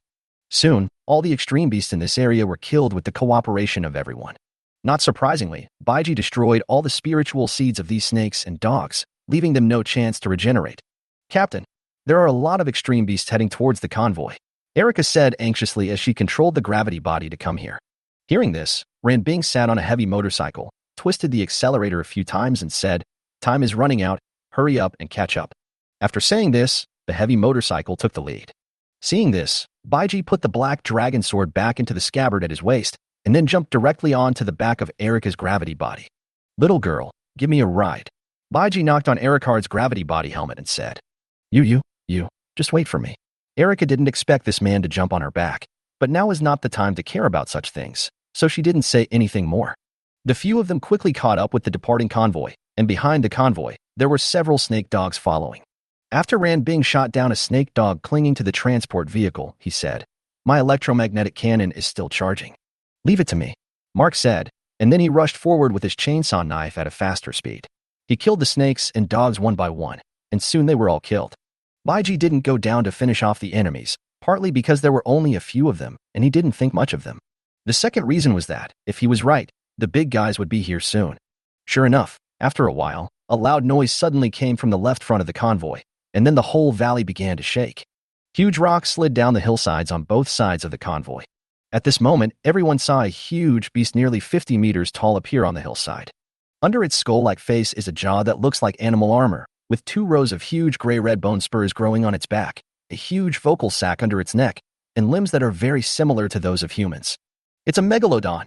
In the words of the Lighthouse, it is an extremely large creature among the panzoological species, and is actually a complete diplodocus. The megalodon stepped down from the hillside into the valley in a few steps. Its huge paw landed on the ground and almost smashed the vehicle to pieces. Fortunately, the drivers were all experienced drivers with very good driving skills. They drove the vehicles calmly in the face of danger, and the convoy passed under the megalodon without any danger. Roar. The giant-toothed Democran suddenly opened its mouth wide towards the convoy, and its terrifying sonic attack resounded through the sky and earth, sweeping across the entire convoy. Of course, many of the dust people fainted in the car because of their weak bodies. Baiji's expression remained unchanged. He turned around and stared at the fully grown giant-toothed Demaca. Such sound waves have no effect on him. The only thing he cares about now is Bayuekue, who will appear next. Baiji stared at the shoulders of the megalodon with sharp eyes. When it turned around and faced the convoy, Baiji's pupils suddenly shrank. It was her. Bayuekue was seen standing steadily on the shoulder of the giant-toothed Demaca, his mink coat swaying violently in the wind, and his short white hair looked a little messy. When Baiji looked at her, Bayuekue's gaze also fell on him. Bayuekue's originally indifferent expression disappeared in an instant, replaced by a look of shock and confusion. Noticing Bayuekue's change, Baiji smiled and waved his hand. Bayuekue quickly recovered from his surprise, and as he looked at Baiji and the Wasteland Hunter team going away, a smile appeared on his lips. "It's you, Baiji." Bayuekue then turned and left, disappearing from sight. Chapter 71, A Passing Expert. After Bayuekue left, Baiji turned around and saw Mark and Ranbing standing beside him, both of them with a look of disbelief on their faces. "Hey, come back to your senses. What are you looking at?" Baiji shouted at the two of them. The two of them looked back at Baiji, their expressions somewhat complicated. The convoy was advancing rapidly in the Gobi Desert. After getting rid of the pursuit of the extreme beast, the convoy found a place to stop and the drivers also came out of the gravity body. Load all the gravity bodies onto the vehicle. The journey ahead is still long, so try to save the energy of the gravity bodies as much as possible. Then Mark directed the adjustment of the personnel arrangements and freed up a car. Jeff drove and Erica rushed to sit in the passenger seat. In the carriage were Mark, Ranbing, and of course Baiji. Looking at this guy who had unknown origins but had helped them a lot and was now sitting in their car, Mark was a little undecided. The Lighthouse hasn't found any survivors for decades, let alone such a powerful and strange creature. If it is brought back rashly, it might bring danger to the Lighthouse. But if they don't bring it, looking at the other party's current posture, it is obvious that they are relying on them. Moreover, just because the other party helped them, the scavengers, and avoided greater casualties and losses, Mark couldn't say no. Most importantly, Mark also has his own little thoughts. The guy in front of me and the woman on the back of the beast. Does this mean that it is actually possible to survive on the ground? If that is the case, then... Mark suddenly felt a little depressed, and he remembered what his sister Honko had said to him. The real happiness is to return to the ground and live freely with the one you love. What are you thinking about, brother? Baiji suddenly interrupted Mark's thoughts. Mark looked at Baiji's youthful smile, took a deep breath and said, "My name is Mark, the commander of the Wasteland Hunters." "Oh, my name is Baiji, and I'm a master passing by," Baiji said with a smile. Then he looked at Ranbing. Ranbing sat next to Mark and also smiled and said, "I'm his adjutant. My name is Ranbing. I'm Jeff, the ace of the Wasteland Hunters." Hearing the conversation behind, Jeff in the driving seat shouted loudly, "My name is Erica. I'm a gravity body pilot. I'm 18 years old. I like eating apples and eggs, and my dream is to sleep until I wake up naturally every day." Okay. Others are not interested in what you have to say. Why are you talking so much?" Jeff waved his hand to interrupt Erica's self-introduction. "What do you know? People can only get along better if they understand each other. I read this in a book," Erica said unconvinced. Baiji in the back car suddenly smiled, pretended to reach into his arms, and then handed an apple to Erica. "Well, eat it." "Wow, apple, where did you get it?" Erica took it with surprise, and then quickly handed it back. No, it's too precious, I can't have it." "Yes, your name is Baiji, right?" Jeff asked. "That's right. Although I don't know where you are from and where your apples come from, there is one thing I want to tell you. Do you understand that you should not show off your wealth?" Jeff said earnestly. "Apples are extremely precious nowadays. If other people see you giving them away like this, they will inevitably have some bad thoughts." Sure enough, people become more talkative once they get older. However, Baiji knew that this was the other party's good intention, so he did not refute. He just smiled and said, "Thank you, but it's okay. I can't guarantee the others, but at least you guys can be trusted. We can be considered comrades who have fought together." Hearing this, Jeff was immediately happy. "You speak very nicely. Not bad, not bad." Handing the apple to Erica again, Baiji said, "Eat it with confidence. I still have more of this." "Really? Real?" Baiji did the same thing again, and took out 4 more apples, one for each of Ranbing and Mark, as their eyes widened. Looking at the apple in her hand and then at Baiji, Ranbing's face was full of curiosity. If it wasn't for the fact that they had just met and were not familiar with each other, she would have to find out what clothes Baiji was wearing. He was so pretentious. After they quickly finished eating the apples, Mark suddenly said, "Brother Baiji, first of all, I want to thank you for your help today. If it weren't for you, we would definitely have suffered greater casualties and losses." "Haha, it's just a small matter. Don't take it too seriously." Then Mark added, "But I still have some things I need to ask." Seeing Mark's serious expression, Baiji knew what he was going to ask. "Well, ask it." Taking a deep breath, Mark said in a low voice, "Who are you?" "Well, is this important?" Baiji said, holding his head with both hands and leaning against the car. "Mark, you are a human being, and I am also a human being. In this apocalypse, as a community with a shared future, all human beings should abandon prejudice and unite to jointly cope with unknown difficulties and challenges. Isn't that right?" Hearing this, no one in the car spoke. After a while, Mark said, "You are right, but this doesn't mean anything. You know without me saying it that with your ability, I can't rest assured." As expected, Mark is just a little naive, but not stupid. Baiji sighed when he saw that his trick failed. Chapter 72. Me. The Apostle of Light and Shadow. Hey, I originally wanted to get along with you as an ordinary person, Baiji said with an embarrassed look. Hearing Baiji's words and tone, everyone tensed up, afraid of missing something. Stop pretending, let's get down to business. Actually, I am the messenger of the Lord of Light and Shadow. After saying that, Baiji looked at Mark proudly. Inner thought, I'm such a clever little ghost. Just thinking about his inexplicably powerful strength and the illusory mystery of the Lord of Light and Shadow makes him a perfect match. Lord of Light and Shadow? Messenger. Several people exclaimed at the same time. Hey, Baiji boy, don't try to fool people. The Lord of Light and Shadow is a liar, Jeff said while driving and turning around. These Wasteland hunters are the ones who take the Lord of Light and Shadow the least seriously, and are also the ones who are most disgusted with the Lighthouse Church of Light and Shadow. Tisk, old soldier, although you are old, you really don't know much, Baiji said with a sneer. The Lord of Light and Shadow really exists. As his messenger, my mission is to help mankind survive in this doomsday. As soon as Baiji finished speaking, Mark laughed and said, according to what you said, why doesn't the Lord of Light and Shadow help humans personally? How could Mark believe Baiji's words? This illusory thing was just a hope for people who could not see hope in the doomsday. It was a kind of sustenance. He saw this very clearly. There is a profound meaning behind what the Lord of Light and Shadow does. No one understands the Lord of Light and Shadow better than me. Seeing Baiji's helpless look, Mark knew that there was nothing he could ask this question. Then let me change the question. Mark no longer cared who Baiji was. No matter what, he will bring Baiji with him to Lighthouse. Whether it is the man himself, his powerful strength, or the means and secrets of killing the extreme beast, they are all important discoveries for Lighthouse. There may be some risks, but as long as we are well prepared, Marco feels that they are within controllable range. Ask. I'm a very easy to talk to person, and I'll tell you everything I know, Baiji said. Hearing this, Mark showed a hint of expectation in his eyes, and then asked, I want to know, are there any other humans on the ground besides you? As soon as Mark asked the question, Rand Bing, Jeff, and Erica all pricked up their ears. Do you hope so or not? Baiji did not answer Mark's question immediately, but said this instead. Mark was stunned. What kind of answer was this? Did he hope so or not? Mark has always believed that the Lighthouse is the last home and the last hope of mankind. But what happened today undoubtedly impacted his long-held cognition, the Baiji in front of him, and the woman on the back of the extreme beast.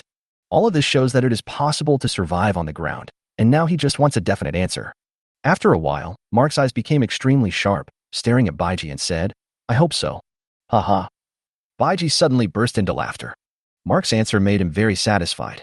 At least he still had the expectation of returning to the ground and hope for the future, instead of living his whole life guarding the lighthouse. If you hope there is, then there is, Baiji said firmly. Without waiting for Mark to speak, Baiji suddenly continued. Being able to adapt to circumstances, follow the trend, be open-minded, and be inclusive. These are the precious qualities that humans have shown when facing difficulties throughout history. The only unchanging truth in this world is that the world is constantly changing. Humans should also actively transform themselves, integrate the changes in the world, and have the ability to keep pace with the times in order to better adapt to the present. Baiji suddenly sat up straight, came to Mark, and said seriously, even if you are facing the mana ecosystem, understand it, integrate it, improve yourself, and find a way to fight it. Even if it means huge sacrifices, this is the journey, and it will truly bring hope to mankind. Rather than drifting around on Noah's Ark and struggling to survive when disaster strikes. After finishing his argument, which seemed to make sense, but was actually somewhat out of touch with the reality of the lighthouse, Baiji felt his lips were sore. Looking at Mark again, he had a dazed look on his face, which made Baiji feel very comfortable. It seemed that his mouth persuasion was also very powerful. The reason I told Mark this was to plant a seed in his heart and strengthen his belief in leading the lighthouse people back to the ground. Since Baiji has followed him to the lighthouse, he will not let those bad things happen and must keep the lighthouse firmly in his hands. Looking at Mark again, he had already gotten the answer but remained silent, and no one knew what he was thinking.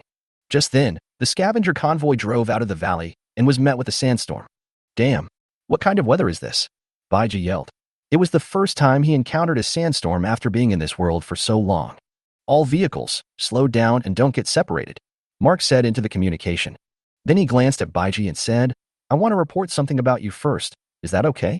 Baiji smiled and nodded, no problem. Chapter 73. Whisper of the Devil. After driving in the sandstorm for more than 10 minutes, the scavenger convoy finally broke out.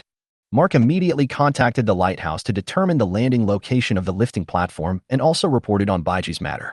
Calling the lighthouse navigation control room. Please reply. Mark put on the headset and adjusted the communication channel. A rustling sound kept coming from the headset. Calling the lighthouse navigation control room. This is Mark. Please report back. After a while, a response came to my ears. This is the lighthouse. Captain Mark, is that you? In the lighthouse navigation control room, a female communications staff member said excitedly, and everyone else immediately looked over to her. This is the scavenger hunter. The collection mission has been completed. The scavenger hunter requests to return. Mark's voice sounded in the communicator's ears. The communicator immediately stood up, took off his headphones and said excitedly, "It's Captain Mark." Everyone cheered immediately, and Jing An, the commander of the control room, also breathed a sigh of relief. She walked back to her seat in her high heels, crossed her legs and said, "Captain Mark, welcome back. Elevator platform ES-01 below. Wasteland Hunter received." Then Baiji saw Mark sitting in the corner of the carriage and talking to the communicator.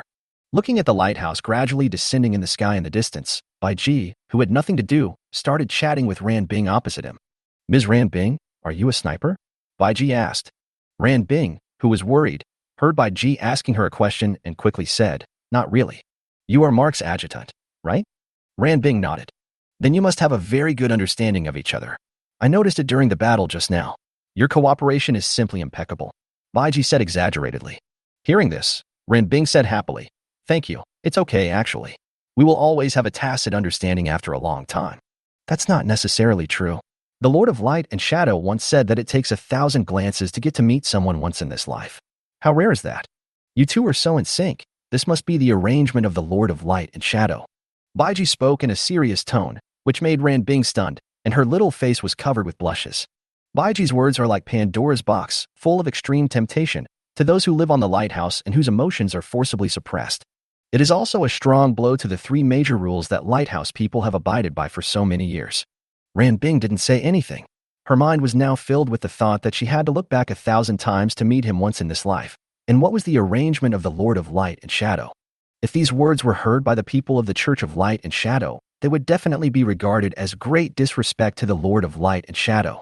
Baiji looked at Ran Bing with a smile, and from time to time she glanced at Mark, who was communicating with the lighthouse. Jeff in the driving seat and Erica next to him straightened their necks, looking like they were enjoying themselves. Come here. I want to ask you a question." Baiji hooked his finger at Ran Bing and said in a low voice. Ran Bing looked around and leaned forward. "Do you like Mark?" Whisper of the devil. Ran Bing's head exploded and he sat there in a daze. Seeing this, Baiji knew that he had said it all, and then he reached into his arms, took out a book called Love in the Time of Cholera, and handed it to Ran Bing. "This book is for you." Ran Bing subconsciously looked at the title of the book and was immediately shocked. Banned book. Flustered, Ran Bing hid the book. He looked at Baiji strangely and asked, "Why did you ban the book for me?" "It was just a whim." At this time, after Mark finished reporting on Baiji, he changed the channel and said to the Wasteland Hunter team, "Everyone, we are almost there. Get ready to get off the car." A few minutes later, the convoy drove into a valley and the huge lighthouse landed very close to the ground. Baiji looked up at the ES-01 lifting platform being lowered and said with a smile, "It's really amazing to see it with your own eyes. Isn't it cold for you to live up there? And the wind is so strong. Will it be bumpy if there's turbulence? Is it scary?" Listening to Baiji's messy words, Ran Bing and Mark looked at each other and tacitly kept silent. "Of course I will. The turbulence layer is the most terrifying thing. You are so stupid." Erica turned around and said with exaggerated gestures. Baiji reached out and knocked her on the head. "Who are you talking about, you little girl?" "Hello. I still remember the time you kicked my butt, and now you hit me on the head." Erica pouted and yelled angrily. At this time, the lifting platform just landed on the ground and the convoy stopped. "We are home. Hurry, get out of the car. Team 1, Team 2, back up into the garage. Dustmen, hurry up." The scavengers jumped out of their cars and walked to the front of the convoy. Baiji smiled at Erica, who was glaring at him, and said, "Let's go. Get out of the car." "Humph, I'll let you go for now for Apple's sake."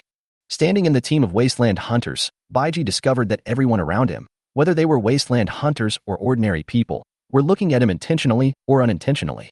Baiji smiled and ignored it. Chapter 74, Holy Lord of Fire. The lifting platform opened, and a healthy-looking white-haired old man stood on it with a group of people. "It is the Wasteland Hunter Instructor, Instructor Elon." Mark immediately came forward and the other party also came down.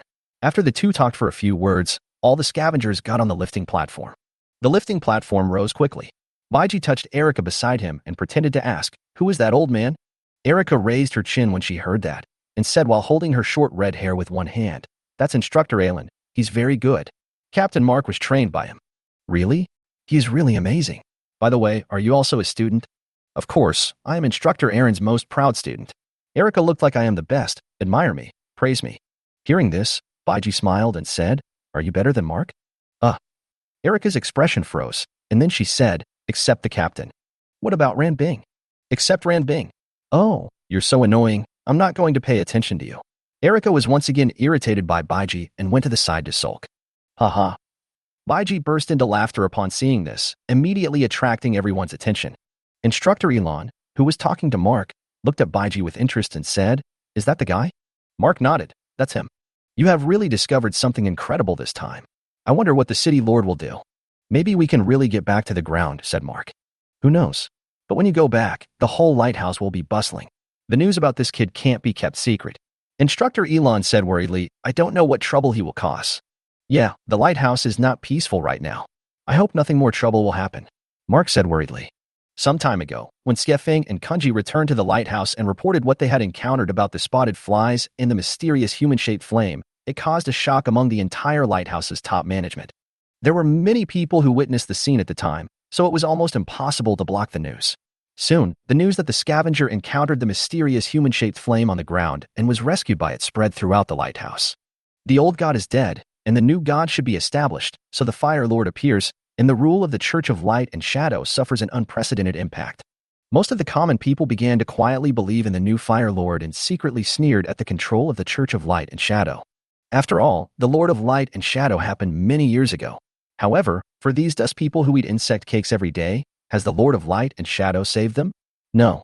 As the most popular department among the three major forces in the lighthouse, the Wasteland Hunters will naturally win the favor of the people after the Fire Saint saved them. Even among the upper classes there were people who believed in the Holy Lord of Fire. But compared to the years of propaganda and brainwashing by the Light and Shadow Church, these people can't cause much trouble. However, this also caused considerable trouble to Charles, the leader of the Light and Shadow Church. Now, the appearance of Baiji may bring even greater turmoil. When the people on the lighthouse learn that they can survive on the ground, they will think that they have been deceived by the lighthouse. If the long-suppressed emotions were to explode, it would probably bring disaster to the entire lighthouse. After Mark reported the problem of Baiji to the city lord Morgan, Morgan immediately began to think about how to deal with it. First of all, Baiji must be brought along to Lighthouse, as the secret he carries is extremely important to Lighthouse. Before that, we must find a way to minimize the hidden dangers caused by the arrival of Blatilla striata. It is definitely impossible to block the news, so just confuse it and try to avoid contact between Baiji and the dust people. While Instructor Mark and Elon were anxious, Baiji and Erica were hiding in the corner and secretly eating candied haws. "This is so sweet and a little sour, but so delicious." Erica ate 2 in a row, her little face puffed up, and whispered to Baiji, Yeah, are you still angry?" "Am I angry? How come I didn't know?" Erica hid the remaining candied haws and turned around as if nothing had happened. Baiji raised his hand and knocked her head again. "You don't recognize me after eating? You haven't answered my question yet." "Ouch. You hit me on the head again." Erica almost bit her tongue before she could swallow the candied haws in her mouth. "Hurry up and tell me. I really don't know why you were curious about this." Erica stretched out her hand and motioned Baiji to bend down a little. Fei Shui wears a mask because it assists aiming. She is a sniper. Is it that simple? Baiji didn't expect that the thing he had been curious about for so long would be so simple and plain. Erica looked at Baiji with disdain. "What else do you think?" "Nothing else." Baiji refused to give up. Erica thought for a moment and said, "I dare not tell you anything else, or Fei Shui will kill me." Baiji was not very satisfied with this answer. It kept people in suspense. Chapter 75 He he he. At this time, the lifting platform had reached the highest point and stopped. Baiji then observed the lighthouse closely. From this distance, the lighthouse seems quite large. Those pigeon cage-like things hanging in the air are probably the residential areas for ordinary people. Baiji looked around. "Let's go and get in the car." Erica kicked Baiji to avenge herself. Soon the scavenger team came down from the lift and drove into the outer ring of the lighthouse. Countless dust men gathered outside the lighthouse and cheered. "Welcome, Wasteland Hunters. Welcome back. Captain Mark. Adjutant Ran Bing." Baiji and Erica got on the same car. Looking at these enthusiastic people, Baiji said to Erica, who was waving at the people, "You guys are quite popular." Erica turned around and said in the midst of her busy schedule, "That's a must." After saying that, he turned back and danced with the others to celebrate. At this time, Baiji noticed that Mark threw a compressed biscuit to 3 children in the car in front. Then Baiji waved at them. The 3 children looked at Baiji. They didn't know who this person was, and he didn't have a badge. At the same time, high up on the lighthouse, Charles, the leader of the Light and Shadow Society, was very dissatisfied when he saw the people below cheering for the scavengers. Behind him stood several Light and Shadow believers wearing red cloaks. One of the shoehorn men said with a sour face, "These filthy fools and the Wasteland hunters were able to return safely, all thanks to the blessing of the leader." "They should thank the leader," said someone nearby. Hearing this, Charles turned around and spread his hands, looking like a dead stick, and said, "Forgiveness is wisdom, anger is stupidity. As long as you stay awake, you will naturally be favored by the Lord of Light and Shadow. Therefore, I am here." Several believers shouted slogans in unison.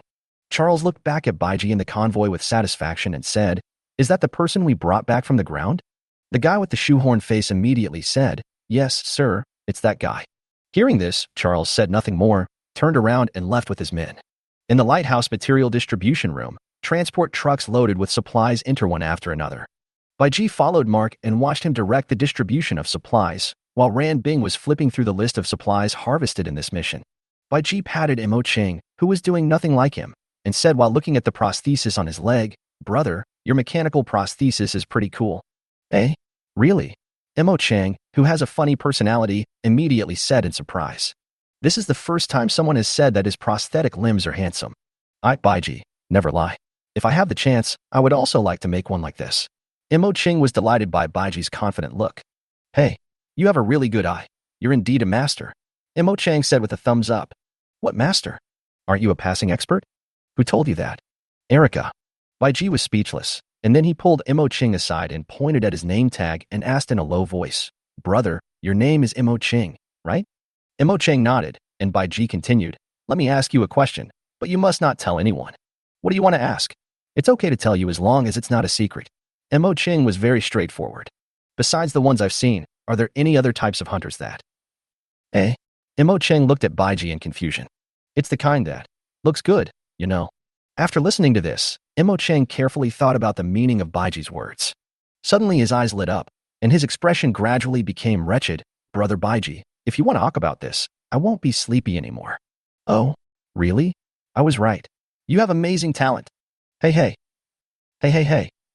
A few minutes later. "Brother Baiji, from today on, you are my beloved relative, brother, and brother-in-law Cheng. Brother Mo Cheng, if you have any problems in the future, I, Baiji, will never stand idly by." Thus began a strange friendship between the two men. Just then, a quarrel suddenly broke out nearby.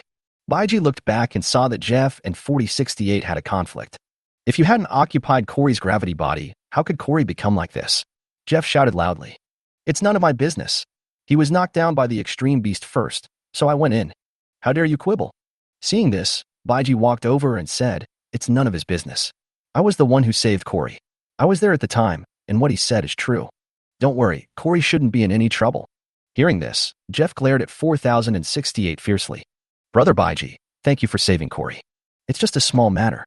Baiji then said to 4068, who was still lying on the ground and still unwilling to accept the result, "Get up. Why are you still lying there?" 4068 looked at Baiji, seemingly not believing why Baiji would help him. "Just as I was getting ready, I heard footsteps at the door." Baiji looked over and saw a woman with a curvy figure, wearing sexy and alluring clothes and wearing a mask, walking in with enchanting steps. It was Vandy, the light bearer, the executive officer of the Church of Time. On her left was a burly man wrapped in heavy armor, carrying a huge box on his back and holding a big axe. He was the big dog Shalafu, the thug of the Church of Light and Shadow. Seeing these people come in, everyone in the material distribution room looked at them. "It's the light bearer. Why are they here?" The dust people who were carrying things were whispering in fear. "It seems that you can't avoid being beaten," Baiji said to 4068. In fact, in Baiji's opinion, the short-haired boy 4068 did nothing wrong, but the lighthouse has its own rules, and it is difficult for him to manage them. Besides, this kid 4068 is a little ignorant of the world, so it would be good to teach him a lesson. Chapter 76, The Light Bearer. The light bearer led his men to stop in front of 4068. After checking 4068's information, the light bearer said directly, "Execute." As soon as the order came out, the two priests immediately drew their whips and hit 4068 with them. Every time the whip hit him, 4068 cried out in pain. Why are they beating people? A girl suddenly rushed over from behind Baiji and said, "Hey, you guys." The little yellow-haired 4079 beside her quickly pulled her back. 4277, you can't go over there. Baiji looked at this scene and smiled. Guy 4068 was doing well. At least a pretty girl like 4277 was really worried about him and the little yellow-haired boy. Why are you hitting people? What did I do wrong? 4068 was still screaming, and soon the big dog Sharif said stop, and the whipping ended. The Lighthouse law stipulates that ordinary people have no right to touch the weapons of ordinary people in any form. Violators will be punished with 12 lashes. The cold voice of the light bearer sounded. 4068 covered the painful part of his body and shouted, "I just helped them." Bang. The law priest kicked 4068 in the face and said, "Master Hegwangs, this kid is stubborn and refuses to change his ways. It would be better to take him back to the law school and discipline him properly." As he said this, he raised the whip in his hand and whipped it again. 4068 dodged subconsciously, but didn't feel any pain. You, what are you doing? The law priest's hand that was wielding the whip was tightly grasped by Mo Chung. Let go. The law priest was unable to break free, so he raised his other hand and hit Mo Chung in the face. Bang. The man was suddenly hit hard and flew backwards, hitting the ground and becoming motionless. It all happened so fast that no one could react. When they came to their senses, they saw Baiji standing in front of Mo Chung with his legs raised. "Can you beat my brother?" Although the voice was small, everyone present could hear it clearly. "Who are you?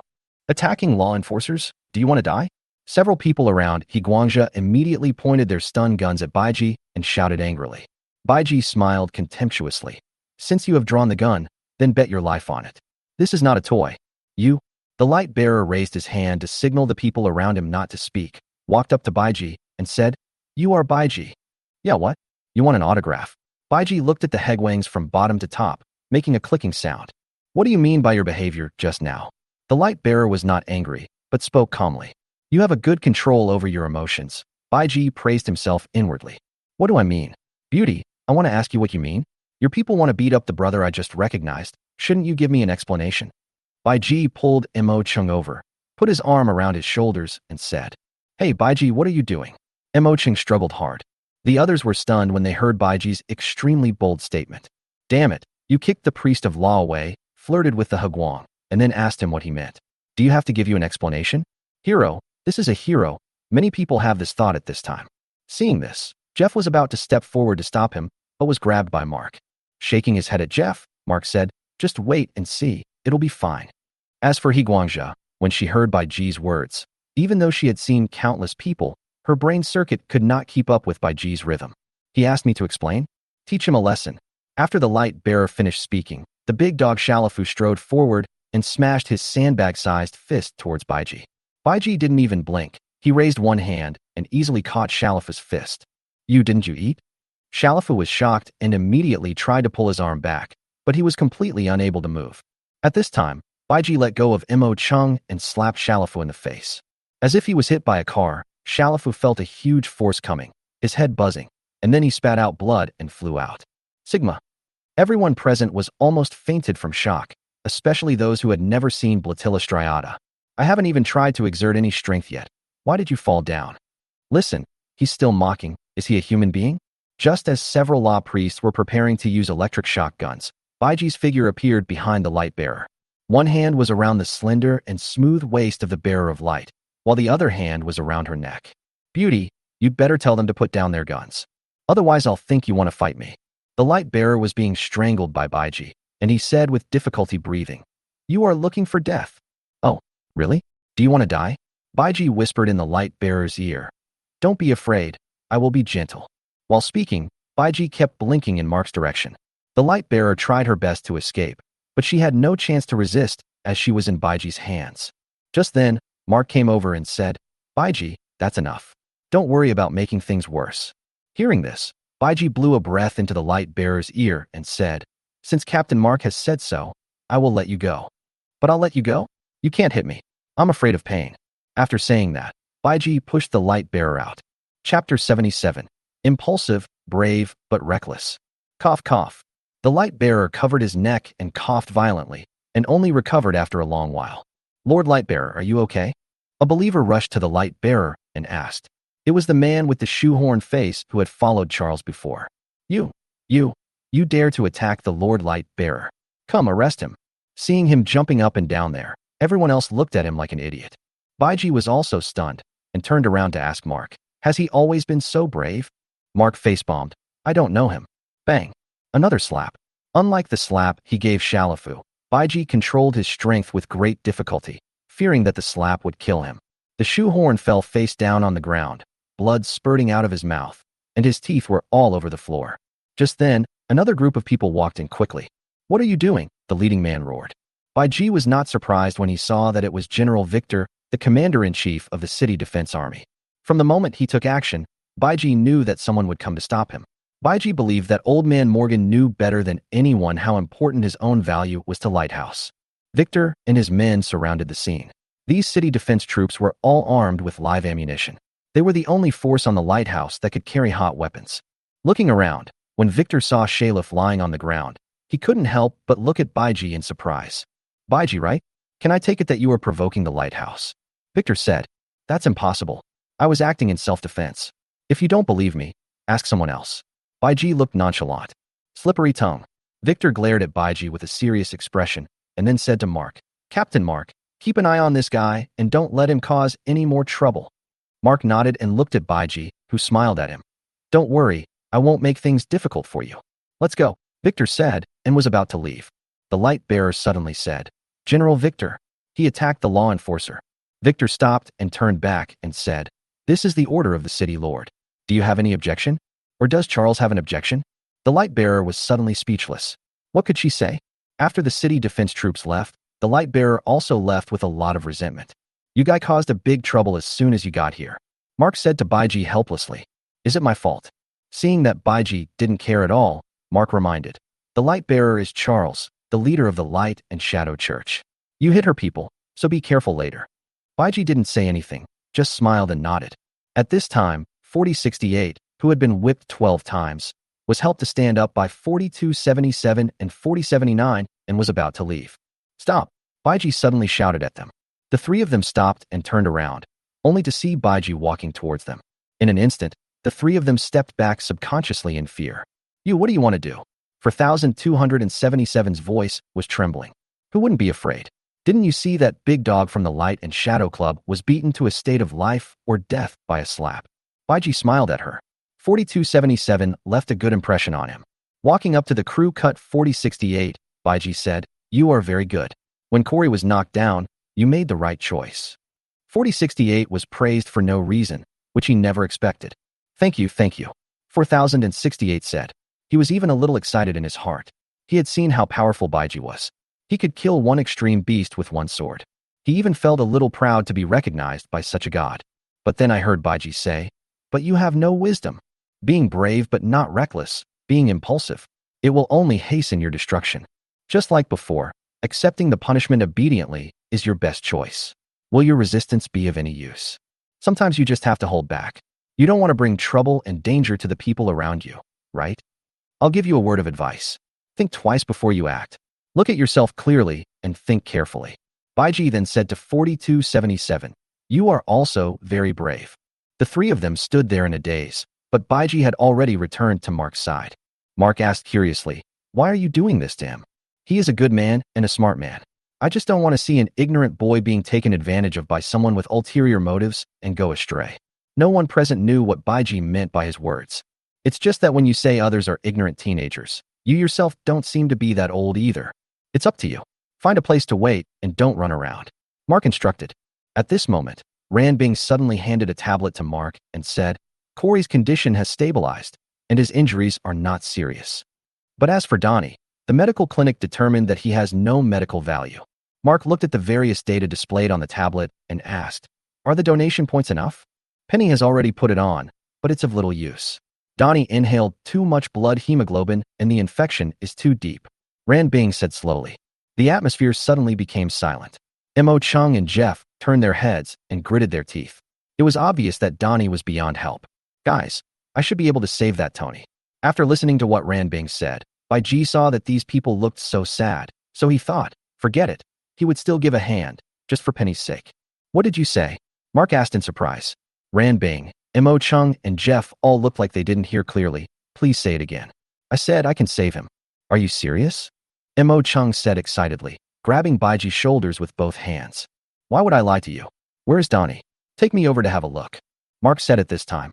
Let me take you there. You can't enter the Shangmin Medical Clinic without a badge. Brother Baiji, you must save Tony. Mo Chung grabbed Baiji's hand. Baiji broke free in disgust. Chapter 78. Extending Donnie's life. Just as Mark was about to take Baiji to Shangmin Medical Clinic, another woman walked in, her high heels making crisp sounds on the ground. Captain Mao, where are you going? The man asked with a smile. You're not here in the control room to keep an eye on it, so you just let the lighthouse wander around in the sky? Mark said. Jingnan smiled and said, I am here to express my gratitude to the Wasteland Hunters. This time, the Wasteland Hunters have returned with a full load. The city lord has ordered that you bring your adjutant to today's court meeting. Me? Ranbing pointed at himself and blinked in surprise. Jingnan nodded. Of course, there are also people you brought back from the ground. That's you. I didn't expect there are survivors on the ground. Baiji gave Jingnan a sunny and warm smile of a big boy. This sister is so pretty. Oh, really? Jingnan was very pleased with Baiji's straightforward praise. Baiji gave a thumbs up. Of course. Thank you for the compliment. It would be even better if you could stop looking around. Ahem, I've been discovered. Jingnan, I'll take him to the clinic first. You and Ranbing can come too. Mark said. Hearing this, Jingnan had no objection, as there was still some time before the court meeting began. Afterwards, under the leadership of Mark, several people left the material distribution room. There were several checkpoints on the way to Shangmin Medical Clinic, but with Mark and Jingnan there, no one dared to stop Baiji. Soon, after arriving at the medical clinic, outside an isolation ward, Mark handed Baiji a mask, and Baiji waved his hand. I don't need it. After saying that, he pushed the door open and saw Donnie tied to the bed. Penny was standing anxiously by the side with a medical protective mask on her face. Oh, I'm sleepy again. Baiji said. It's you. When Penny saw Baiji, she recognized it at first sight. Smiling, Baiji walked to the bedside and observed Tony's condition. He then took off his backpack, pulled out a tube of medicine and a syringe, and handed them to Penny. Inject this into her. Maybe she can be saved. Baiji didn't finish his words. Tony's condition was too serious and he inhaled too much blood red pigment. Even if he can be saved this time, his body will be left with serious sequelae and he probably won't live long. Unless he starts practicing breathing techniques immediately after waking up and reaches the second level in a very short time, the birth of new life essence will automatically repair his body. However, Baiji felt that this was almost impossible. Tony couldn't practice the breathing method to the second level with his current body. Really? Can Tony really be saved? Penny blurted out excitedly. The clinic had already said that Tony could not be saved. She was already in despair. But now Baiji told him that Tony could still be saved. This feeling was so surprising that it was beyond words. Hurry up, the sooner the injection, the better. However, judging from his appearance, even if he survives, his body will never be able to recover to its original state, and he will definitely not be able to be a wasteland hunter. Baiji didn't have the heart to tell the truth. Upon hearing this, Penny started giving Donnie the injection without any hesitation. She had no other choice, and Baiji had no reason to lie to her. Behind Baiji, Mark, Ranbing, and Jingnan were all looking on expectantly. If Donnie could really be saved, then this potion would be another great discovery. Let's go. Don't we still have the court meeting? Baiji said, turning back when he saw that Penny had finished the injection. The three of them acted as if they didn't hear anything and continued looking at Donnie on the bed. Baiji said helplessly, What are you looking at? There is no way the medicine can work so quickly. He won't wake up in a short time. Really? Ranbing looked silly. Okay, let's go. The court meeting will start soon. Jingnan said. In the central elevator shaft of the lighthouse, Baiji and 4 others are preparing to take the elevator to the upper levels of the lighthouse. The central elevator shaft is also the launch track for the central electromagnetic cannon. Ranbing was jumping and looking around. I heard that after each launch, the entire lighthouse's power supply system will be paralyzed for 3 minutes. Is that true? Ranbing asked. That's right. It will only be activated when a king-level beast threatens the lighthouse. Jingnan said. Hearing this, Baiji immediately asked, Have you encountered a king-level extreme devouring beast again? I have encountered it. Jingnan said. Can this thing kill a king-level creature? Actually, no. Although the central electromagnetic cannon is powerful, the king-level beast is not stupid. It is useless if it can't hit. Therefore, the central electromagnetic cannon is used for escape. So that's how it is, Baiji nodded.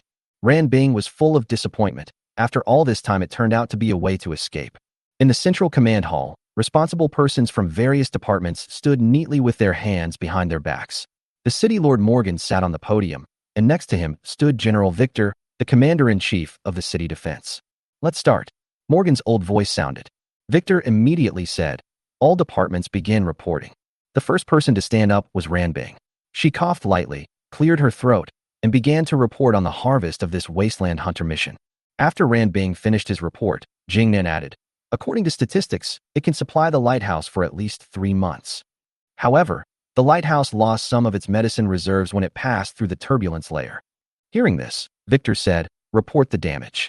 Jingnan then reported the losses of the Wasteland hunters in this mission. Thanks to Baiji's help, a large number of casualties were avoided. Chapter 79 Court Discussion. At this time, Baiji was left outside the door of the central command hall, chatting boredly with the 2 guards next to him. After a few minutes, each department finished reporting their work. Morgan then said, "Mark, tell me about that white striata." When they heard the name, everyone present instantly became interested. Mark stepped forward and quickly recounted their encounter with Baiji. During the process, everyone's face was filled with surprise and curiosity. "Captain Mark, you said that Baiji could kill a devouring beast with 1 strike, and he hasn't even put on any mecha. Do you think I would believe that? It's simply a fantasy." The leader of the Light and Shadow Society suddenly spoke in a sarcastic tone. "What we said is true." Ranbing was unconvinced. "Ranbing." Mark stopped Ranbing, met Charles's provocative eyes, and said, "Many Wasteland hunters and dust people have seen it. If you don't believe it, you can also ask the light bearer." "You." Charles was furious. Mark ignored him and said to Morgan, "Lord City Lord, Baiji's combat power is very strong. It is true that he can kill the extreme devouring beast with 1 blow, but he is different from us in one aspect." Hearing this, Morgan asked, "Why is it different?" In fact, Mark had told Morgan everything through communication long before, and now the 2 of them were just working together to tell the story to other people. Except for Morgan, everyone else only knew that the hunter brought back a human from the ground. "The extreme devouring beasts we killed will regenerate soon. However, we saw with our own eyes that the snake dog he killed turned into a pool of blood in an instant and died completely." Mark was still a little uneasy when he talked about this. "Mark, are you serious?" Dr. Carey, the director of Lighthouse Medical and Ecological Research, asked immediately next to Ranbing. "It's true. I guess he must have some method that we don't know about. It could also be his weapon. Anyway, we might be able to learn from him how to kill the extreme beast," said Mark. At this time, Charles jumped out again. "Maybe? Captain Mark, don't you know that if there is a way to completely kill the extreme beast, the lighthouse must be obtained at all costs?" After saying this, Charles turned around and found that no one was paying any attention to him. Jingyan glanced at Charles and said, "Lord City Lord, this Baiji seems to have a medicine that can fight against blood red pigment and can treat people contaminated by blood red pigment." Another explosive news, and Dr. Carey can't sit still again. "Potion? What potion?" "Just now, the medicine has been injected into Donnie, but the effect is not yet visible," Jingyan said. Everyone was silent. If this was true, then the casualties among scavengers would be further reduced in the future. "Lord Mayor, what should we do regarding this person?" Dr. Carey was eager to know how Morgan would arrange Baiji. "Mark, what do you think?" said Mayor Morgan. When these words came out, everyone was surprised, and the City Lord actually asked Mark what this meant. "My Lord City Lord, Mark is only the commander of the Wasteland Hunters. Although he brought the people back, it is not his turn to make the decision. And the Wasteland Hunters were able to bring the people back safely because they were protected by the Lord of Light and Shadow." Charles quickly stood up to object, his eyes full of anger. "Mr. President, it's not Mark's turn to make the decision." "Can you make the decision?" Dr. Carey said with a yawn, without even looking at Charles. "Okay. Mark, go ahead." Morgan's tone did not contain any emotion, as if he did not care about what had just happened. "Lord City Lord, I think the lighthouse can accept him. Judging from his behavior, he should have no ill intentions. We can also ask him directly if we want to know something. I don't think he will refuse. In short, we must never make enemies with him." After Mark finished speaking, before anyone else could comment, Charles couldn't wait to say, "We can't make enemies with him? Is the brave Captain Mark afraid? Even if he is so powerful, can he fight against the entire lighthouse?" Hearing this, Mark did not refute immediately. Instead, he thought of the monstrous strength and speed when Baiji killed the extreme beast, which even his gravity body could not match. "If we really push the other party to the opposite side, the lighthouse will be in danger." "Bring the man in," Morgan said. At the entrance of the central command hall, Baiji leaned against the wall boredly, puffing away a cigarette with a Xian He Min in his mouth. At this time, Mark came out, and when he saw Baiji's appearance, he was immediately furious. Let's go. The city lord wants you to come in. Hey, are you guys done whispering? Following Mark, Baiji stuffed the cigarette into the guard's hand and said, Brother, help me throw it away. As soon as Baiji walked into the command room, everyone's eyes were instantly focused on him. Baiji felt mostly curiosity and a hint of hostility in these gazes. Chapter 80. You think you are the city lord's son. After coming in, Baiji smiled at Ran Bing, then glanced around and stopped at the light bearer. Beauty, you're here too. Is your neck okay? Snort. You're so stingy. They say there's no friendship without fighting. I thought our relationship could be further improved. Baiji said disappointedly. Hey, stop talking nonsense. Ran Bing came over and whispered. Hey, can't I tell you? Baiji turned his head and asked Ran Bing in confusion, then just pretend I never said anything. Everyone present was speechless. This guy is really, what can I say? Baiji walked to the front under everyone's gaze and made a face to intimidate Charles when passing by him. Are you Baiji? Morgan asked suddenly. Are you the old city lord? Baiji was as arrogant as he could be when he said this. After all, we have been to heaven before, so today we will learn from Monkey King. As he spoke, Baiji sat down on the stairs below the platform and crossed his legs. Morgan is also an old fellow with some experience. He knew at a glance that Baiji was deliberately showing off. You are disrespectful to the city lord. Stand up. General Victor shouted. The others all looked like spectators watching the show. It's so funny. He's your city lord, not my city lord. Baiji said while picking his ears. My lord mayor, such rude people should be sent to the law firm for severe punishment. Charles continued Victor's words and looked at Baiji with contempt. But as soon as he finished speaking, Baiji took out a rotten egg and threw it at him. It hit him right on the forehead, and immediately an extremely foul smell spread out, and disgusting egg liquid flowed down Charles's face. Bastard! Do you want to die? Charles was furious, and the egg liquid on his face slipped into his mouth. Mark shook his head helplessly, while Ran Bing looked excited. The expressions on the faces of the others were also different, and they were shocked by Baiji's sudden outburst. Little yellow-haired boy, I have a bad temper. Believe it or not, I will beat you up. Baiji threatened. What do you think this place is? Charles took the towel handed over by the light bearer, wiped his face, and said viciously. Hearing this, Baiji turned around and looked at Morgan. What is this place? Morgan looked at Baiji quietly. From Baiji's behavior as soon as he came in, he showed a sense of fearlessness. He could see that what Baiji was doing was actually done on purpose for him to see, but why? What was his purpose? What do you want to do? Morgan said in a deep voice with his eyes narrowed. Hey, that's a good question. Oh, I hope I didn't stump you. How is that possible?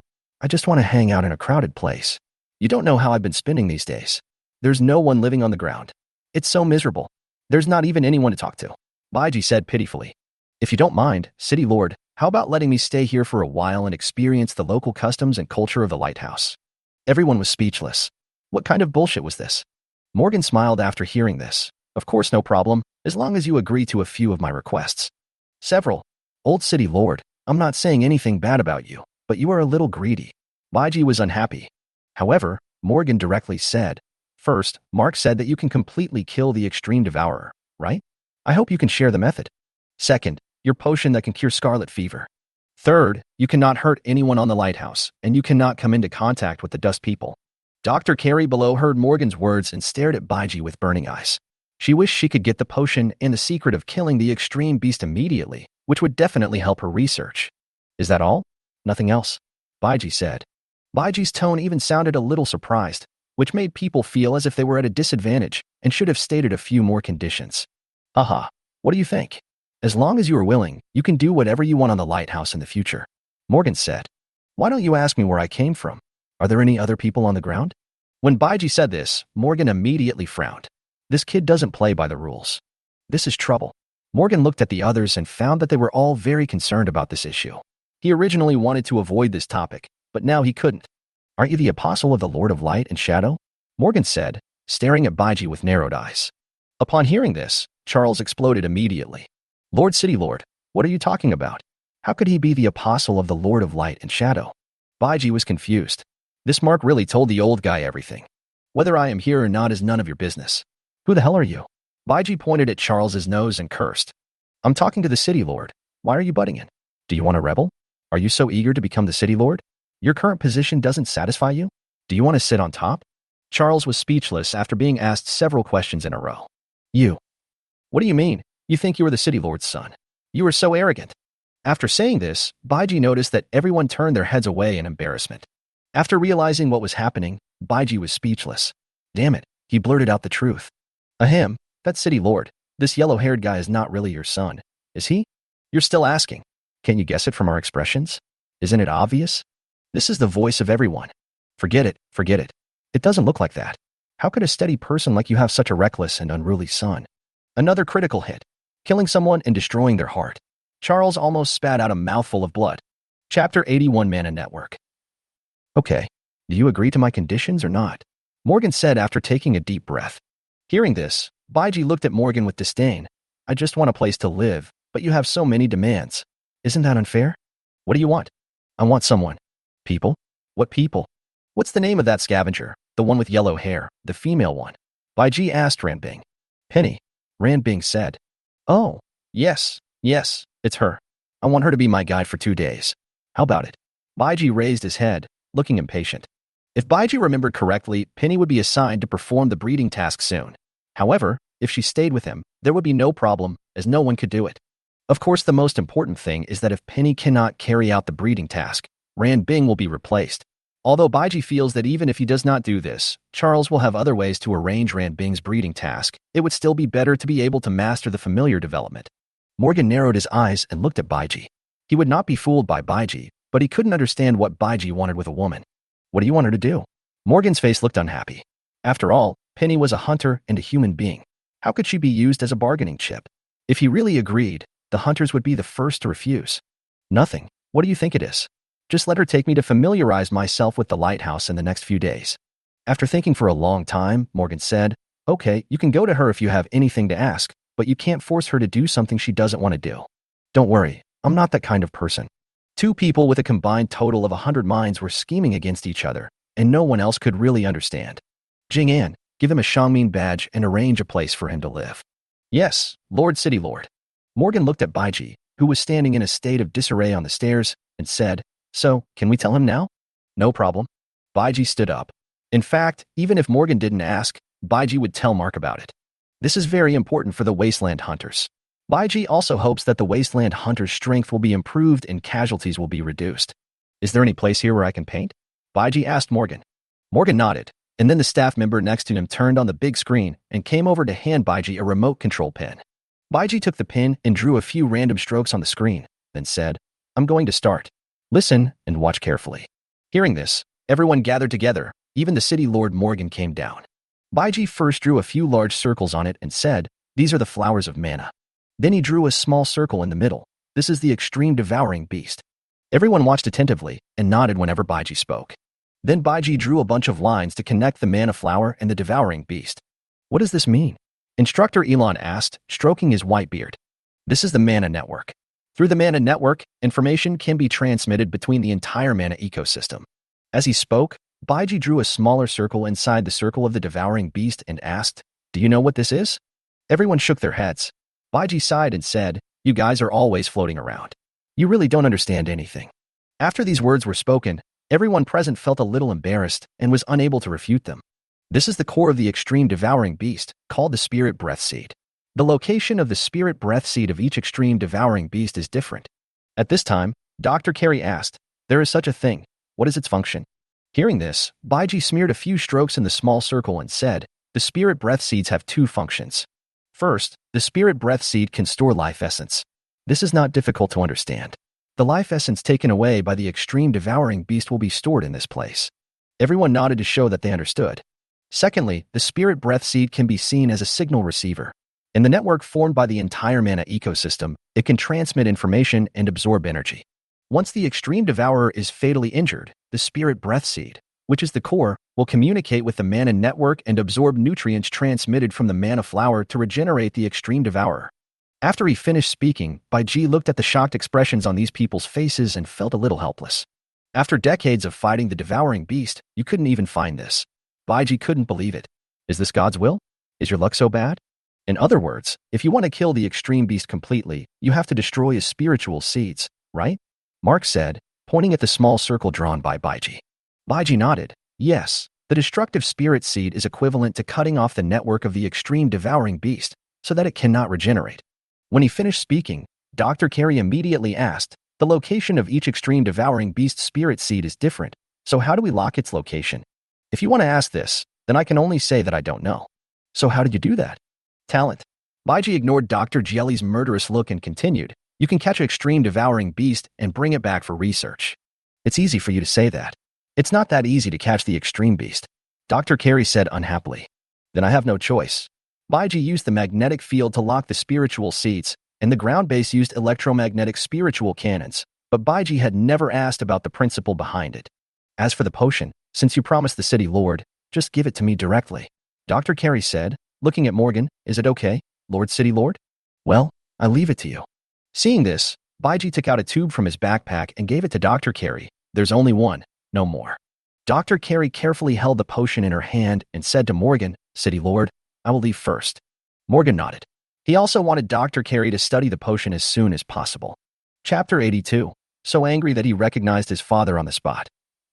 After Dr. Carey left, Mark suddenly said, My lord, there is one more thing I need to report.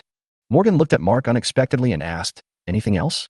During this mission, besides Baiji, I also saw other humans, said Mark. Other humans? Yes, a white-haired woman.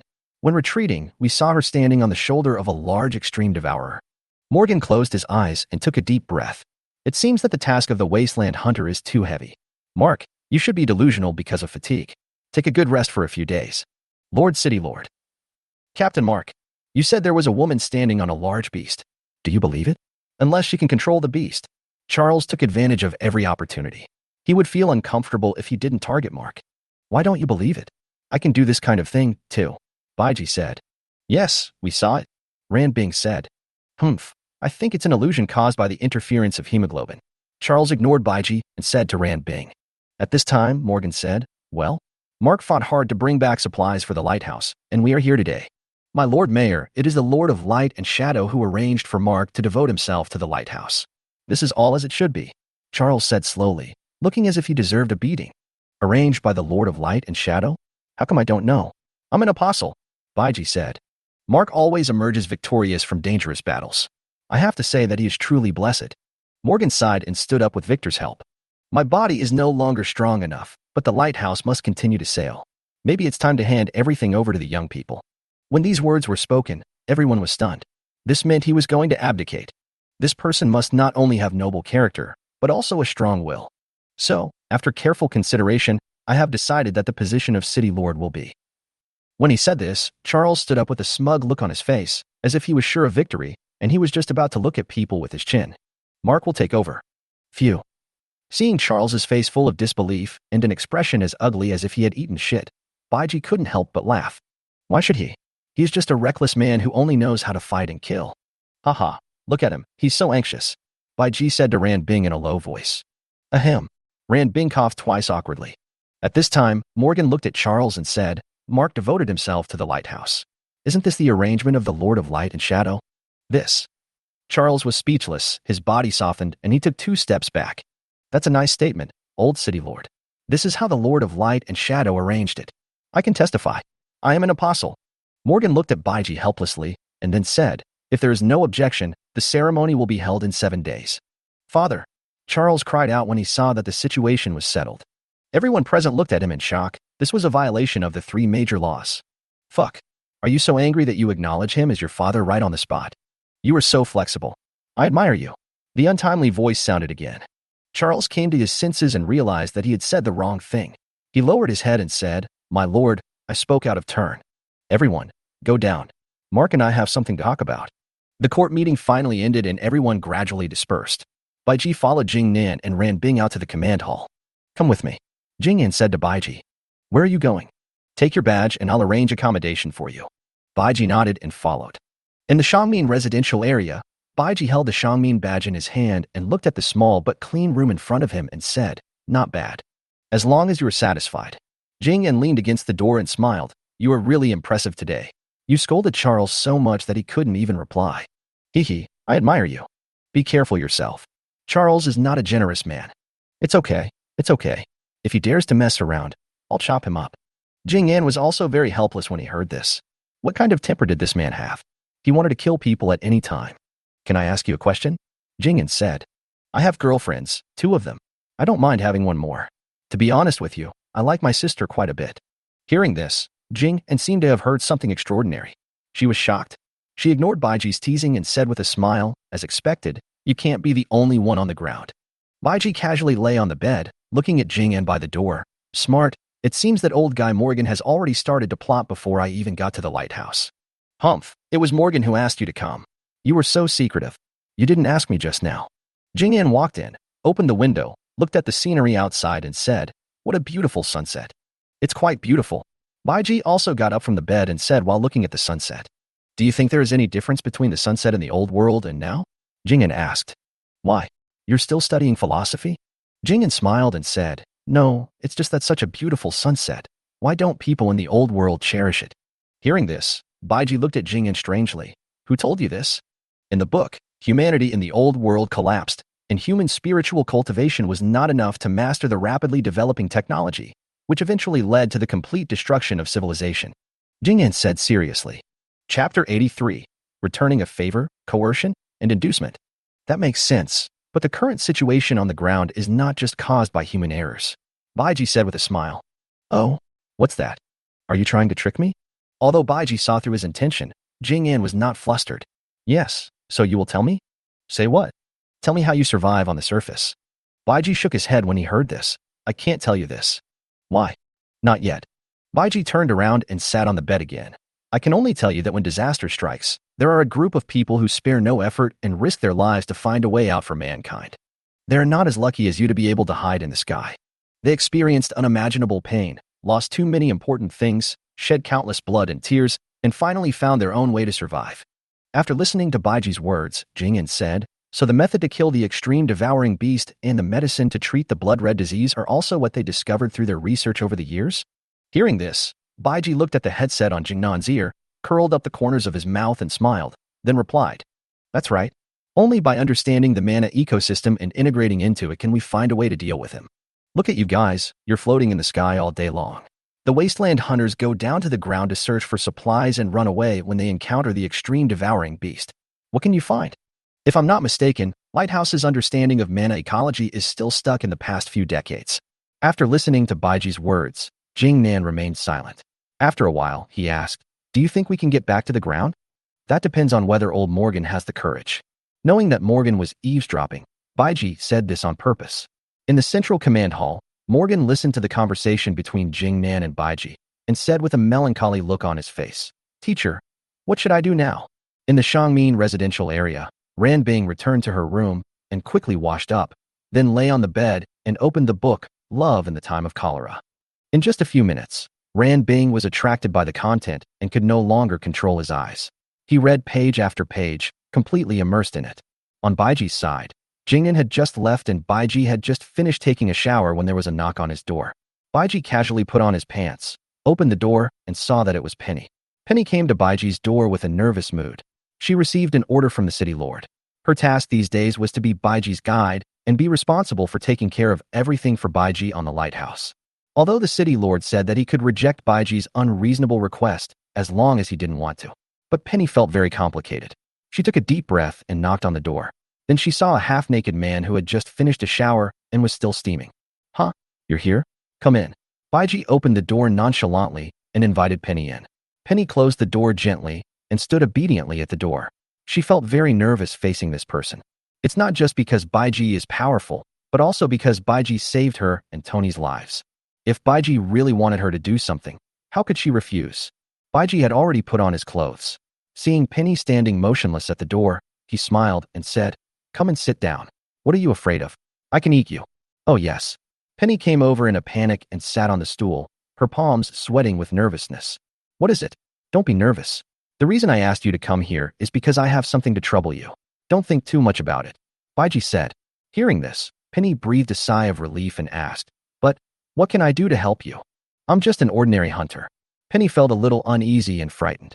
Baiji was such a strong man, but he actually wanted to trouble her with something. That must be a very difficult thing. Baiji did not answer immediately. He took out 2 cans of coffee and handed one to Penny. "Drink some to clear your head. I see that you don't look very energetic." Penny obediently opened it and took a sip. The bitter taste of the coffee made him a little uncomfortable. "Come to think of it, I'm also your savior," Baiji suddenly said. Penny nodded. "Well, not only did you save me, you saved Donnie as well. and I'm very grateful to you. I don't mean to ask for repayment. I just want you to know that I hope you can follow my instructions completely from now on. Baiji put one hand on the table, tapping it with his fingers, and looked at Penny with a wicked smile on his face. This look made Penny nervous again, and her heart was pounding. Do you like the guy named Donnie? Baiji suddenly asked. Oh, Penny screamed, and quickly shook her head and said, No, no. Don't panic. I won't tell anyone else. Baiji said and banged the table. The panicked Penny calmed down immediately and looked at Baiji with some fear.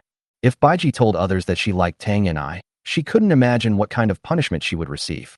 You don't have to deny it. I saw it when I rescued you in the spaceship. I don't mean to threaten you. Hearing this, Penny asked, What do you need me to do? Penny understood. After listening to Baiji's words, she knew that what Baiji asked her to do must have violated the Lighthouse regulations, otherwise it would not have been like this. First they kidnap you by offering to save your life, and then they threaten you by telling you secrets. Who can withstand this? Baiji smiled and said, What I want you to do is very simple. You will stay with me for the next few days and refuse any tasks assigned to you by Dingta. But don't worry, no one will cause you any trouble. This. Penny was very surprised, but she was still willing to do so if it could help her avoid the breeding task. You don't want to? Okay, I promise you. Although he didn't know what Baiji's purpose was, there was nothing dangerous about this matter. It was just a little absurd. Chapter 84, Social Phobia? Flying Snow? After Penny left, Baiji looked at the time, and it was already dark. Just as I was about to eat something, there was another knock on the door. Who is it? Me, Mo Chung. Open the door, what? Come on, I'll treat you to a meal today. Mo Chung pulled Baiji out. Hey, be gentle, I haven't taken my badge yet. On the way to the Wasteland Hunter restaurant, Mo Chung excitedly told Baiji about their previous ground missions. Baiji listened attentively. To be honest, although the fighting power of the Wasteland Hunters is not as good as the hunting group in the ground base, their desperate spirit is not inferior to anyone. As Morgan said, it is because of them that the Lighthouse is what it is today. Hey, Fei Shue, Mo Chung suddenly shouted to the front. In front of the two of them, Fei Shue was walking towards the restaurant alone. When she heard Mo Chung calling her, she just looked back. When she saw Baiji, she obviously paused, then turned around and continued walking forward. Mo Chung hurriedly chased after him. Fei Shue, do you want to have dinner together? I'll treat you and Baiji today. Need not. Why? I don't like crowds. That's why you have no friends. Mo Chung said unhappily. It's up to you. Fei Shue said coldly.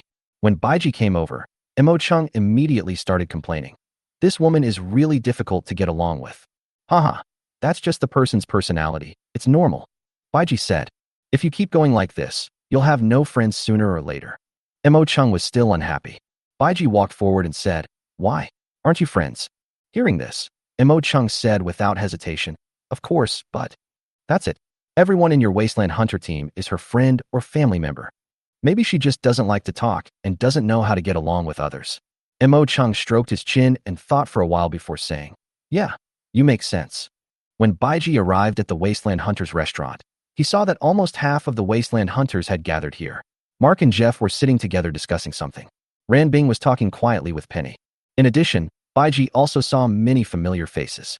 Gavin, Xiefeng, Kunji, Gaoga, and some other people were all people Baiji had met on the ground before. Baiji looked at these people, and these people naturally looked at Baiji curiously. Showing a kind smile to everyone, Baiji heard Mo Chung say, Find a place to sit down, I'll get you something to eat. Baiji nodded and found Fei Shue. She was sitting alone in the corner of the restaurant eating, with her mask taken off and put aside. After choosing a location, Baiji walked over quickly. With her head buried and concentrating on eating, Fei Shue didn't even notice someone coming towards her. Fei Shue only noticed it when Baiji sat opposite her. Don't sit here, Fei Shue said coldly. Hey, why? It just won't work. Fei Shue lowered her head and stopped moving the cutlery in her hand. Baiji looked at Fei Shue curiously, and suddenly he realized something. Oh my god, it turns out he is a social phobic. No wonder you wear a mask. When she puts on the mask, she is a cold goddess, but when she takes off the mask, she turns out to be a socially anxious girl. What a contrast. Are you a sniper? Baiji asked in a low voice.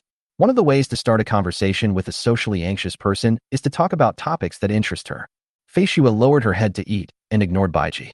I also know a sniper, a very powerful one. Yes, her weapon is a super electromagnetic cannon.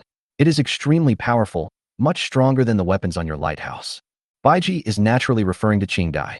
The second way to start a conversation with a socially anxious person is to use another person to stimulate their desire to win. Generally, people with social anxiety are very persistent in the things they like and are interested in. This is just nonsense, don't believe it. Feishua must be very fond of her weapon when she heard Baiji say that her weapon was not as good as others. He immediately raised his head, looked stubborn, and said in a bad tone, "Who would believe your lies?" Baiji was immediately excited when he heard this. As long as he was willing to talk, it meant that they could continue the conversation. Really? If I have the chance, I'll take you to the ground and get you the latest sniper cannon. That thing can kill the extreme beast cleanly and efficiently. Baiji continued to talk nonsense. Hearing Baiji say this, Feishua's curiosity was also aroused. Is there anyone else on the ground? Of course, otherwise where would I come from? Baiji leaned forward while drawing. There are many more people on the ground, more than your lighthouse. Don't tell others, this is a secret. I'm telling you this because I think you're a good person. The third way to start a conversation with an introverted person is to establish a secret known only to the two of you, which can bring you closer together. Feishua looked at Baiji strangely after hearing this. Do you think I'm easy to fool? How is that possible? What I said is from the bottom of my heart. Baiji assured, patting his chest. Feishua stopped talking and took a few more bites of food before saying, "Can I ask you a question?" "Sure." Feishua looked Baiji up and down and said, "Why are you so strong? I saw it before. Your strength is totally beyond the ability of a normal human being." Feishua became curious about this question since she saw Baiji chop off the heads of a snake and a dog with one knife. "Well, this is also a secret. I can't tell you now." "Forget it," Feishua said coldly. Seeing that the atmosphere that had been built up with great difficulty seemed to be lost, Baiji hurriedly said, "Although I can't tell you the reason now, I can tell you one thing." Hearing this, Feishua raised her head again. "You can be as strong as this in the future." Baiji said affirmatively. "What do you mean?" Feishua didn't understand. Could she become stronger? Could she kill an extreme devouring beast with her bare hands? Baiji smiled and said, "It means you can become like me." Feishua's eyes were full of suspicion. "Are you kidding?" "No. Are all the people on the ground as strong as you?" Feishua felt it was very likely, otherwise how could humans survive on the ground? "That's not the case. I'm the second strongest." "You are second?" Feishua looked at Baiji in surprise. This man is so strong, but he is only second. What would it be like to be the first? The two of them were chatting and didn't notice that the entire Wasteland Hunter restaurant gradually became quiet since Baiji sat down opposite Feishua. Afterwards, he looked as if he had seen a ghost. How could this be possible? That Feishua actually said so much. Although they couldn't hear the content, it didn't affect their shock. That's Feishua, who can choke someone to death with just 3 sentences. Mo Chung stood not far away with a plate in his hand, looking at Baiji and Feishua in shock. What was going on? Was this fake? Feishua must be fake. Chapter 85. Dust People 0609. I'm done eating. Feishua wiped her mouth and said, then immediately put on the mask. Just then, Erica came skipping into the restaurant, holding the unfinished candied haws in her hand. She saw Baiji at a glance and ran over quickly. Hey, Feishua, why are you here too? Erica asked curiously when she saw Feishua sitting opposite Baiji. It's none of your business, Feishua said while cleaning the table. Erica didn't mind. She was already used to Feishua's temper. Besides, Erica herself was a very calm person. She handed the candied haws to Feishua and said, Feishua, guess what this is? It's delicious. It's none of my business. Feishua said this and was about to leave with the plate. Humph. Erica made a face at Feishua. Feishua had just taken 2 steps when she heard Baiji say from behind, Hey, let's have dinner together next time. Feishua paused, as if thinking, and said after a while, Okay. After Feishua left, Erica looked at Baiji in disbelief. You. This is impossible, absolutely impossible. Erica spoke incoherently. Baiji, how did you do it? Mo Chung rushed over with a tray of food. You guys were actually chatting. And you chatted for such a long time. Taking the food brought by Mo Chung, Baiji said, Maybe because I'm a good person? Mo Chung and Erica sat opposite Baiji, not eating, just watching.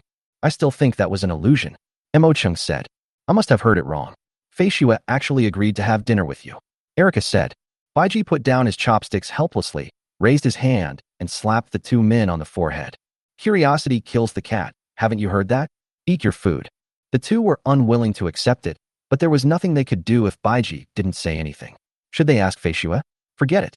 In the restaurant, after Mo Cheng's introduction, Baiji naturally became familiar with some old team members. After coming out of the Wasteland Hunter restaurant, Erica followed Baiji all the way. Wherever Baiji went, she followed. Hey, why are you always following me? Baiji asked, turning around. Erica put her hands behind her back, smiled and said, that candied haws is delicious. What is it made of? Baiji sighed. This little lowly. How could she be curious about this? She was obviously just greedy. If you agree to one condition, I'll give you something else delicious. What? Tell me quickly. Not just one. 10 will be no problem.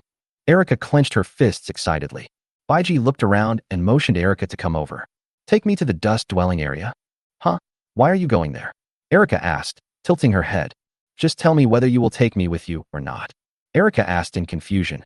But you can go by yourself. I'll tell you. Your city lord won't let me have contact with the dust people? Hiss. Then why did you let me take you there? Are you trying to take me off and throw me into the water? Baiji pressed Erica's head and said, do you think my food is so delicious? Hearing this, Erica was confused and struggled. What should she do? Baiji looked at the changing expressions on Erica's face and said with a smile, hurry up and decide, or I'll go find Penny. Good, but you can't tell anyone, and I want 3 strings of candied haws. No, 5. Erica stretched out her hand and gestured, as if she wanted to make Baiji bleed profusely. Make a deal. Bang. Baiji reached out and high-fived Erica. Dust-dwelling area, pigeon cage. Baiji and Erica, who had changed their outfits, appeared here stealthily. I say, what are you doing in the dust-dwelling area? I won't tell you. Humph, bad guy. Don't make a fuss. Hurry up and don't get discovered. Then don't push it. Why is it so narrow here? A few minutes later, Suspension Building Number 4 in Sector C. Baiji looked at the dirty, cramped, and foul-smelling place in front of him and couldn't help but shake his head. Have you been to the dust-dwelling area before? Yes. Aren't you a superior citizen? Hee hee. I have 2 good friends among the dustmen. Erica said proudly. Baiji was very surprised when he heard this. You have to know that most of the upper-class people look down on the mortals and even think that they are not human. And it was a bit unexpected for him that Erica would actually be friends with the dust people. Come on, let's go in. The 2 men walked into Suspension Building Number 4, and after passing through several smelly rooms, they finally found the person Baiji was looking for. Dustman 0609, the oldest dustman on the Lighthouse, was Morgan's porter during the time of the first City Lord, when Morgan served as the commander of the Wasteland Hunters. They experienced countless ground missions together. Until now, he has become Mark's team porter. Who are you? 0609, who was making dinner, saw the 2 people come in and asked calmly. As the most senior among the common people, he is the local tyrant in this area. Baiji looked around and after making sure that no one was around, he said to Erica, keep the watch. Let me know if anyone comes. Eh? I still want to listen. Although Erica was dissatisfied, she still stood in the aisle at the door and moved her ears. Chapter 86, The First City Lord. Baiji took off the disguise on his face and said, do you still remember me? 0609 seeing Baiji's appearance, he was shocked. You were the one. SH. You were the one who saved us on the ground. 0609 whispered. Baiji nodded. What are you doing here? 0609 asked, putting down what he was holding. I want to ask you a few questions. Baiji said as he handed over a box of cigarettes. 0609 took a look and immediately took it and opened it. He sniffed it hard in front of his nose and said, good stuff. After so many years, I didn't expect to still smell this good. Okay, I'll ask you questions and you'll answer them. Okay? Okay. 0609 said as he turned around and lit up a cigarette. In the 12 years since the lighthouse was built, has a white-haired woman appeared on the lighthouse? Baiji said, lighting one for himself. How did you know? 0609 looked at Baiji in surprise and was almost choked by the smoke. Don't worry about it. I ask you questions and you answer them. Oh, yes. Who was the lord of the lighthouse that year? 0609 exhaled a puff of smoke and recalled, the first city lord? I only know that the people in the lighthouse called him City Lord Lai at that time, and I don't know the rest. After all, I was rescued by the lighthouse when it was 5 years old, and I have been a porter ever since. Baiji's head buzzed when he heard this. It's City Lord's fault. He felt as if he knew something extraordinary. Let me ask you, is the City Lord Lai dead? Hearing this, 0609 frowned, as if trying hard to recall. After a while, he said, I can't remember the exact year. It seems to be the 27th year of Lighthouse. I just remember that after Morgan became the City Lord, the first generation of the City Lord never appeared again. In other words, it is uncertain whether the first City Lord is dead or alive. Hearing this, 0609 nodded. After all, he is the City Lord. If he died, there would be no news at all. But it's hard to say now. After so many years, he might have died of old age. Baiji was silent for a long time. Since City Lord Lai disappeared, could he have gone to the ground? Afterwards, Baiji asked 0609 some more questions and was about to leave. 0609 suddenly asked, "Can I ask a question?" "You ask. You come from the ground. Can you really survive on the ground?" Hearing this, Baiji said, "Why do you care about this? Are you going on a long journey?" 0609 laughed at himself. "I'm already this old. I won't live long anyway if I don't travel far. I just saw you, and it reminded me of the people I used to be. People with flesh and blood and emotions." Baiji didn't say anything and listened carefully. There are many children of the dust people on the lighthouse. They are destined from birth to never be able to return to the ground to live in this lifetime. Maybe I didn't feel that way before, but after meeting you, I feel that they are so pitiful. It would be nice if I could go back to live on the surface. After listening to him, Baiji threw away his cigarette and said, "In fact, life on the ground is not much better than in the lighthouse. This is the end of the world. It's good enough to be alive. Let's go. Remember to keep today's conversation a secret. You don't want to be invited for tea by the city lord, do you?" Haha, if I could really taste the flavor of tea again, I would rather die now. 0609 laughed. Baiji turned around after hearing this and threw a bag of tea leaves over. "Let's see if one of us dies." 0609 was speechless for a long time. Baiji and Erica walked out of suspension building number 4 and were bumped into by 3 little kids who were running and playing around at the corner. The 2 of them did not stop, but quickly left the dust-dwelling area, covering their faces. In suspension building number 4, 3 children, 2 men and 1 woman, rushed into the cooking area of 0609. 0609, "Is dinner ready? I'm starving." "Don't fight over it, you two," the little girl yelled. 0609 took a large spoon and pried the table hard. "You 3 bastards, be quiet." Soon, 0609 brought over the cooked porridge and a few insect cakes. The 3 children each took a bowl and finished it in no time at all, not afraid of the heat, along with the insect cakes. All the way back to the Shangmin residential area, Erica followed Baiji to his room without saying a word. "Just ask if you have anything you want to ask. Isn't it uncomfortable to hold it in?" Hearing this, Erica said, "I won't ask. If I know too much, I'll be unhappy." "Hee, I didn't realize that you were so smart at such a young age." Baiji opened the door and entered the room. Erica followed immediately. "If you don't want to be cheerful, how can you survive in the apocalypse?" "I'm a scavenger. I might die someday, so of course I have to be happy every day." Baiji smiled and threw her a lollipop. "Hey, eat something sweet. You will be happier." Erica tore open the package in surprise and stuffed it into her mouth. "It's delicious." Baiji looked at the stool where Erica was sitting with strange eyes and suddenly thought of something. "Hiss, from this afternoon till now, 3 women have entered his room. What's wrong with you? What are you looking at?" Erica said. "Ahem, nothing." Baiji turned his head, walked to the window, looked at the moon in the sky and said, "Erica, you heard the conversation just now, right? You guys were talking so loudly. Do you believe me if I said I didn't hear you?" Erica sucked on her lollipop with pleasure. "Well, then it's not my fault." Baiji suddenly turned around and gave Erica a wicked smile. "Eh? What do you mean?" Erica stared with wide eyes, looking at Baiji, who suddenly became a little scary and wretched under the moonlight. Could it be murder to silence him? This lollipop? The Last Supper? I didn't mean to listen to that. What do you want to do?" I yelled. Coming out of Baiji's room, Erica was holding in her arms the reward she got for leading the way, 5 strings of candied haws, and a few bags of snacks as compensation for the mental damage she suffered after being scared by Baiji. Before leaving, he kicked the door and said angrily, "That guy, you dare to scare me." Chapter 87 Success, Evolver. After Erica left, Baiji began to practice breathing techniques as usual. In the residential area for the dustmen, in a narrow room in the suspended building number 7 in Sector C, the short-haired 4068 was lying miserably on the bed. Beside him were his good friends 4277 and 4079. The 2 carefully applied medicine to 4068. 4068 endured the severe pain and said, "Damn Priest Liu, you were so cruel. It's just that I ran into Shangmin's weapons. What's the big deal?" Hearing 4068's complaint, 4277 glared at him and said, "You're still being stubborn. Just lie down. That's right. You're lucky today. If it weren't for the help of Baiji, I think you would have been beaten up," 4079 said. Hearing this, 4068 surprisingly did not refute. In his mind emerged the scene of Baiji killing the extreme beast cleanly and neatly on the ground, as well as the scene of Baiji beating up the law priest with ease during the day. Such a majestic and handsome scene made him yearn for it. "Hello. Hey, what are you thinking about?"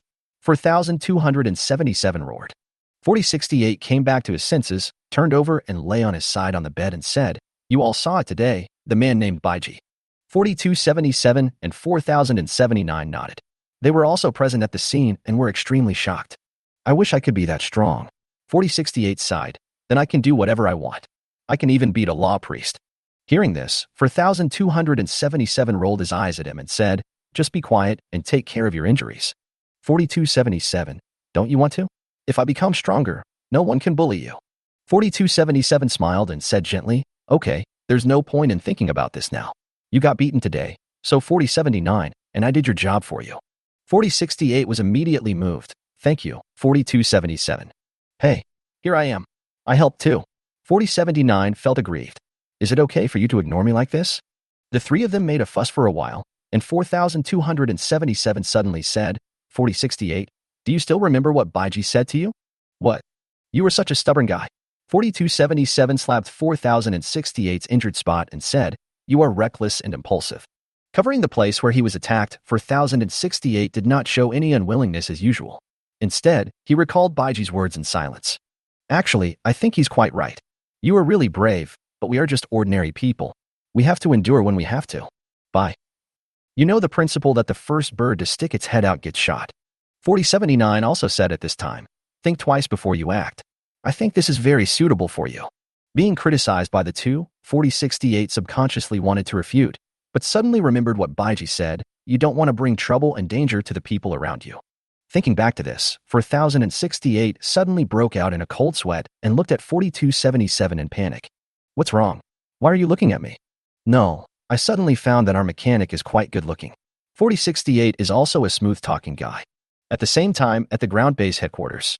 In the activity room of Baiyuekui's team, Xiado, Shanda, Gu Yin, Su Tong, and Sui Xing, 5 people, began to try to practice the second level of the breathing method or the second mode of operation under the guidance of Baiyuekui. Just last night, research on evolvers finally made progress. As Baiyuekui's teammates, these people naturally became the first ones to get this method. However, Baiyuekui himself did not practice for some reasons. Boss, this is so difficult. My stomach feels bloated. Xiado pouted, I really want to go to the toilet. Hearing Xiaodo's complaint, Baiyuekui raised his hand and slammed his head. Be quiet and feel the changes in your dantian. Oh, Xiaoduo closed her eyes again. Seeing that several people in front of him were concentrating on practicing breathing techniques, Baiyuekui walked to the side and sat down on the sofa, put on his glasses, and picked up a book. But her mind was not on the book at all. After the research on the evolvers was successful last night, Baiyuekui, Helen, and others had just come out of the laboratory when they received news from the Tinalang base. Baiji left the Tianang base a few days ago and will not come to the headquarters base for the time being. Because Baiji suddenly disappeared, Baiyuekui had no choice but to follow the results calculated by Master Lai and go to the space base, which was the place where he met the Wasteland Hunter and Baiji during the day.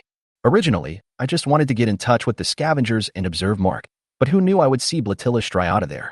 It turns out that this guy ran to the lighthouse. What was he going there for? What was his purpose?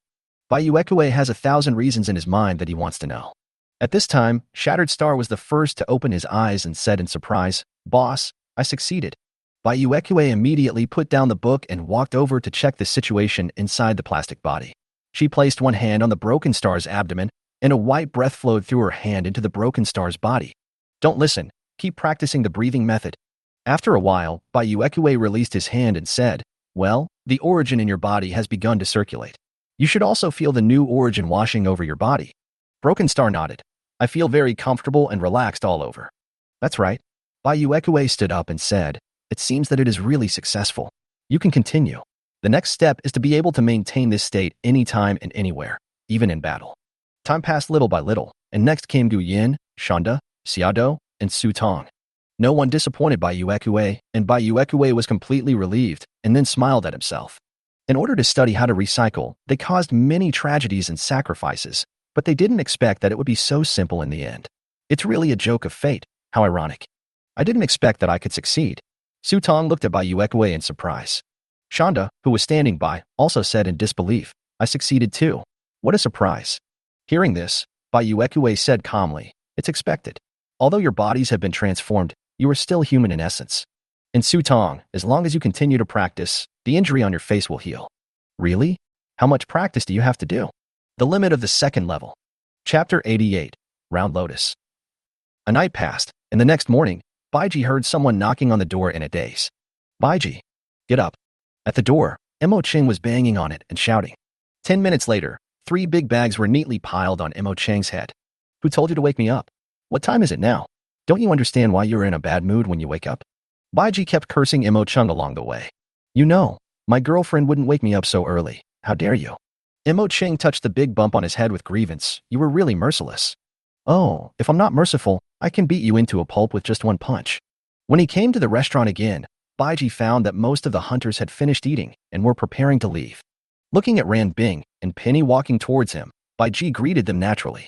Seeing some food in Ran Bing's hand, he immediately asked, Penny, how is Donnie? Hearing this, Penny showed a trace of worry on her face and said, he hasn't woken up yet, but the doctor said he's stable and his life is not in danger. As expected, take more nutrition after you wake up. After that, Baiji asked again, what about Corey? He should have recovered. Ran Bing nodded. Corey woke up last night, and he said he wanted to thank you in person. He is still in the medical center and should be able to return to the team in 2 days. It's okay. At this time, Penny said, Ran Bing and I will deliver food to Corey and then check on Donnie. We will come to you immediately and show you around the lighthouse. Baiji nodded. This was what he had agreed with Penny yesterday. After the 2 women left, Baiji and Mo Cheng quickly finished their breakfast. The breakfast of the safari hunters was scientifically matched and quite nutritious, but it needed to be exchanged with dedication points. Speaking of which, Baiji has already eaten 2 meals and matching. There was no way. This kid was too enthusiastic, so enthusiastic that Baiji suspected that he had some unspeakable secret. Did you contribute a lot? Baiji asked. Mo Cheng said while picking his teeth, it's okay, just enough. Oh, then you're going to treat me to food. Hearing this, Mo Cheng looked at Baiji very seriously. No matter how difficult it is for me, I can't let my brother starve, right? Baiji pretended to be touched and said, brother, you have broadened your horizons. In fact, he didn't tell Mo Cheng that there was a large amount of donation points in the name badge that Morgan asked Jing'an to get for him. Forget it. Let's not talk about it for now. After all, it's still very happy to get something for free. As soon as the 2 walked out of the restaurant, they saw the light bearer coming with his men again. What? Still want to fight? The light bearer was wearing a mask, and Baiji couldn't tell what her expression was. The light bearer walked up to Baiji, looked up at him, and said calmly, Master, please come over. It's so funny. I went over just because he asked me to. Who does he think he is? The city lord's son? Baiji said with a scornful smile. When a weasel pays New Year's greetings to a chicken, he is either a traitor or a thief.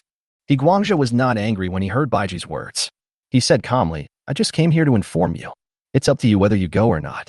Looking at the calm and composed look of the He Guangzhou, Baiji had no words to say that he had prepared. Mo Cheng, who was standing by, saw the 2 men confronting each other again and quickly pulled Baiji aside. Charles must have bad intentions for asking you to go over at this time. You can't go. Well, what do you think he's going to do? How should I know? He didn't invite me. Mo Cheng was speechless. How could he know such a thing? How about I go and take a look? Are you sure? I'm afraid of nothing. Then be careful. Yeah, if he dares to do anything, I'll tear his head off and use it as a urinal for you. Baiji and Mo Cheng thought they were talking in a low voice, but the Heguangs heard it clearly. Have you discussed it? The light bearer was a little impatient. It's okay, Baiji said without even turning his head. Baiji patted Mo Cheng on the shoulder and said, go and do your work. I'll go for a walk and come back to find you. Then, Baiji followed the light bearer and left. As they walked, Baiji's eyes were fixed on one place. I have to say, the light bearer's cat-like steps in front of her have such beautiful curves that are so tempting. Especially the 2 leaves of the lotus, which are full of power in both width and thickness, and the rhythm they create when walking makes people want to play with them. The lotus is so beautiful, Baiji exclaimed. Chow Pai. Yes, it's so beautiful. It makes me feel overwhelmed. Perhaps feeling Baiji's evil gaze, the light bearer turned around and looked at Baiji, with the detector in his hand also pointed at Baiji. The result surprised her, because the light and shadow values of Blatilla striata were normal. And Baiji is so shameless. How shameless? You want to make eye contact? Come on. After a while, the one who carries the light turned around and continued to lead the way. Baiji didn't care and just went. Admiring the lotus flowers along the way, Baiji came to the light and shadow hall. As soon as he came in, Baiji saw Charles standing on a high platform, with his back to the light and shadow hall, his hands behind his back, looking at the murals on the wall. This kid is really good at pretending, Baiji complained in his heart and walked over quickly. Chapter 89. Charles's Big Pie.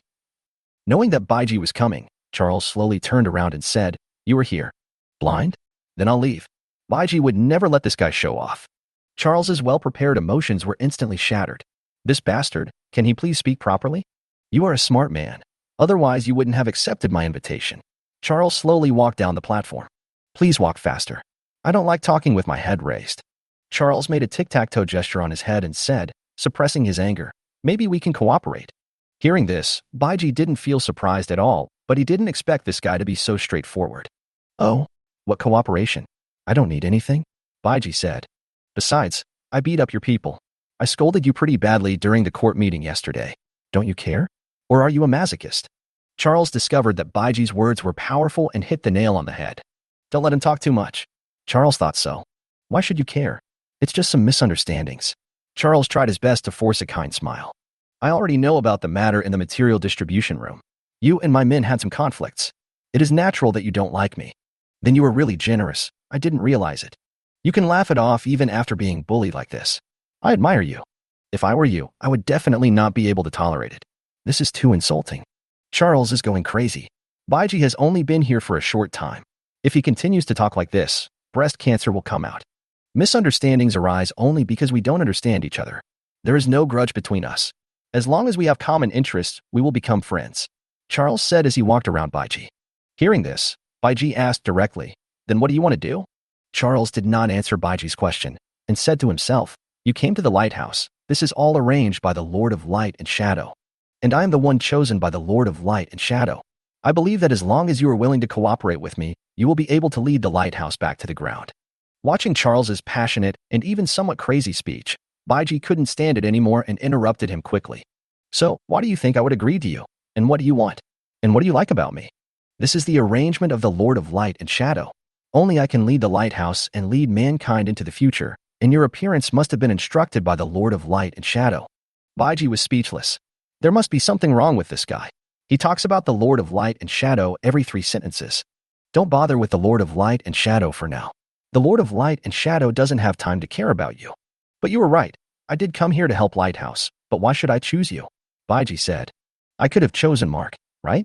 He is the next city lord designated by Morgan. Hearing this, Charles smiled disdainfully. Mark is indeed very brave, and I admire this. But let him be the city lord? It's not that I look down on him. Mark doesn't have the ability. I don't believe that someone like you can't see that Mark is only suitable to be a warrior charging into battle because he is too naive. Baiji had to admit that what Charles said made sense. To put it bluntly, Morgan chose Mark as the next city lord largely because of the prophecy. Unfortunately, he did not understand the meaning of the prophecy at all and did not solve the secret of Marco. I thought that as long as Mark became the city lord, he could lead mankind to a bright future. After all, it's because of the lack of education. Although what Charles said made some sense, it was not enough for him to choose Charles. After all, it was because of that experience that year that Charles always believed that he was the son of destiny and the savior of mankind. If he knew the truth in the future and discovered that he was not the chosen one, would he still think about leading mankind to defeat the mana ecosystem and return to the ground? Baiji rarely guesses or gambles on such things. Moreover, if Mark is naive, then so is Charles. Without any understanding of how terrifying the extreme beast is, he is still dreaming of being the savior and thinking about infighting. How ignorant is he? What Baiji wanted was to have complete control over the lighthouse, but Charles, with his deep scheming and great ambition, obviously did not meet Baiji's requirements. The most important thing is that Baiji doesn't like him. Dealing with such a crazy guy makes Baiji feel very tired. Looking at Charles's expectant expression, Baiji said with a playful look on his face. What about me? What can I get? You don't think that I can help you just by saying these few words? I am the apostle of the Lord of Light and Shadow. I don't care about ordinary things. Baiji looked at Charles with interest. He wanted to know what Charles would use to win him over. When Charles heard Baiji say that he was the apostle of the Lord of Light and Shadow, he did not take it seriously at all. How could he believe such nonsense? No one understood the Lord of Light and Shadow better than him. As long as you stay in the lighthouse for one more day, you can freely use all the living resources on it. You come from the surface, so you should know how precious resources are. Isn't a carefree life better than yours on the surface? When I become the city lord, you will be the commander-in-chief of the city defense army. I can even bring the Wasteland hunters under your command. When the time comes, you can fight externally while I manage the lighthouse internally. Nothing can stop us. Also, I can build you a set of the latest model and most powerful gravity body. Charles became more and more excited as he spoke. I believe that through our cooperation, we can open up a new future for the people on the lighthouse. Chapter 90, Happy Cooperation? After listening to this, Baiji couldn't help but sigh at Charles's magnanimity. He had free access to resources, was the commander-in-chief of the city defense army, the command of the Wasteland hunters, and also had a specially built gravity body. Charles has wealth, power, and status. He really can do it. If it were someone else, he would have agreed long ago. Unfortunately, these things are nothing to Baiji. I have to say, I'm a little tempted, but these are not what I want most. Baiji neither agreed nor refused. I know far more secrets and possess far more power than what you see. After saying that, Baiji looked at Charles with a smile and said, "What are you waiting for? Add more money." Charles was a little confused at this time. He didn't expect that Baiji did not immediately agree to such conditions. But after hearing Baiji's words, he felt relieved. As long as they were willing to talk, there would be no problem. I am not afraid that you want a lot. I am just afraid that you want nothing. It's just that I have given him all the wealth and status. I can't let him be the city lord. Then what's the point of putting in so much effort? Charles frowned and thought for a long time until he saw the light bearer guarding the door. Then I thought of what the light bearer reported yesterday. From the end of the court meeting until the evening, Jing-An, Penny, and Erica entered Baiji's room one after another and stayed for a long time before leaving. It was Baiji who took the initiative to ask Morgan for Penny, which is very telling. And I heard that Baiji also had contact with Fei Shui in the Wasteland Hunter restaurant. Thinking of this, Charles felt that he knew what Baiji wanted. Everyone has desires, which are nothing more than wealth and power. For men, in addition to these two things, there is also beauty. It seems that Baiji is a lustful man. Charles immediately let out a sigh of relief, radiating confidence once again. Taking 2 steps forward, Charles stood side by side with Baiji. He whispered, "As long as you are willing to cooperate and become the commander-in-chief of my city defense army, there is no woman on this lighthouse that I cannot get if you take a fancy to her." Erica and Fei Shui from the Wasteland Hunters, or even Jing-En and the Light Bearer, are possible. And none of these people have ever been to the Hall of Dawn, including the Light Bearer. You should know what this means. After hearing what he said, Baiji couldn't help but smile. And in Charles's eyes, this smile was proof that Baiji was moved. The two smiled at each other, and everything was said without words. "I agree to your conditions," Baiji said as he held Charles's hand, but his eyes were looking at the bearer of light at the door, looking impatient and anxious.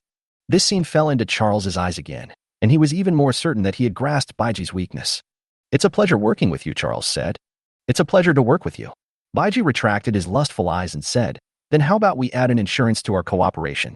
Hearing this, Charles asked in confusion, "What do you mean?" Baiji smiled and said, "Tonight, I want to see the light bearer appear in my room. Little guy, let me eat you first. In return, I will tell you how to deal with the extreme beast more effectively." Charles frowned. "What method?" "A mineral energy source that can cause great damage to the extreme devouring beast. When the time comes, you can say that you discovered it. This should be very important to you. When you become the city lord, this will become a very important bargaining chip for you to consolidate your position." What Baiji was talking about was naturally the blue and white crystal. He believed that Charles could not resist this temptation. "I can promise you, but not today. Tomorrow night, the light bearer will appear in your room tomorrow night," Charles said.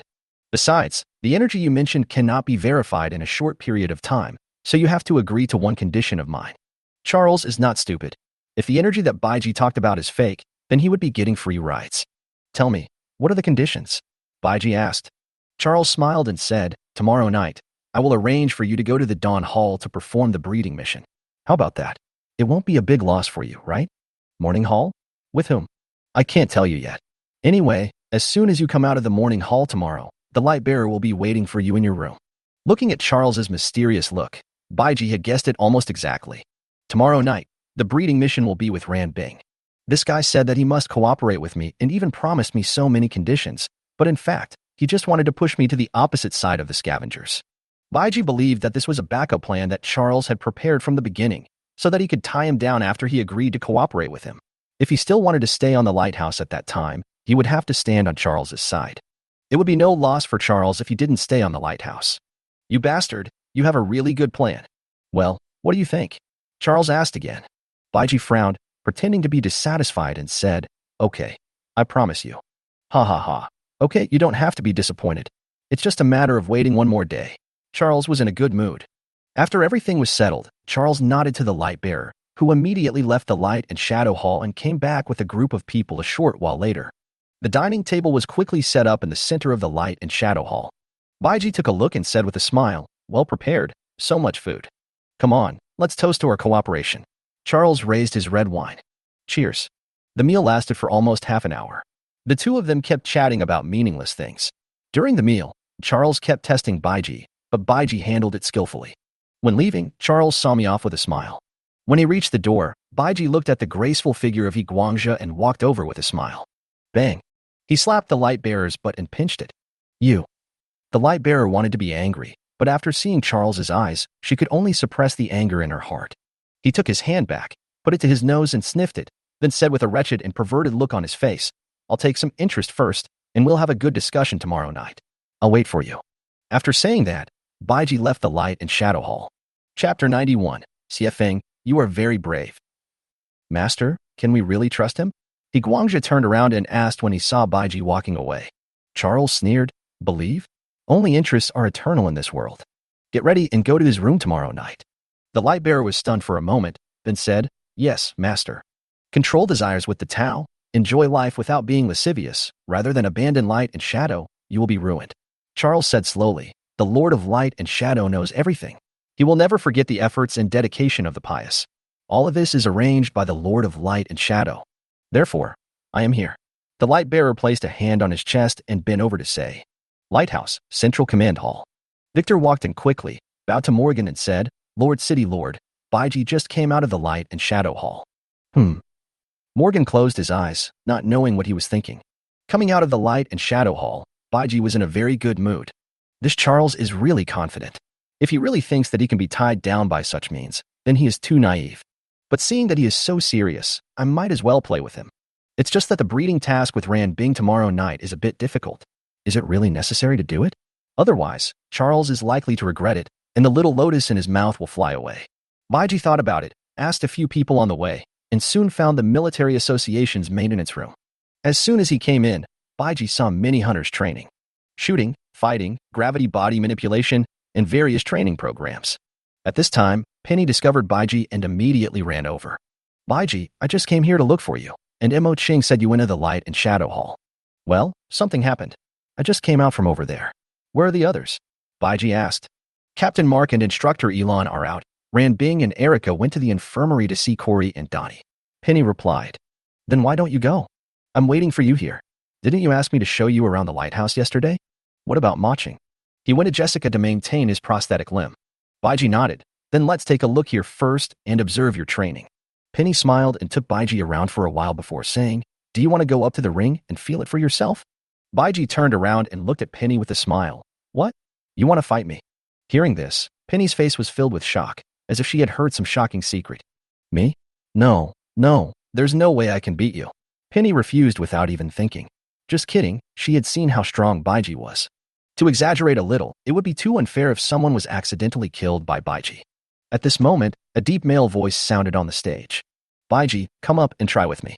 Baiji took a look and saw that it was Xiefeng, an old hunter who had been a subordinate of Mark's sister when she was a hunter commander. I got to know these old guys last night.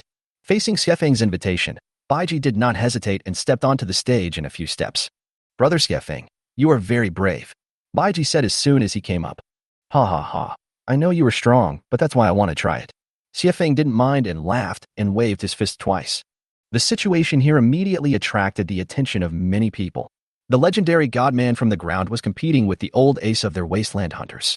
At this time, Mo Chang, who had just returned from Jessica's studio, also caught up with the scene, rushed to the bottom of the ring and started shouting.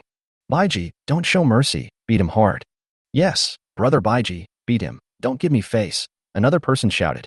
Hearing this, Xiefeng immediately cursed. Gavin, you bastard, you have no dignity at all. Let's start quickly. I can't wait to see you get beaten. Beside Gavin, Kunter echoed loudly, just wanting to watch the fun. Behind them, Gaogu and Fong Ning stood together, looked at each other, and smiled as they watched the farce on the stage. In the ring, Xiefeng didn't care about the teasing and jokes from his comrades. He smiled and said to Baiji, you better be careful. Well, I'll take it seriously. Xiefeng was stunned. I'm saying you should be careful and don't use too much force. Is that so? Then you attack and I'll defend. Need a warm-up? Need not. As soon as Baiji finished speaking, Xiefeng immediately stepped forward, shouted loudly, and kicked towards Baiji. One could even hear the sharp sound of breaking wind.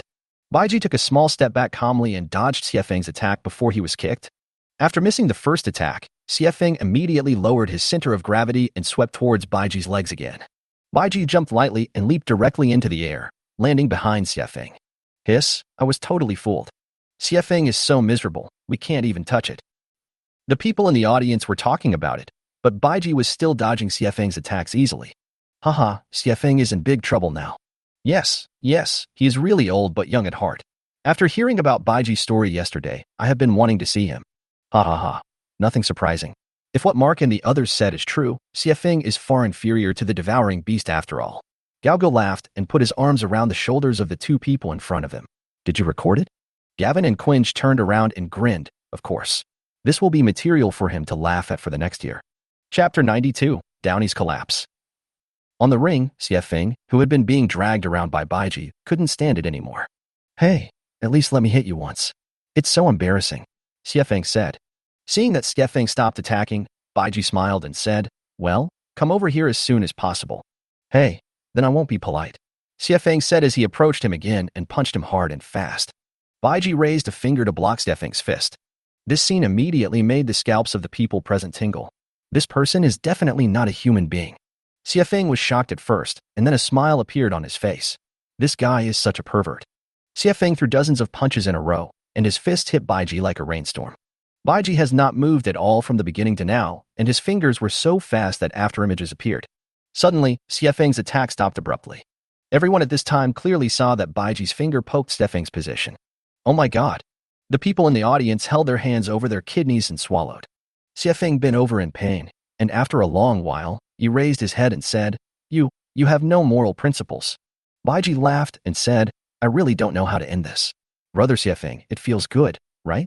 What if it gets broken? Eh? Aren't you too old to perform breeding duties? You're not needed anyway. You farted. Xiefeng supported his waist and walked down from the ring, and saw several of his friends looking at him with ill intentions. What are you laughing at? Go up and try if you have the guts. No, we don't have the courage, Kunji said, trying not to laugh. That's right, we are not you, Arnhead. Ha ha ha ha.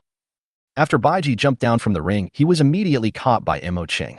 TSK, you have such strength yet you still have to show off. I really can't stand you. Mo Ching winked at Baiji and said, Look at the girls around you. They wish they could eat you up. Hearing this, Baiji pushed Mo Ching away speechlessly and said, Have you taken care of your prosthesis? Hey, look, it's sparkling. Isn't it cool? Mo Chang asked as he stretched out his mechanical leg. Baiji stretched out his hand and knocked on it. Not bad. I wonder if it can withstand my punch. Hey, stop messing around. Just kidding. Just then, Penny's communicator rang. Penny, Donnie is awake, but he's very unstable since waking up. Erica's voice sounded a little anxious. What? Donnie is awake? Mo Chen asked. He just woke up a while ago. Anyway, he is now. The communication was suddenly cut off, and Erica's scream at the end made everyone realize that something might have happened. A few minutes ago, in the medical clinic, in Donnie's isolation ward. When Downey woke up and learned that his body could not fully recover and would suffer from serious sequelae, he was completely unable to accept this fact. Donnie knew that he couldn't be a scavenger anymore. And given his current physical condition, he probably doesn't even have a chance to become a civilian. There are only two possible endings for him. Either he's arranged to travel far away early as a superior citizen, or he becomes an ordinary citizen. Donnie doesn't want to travel far, but he can't accept being a commoner. In Tony's mind, the dust people are just a bunch of worthless garbage, a bunch of bugs. Donnie couldn't imagine himself becoming such a person. No, in his opinion, the dustmen could not be considered human beings. Ran Bing and Erica, who were standing by, also tried their best to comfort her. But the doctor went on to say, You are lucky to be alive this time. Enjoy your last moments. You won't live long. After saying this, Donnie immediately froze on the hospital bed. Ran Bing and Erica were also stunned. Doctor, did you make a mistake? Ran Bing asked. How is that possible? Although the hemoglobin in his body has been cleared, the previous injuries have not healed. The cell failure is too severe, especially the internal organs. The doctor said expressionlessly. However, that potion is truly magical. You have made a contribution to the Lighthouse before you died. We have extracted a lot of interesting data from you. The doctor kept talking, but he didn't notice that Donnie's eyes had turned red. I don't believe it. Donnie ripped off the Ford drip and smashed things like crazy. Donnie, calm down. You can't move now. Ran Bing said quickly. How can I stay calm? Donnie yelled loudly, and both Ran Bing and Erica were stunned with fear. Hurry, notify others to come over. Ran Bing said to Erica. The doctor standing by was so frightened that he took several steps back. After he came to his senses, he ran out, calling for the guards as he ran. Donnie, stop now. Your body can't take it. Ran Bing stepped forward and tried to steady Donnie. But Donnie pushed Ranbing down with a flick of his hand and happened to bump into Erica, who was communicating with Penny behind him. As soon as Ranbing and Erica stood up from the ground, several city defense soldiers rushed in from outside the door. "Wait, what do you want to do?" Erica said, blocking the door. "Get out of the way. You should know the consequences of hindering the city defense forces," the leader said with disdain. "The scavengers are certainly powerful, but on the Lighthouse, the city defense force is the strongest." Chapter 93. No way to reverse the situation. At this time, Donnie was still roaring in the room, and his weak body made his voice tremble. Ranbing was still trying to persuade Tang and I, but it was of no use. The irrational Tony kept growling in the room. Outside the door, the leading city defense soldier pushed Erica aside and rushed in. "Hey, you guys." Erica turned around and was about to stop them, but found that Ranbing had already intercepted them. "Adjutant Ranbing, please don't embarrass us." Ranbing remained unmoved and continued to stand there. At this moment, Donnie saw the city defense troops coming in, so he picked up the things around him and threw them at them. "Donnie, are you crazy?" Ranbing turned around and yelled. The city defense forces also took this opportunity to rush in, and two of them immediately restrained Tony and pressed him on the hospital bed. "What are you doing? Let him go, he's a patient," Ranbing said as he was about to rush forward to pull him away, but was stopped by the city defense forces. Donnie was pressed on the hospital bed, coughing continuously. At this time, Erica came in and said, "Let him go quickly. I have already notified Captain Mark." The city defense soldiers looked at each other and loosened their grip on Tony's hands a little. Suddenly, Donnie spat out a mouthful of blood. Donnie, Ranbing, and Erica were scared. The city defense soldiers who were holding Tony were also frightened when they saw this. They quickly let go of Tony and stepped aside, looking terrified, fearing that they might be infected with some disease. Ranbing and Erica immediately rushed over to help Donnie up, but blood was still gushing out of his mouth. Just then, hurried footsteps were heard outside the door. Baiji and the other two soon appeared in the room. As soon as Penny entered the room and saw the blood on Tony's body, she immediately panicked. Just as she was about to rush over, Baiji grabbed her. "The city defense forces are still here. If they saw what happened next, there would be some trouble." Without waiting for Penny to speak, Baiji immediately said to the city defense soldiers, "Get out. You." Bang. Baiji didn't bother to talk nonsense. He knocked each of them unconscious with a punch and said to Imo Ching, "Drag them out." Imo Ching was also quick and efficient, and soon the ward was cleaned up. Penny couldn't help but rush to Donnie's bedside. Tears couldn't stop flowing, and Donnie's condition at this time could be said to be extremely bad. His body was already weak to begin with, and after all this ordeal and the pressure from the city defense soldiers, it can be said that there is no way to save him, and he probably won't be able to hold on for much longer. Baiji sighed. What the hell was this? If he had known this would happen, he would have not injected the drug into Tony in the first place. Originally, Baiji wanted to wake up Donnie and give Penny a chance to express her feelings. If Donnie also had feelings for Penny, perhaps the two of them could have left behind some beautiful memories. Baiji looked at Penny crying bitterly, and the more he looked, the more annoyed he became. He pulled Erica aside and said, "Come out with me." At the door, Baiji felt even more sad for Penny after learning the whole story from Erica. This girl, who had just experienced love, had not yet had the chance to express her feelings to the person she loved, but now she is facing such a result. It is really fate's trick. Baiji felt mixed emotions at this time. Perhaps Donnie had already wanted to die after waking up and learning about his condition, but such a result was too cruel for Penny. At this time, Baiji heard the sound of talking coming from inside and sighed slightly.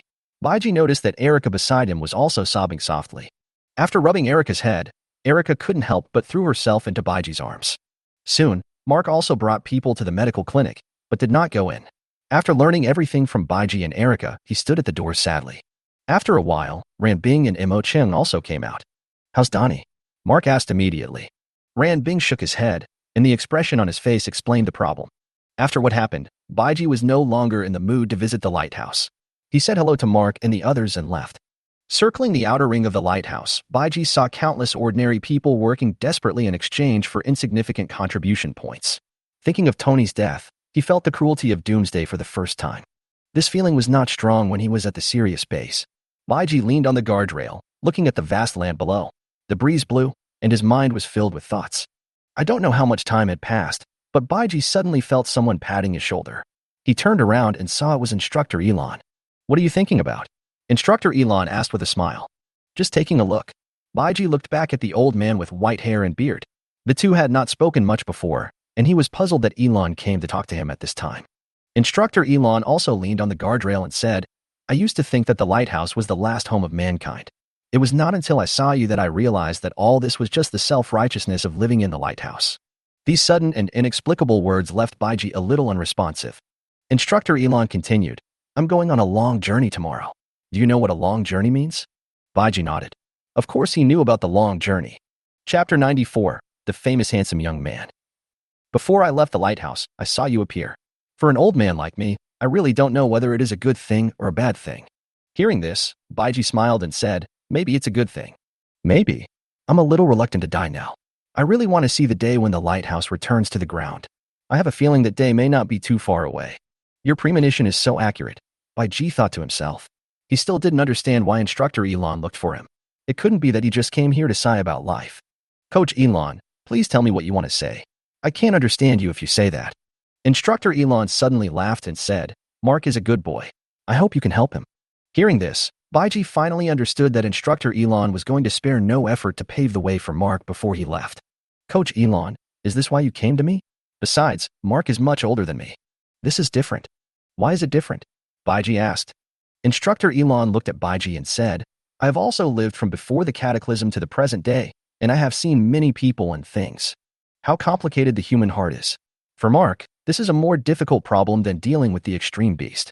Mark is an excellent fighter, but that's not enough. He's not smooth enough or ruthless enough to be a true leader. I know everything you said, but why are you so sure that I will stand on Mark's side? Baiji said with a grim expression, I just came out of the light and shadow hall not long ago. Hearing this, Instructor Elon did not react much. He stroked his beard and said, it's not surprising at all. With a guy like you coming to the lighthouse, given Charles's personality, he will definitely be eager to win you over. What conditions did he give you? You are very direct. Baiji couldn't help laughing. Instructor Elon actually asked so directly. The commander-in-chief of the city defense army, the command of the Wasteland hunters, as well as resources and women. Baiji was not vague and said it openly. After hearing Baiji's words, even Instructor Elon, who had experienced many ups and downs, was stunned for a long time. Good fellow, you are so generous. Instructor Elon snorted and said, this ambitious fellow knows nothing and is only causing trouble. You didn't agree, did you? I promised him. How could I refuse such a generous offer? Instructor Elon looked at Baiji with disdain.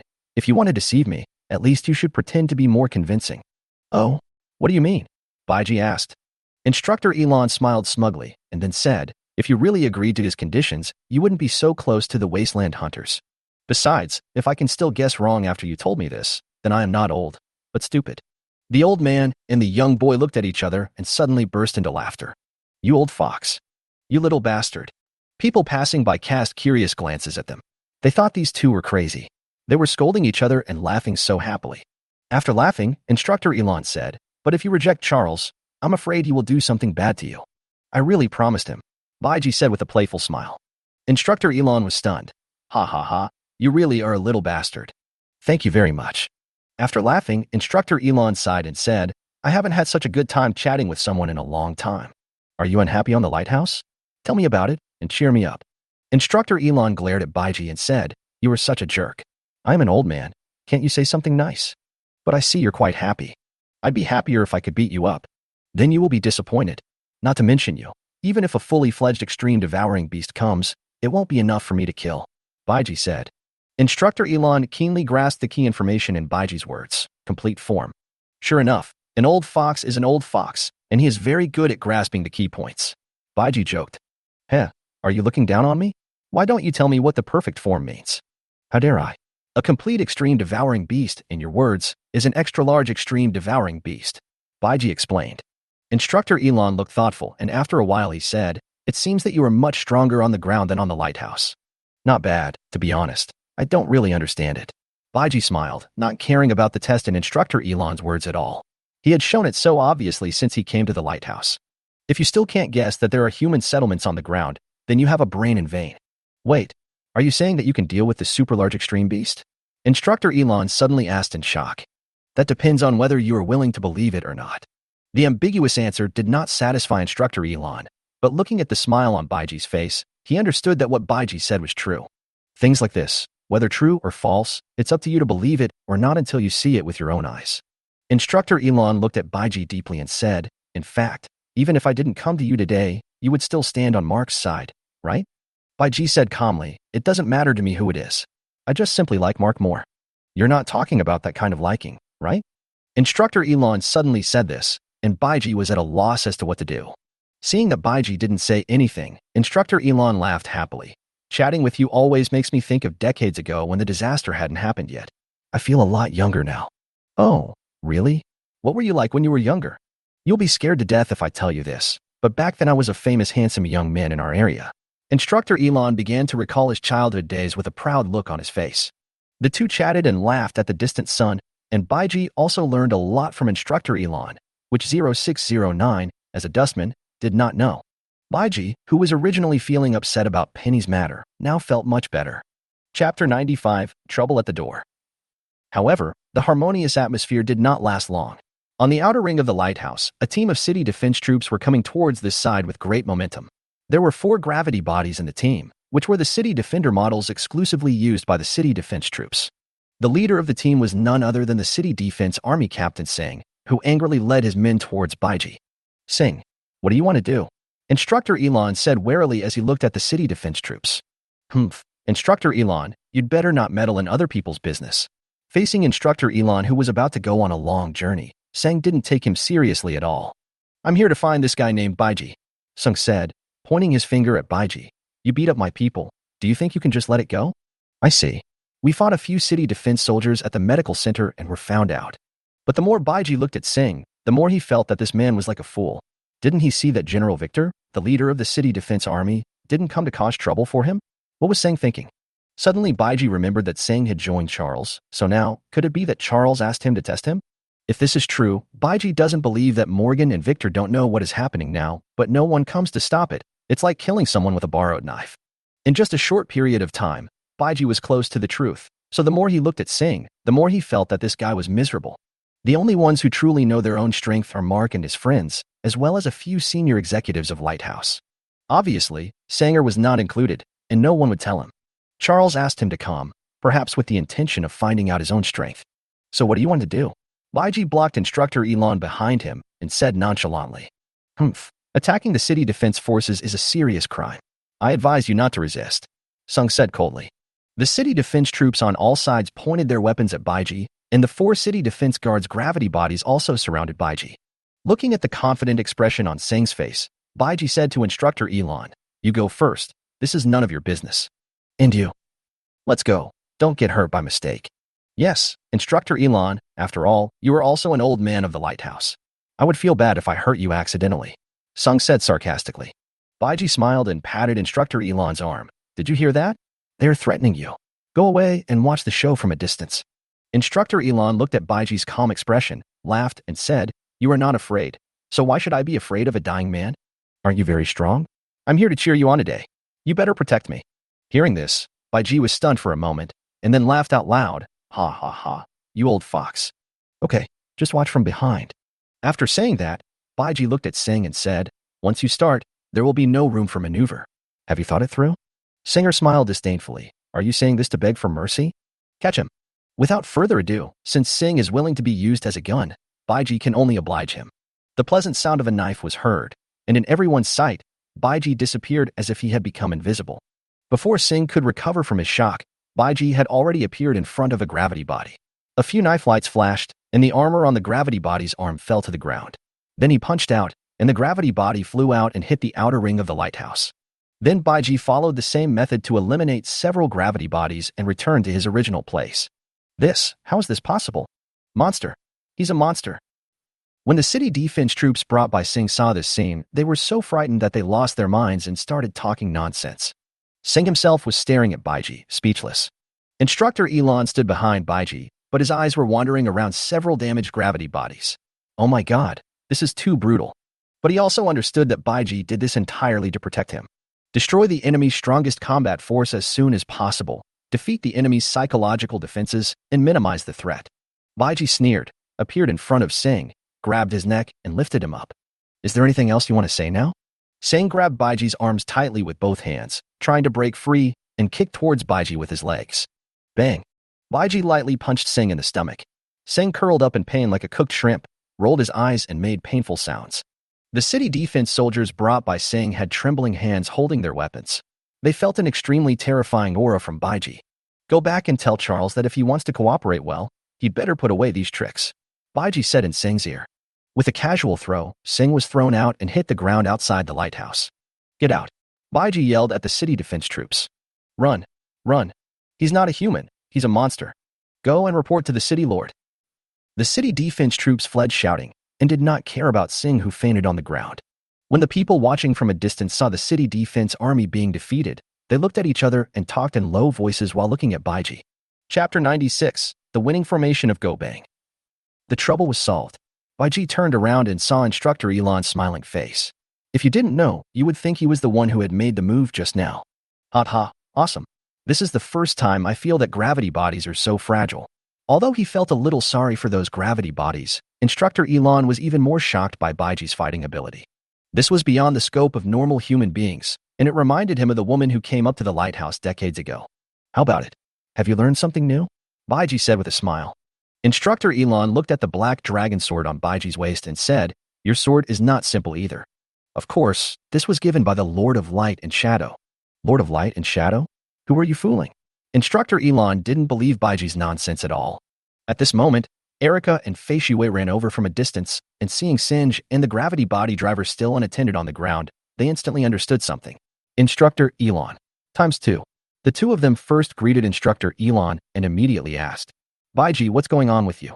Erica asked, pointing at Sing, who was lying unconscious on the ground in the distance. Baiji smiled and rubbed Erica's head. It's nothing. Someone just wanted to cause trouble for me. It's all resolved. Did you do all this? Fei Shui's voice was even trembling. That was a gravity body, not a toy, okay? Was I knocked out by you? Yeah, what's wrong? Fei Shui almost gasped when she heard this. Baiji's tone was so calm, as if to say, this is such a common thing. Why are you surprised? Fei Shui looked at the broken gravity bodies a few more times, then looked at Baiji deeply and stopped talking. At this time, in the central command hall of the lighthouse, the screen in front of Morgan kept playing the scene of the confrontation between Baiji and the city defense forces. Morgan narrowed his eyes, and his shrewd look made it impossible to tell what he was thinking. Victor stood behind him obediently, without saying a word. What do you think? Morgan said suddenly. Hearing this, Victor said, this Baiji should be related to her. This kind of inhuman power, they're the same kind of people. Morgan nodded. I'm afraid it's not that simple. Have you forgotten her name? After hearing this, Victor said in surprise, Bai. Yes, this Baiji might be someone related to her. Could it be her son? Victor asked doubtfully. I don't know, but the relationship is definitely not simple. Morgan turned around and said, I want to meet him alone. Lord City Lord, do you want to? Well, this is an opportunity. Morgan stood up from his seat, walked to the huge floor-to-ceiling window, and said slowly. Mark said that the white-haired woman he saw on the back of the extreme devouring beast was very young. If it was really her, she would not have changed much after decades. This can no longer be called a human being. This Baiji should be the same. Morgan turned around and looked at Victor. Although, I don't agree with this method, it doesn't prevent me from using their power. Yes, Lord City Lord. After separating from Instructor Elon, Baiji, Erica and Fei Shui continued to walk around the outer circle of the lighthouse. In addition to performing ground missions, the scavengers are generally quite relaxed after returning to the lighthouse. Occasionally, they will instruct the training of reserve combatants. At other times, they have their own time. Baiji had no time to ask about Penny's situation. For Erica and the others, the sacrifice of comrades was a common occurrence, and they were able to quickly deal with their emotions. But for Penny herself, it may not be that simple. It's so boring. Don't you have any entertainment activities on the lighthouse? Baiji walked around bored and ignored the common people who tried to avoid him when they saw him. Don't you think entertainment is too luxurious for us? Fei Shui said. Hearing this, Baiji smiled and said, I have something here to kill time. Are you interested? What? Tell me quickly. I want to play. Erica kept shaking Baiji's arms while shouting for a lollipop. Go to my room, and I'll tell you. Obscene. Flying snow. What do you think it is? Shameless. Although Fei Shui kept despising Baiji's shameless behavior of deceiving the little lowly Erica, her body was still honest, and she followed him back to the Shangmin residential area. In Baiji's room, Fei Shui, Erica and Baiji were sitting around the table. There was a chessboard on the table. Erica played the black pieces, and Fei Shui played the white pieces. Looking at the tense atmosphere between the two at this moment, you can tell how intense this round is. Sudden, Erica looked up at Fei Shui and said, No, you can't go down here. Why? Because I want to get out of the pants array. Idiot. 10 minutes later, Erica had lost 10 games in a row. He turned around and asked Baiji with a complaining look on his face. Didn't you say that you taught me the winning formation of Go Bang? What's going on? Don't pay attention to it. Baiji said with difficulty, trying not to laugh. No need for your head, you liar. Erica pounced on Baiji and started a combination of grabbing, pinching, and biting. Fei Xue was looking at the chessboard at the side. It was obvious that the game of Go was very much to her liking. Especially since Erica won so many games under Baiji's guidance, Fei Xue felt a little proud that she was so talented. Being pressed down by Erica like this, Baiji only then noticed that although this girl was small, she was really big.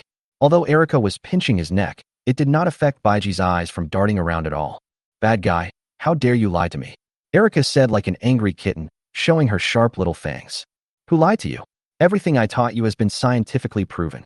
Baiji would certainly not admit that the underpants formation, T formation, chopsticks formation, butterfly formation that he taught Erica were all nonsense. Chapter 97. The Joy of Heaven.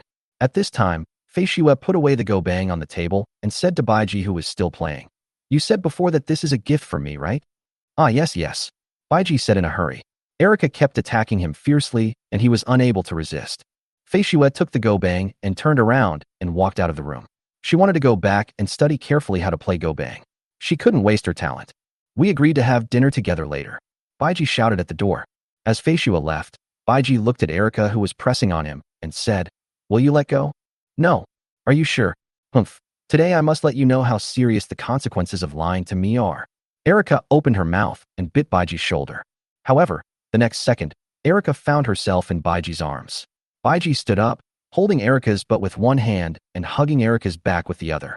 So Erica hung on Baiji like a sloth. Erica buried her little head in Baiji's chest. As she smelled the scent coming from Baiji's body, her heart suddenly became confused. She felt her heartbeat getting faster and faster. Are you still making trouble? Baiji asked. What are you doing? Let me go. Erica didn't even dare to raise her head. She just lay in Baiji's arms and spoke softly. Bang. Baiji slapped Erica's round butt and said, Are you still making trouble? Erica was slapped in the face and her whole body was shaking. Her face was so red that it seemed like water was about to drip out of it. Bad guy? You. Bang. Are you obedient? You wait. Bang. After a few rounds, Baiji found that Erica was looking up at him. The pretty little face was covered with blushes, and the two big eyes were full of mist. Baiji saw shyness, grievance, and unwillingness to accept on her face. Well, I'll let you go today. Come down. Baiji let go of her hand, and Erica fell down by herself.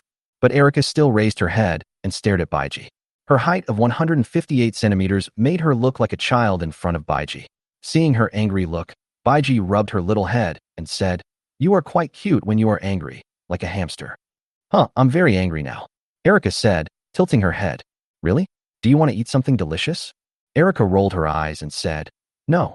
Do you think I can forgive you like this? You just hit me. What did you hit? Damn it, I won't tell you. Then I'll take you to experience the joy of heaven, and let's just forget about today, okay? Baiji smiled mysteriously. Erica glanced at Baiji. What is the happiness of heaven? Keep it a secret. Remember to come see me tonight, and remember not to tell anyone else. It seemed that she was somewhat moved. Erica was always full of curiosity about unknown and mysterious things. However, seeing Baiji's smug look, she still hummed and said, Not enough, let me kick your ass. A few minutes later, Erica walked out of Baiji's room again with a bunch of snacks, a triumphant smile on her face. Dust dwelling area, suspended building number 7 in Sector C. The injuries on 4068's body had healed a lot. He sat on the ground, holding a decoder in his hand and chattering about something. 4079 squatted beside him and changed his dressing. After a while, 4277 suddenly opened the door and walked in, holding his hands in his arms, and said mysteriously, Guess, what did I bring? 4068 said nonchalantly, It's just a worm cake that has gone bad. Look, 4277 said, taking out a small pot. Do you want to oil me? Sister, I don't have any prosthetic limbs. 4277 snorted coldly and dodged the decoder, then opened the bottle cap and handed it over. The aroma of wine instantly filled the air. Hey, if the priest finds out, how many whips will he get? 4079 was a little worried. If he was caught drinking here, he would definitely be severely beaten. Stop talking nonsense.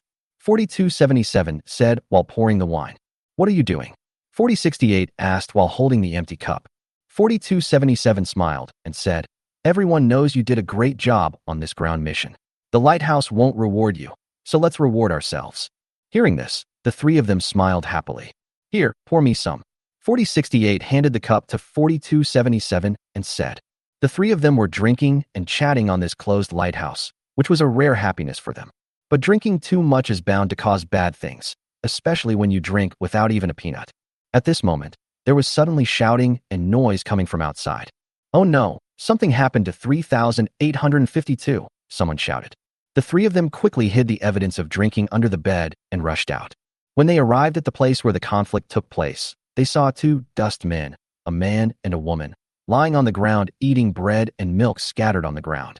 The chef at the side kept beating the man, who was 3852 from 4068's team. "I told you to eat it. You rubbish, how dare you eat the food of the people." The chef kept cursing while hitting the man in the mouth. "That food must be delicious." 4068 swallowed hard. Chapter 98 4068. I want to take a gamble. Suddenly, 4277 rushed over and tried to pull 3852 up. If he was allowed to continue, he would definitely be severely punished. Who knew that 3852 swung his hand hard and threw 4277 out and hit the wall on the side. 4068 was about to speak. "Oh my God, it's scarlet fever," the chef shouted when he saw the wound on 3852's arm. "They're infected with scarlet fever. If you get this thing, you can only wait for death," the people around him said as they stepped back. 3852 was still madly stuffing food into his mouth. Hearing the conversations around him, he said, "Aren't we inferior goods just waiting to die?" At this time, the city defense army arrived at the scene and arrested the two men without saying a word. The woman was quickly pinned to the ground, but 3852 took advantage of the chaos to kick a city defense soldier with a devastating kick, snatched a gun, and took another city defense soldier hostage. The situation escalated instantly, and the two sides were in a tense standoff. "Don't get excited, don't get excited." The hostages' voices were trembling, for fear that they would be taken away with 3852. "No one present is allowed to leave." Suddenly a cold voice sounded. "It's the light bearer. The light bearer is coming." The light bearer walked over with cat-like steps, checking the information of the two dustmen. Dustman number 3852, 2411, ate food from the upper class, actively provoked violence, resisted law enforcement, and illegally carried a gun. According to the law, the punishment is 16 lashes, 3 days of fasting and kneeling, and 20 days of clearing the offering points. The light bearer calmly spoke of the punishment for the two. "Hey, stop struggling. People will die. Just surrender." 4079 shouted anxiously. Hearing this, 3852 pushed the hostage away and said frantically, "At least I lived like a human being once before I died. You have worked hard all your lives, but you don't even know what bread tastes like." At this time, the light bearer detected that the light value of 3852 had exceeded the red line, and immediately ordered, "It has crossed the line, arrest him." As soon as the words fell, several light and shadow church law enforcers beside the light bearer quickly drew their guns and fired. The electric current from the stun gun hit 3852 accurately, causing his whole body to twitch, and the gun in his hand fell to the ground. "It's over. He's been taken away by the Law Institute. He'll be skinned alive even if he doesn't die," 4079 said. "No, we can't let them take the people away," 4277 said as he was about to step forward to stop them. Seeing this, 4079 quickly pulled her back and said, "What are you doing?" "Those are our team members," 4277 said, turning around. At this time, 4068 also stretched out a hand. 4277, think twice before you act. They have been infected with scarlet disease and will not live long. Hearing this, 4277 suddenly calmed down. What happened to him? He had just advised 4068 not to be impulsive, but how come he almost rushed forward? "Hey, don't be impulsive, you two. We've been drinking," 4079 said in an almost pleading voice. 4068 took a deep breath and said, "Don't move, or you'll attract attention." The three then saw 3852 and 2411 being grabbed by the law office and dragged away on the ground. Only after the light bearer left did the three of them breathe a sigh of relief. It almost got into big trouble. 4079 wiped his sweat and said with lingering fear, "It is really difficult to have two friends who are easily impulsive around you." After hearing what 4079 said, 4068 and 4277 felt a little scared. Back in their little room, 4277 said nothing. Today she almost rushed up. In 4068's mind, there kept appearing the foods they had never eaten before, as well as the words said by 3852, that he had lived like a human being. Then the image of Baiji suddenly appeared in my mind. 4277, do me a favor. 4068 said suddenly. What? You are the best repairman here. You will go to work in the military maintenance room later, right? 4277 nodded. She was very talented in repairs and would occasionally receive maintenance tasks from the Military Association's maintenance room. For a long time, 4277 has also caught the eye of engineer Jessica. Jessica feels very sorry for this talented girl, but unfortunately, she is just a commoner. What do you want to do? 4277 asked. Hearing this, 4068's eyes became extremely determined, and he said, help me find that Baiji. What? Why are you looking for him? 4079, who was listening to the conversation between the two, asked in surprise. 4068 looked at the two people with puzzled faces and made an important decision in his heart. I want to take a gamble. At lunchtime, in Baiji's room, Feishua sat at the table feeling a little awkward. Why are you nervous? Baiji asked. You said we'd have dinner together, so this is where we'll do it. Feishua's cold voice contained a tone of questioning. Baiji smiled and said, are you dissatisfied? Hearing this, Feishua swallowed her saliva as she looked at the many foods on the table that she had never seen before. Where did you get all these from? Feishua couldn't help but ask. Baiji waved his hand. Don't ask. I won't tell you even if you ask. You know why I give Erica snacks when she asks for them? Feishua looked at Baiji and said after a while, because you have evil intentions. Baiji smiled awkwardly. Don't talk nonsense. I am willing to give her food because she never asks me where the food comes from. Do you understand? Feishua nodded. Got it. Well, eat it. Chapter 99. Morgan's Interview. After having a pleasant lunch with Feishua, Baiji clearly felt that Feishua's attitude towards him had changed greatly, which made Baiji very satisfied.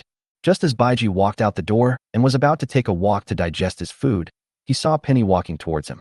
Penny, why are you here? Baiji asked. Her eyes were still a little swollen, probably because she had been crying. I came to see you. I haven't done what I promised you. Penny's voice sounded a little weak. Baiji smiled bitterly. He had forgotten about this matter. It's okay. You should have a good rest. I will look around by myself. Penny shook her head. No, I already promised you. Looking at Penny's stubborn eyes, Baiji sighed and said, Hey, come with me. Lighthouse Outer Ring, Baiji still likes this place.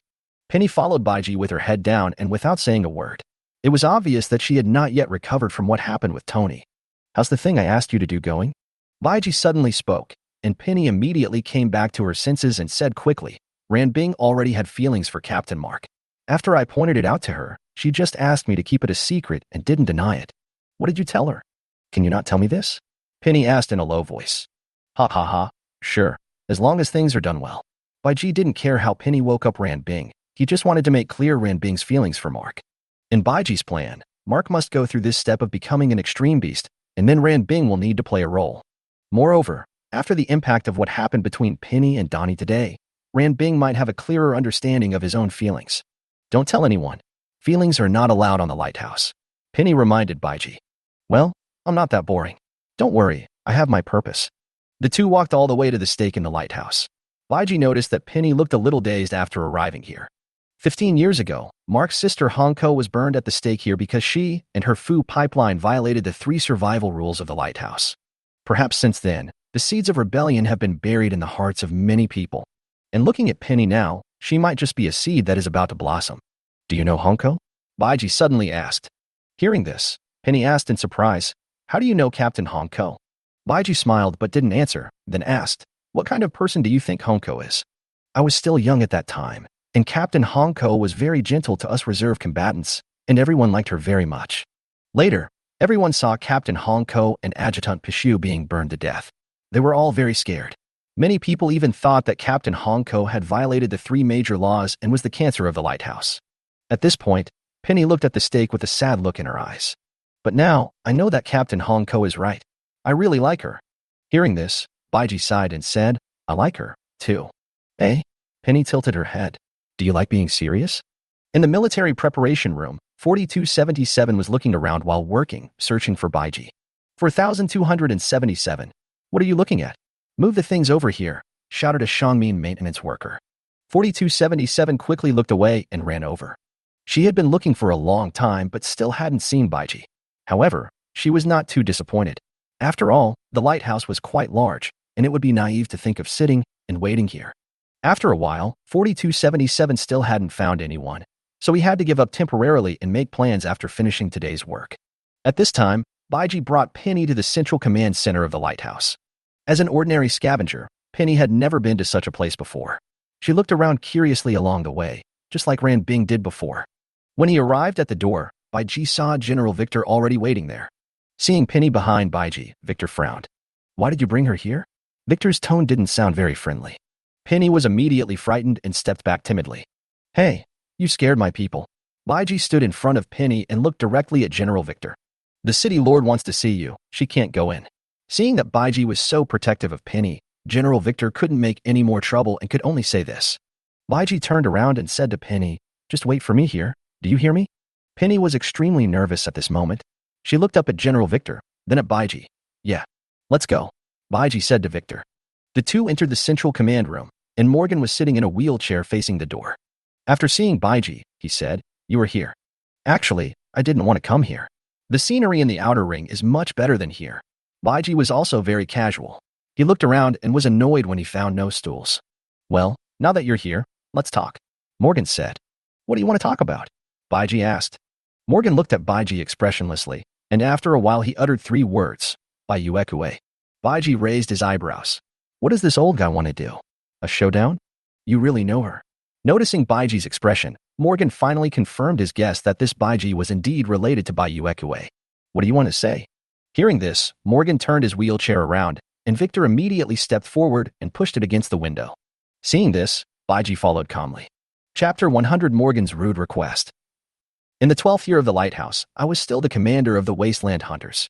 During one ground mission, we were besieged by the extreme beasts. Morgan began to slowly recount his experience of that year. Just when everyone was in despair, Bayuekue appeared in a mysterious armor and saved us. To show my gratitude, I invited her to the lighthouse. Morgan said as he looked at Baiji, "She has extraordinary strength just like you. I think if we can keep her on the lighthouse, such a powerful fighting force will be a great help to the lighthouse." "Then what happens if nothing unexpected happens? It fails, right?" Baiji said. Later, she proposed a proposal to invite Lighthouse to participate in her research on human evolution and face the disaster together. In the end, both I and the first-generation city lord rejected her cooperation proposal. Because we always think that returning to the ground is not advisable, and we are also not optimistic about her. Although her strength is indeed strong, she is ultimately no match for the terrifying mana ecosystem. We couldn't gamble with the fate of the entire lighthouse, and she eventually left the lighthouse. Besides, I don't agree with the path of human evolution, Morgan said and looked at Baiji. But before leaving, he seemed to have reached some kind of agreement with the first city lord and left behind that mysterious armor. Morgan told the truth without hiding anything, which surprised Baiji. "Why are you telling me this?" Baiji said calmly. "Even if I don't tell you, don't you know?" Morgan looked at Baiji. "You and her relationship. If you say you don't know these things, that's impossible." Baiji was a little confused. "What is the relationship between Bayuekue and me? How come I don't know?" After collecting his scattered thoughts, Baiji asked calmly, "So what do you want to do by calling me here today?" "Cooperate." Hearing this, Baiji smiled and said, "It's really interesting. I've only been at the lighthouse for 2 days. Are you also anxious to win me over?" "You mean Charles," Morgan said calmly. "It seems you already know. I've been watching you since the moment you arrived at the lighthouse." "Attention? Surveillance is more like it," Baiji sneered. Morgan did not deny that he intended to monitor Baiji. He sighed heavily and said, "I don't have much time left. I don't know how long I can live. I just hope that nothing unexpected happens before Mark successfully becomes the city lord. You also saw that your arrival caused quite a stir in the entire lighthouse." Baiji sneered. "So how do you want to cooperate?" Morgan looked out the window. The lighthouse has been sailing for decades. Humans can't stay in the sky forever. Sooner or later, they will return to the ground. If you hadn't shown up, I would have placed my last hope on Marco. I always believed that one day he would be able to lead the lighthouse back to the ground. "So, you have other ideas now?" Baiji asked. Morgan nodded. "Your appearance shows that Bayuekue's plan has succeeded. I underestimated her." "Indeed." Baiji nodded in agreement. "If one day in the future, Mark leads the lighthouse back to the ground, can you help the lighthouse once and preserve the last spark of mankind to the best of your ability?" Morgan said. "Haha, you want to get something for nothing. And what do you mean by the last spark of humanity?" Does that mean that in your eyes, we are no longer considered human beings? Baiji said sarcastically. This Morgan is really a stubborn old man. Hearing this, Morgan said excitedly, your power has long been beyond the scope of human beings. Bayuekue has lived to this day without any change. Tell me, are you really still human? Listening to Morgan's stubborn words, Baiji really wanted to spray him to death with a mouthful of salt soda. The cruel living environment forces life to evolve continuously, and any organism will follow this law to survive in the ever-changing world. Even humans have gone through a long period of time to evolve to their current state. Now, facing the invasion of manhwa ecology, if human beings themselves stand still, the only outcome will be destruction. But Old Man Morgan stubbornly believes that evolved humans are not considered humans. Besides, it's bad enough that you don't want to evolve, but you also stop others from evolving, which is disgusting. What disgusted Baiji the most was that Old Man Morgan, on the one hand, said that evolved people were not considered human beings, but on the other hand, he wanted to use this power to help the lighthouse return to the ground. Damn, you are so shameless. It's not your place to define whether we are human or not. In the face of the manhwa ecosystem, do you have any other options besides evolving and becoming stronger? Or do you think your lighthouse can float in the sky like this forever? If other people on the lighthouse knew about this, would they agree with you? What right do you have to make choices for them? Baiji also became angry and said bluntly, have you asked them whether they are willing to choose the path of evolution? Chapter 101 Takeoff. Morgan was embarrassed to be questioned by Baiji without giving him any face. He said, I have protected the lighthouse for decades. Oh, what a joke. Is the lighthouse protected by one person? Without those dustmen who fight for a meal of insect biscuits every day, can you sit here peacefully? Without them, the lighthouse would have fallen down long ago. The fact that the lighthouse is still running today is the result of the efforts of every lighthouse worker, not just yours, Morgan. You. Morgan almost couldn't catch his breath. Lord City Lord. Victor hurried forward to support. Medicine. Victor quickly took out Morgan's life-saving medicine and gave it to him. It took him a long time to recover. Covering his chest, he looked at Baiji with complicated eyes. Maybe you were right, but I always want to leave some original humans in the world. Baiji was too lazy to waste time talking to him. It was really hard to say who was right or wrong in this kind of thing. The biggest contradiction among people is the difference in ideas, and it is very difficult to convince each other. In the end, whoever has the stronger power has the final say. It is inevitable that the lighthouse will return to the ground. There is no doubt about that, said Baiji. I won't agree to your request. You can't be of any use to me. Even if I save you, you'll just be a burden. Listening to Baiji's merciless words, Morgan smiled bitterly and said, a burden? Isn't it? It's not that I look down on the lighthouse, but if you rashly return to the ground with your strength, you will probably immediately become food for the extreme devouring beast. Baiji said as he looked at Morgan's wheelchair and smiled. I don't know why you resist the evolution of mankind, but only life is everything, and death is nothing. You are old now. You have worked hard for the lighthouse all your life. Why don't you let it all go and enjoy yourself at the end? After speaking nonstop, Baiji took a deep breath. His talking skills were getting stronger and stronger, and he almost couldn't stop. After listening to Baiji's words, Morgan fell into deep thought, and Baiji didn't urge him. A few minutes passed, and Morgan looked up and asked, if you were the mayor, would you do your best to protect the lighthouse? What did he say? Baiji didn't expect to get such a question after waiting for so long. What do you mean? You are not planning to take advantage of me, are you? Baiji waved his hands quickly. I am not interested in being the city lord. Don't think of throwing this mess to me. This is not a joke. Seeing Baiji become carefree again, Morgan smiled and said, I have dedicated my whole life to the lighthouse. The lighthouse is more important to me than anything else. If you are willing to protect the lighthouse, I will give you the position of city lord. Don't do that. I have my own things to do. Mark is a good city lord. Hearing this, Morgan asked, are you optimistic about Mark too? It's not that I think highly of him. This is the arrangement of the Lord of Light and Shadow, Baiji said. In short, my position is that those who cannot unite together are not worth protecting. After all, this is the end of the world. I'm leaving now. Think about it yourself. When you have figured it out, we can talk again. After saying that, Baiji turned around and walked out of the Central Command Center. Morgan remained silent for a long time as he watched Baiji's departing back. Lord City Lord, don't mess around. He won't harm the lighthouse. Morgan waved his hand to stop Victor. After a moment of silence, Morgan asked, Victor, if it were you, what would you choose? Victor lowered his head and thought for a while before saying, I think what Baiji said is right. What? Being alive is everything, and dying is nothing, said Victor. Morgan closed his eyes and said, let everything remain the same. When Mark becomes the city lord, the fate of the lighthouse will be decided by him. Baiji, who had nothing to do, took Penny back to the Shangmin residential area, knocked on Erica's door, and soon the little Loli's cheerful voice was heard. Who is it? I. The door opened and Erica was in a small head. Why are you here? Do you want to bully me again? Penny, you're here too? Penny smiled at Erica. Boring, let me play a new game with you. Baiji rubbed Erica's head and asked, is it convenient for you to come in? Erica quickly closed the door after hearing that, tidied up the room, opened the door again and said, come in. In the next few hours, Baiji played flying chess with the two girls in Erica's room for the whole afternoon. It was dinner time. Baiji and the two girls finished their meals. After Penny left, Erica immediately asked, hey, didn't you say you were going to take me to experience heavenly happiness tonight? What is that? Baiji heard this and looked at Erica's clothes and said, please put on more clothes. Erica asked curiously, why are you wearing clothes? It's not cold. Pa. Baiji slapped him and said, just wear it when I tell you to. Erica's face immediately turned red, and she put on a coat angrily. Okay, if it's not fun later, I'll show you how I'll deal with you. Baiji smiled and walked to the balcony. He looked at the sky outside, which was completely dark, then turned back and said to Erica, come and see. What's going on? What's outside? The moon. Erica thought Baiji was teaching her how to look at the moon, so she walked over in confusion.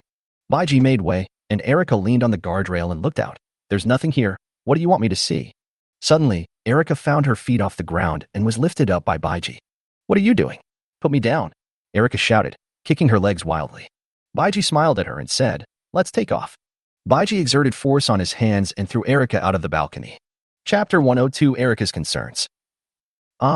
Erica's screams were particularly clear in the quiet lighthouse at night. Baiji stood on the windowsill and watched Erica falling down and muttered, TSK, TSK, how pitiful. After saying that, Baiji kicked his legs hard, and a red light appeared on his body the moment he rushed out. Erica was still screaming as she kept falling. She didn't expect Baiji would do such a thing. Was she going to die like this? At this moment, Erica's mind flashed back to every detail of her past 18 years. At this moment, Erica saw a red light approaching her rapidly in the sky above her and surrounded her in an instant. The light was so bright that she could not open her eyes. Then came an extremely warm feeling. When she opened her eyes, she saw a mysterious red suit of armor, and she herself was now held in the arms of this armor. What is this? Erica's mind went blank. What a beautiful armor. Are you scared? A voice suddenly came from the armor, and Erica immediately recognized who it was. Damn it. Erica first looked up in shock, then yelled loudly. If you scold me again, I will let you go. No, I was wrong. I won't curse anymore. Erica immediately admitted defeat. Baiji smiled and immediately summoned the flame dragon horse. A few seconds later, Yanlanju appeared beside him. Baiji turned over and sat on it, holding Erica to his chest. Then a protective shield rose from the flame dragon horse to cover the two of them, and Baiji also dispelled his flame dragon armor. At this time, Erica had not yet come to her senses. She stared at everything in front of her in amazement. She shook her head fiercely and turned back to ask Baiji, am I dreaming? Well, this dream is not bad. Baiji smiled and gently scratched Erica's nose. Erica looked around at the mysterious flame dragon cult and had countless questions in her mind that she wanted to ask Baiji. Hey, don't just stand there. You control the direction. Hearing this, Erica said to herself, don't think about it. Don't think about it. Let's talk about it after we're done playing. With an excited heart and trembling hands, Erica bent down and held the handle of the flame dragon horse with both hands. Soon, under Erica's control, the flame dragon horse flew up into the clouds. The sky full of stars twinkled above their heads, as if they could be reached with just a stretch of the hand. Baiji sat in the back, listening to Erica's cries all the way. Erica, what's wrong? Erica asked without turning her head, and while speaking she controlled the flame dragon horse to make a vertical climb. Nothing, just asking if you were happy. Baiji said. Happy, it's so fun. Erica turned around with satisfaction. This is the first time I'm so happy. Baiji reached out and pinched her cheek and said, do you want to go down to the ground and take a look? Go down to the ground? Erica's face was pinched, and she couldn't speak clearly. There are extreme beasts on the ground. But you have me, so what are you afraid of? Hearing this, Erica felt her chest suddenly move violently, as if her heart was about to jump out. Let's go. I'm not afraid. Erica quickly turned her head, took a few deep breaths, and suppressed her inexplicably restless mood. It took less than a minute for Erica to get from the sky to the underground under her control. Even Baiji had to sigh that this girl was not only playful but also courageous. At Baiji's reminder, Erica slowed down. The flame dragon horse shuttled across the Gobi Desert, followed by groups of extreme beasts. From the dragon eyes of the flame dragon cult, flame bombs were continuously bombarding the devouring beast on the ground. Erica changed direction skillfully, and the dragon's mouth of the flame dragon horse quickly condensed a blue laser cannon, which was comparable to the demon ceiling slash, and swept across the ground in an instant, killing all the pursuing devouring beasts. Wow, this is too powerful. So many people died. Erica looked at the scene in shock. Let's go down. Baiji said as he pulled Erica into his arms, and Yanlaju quickly landed on the ground. He jumped down holding Erica in his arms. Erica looked at the remains of the devouring beast that looked very scary under the moonlight and couldn't help shivering. So this is what the ground looks like at night, Erica said. Baiji summoned the Qianquan belt and said as he absorbed the life essence, you have never performed a night mission, right? Erica jumped in front of Baiji, looked at the Tai Chi formation spinning wildly on Qianquan's belt and said, yes, because the ground will be more dangerous at night. What is this thing of yours that keeps spinning? This is hard to explain to you clearly. Anyway, the more it turns, the stronger I will be, Baiji said. Erica stopped worrying after hearing this and immediately changed the question. We just came out. We won't be discovered, right? If your cry hadn't attracted attention, you certainly wouldn't have been discovered. You still have the nerve to say that. How could you just throw someone out like that? I was scared to death at that time. Erica immediately got angry when Baiji mentioned this. This bastard did such a bad thing that she thought she was going to die at that time. Ahem, after all the hardship comes happiness. Is this how you use bitterness before sweetness? Okay, don't worry about these details. Baiji raised his hand and patted her head, and Erica immediately quieted down. After absorbing the life essence, Baiji took Erica to the sky again and played for a while before returning to the lighthouse. In Baiji's room, Erica was lying by the window, still unsatisfied. Baiji was lying on the bed and said, why don't you go back? Are you planning to sleep here with me? Humph, you wish. Erica glared at Baiji and said fiercely, you only know how to take advantage of others, you bad guy. Oh, it seems you understand a lot. That's it. Erica sat on the stool, supporting her chin with both hands and staring at Baiji. After looking at it for a while, he said, can I ask you a question? Just one. Baiji was holding the intimate paradise in his hands, watching it intently. When he heard Erica's words, he said without moving his head, okay, ask. You are so powerful, will it be bad for the lighthouse? Erica said, feeling a little nervous. Baiji looked at Erica in surprise. He didn't expect Erica to ask this. No. Baiji answered very affirmatively. What he wanted was a stable lighthouse.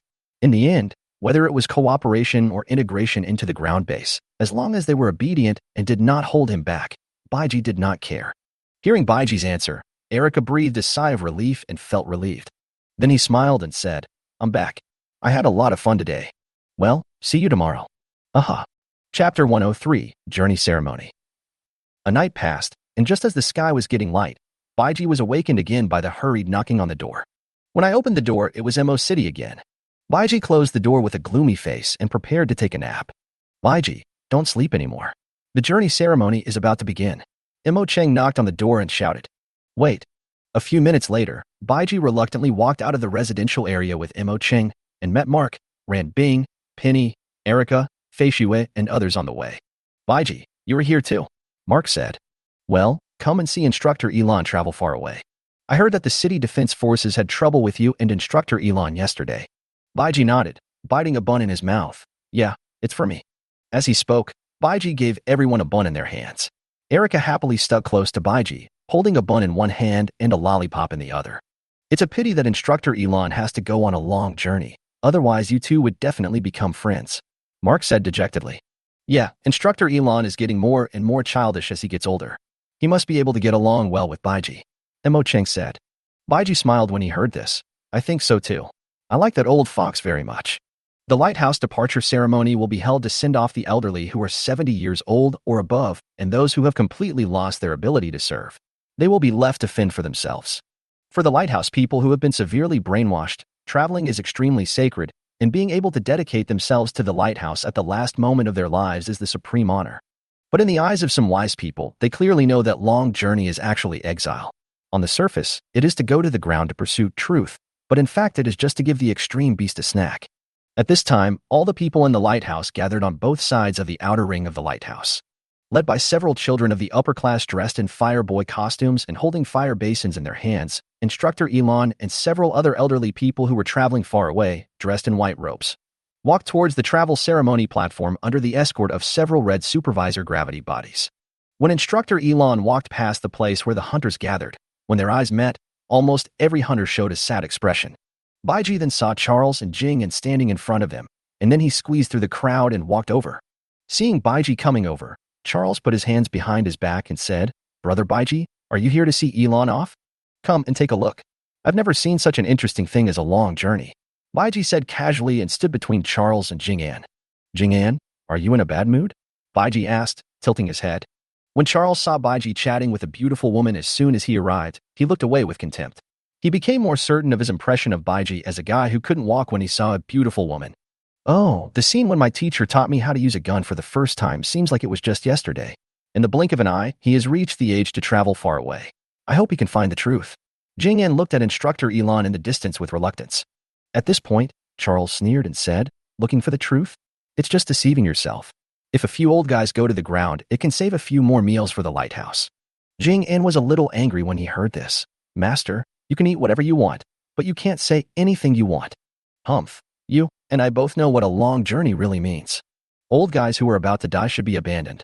The limited supplies in the lighthouse should be used on people who can contribute," Charles said as he adjusted his white gloves. Just as Jing'an was about to speak, Baiji suddenly spoke up. "Why are you saying all this nonsense? Can't you see that Jing'an is unhappy? Really, you have no tact at all. Come on, Jing'an, let's go to the other side." Baiji choked Charles and took Jing'an's hand and walked to another place. Charles was furious. This bastard would die in a woman's belly sooner or later. After standing in the right position, Jing'an patted Baiji's arm. What's wrong? If you don't let go of your hand, I'll chop it off," Jing'an said with a smile. Baiji quickly let go of her hand. Sorry. At this time, the fire boys carried the fire basins and found the designated large fire basin on the ceremony platform. "Start the fire." With a shout from the fire boy, the other fire boys threw the fire basins in their hands into the large fire basin filled with charcoal. With the loud cheers of the people of Lighthouse, the journey ceremony officially began. "My people, today, I am very proud." Morgan stood in front of the traveler and began his speech to the people of Lighthouse. "Today, 5 more warriors will march forward for the truth. They are all great people who have dedicated their lives to the Lighthouse. Now, they will continue to find new hope for the future of Lighthouse." As he spoke, Morgan walked over to Instructor Elon. Instructor Elon has led the Wasteland hunters in countless battles and laid a solid foundation for the stability and security of the Lighthouse, allowing us to live a stable life on this Lighthouse. After talking about Instructor Elon, Morgan walked over to a white-haired old lady. "Ms. Tara, your contribution to the Lighthouse is also enormous. She has devoted all her efforts to researching planting techniques and has given everything she has to the construction of the Sky Farm. And Engineer Maureen, Data Clerk Gordon, and Dustman 0591, she is also a hero of the Lighthouse." Chapter 104, There is a Taste of You. Morgan spoke passionately, and Dust Citizen 0591 was an old lady. When Morgan called her a hero, 0591 wiped her tears and shouted excitedly, "I am a hero, I am the same as them." Seeing that the Dust people were also recognized as heroes, the subjects gathered around shouted excitedly. They are great people who have dedicated their lives to the Lighthouse and are qualified to walk out of the cave and search for the truth. I send off the warriors in the name of the Lord of Lighthouse City. After Morgan finished his passionate speech, the fire children immediately started a strange dance. Baiji was very confused when he saw the confusing behavior in front of him. And all the travelers stood opposite Mark and Morgan. Looking at Mark, whose expression was tense and full of sadness, Elon knew that Mark was not relieved about his long journey. The two of them exchanged a few words, and as they spoke they both began to laugh. Finally, Mark sighed and said, "Teacher, Lighthouse, I'm proud of you." Instructor Elon looked around after hearing this, then put his arm around Mark's neck and whispered in his ear, "Do you really believe there are other human bases on the ground?" Mark was stunned, and Instructor Elon continued, "Whether it is Baiji or the woman you saw, it means that the ground may be different from what we thought. Data Clerk Gordon did record some useful information. You know where the Lighthouse's data room is. Child, I am willing to move forward for you," Aaron said, letting go of Mark and patting his shoulder. "Warriors, let's go," Fireboy shouted loudly. Several elderly people who were traveling far away walked onto the lifting platform, and the platform slowly descended under the gaze of all the Lighthouse workers. The Wasteland hunters looked at their Instructor Elon with red eyes, and everyone was filled with sadness. Instructor Elon took a last look at Mark, then his gaze fell on Baiji, and he saw Baiji smiling at him and even making a face. "This bastard, is he so happy that I'm going on a long journey?" Instructor Elon cursed. However, he didn't know that Baiji had already covered the ground with a powerful energy magnetic field. If Bayuekue's men did not appear after Instructor Elon and others went down to the ground, Baiji would go down immediately to rescue them. However, this possibility was just denied by Baiji. According to his investigation, someone was already waiting right below the lighthouse. As the platform descended, the journey ceremony came to an end. The crowd of onlookers gradually dispersed. Baiji leaned on the guardrail of the outer ring of the lighthouse and prepared to leave only after confirming that Instructor Elon and his companions were safe. After walking a few steps, Baiji saw Erica standing not far from him, waiting for him in a depressed mood. "How long have you been here?" Baiji asked. His attention had been on the ground just now, but he didn't notice Erica. "It won't be long, Baiji. Do you think Instructor Elon will already?" Erica said with tears falling. Baiji reached out and put a lollipop into Erica's mouth. "I'll tell you something, but you have to promise to keep it a secret. How about it?" Baiji said with a smile, touching Erica's soft head. Erica nodded in confusion and was then pulled aside by Baiji. "Instructor Elon will be fine. He has been taken away," Baiji whispered in Erica's ear. Hearing this, Erica's eyes widened, her mouth slightly opened, and after a while she said excitedly, "Yes, it was someone on the ground? Did you arrange it? Well, don't be sad. We will have a chance to meet again." "That's great. I didn't expect you had arranged everything. That's great." Erica swept away her previous sadness and immediately started chattering around Baiji. "Really? Then how are you going to thank me?" Baiji asked with a smile. Erica stroked her chin and tilted her head to think for a while, then took out the lollipop from her mouth, held it out in front of Baiji, and said, "Here, please have a lollipop." Erica looked at Baiji with a joking smile, but Baiji took her lollipop in his mouth the next second and said, "It tastes good. It tastes like you." Erica's face flushed instantly. You, I ate that." "So what?" "Hateful, bad guy." Erica hung on Baiji's arm and made a fuss, while Baiji laughed triumphantly while biting a lollipop. In the lighthouse material distribution room, Baiji and Erica arrived here and saw several armored vehicles parked in the open space in the middle. Siefeng, Kunji, Gavin, Gauga, and several other veteran hunters were about to set off with a team of hunters. "Hey, Baiji, are you here to see us off?" Seeing Baiji coming, Siefeng jumped off the armored vehicle and said, "You don't have to say I'm seeing you off. I heard from Erica that you were going on a mission, so I came to see you." Baiji said, "Oh, you don't want to go down with us, do you?" Siefeng looked at Baiji with some anticipation. If this person followed them, their combat power would be greatly enhanced. Baiji smiled and said, "That's not the case. By the way, what is your mission this time?" Hearing this, Siefeng looked at Baiji suspiciously, searching for supplies. It's always like this, and also looking for a certain kind of ore. Baiji knew what was going on as soon as he heard it. Charles was really quick. Before I even told him what the blue and white crystal looked like, he started looking for it. "Well, I don't know what it is. Where can I find it?" Siefeng complained, very dissatisfied with this temporary task. "Hey, Siefeng, let's go." At this time, Gavin stuck his head out of the armored vehicle and shouted, "I'm leaving first. We'll talk later," Siefeng said, then turned around and got on the armored vehicle. Baiji watched the convoy drive out and said to Erica, who was still licking a lollipop, "Let's go. Let's go find Maching Landlord." "What is Fight the Landlord?" Erica's eyes sparkled. Although she had never heard of it, she had guessed that it must be a new game. "Haha, just follow me. By the way, where's Fei Xue? She should be studying. Go in her room. She killed all the Wasteland hunters yesterday." When? Baiji didn't know that such a thing could happen. "When we're up in the air," Erica said. Chapter 105, I Want to Become Stronger. Not long after leaving the material distribution room, Baiji and Erica appeared in the Military Association's maintenance room. Mo Chang, Jeff, and others were here to teach the reserve fighters. Baiji looked at Erica beside him and asked, "Why don't you go do something? You always follow me." Erica blinked her big eyes and said, "I'm in a bad mood, so I want to be with you. Can you be happy with me?" "Yes, there are delicious foods." After knocking Erica on the head, Baiji was about to go over and call Mo Chang. A girl suddenly stopped in front of him. "Huh? Are you 4277? Baiji said to the girl in front of him. 4277 nodded in surprise. She didn't expect Baiji actually remembered her. "I'm sorry, Lord Baiji. I didn't mean to stop you. 4277 spoke incoherently, extremely nervous. "Don't be anxious. Tell me slowly. What do you want to talk to me about?" Baiji said. 4277 looked at Erica, who was beside Baiji, and she looked as if she wanted to say something but hesitated. Seeing her like this, Baiji held Erica's head and said, "Just tell me what's going on. She's mine." Hearing this, 4277 looked at the two of them in surprise, and then said, "Actually, it wasn't me, it was 4068 who was looking for you." 4068? The guy with the flat head? Why does he want to see me? Baiji asked with a chuckle. I don't know either." 4277 lowered his head, a little scared. Baiji frowned and looked at 4277 in front of him and asked, "Where is he now?"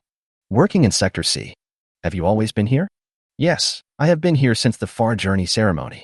Hearing this, Baiji curled his lips and smiled. It seemed that this boy had taken his words to heart.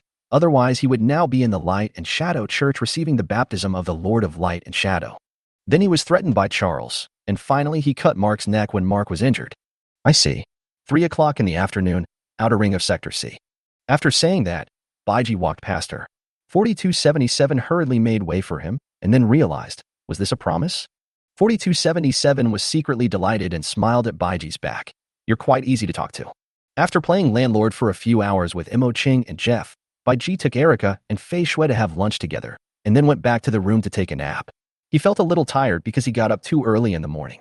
It was not until 3 o'clock in the afternoon that Baiji, with his hands in his pockets, strolled to the outer ring of Sector C. He was a little curious about what 4068 wanted to do with him. Baiji was quite satisfied that 4068 was not taken away, threatened, or used by Charles because of his impulse. This guy with a flat head is a good person at heart, but he is a little rebellious, so he eventually becomes a tool in Charles's hands due to various reasons. After strolling here, Baiji had already seen 4068. It seemed that he had been waiting for a long time. Little flathead, I heard you were looking for me? Baiji walked up and asked directly. Seeing Baiji coming over, 4068 stood up straight, suddenly bent down and bowed to Baiji. I'm very sorry to bother you, Master Baiji. Looking at 4068 in front of him, Baiji frowned. Damn, did he recognize the wrong person? What do you mean? 4068 stood up and looked at Baiji with a determined gaze. Master Baiji, I want to learn from you how to become stronger. Hearing this, Baiji's eyes widened. What did he hear? What did this guy want to do?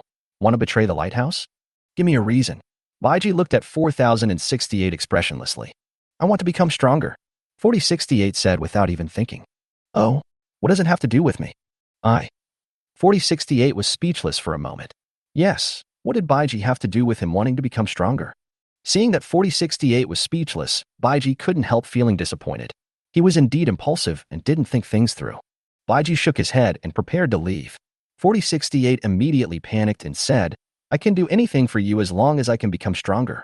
After saying that, he looked around and made sure that he had not attracted anyone's attention before he breathed a sigh of relief. Anything? Do you know what you're saying? Baiji narrowed his eyes. Yes, I will do anything as long as it makes me stronger and gives me the power to protect my friends, said 4068. Baiji smiled after hearing this and said, You think too simply. If I asked you to kill someone, would you go? 4068 was stunned. Murder? This? What? You don't dare. Baiji sneered. Okay, who do you want me to kill? 4068 said, his eyes full of madness. Baiji looked at him in surprise. This guy was really interesting. After thinking for a while, Baiji casually said a name. Charles, do you dare? Hearing this name, 4068 couldn't help but take a step back and said tremblingly, Kill the leader? Yes, that's right. Do you have the guts? After hearing Baiji's words, 4068 was like a deflated balloon. How could he possibly kill Charles? Looking at 4068, who was shocked and unwilling, Baiji said, Go back. Forget about the idea of reaching the sky overnight. It's just daydreaming. Baiji had actually figured out a long time ago that this guy was just looking for a backer. He was so stupid that he didn't even know his own value, yet he dared to come to him. After saying that, Baiji left without giving 4068 a chance to speak. Killing Charles was just a casual talk. Baiji had no intention of killing Charles yet. Chapter 106. I'm just a spectator. At the same time, Mark had just come out of the dust-dwelling area, and soon the two met on the outer ring passage. Mark, why are you dressed like this? Baiji asked. Mark took off the scarf on his face and said, Nothing, just coming out for a walk. Baiji looked at Mark with a smile, and Mark suddenly panicked. He was not good at lying, and now he felt that he had been seen through. Did you go to find 0609? Baiji asked. How do you know? Mark grabbed Baiji and went to a deserted place. Baiji, don't tell anyone about this. Patted Mark on the shoulder. Don't worry, I've looked for him before. You. Don't ask. I won't tell you. Baiji spread out the energy magnetic field and said after making sure there was no surveillance. Now I'm going to tell you something. Don't get excited. Seeing Baiji acting mysteriously, Mark also subconsciously looked around.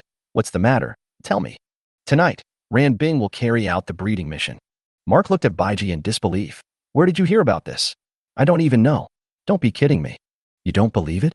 Baiji smiled, leaning against the wall of the passage and said, I'm reminding you with good intentions. I'm a good person after all. Mark still couldn't believe it. Why did Ran Bing have to carry out the breeding mission out of the blue? Don't you like Ran Bing? Baiji asked. You can't have emotions on a lighthouse. The flesh on Mark's face was almost squeezed together, and it was obvious that he was very conflicted. Because of Honko? Upon hearing this, Mark rushed to Baiji and shot a sharp look at Baiji. You know about Honko? Humph. I only know that if you don't dare to face your inner feelings and turn a blind eye to Ran Bing's breeding mission, that would be the greatest insult to your sister. Baiji and Mark looked at each other at close range. Generally speaking, this distance is not. To be honest, I admire Honko very much. No matter whether her original choice was good or bad for Dengta, at least she had the courage to face her own heart. Even if she was really wrong, she has already paid for it with her life.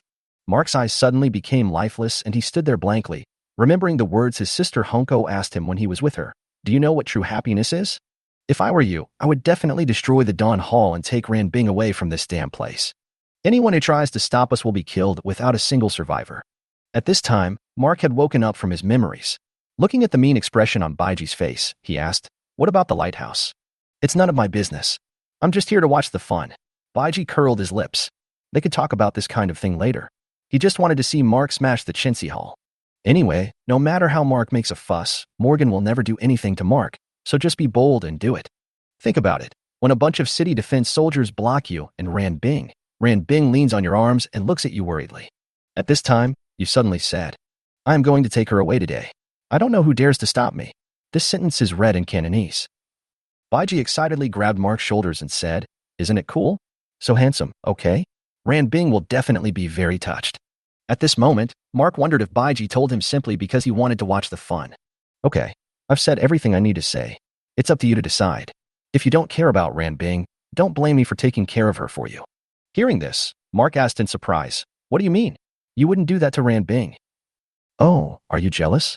Why, you don't care about Ran Bing, but you don't allow others to care about her." What do you mean by you? Are you reluctant to give up your position as city lord? Isn't this the method of provoking someone? Of course not, but I have to consider the entire lighthouse, said Mark. Then you think about it. Goodbye.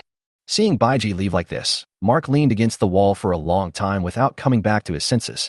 After returning to the room, Baiji thought about what was going to happen today and couldn't help but feel a little excited. What people are looking forward to is naturally Mark smashing the morning hall, and definitely not the light bearer at night. I don't know what expression Ran Bing would have when she found out that the person who was carrying out the breeding mission with her was herself. On 4068's side, after he returned to his small room in a daze, 4277 and 4079 immediately surrounded him. How's it going? Did he agree? 4068 shook his head. No. Alas, 4079 sighed and sat aside. I said it wouldn't be that easy. He is a big shot. How could he possibly look down on us ordinary people? We didn't have much hope to begin with. Come on, cheer up. 4277 comforted 4068. 4068 remained silent, and both of them thought he was hit hard. I won't give up. I must do something. 4068 suddenly raised his head and looked at 4277. He was unwilling to accept this. He didn't believe that he was really useless, so he wanted to do something to prove himself. 4068, please don't mess around. Seeing the madness in 4068's eyes, 4277 said in a panic. 4068 nodded. Only he knew what he was thinking at that moment. Chapter 107 Sexy Snow. In Xiamin residential area, Baiji knocked on Fei Xue's door while singing a song. He came to Fei Xue to keep in touch with her. After a while, the door opened and Baiji saw a scene that made him bleed. Fei Xue, wearing a sexy suspender nightgown, stood at the door. The breeze made her underwear look so thin and frail. The beautiful mountains, coupled with her perfect curves, and a little pink revealed when the wind blew up her clothes, made Baiji feel so hot-headed that he almost vomited. Fortunately, Baiji was strong and he managed to hold back the blood from his nose. Why are you here? Fei Xue asked in surprise when she saw that it was Baiji at the door. For a long time, because of her personality, basically no one came to see her, except Erica. So when she heard someone knocking on the door, she thought it was Erica looking for her again, and she opened the door without any precautions. It was not until Fei Xue discovered that it was Baiji that she realized that the lighthouse was different now, with such a shameless guy. Haha, it's been a while since we last met, so I came to see you.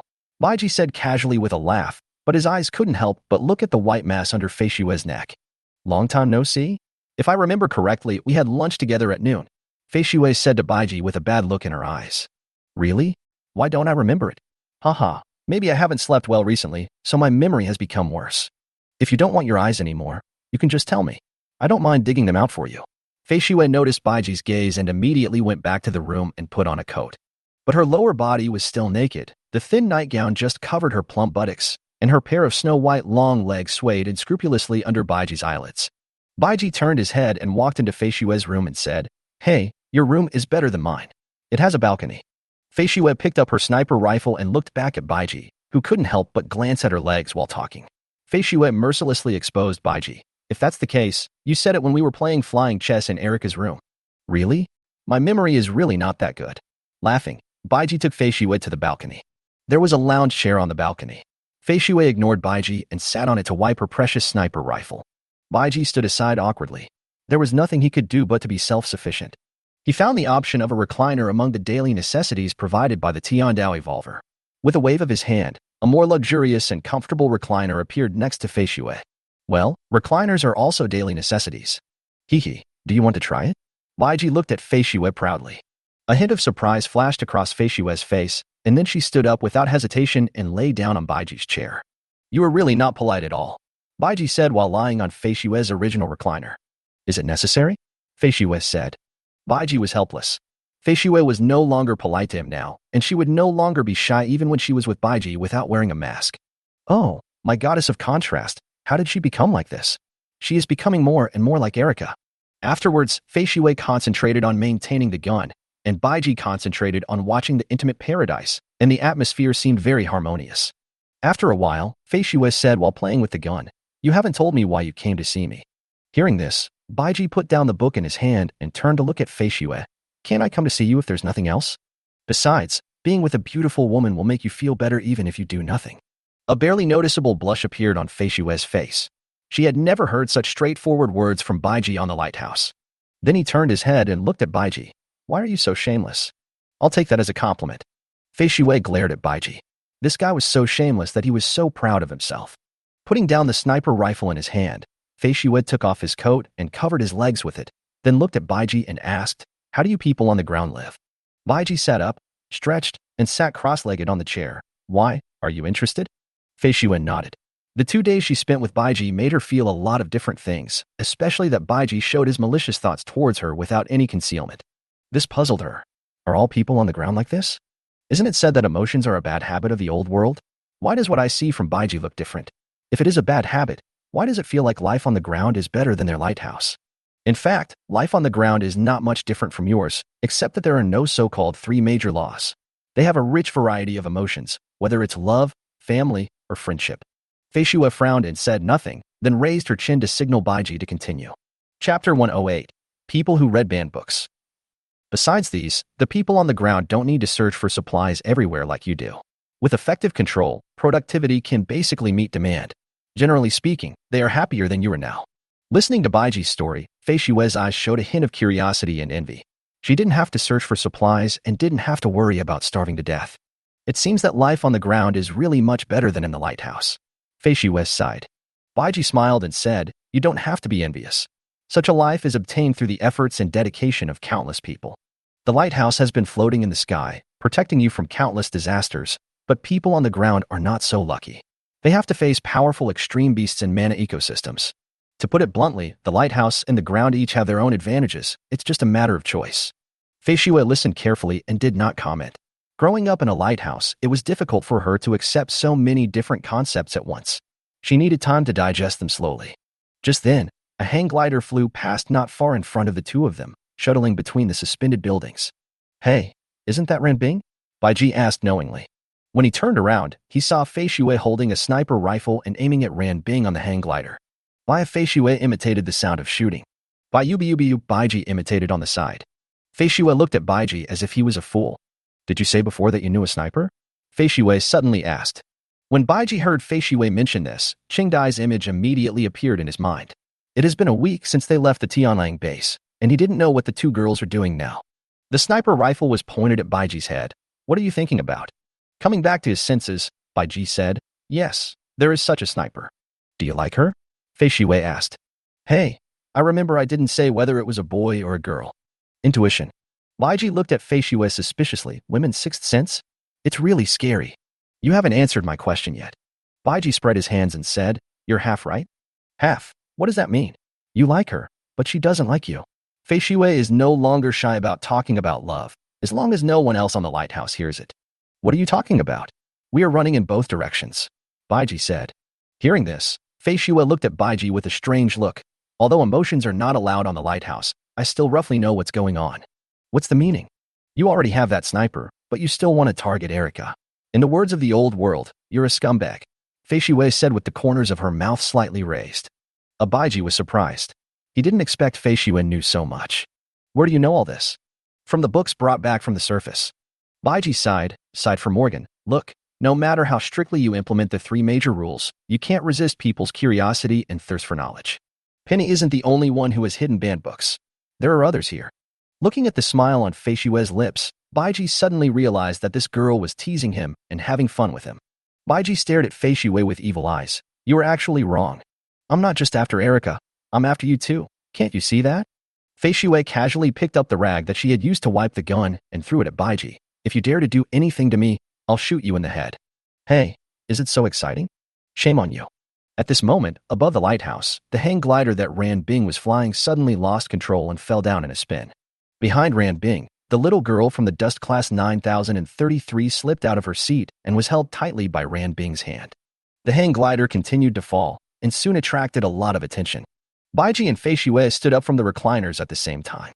Oh no, Fei Shue said nervously while lying on the fence. Baiji kept looking for Mark's figure and only felt relieved when he saw a figure moving among the common people. Don't worry, Mark has gone to rescue people, Baiji said, but he had already released the energy magnetic field.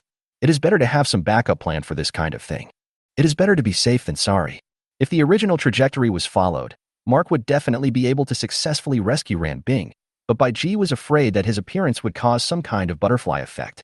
During the conversation, Baiji saw that Ran Bing threw 9033 in the air towards Mark on the suspended building, while she herself fell from in front of Mark with the rapidly rotating glider. Putting 9033 on the ground, Mark said nothing, determined Ran Bing's approximate location, and jumped out directly. Mark, who was falling vertically at high speed, soon caught up with Ran Bing in midair, but Ran Bing had already fainted at this time. Damn, so brave. Baiji couldn't help but give Mark a thumbs up when he saw this scene. Looking back at Fei Shue, her face was completely pale. Don't worry, it'll be fine. Your Captain Mark is still quite capable. Just as he was talking, there was a knock on Fei Shue's door. Baiji hurried over to open the door and saw that it was Erika. As soon as she saw Baiji, Erika said hurriedly, Baiji, please save Ran Bing. Save her quickly. Please. Erika was so anxious that tears came to her eyes. She was cleaning the balcony just now and saw Ran Bing falling. She was so frightened that she lost her mind and broke out in a cold sweat, and then she thought of Baiji. As long as Baiji helps, Ran Bing can definitely be rescued. Chapter 109, Watching a Play, Famous Scene. Baiji reached out and rubbed Erika's little head and took her to the balcony. Believe me, it's okay. Mark has rescued Ran Bing and will be back soon. Really? Erika looked at Baiji with her big, round eyes. Really? When have I ever lied to you?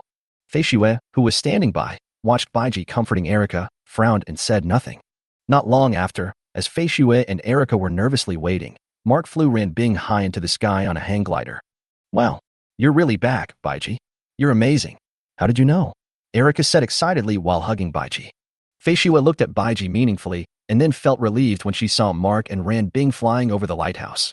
But Baiji was thinking that Mark's famous scene in the Sky Farm was about to come, so he said hello to Erika and Fei Shue and left. In the Sky Farm, Mark and Ran Bing walked side by side, and 3 children from the dusty world gathered around the hang glider and couldn't stop exclaiming in amazement. This machine is really cool, but it breaks down too easily, said the little boy 8925 wearing sunglasses. Hee, but I'm okay even if I fell down from up there. The little girl said proudly, with her hands on her hips. 9027, who was on the other side of the hang glider, looked up and said, but you will die in a few days. Upon hearing this, 9033 burst into tears. She was ill, and the doctor said she would not live for more than a few days. None of the 3 children noticed that a figure was squatting quietly on a branch of a dense tree near them. Ah, there's nothing I can do about things like illness. Baiji sighed and turned to look at where Ran Bing and Mark were. The 2 were walking on the path of the Sky Farm, and the atmosphere was a little subtle. At this time, Ran Bing suddenly said, Mark, if one day we can really return to live on the ground, what are your plans then? Hearing this, Mark sighed and said, it's too unrealistic to say this now. The situation on the ground is too complicated, and we have to figure out what's going on with the woman standing on the shoulder of the devouring beast. You can ask Baiji about this, he will definitely know. Ran Bing said. Mark shook his head. That's one way to do it, but I still don't understand his behavior. You haven't answered my question yet. Ranbing interrupted Mark and continued. I heard that people in the old world used to form families. Mark stopped and looked embarrassed. He thought of what Baiji had said to him before. What about you? Who will you be with? Ranbing looked at Mark expectantly, hoping to get his answer. Mark looked at Ranbing in front of him, turned his head and walked forward while saying, Why are you asking this? Now is not the time to think about these things. Ranbing followed and lowered his head and whispered, Who will he be with? I've never thought about these. Ranbing quickly stopped in front of Mark and said excitedly, I've thought about it. Mark was startled, and then Ranbing pulled up Mark's clothes, looked at him affectionately, and said, With you. At this time, Baiji, who had been eavesdropping, discovered that a dark cloud floated over and blocked the sun. The entire sky farm fell into darkness. The breeze blew Ranbing's white hair, and in her eyes there was not only expectation but also a hint of fear. Damn, this bastard is simply unyielding. Baiji was getting anxious watching from the tree. After a while, in Ranbing's uneasy eyes, Mark said coldly, Don't say these words again in the future. After he finished speaking, Mark walked past Ranbing, not noticing the lonely and disappointed look on Ranbing's face when he finished speaking. Why? Ranbing turned around and shouted. No reason. This is an order. Marco continued to move forward. Ranbing caught up and said, Really? Is it the order of the Wasteland Hunter Commander? Or is it the order of the future City Lord? Mark turned around and pointed at Ranbing and said loudly, Orders are orders. You are a Wasteland Hunter. You just have to obey. When the white hyacinth on the tree heard what Mark said, it almost couldn't help but go down and give Mark a few big slaps. Ranbing looked at Mark in disbelief. Her feet were a little unsteady, and she clenched her fists and said, In your eyes, I'm just a Wasteland Hunter. Isn't it? Is the ground safe now? Have all those extreme beasts been killed? Can't you see the piles of corpses of scavengers after every mission? Mark roared like a madman. Ranbing lowered his head and said sadly after a while, I received a mission to go to the Dawn Hall tonight. When Mark heard this, he felt as if his heart was hit hard. What Baiji said was actually true. Do you want me to finish it? Ranbing's voice was already tearful. Looking at Mark's back, Ranbing said, Except for the extreme devouring beast, you are afraid of everything. Go ahead and complete your mission. After Mark finished saying this, Ranbing hummed lightly, turned around and slowly left. Mark stood there, his mouth twitching constantly, and it was obvious that he felt extremely uncomfortable. Perhaps 15 years ago, Hong Ko's incident left too deep and painful a mark in his young heart.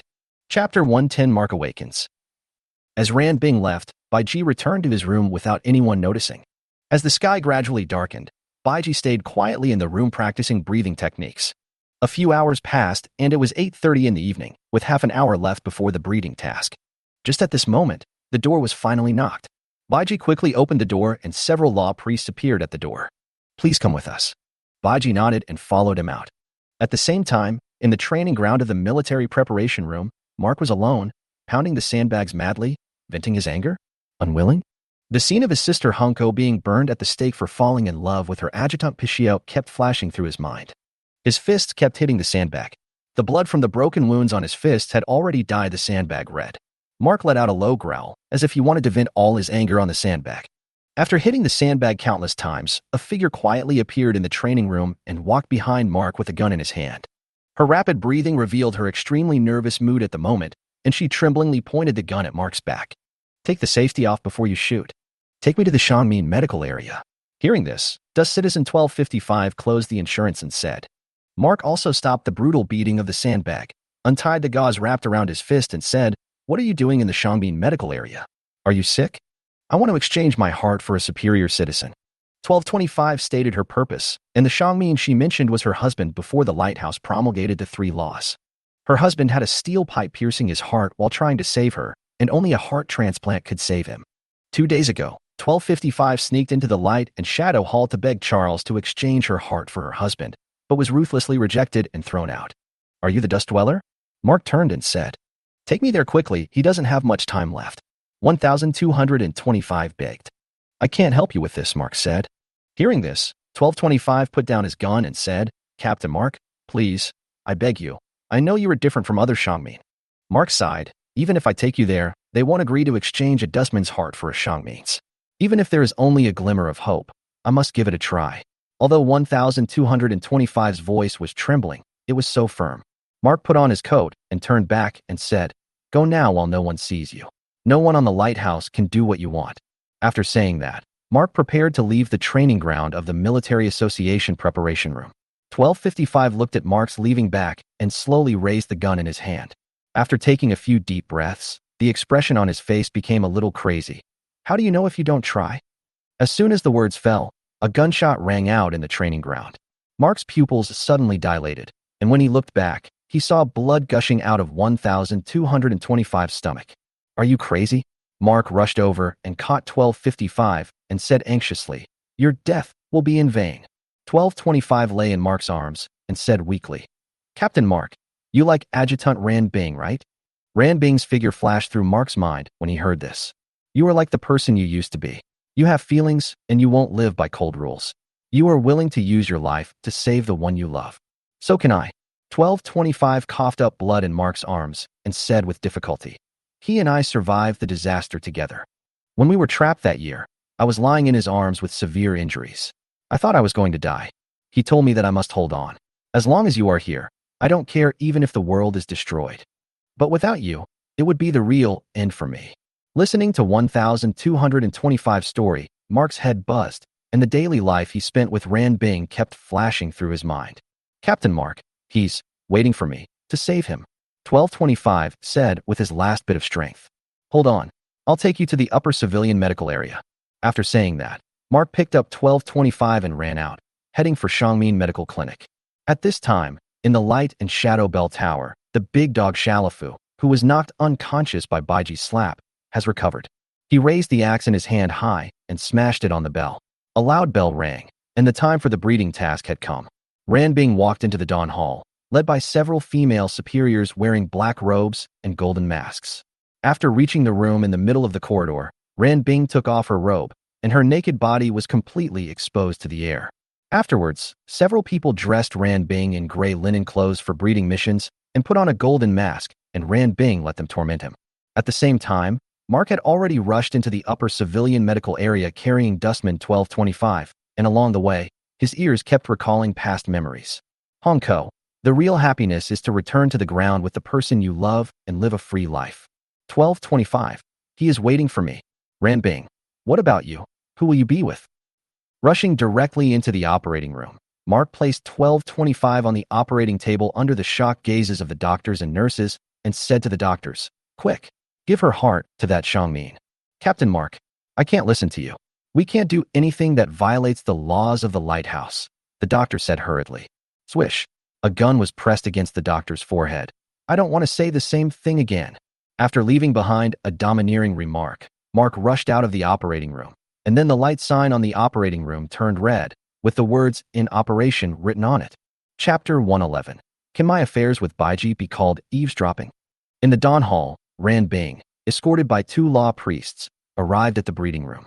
In the center of the vast, magnificent room was a hexagonal bed, with a gravel funnel placed at each corner of the bed to time the breeding ceremony. Several female priests of the law stood around the big bed. Ran Bing walked in expressionlessly, his blue eyes constantly looking around. Meanwhile, Mark was on his way. At another entrance in the room, a tall man also wearing gray linen clothes and a golden mask walked in, led by a priest. Ran Bing looked at the other person. She felt a sense of familiarity at first sight, but she didn't recognize him because he was wearing a mask. Is this the person who will perform the breeding mission with me? Ran Bing thought to himself.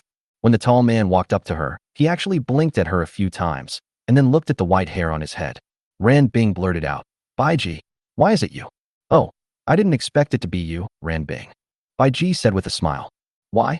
Why is it you? Ran Bing couldn't believe that Baiji would appear here, and why would he carry out the breeding mission with him?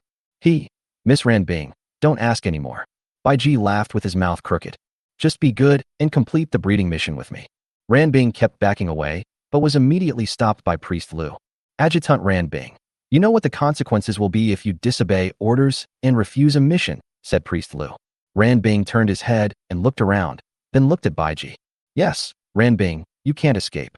Baiji took 2 steps forward, bent down, and whispered in Ran Bing's ear. Today, with me here, no one will come to save you even if you scream your throat out. Baiji looked like a pervert at this moment, and the expression on his face was so frightening that not only Ran Bing, but also the other priests were a little scared. Ran Bing was extremely desperate at this time, and she knew what Baiji said. She had already made up her mind to disobey the mission, even if she would eventually be executed by the Lighthouse. But now, she can't do it. Doesn't she know how strong Baiji is? You? Ran Bing was about to speak, but saw Baiji raising his hands. Ran Bing subconsciously dodged backwards, but Baiji's hand stopped at her waist. Diana Seal. The Chinkoan belt that suddenly appeared around Baiji's waist emitted a wave, and the time in the room stopped flowing instantly. At this time, Marco was still on his way. Ran Bing had not yet come to her senses. When she saw Baiji taking off his mask and smiling at her, she hurriedly looked at the priest beside her. What's going on? Ran Bing turned around and asked with wide eyes after finding that none of these people were moving. Baiji pouted and said nonchalantly, "That's it. Time stops." "What? Are you dissatisfied?" Hearing this, Ran Bing also took off his mask, looked at the Chinkoan belt around Baiji's waist, and then looked at the Tiandao evolver on Baiji's wrist. "You did this?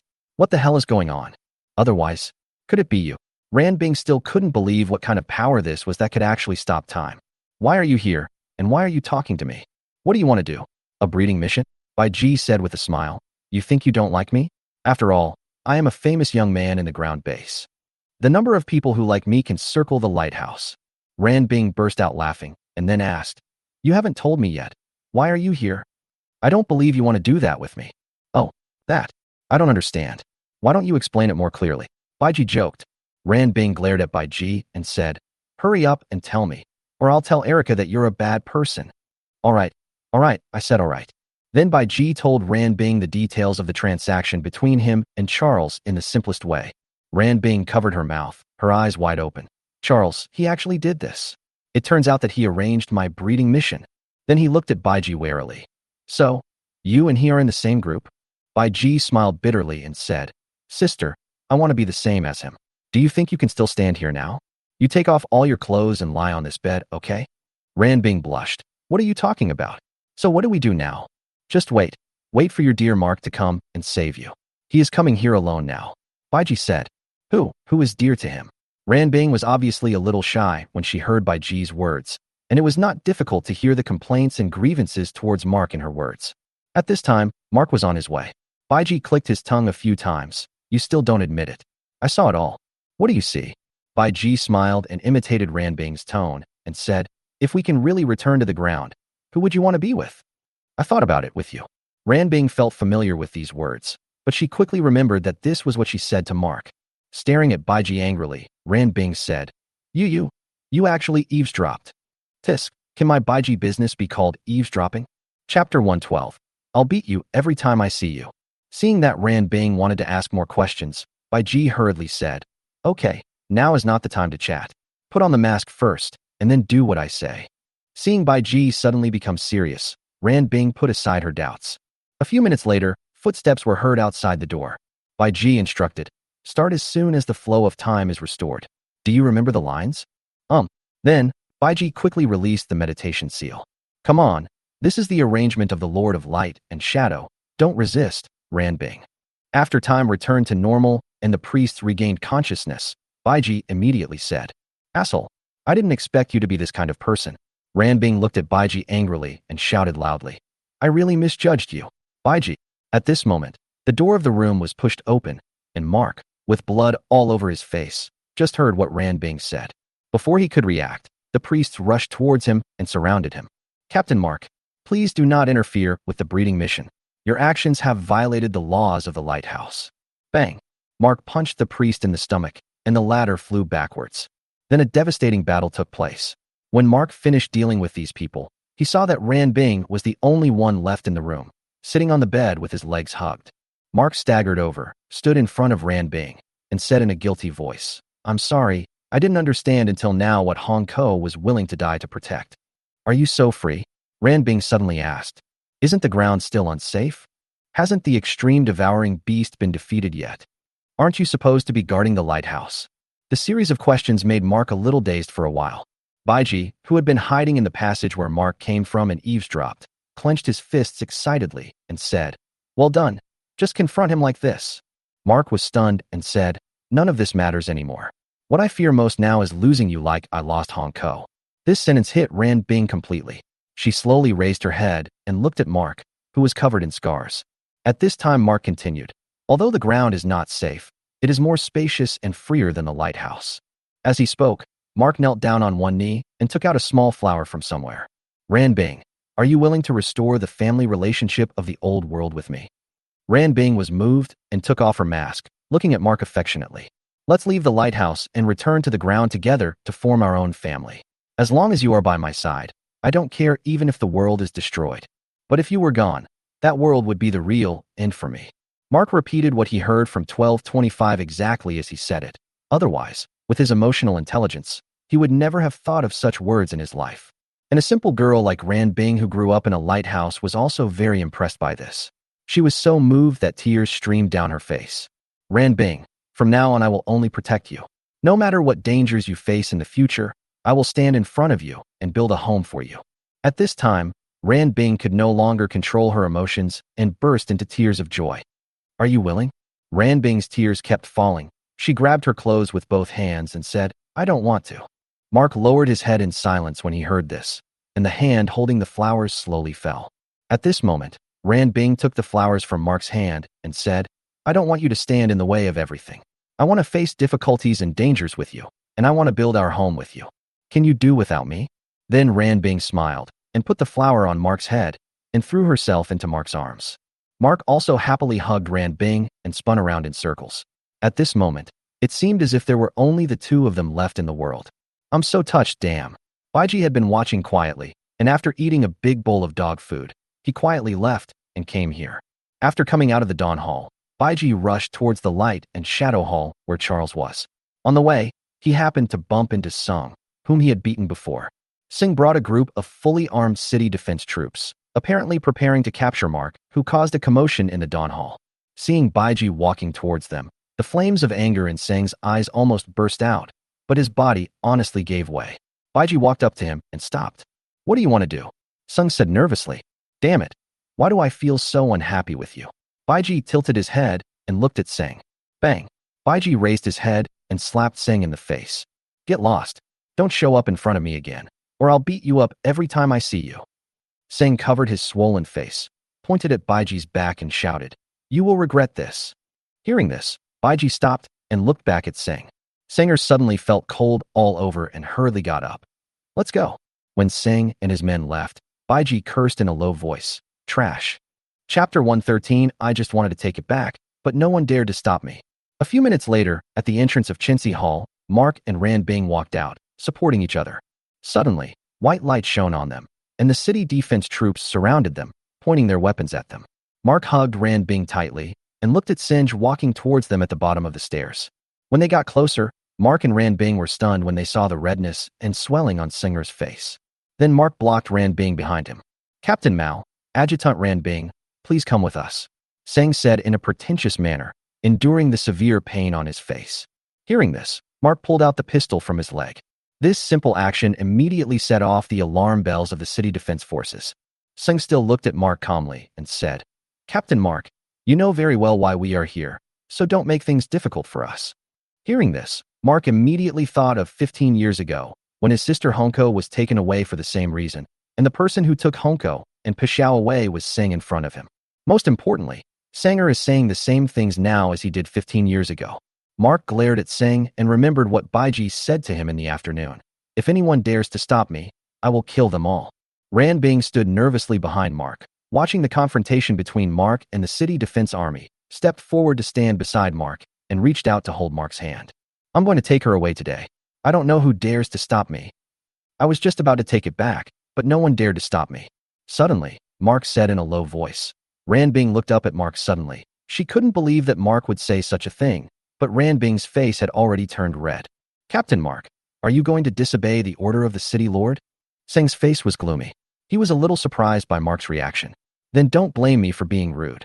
Just when the two sides were on the verge of a fight, another burst of hurried footsteps was heard. When everyone looked over, they turned out to be Wasteland hunters, and they were all elites among the Wasteland hunters. Captain Song, what do you want to do to our captain and adjutant? Jeff walked in front of the team, came in front of Sung with weapons, and looked at him fiercely. Sung was surprised to see the scavengers appear here. Are these guys trying to rebel? Violating the city lord's order and illegally possessing weapons. What are you Wasteland hunters trying to do? Singh said, staring at Jeff. What do you want to do? I wanted to ask you, do you want to die by bringing so many people to surround our captain and adjutant? Mo Chung had a bad temper to begin with. When he saw that Sung was actually using the city lord to pressure them, he immediately became furious, saying, You were speechless for a long time. If a fight really broke out here, things would be out of control. At this time, Mark hugged Ran Bing and came to the front of the Wasteland Hunter team. He looked at everyone and said, Everyone put away your weapons. It hasn't come to this yet. Ran Bing, you stay with Jeff and the others. No matter who comes, you can't leave. Mark's mentality has completely changed now. Just like Baiji said, the worst that can happen is that he can just fight his way out. Moreover, even if he was the city lord, he couldn't really order a war with the Wasteland Hunters, as this would only cause huge internal losses. As the city lord, he had too many things to consider. Then he said to Singh, I want to see the city lord. On Baiji's side, when he arrived at the Light and Shadow Hall, he saw Charles standing on the high platform with his hands behind his back, looking like he was the only one in the world. Charles, Baiji shouted loudly. Hearing Baiji's voice, Charles slowly turned around, a smug smile appeared on his lips and said, I've been waiting for you for a long time. Hearing this, Baiji quickly walked up the stairs, reached out and grabbed Charles's clothes and said fiercely, You tricked me. Looking at the furious Baiji, Charles said without any panic, Oh? What do you mean? Why is it Ran Bing? Why not her? Charles asked. Baiji pushed Charles out and slammed him against the wall, saying angrily, Just because I agree to cooperate with you and help you take the position of City Lord, it doesn't mean that I want to break up with the Wasteland Hunters now. Do you understand? With a bang, Baiji's fist passed over Charles's face and hit the wall. Charles tilted his head and saw the broken wall, breaking out in a cold sweat. It was only a matter of time before I broke up with the Wasteland Hunters. I just brought that time forward. Hearing this, veins popped up on Baiji's face. You bastard. You actually plotted against me. Isn't this what you want? Don't you want to get Ran Bing? I'm helping you. Charles's face showed anger after being insulted by Baiji. Help me. Baiji poked Charles's neck and said, Is that how you help me? Before I could do anything, Mark barged in. The meat that was about to be in my mouth flew away just like that. Is this how you help me? Are the people you arranged all useless? Not only did you not get any benefits, but now you are also being treated hostilely by the Wasteland Hunters. How on earth do you do things? Chapter 114. Fooling Charles. Charles was also surprised when he heard this, but with Baiji stabbing his neck, he couldn't say anything. Seeing this, Baiji loosened his hand and said, You'd better give me an explanation. Otherwise, I'll kill you. Charles covered his neck and said in confusion, You mean, Mark broke in before the breeding mission even started? Nonsense. This is impossible. That's impossible. If you don't believe me, go ask those useless priests of yours. Baiji took a few deep breaths to calm his furious mood. Although Charles was not clear about the specific situation, he still had to calm down Baiji because of his angry look, so he smiled at Baiji. This lunatic is sick, Baiji cursed inwardly. Don't worry, Ran Bing can't run away. Sooner or later I will send her to you. As Charles spoke, the expression on his face became more and more crazy. You know what? The hunters who went to the fields today are back. Guess what they brought back? Hearing this, Baiji had already guessed what was going on, but he still pretended to say, It's none of my business. Don't try to change the subject.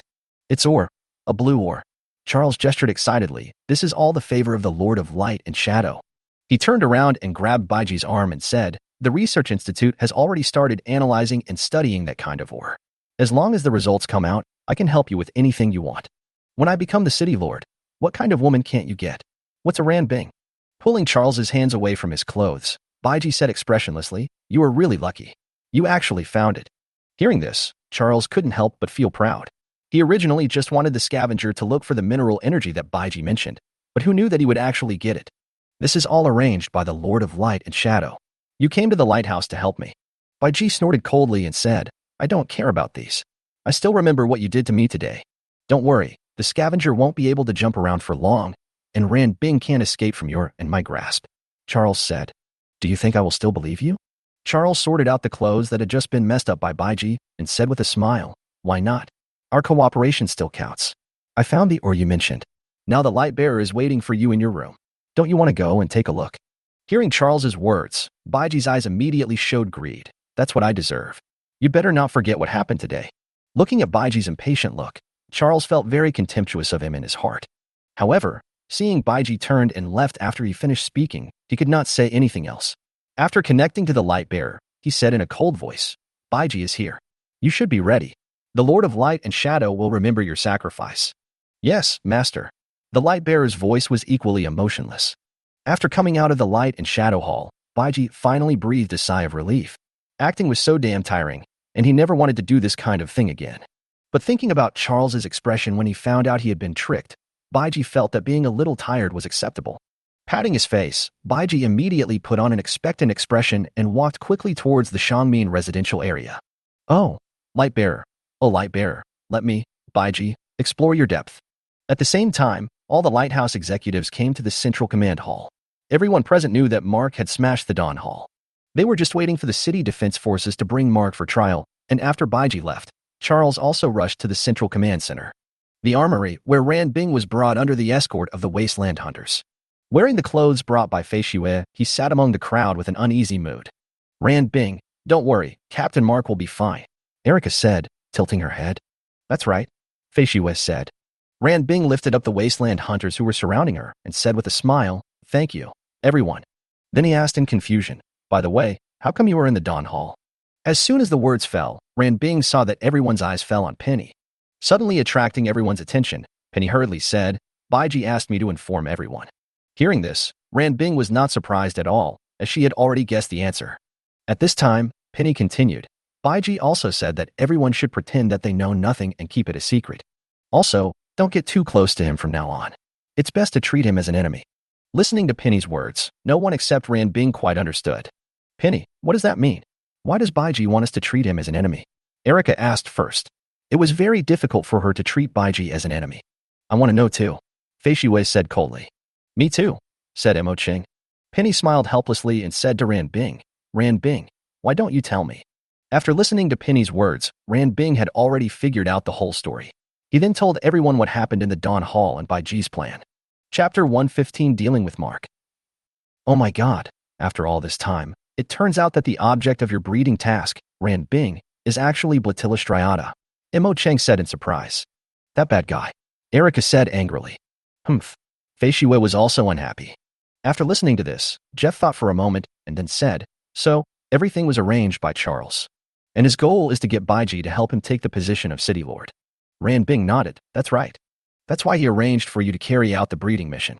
Whether Mark will eventually break into the Dawn Hall or not, it will have an impact on Mark. On the contrary, for Charles, Mark's breaking into the Morning Hall was exactly what he wanted. If he hadn't, he wouldn't have suffered any loss. After Jeff finished his analysis, Mo Chang started to curse. Charles, this bastard, only knows how to use conspiracy and tricks. Hearing this, Jeff said, sometimes conspiracies are scarier than the extreme beast. If Baiji hadn't notified us in advance, the situation might have been even worse, although the current situation isn't much better. Hearing this, everyone couldn't help but worry, and they didn't know what the situation was like on Mark's side. Let's wait for now. We have done what we should do. If all else fails, we can only resort to force. However, the City Lord will not turn against the Wasteland hunters because of something like this. Just as Jeff finished speaking, they heard footsteps coming from the door of the Military Association's preparation room. Jeff is right. If we had been as brave as you were 15 years ago, maybe Hong Ko wouldn't have died. The people who came in were naturally a few veterans who had been out on missions during the day, and the one who spoke just now was Xiefeng. Xiefeng, you're back. Xiefeng and the others nodded. Gavin patted Jeff on the shoulder and said, we all know what happened, but you guys are amazing. You have figured out all the gravity bodies. With this thing, we won't be afraid even if a fight really breaks out. Thanks to Baiji, we had so much time to prepare, said Jeff. Hearing this, several old soldiers nodded with relief. As long as they were well prepared, these old bones would have nothing to fear. At this time, Ran Bing suddenly said, everyone, I am really sorry that you are in danger because of my matter. Hey, what are you talking about? You are our adjutant. That bastard Charles is so bold to want to bully you. Mo Chang said generously, patting his chest. That's right, Ran Bing. At worst, we can all go to the ground. Baiji will definitely take us in. Then we'll see who will help them find supplies. Erica said, clenching her fists. Fei Shue stood aside and looked at Erica meaningfully. You know a lot. That's right, Baiji and I have the best relationship. Erica raised her head proudly. Okay, let's wait for news from Mark. Xiefeng said. Central Command Hall. Mark arrived here under the escort of the City Defense Forces. At this time, General Victor was excitedly recounting Mark's crimes. Mark helped the Dust People replace their hearts and disrupted the breeding mission. This is a serious crime that hinders genetic optimization and violates the laws of the Lighthouse. Morgan sat on the podium, holding his forehead with his hand. He was almost worried to death about this matter. Charles stood beside him and took over General Victor's words and said, yes, according to the law, Captain Mark's behavior is indeed a felony. But Captain Mark is the commander of the Wasteland Hunters who has made countless contributions to the survival of the Lighthouse, and he will soon be the Lord of the Lighthouse. Shouldn't we give him some leniency?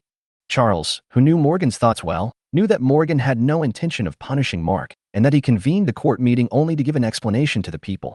If Mark hadn't forced his way into the morning hall and been seen by many people, this matter would definitely have been handled privately and left unresolved. Speaking for Mark at this time was just a disguise in front of Morgan. Then he should remember his identity and abide by the law, Victor said, looking back at Mark. Oh, so you mean to sentence Captain Mark to death? Charles said as he walked down the stairs. General Victor, can you use your brain to think about this? If Captain Mark dies, will you be the city lord? Will you go down to the fields to collect supplies? Victor looked at Charles angrily, but Charles walked around him and continued. The environment down there is getting worse and worse, and the extreme devouring beasts are getting stronger and stronger. We can't lose Captain Mark at this time. Charles looked at Jing-An and said, and as far as I know, the current reserve of the Wasteland Hunters is already stretched to the limit. Jing-An looked at Morgan and said, indeed, the hunters with experience in gathering Wasteland have suffered heavy losses. There are not enough people to support the overall operation, and there are even fewer people who are capable of driving heavy vehicles. Hearing Jing-Nan's words, Charles proudly stood in front of Victor and said, General, do you understand? The Lighthouse cannot be without Captain Mark. Victor was furious. The reason why the Lighthouse can survive until today is not because of a certain person or a certain Wasteland hunter. It is because of the survival rules set by City Lord Morgan. My Lord Mayor, General Victor is right. I agree to deal with Captain Mark according to the law, said Jing-Nan's adjutant Martin. Jing-An looked at the old guy in surprise. He didn't expect him to jump out at this time. Chapter 116. Baiji is not a human. Morgan watched the people arguing in silence. After a while, he raised his head, looked at Mark and said, Why? Mark raised his head and said slowly, Live, truly live. Morgan stood up with his hands on his knees. What do you think has allowed you to survive to this day? Over the years, your fighting skills and survival abilities were all taught to you by the Lighthouse. No matter what you think in your heart, you are a part of the Lighthouse. You cannot change that. Hearing this, Mark clenched his fists and said, How many hunters risked their lives to fight for the Lighthouse, but when they were injured during the mission, they could not get treatment from the Lighthouse. And Mr. Elon, he gave everything for the Lighthouse and worked hard all his life, but when he got old, he was exiled to the ground to fend for himself. And the dust people, they do the hardest, most tiring, and dirtiest work, and eat the dirtiest and cheapest food. In 4068, he helped the Wasteland Hunters. He was punished even though he had done a great deed. He was beaten by the priests. And that Dustman 1225, she just wanted to save her lover. What did she do wrong? As part of the Lighthouse, what's the point of us living like this? We are even worse than a dead person. After saying that, Mark just stared at Morgan. These things had already made him very annoyed. After listening to Mark's words, Morgan narrowed his eyes and walked slowly up the stairs, saying as he walked, Then do you know how much energy is consumed to maintain the operation of the Lighthouse? It's an astronomical figure that you can't imagine. You said that the Lighthouse abandoned those injured hunters. Do you know how many dustmen would be left without even the disgusting bug biscuits if a large amount of resources were spent to save them? Morgan became more and more excited as he spoke, and his hands were shaking uncontrollably. You think the Lighthouse has abandoned the elderly, but you may not know that if the Lighthouse's limited resources were used to support those who have no ability to contribute, how many babies would starve to death? That's right. The Lighthouse doesn't have to abandon them and doesn't have to control their breeding.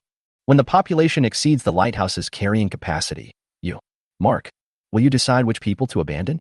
Morgan yelled loudly at the end. Mark was also stunned. He had never thought about these issues before, or rather, he had never thought about them so deeply. However, this is the reality of lighthouses, and this is the only way to deal with them. In the absence of breathing techniques and insufficient productivity, it must be said that the three major rules established by Morgan did play a crucial role in the continuation of the Lighthouse. This is also the reason why Baiji did not get involved at this time. He felt that what was said by both sides made sense. Morgan established the three laws to serve as a beacon, and under the oppression of these cruel laws, there will inevitably be people who rebel. They didn't understand why they did this, just like Mark at this moment. Not to mention letting the entire Lighthouse know the reason for establishing the three major laws. But if the top management of the Lighthouse knew about it, perhaps everything would be different. But Baiji didn't understand what Morgan was thinking, and was reluctant to tell him as if he wanted to take the secret to his grave. Morgan said, taking several deep breaths before recovering. Mark came to his senses and walked forward and said, If we can get back to the ground, maybe we can solve these problems. Morgan waved his hand and said, We can't possibly go back to the ground. You don't understand how terrifying the extreme devouring beast is. But Baiji lives on the ground. I don't believe you can't see that there must be human gatherings on the ground. And that woman, she is standing on the shoulder of the extreme beast. Mark said excitedly. If they can survive, so can we. As long as there is a glimmer of hope, we shouldn't give up. Hearing this, Morgan's eyes were filled with anger. He stared at Mark and said, they are not human at all. What? Everyone looked at Morgan in shock. What does this sentence mean? Not human? But people, aren't they human? What else can they be? Lord City Lord, what is going on? Mark asked. Others also looked at Morgan curiously. It was obvious that Morgan was hiding a lot of things. Charles was waiting for Morgan's answer with great interest. Baiji was not considered a human? He was not a human? Interesting. Things are getting interesting. Morgan did not answer Mark's question, but said to Victor, remove Mark from all his positions and temporarily detain him. This matter must not be leaked to anyone again. Control the good news. All the people who know about this matter are ordered to keep their mouths shut. All the Wasteland hunters who participated in this incident will have their contribution points for 1 month deducted. Charles bowed slightly and said, yes, Lord City Lord. My Lord Mayor, Mark has committed a serious crime. Are we just going to let him go? Martin jumped out and said. Hearing this, Morgan walked up to Martin and stared at him. I haven't stepped down yet, so my words don't count? Martin was choked and speechless. Victor on the side was very disdainful of Martin's behavior of jumping out to refute Morgan at this time. Didn't you see that he didn't say anything? What are you trying to do by jumping so happily? Although Victor was annoyed by Mark's violation of the Lighthouse law, he was absolutely loyal to Morgan, and now that Morgan had made a decision, he would never object. Morgan turned and walked onto the podium. Mark was about to say something, but Morgan spoke again. No one is allowed to discuss Mark's affairs anymore. I will hold a court meeting tomorrow and give everyone an explanation. Hearing this, everyone present realized something, but no one spoke. Go away, Morgan said. Chapter 117, Female Nightlight Bearer. Residential area on the Lighthouse. The nurse's cucumber. Baiji hummed a song happily and gently pushed open the door. The room was dark and the lights were not on. But even so, Baiji clearly saw a figure standing by the window with his back to him. Hearing the voice behind him, the light bearer's determination to complete the task was slightly shaken. Then the light bearer turned around and said to Baiji, since you are here, let's start the mission and finish it as soon as possible. Baiji smiled and turned on the light, carefully looking at the Higuangja in front of her. As usual, Higuangja was still wearing her sexy clothes. Baiji resisted the urge to get close to the light bearer, stretched out his hand to pinch her chin and said, Mission? I don't know anything about this kind of thing. I only know that from today on, you are mine. As he spoke, Baiji's hand slowly slid down, and the touch on his skin made the light bearer feel as if he were being electrocuted. Let's get started quickly, the light bearer urged. She just wanted it to be over quickly. Baiji smiled and sat on the chair. Before that, take off your mask first and throw away the heavy thing you are carrying on your back. Aren't you tired of carrying it every day? No. Do you think you have the right to say no in front of me? Or do you have the strength to resist me? Baiji said nonchalantly and even lit a cigarette for himself. After hearing Baiji's words, Higuangja was silent for a long time. Baiji didn't care about her and just watched. To be honest, whether it's the dress or the temperament of the light bearer, it directly hits the Baiji X fetish. The queen-like aura she exuded really made Baiji's heart beat fast. Several minutes passed, and the light bearer still did not move. Do you want me to help you? Baiji said as he put out his cigarette. As soon as the words fell, the light bearer moved. First, he took down the heavy kim behind him and dropped it to the ground with a thud. Then he stretched out his hands towards the mask on his head. Baiji looked at it with great anticipation, very curious about what kind of face was under the mask. The light bearer didn't let Baiji wait too long and took off the mask cleanly and neatly. This is a face that is enough to charm all men. The corners of her small mouth were slightly raised, her red lips were slightly parted, and there was a hint of blush on her delicate and beautiful face. This is a woman who exudes charm from the inside out. She seems to be seducing and touching men's hearts all the time. At this time, the Hegwang stared at Baiji with a pair of charming eyes, and his body became a little stiff due to nervousness. Baiji took a long breath, trying to calm himself down. He couldn't act too naive. Come here and sit here. Baiji patted his thigh. You. Hurry up. Higuangja frowned slightly and walked over. As soon as he reached Baiji, he was pulled into Baiji's arms and sat on Baiji's lap. Have you really never carried out a breeding mission? Baiji asked while hugging the light bearer. Of course, his hands would not be honest either. Believe it or not. Higuangja did not dare to look at Baiji and turned his head to the side and said, I believe it. Baiji said with a smile. A few minutes later, the light bearer's breathing became increasingly rapid, and he looked at Baiji with blurred eyes. He seemed to see something out of the corner of his eye, and his pupils suddenly widened. Spring is here, and it's time for animals to. The fierce battle lasted until midnight, and he Guangzha curled up in Baiji's arms and fell asleep. The next day, the sun was high in the sky. Baiji opened his eyes with difficulty and looked down. The light bearer was still sleeping in his arms like a cute cat. Looking at it this way, this woman is quite cute. Baiji thought about it without moving, gently stroking the face of the light bearer, admiring her beautiful face. After about half an hour, the light bearer slowly opened her eyes. As soon as she opened her eyes, she saw Baiji smiling at her. Woke up? Yeah. The light bearer responded softly. You rest for a while. I'm going out to do something. If I come back and see you're not here, I'll beat Charles up, Baiji said as he got up from the bed. She quickly finished washing and dressed. Looking at the light bearer hiding under the quilt on the bed, Baiji smiled and then chose a set of loose and comfortable casual clothes from the daily necessities provided by the Tiandao evolvers and placed them beside the bed. Get up later, take a shower, and put on this dress, or I'll go beat Charles up. The light bearer was speechless when she heard this. This bastard always threatened her with beating Charles. What did it have to do with her? He was just looking for an excuse to beat Charles.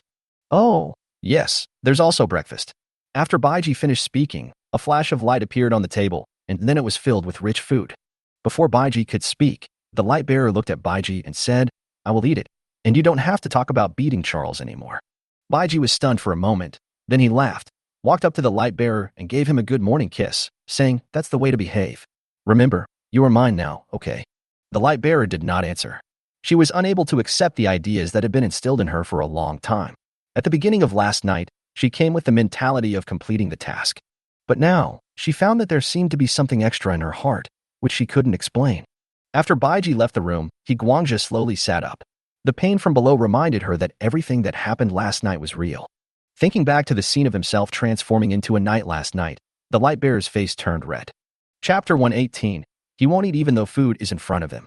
After coming out of the room, Baiji went straight to knock on Erica's door. After a while, the little girl in cute pajamas came to open the door. Seeing that it was Baiji, Erica excitedly hung on him directly. Hey, be careful. As a girl, can you be more reserved? Baiji said, touching Erica's head. TSK, how can such a big gangster say such a thing? Are you a fake Baiji? Erica said. Bang. And now? Erica covered her butt and glared at Baiji. It's confirmed. It's true. Then Baiji learned from Erica what happened last night. Morgan was not angered by Mark and did not fall ill, and the scavengers did not go out at night to look for medicine for Morgan. Everything was different from before. In fact, when Baiji was fighting with the light bearer last night, he had been using the energy magnetic field to pay attention to the situation on the lighthouse. When he found that the Wasteland hunter was not moving, he was a little confused. But soon Baiji was intoxicated by the gentle arms of the light bearer. Since nothing happened, he just enjoyed what was happening. Where is Ran Bing? Baiji asked. In her room. Although Captain Mark has been detained, nothing happened to Ran Bing. Erica said. After I came back last night, I stayed with her and went to bed very late. You all know everything, right? Yeah, Penny already said that. Hearing this, Baiji looked at Erica meaningfully. So from now on? Erica looked at Baiji meaningfully. Are you sick? There's no one here. What's the point of putting on a show? Ahem, then I'll go out for a walk and check out the Wasteland hunter's acting skills. When Baiji left, he rubbed Erica's head as usual, causing Erica's hair to stand up. Along the way, Baiji didn't meet any hunters, but he wanted to test the hunter's acting skills, but no one cooperated. In the Central Command Center, Morgan held his forehead and looked at the sloppy guy in front of him, crying out for a headache. Okay, take medicine if you have a headache. Tell me quickly, how are you going to deal with Mark? Baiji was biting a big meat bun in his mouth, and the corners of his mouth were covered with oil. Mark must not die. You know that. He has too many secrets, all of which are related to the future of the lighthouse. Morgan looked very bad, and Baiji guessed that he didn't sleep well last night. Baiji nodded when he heard this. That's for sure. Even if the lighthouse is gone, Mark must live. This incident has a huge impact. It has already affected the stability of the lighthouse. Rumors are spreading among the common people. If I can't give an explanation to the people, even if I go against all odds and let Mark become the city lord, I will not get the support of the people. Morgan thought about it all night but couldn't think of a good solution. General Victor, who was standing by, was somewhat surprised when he heard the conversation between the two. He knew that Morgan was optimistic about Mark and he also obeyed Morgan's orders, but he did not expect that Mark was so important in Morgan's heart. Seeing Morgan's gloomy look, Baiji smiled. This may be an opportunity, right? What chance? Morgan asked. The chance to cancel the 3 laws. Hearing this, General Victor suddenly said, this is impossible. The lighthouse has been able to survive until now thanks to the 3 great laws. Oh, the 3 laws are just a helpless move, right? Baiji looked at Morgan. The one who can establish the 3 laws must have thought that this is not a long-term solution. It's lucky to be able to persist for 20 years. Baiji, do you know what the consequences of canceling the 3 major laws will be? General Victor said sternly. Consequences? How about you first tell me the reason for implementing the 3 laws? Victor glanced at Morgan without saying anything and did not respond to Baiji's words. Baiji looked at Morgan calmly and continued, whether it's class division, genetic optimization, or the abolition of family relationships, there is also the long journey. Most of the problems here are caused by insufficient productivity. As long as there is enough productivity, 80% of the problems of the Lighthouse can be solved, right? Well, that's easy to say, Victor said. Of course it's not easy. Baiji changed his previous playful expression and said in a very serious tone, how do you think the people on the ground did all this? Do you know how many people have to sacrifice to build a safe base? That was the result of the efforts of countless people. It would be fine if there is no solution.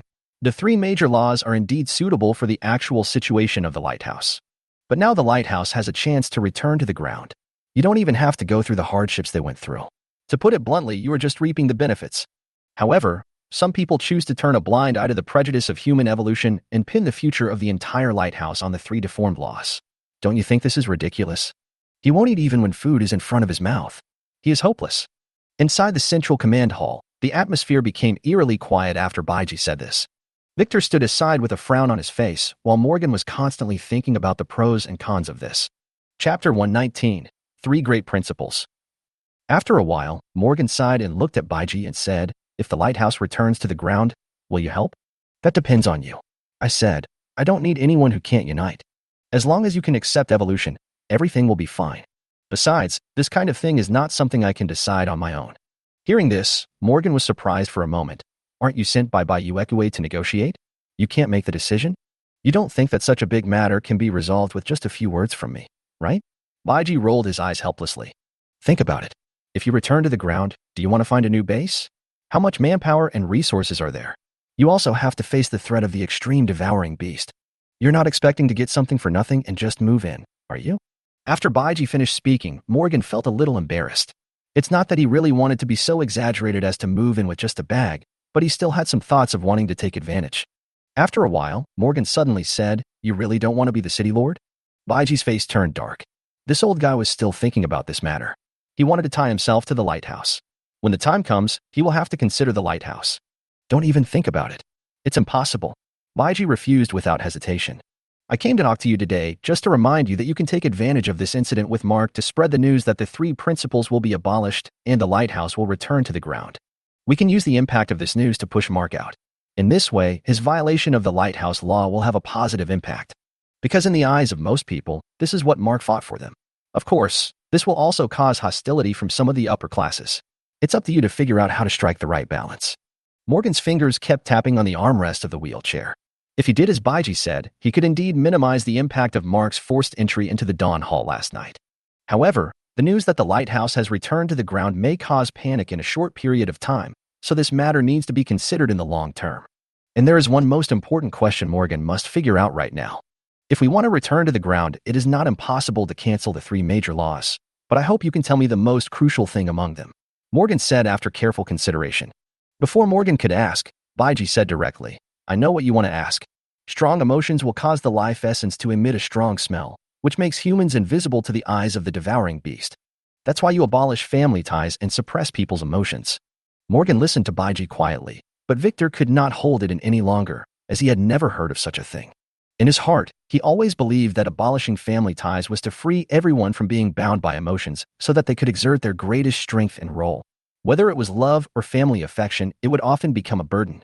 At this time, he was extremely shocked to hear Baiji say that emotions would expose humans to the eyes of the extreme beast, and that this was also the reason for abolishing family relationships.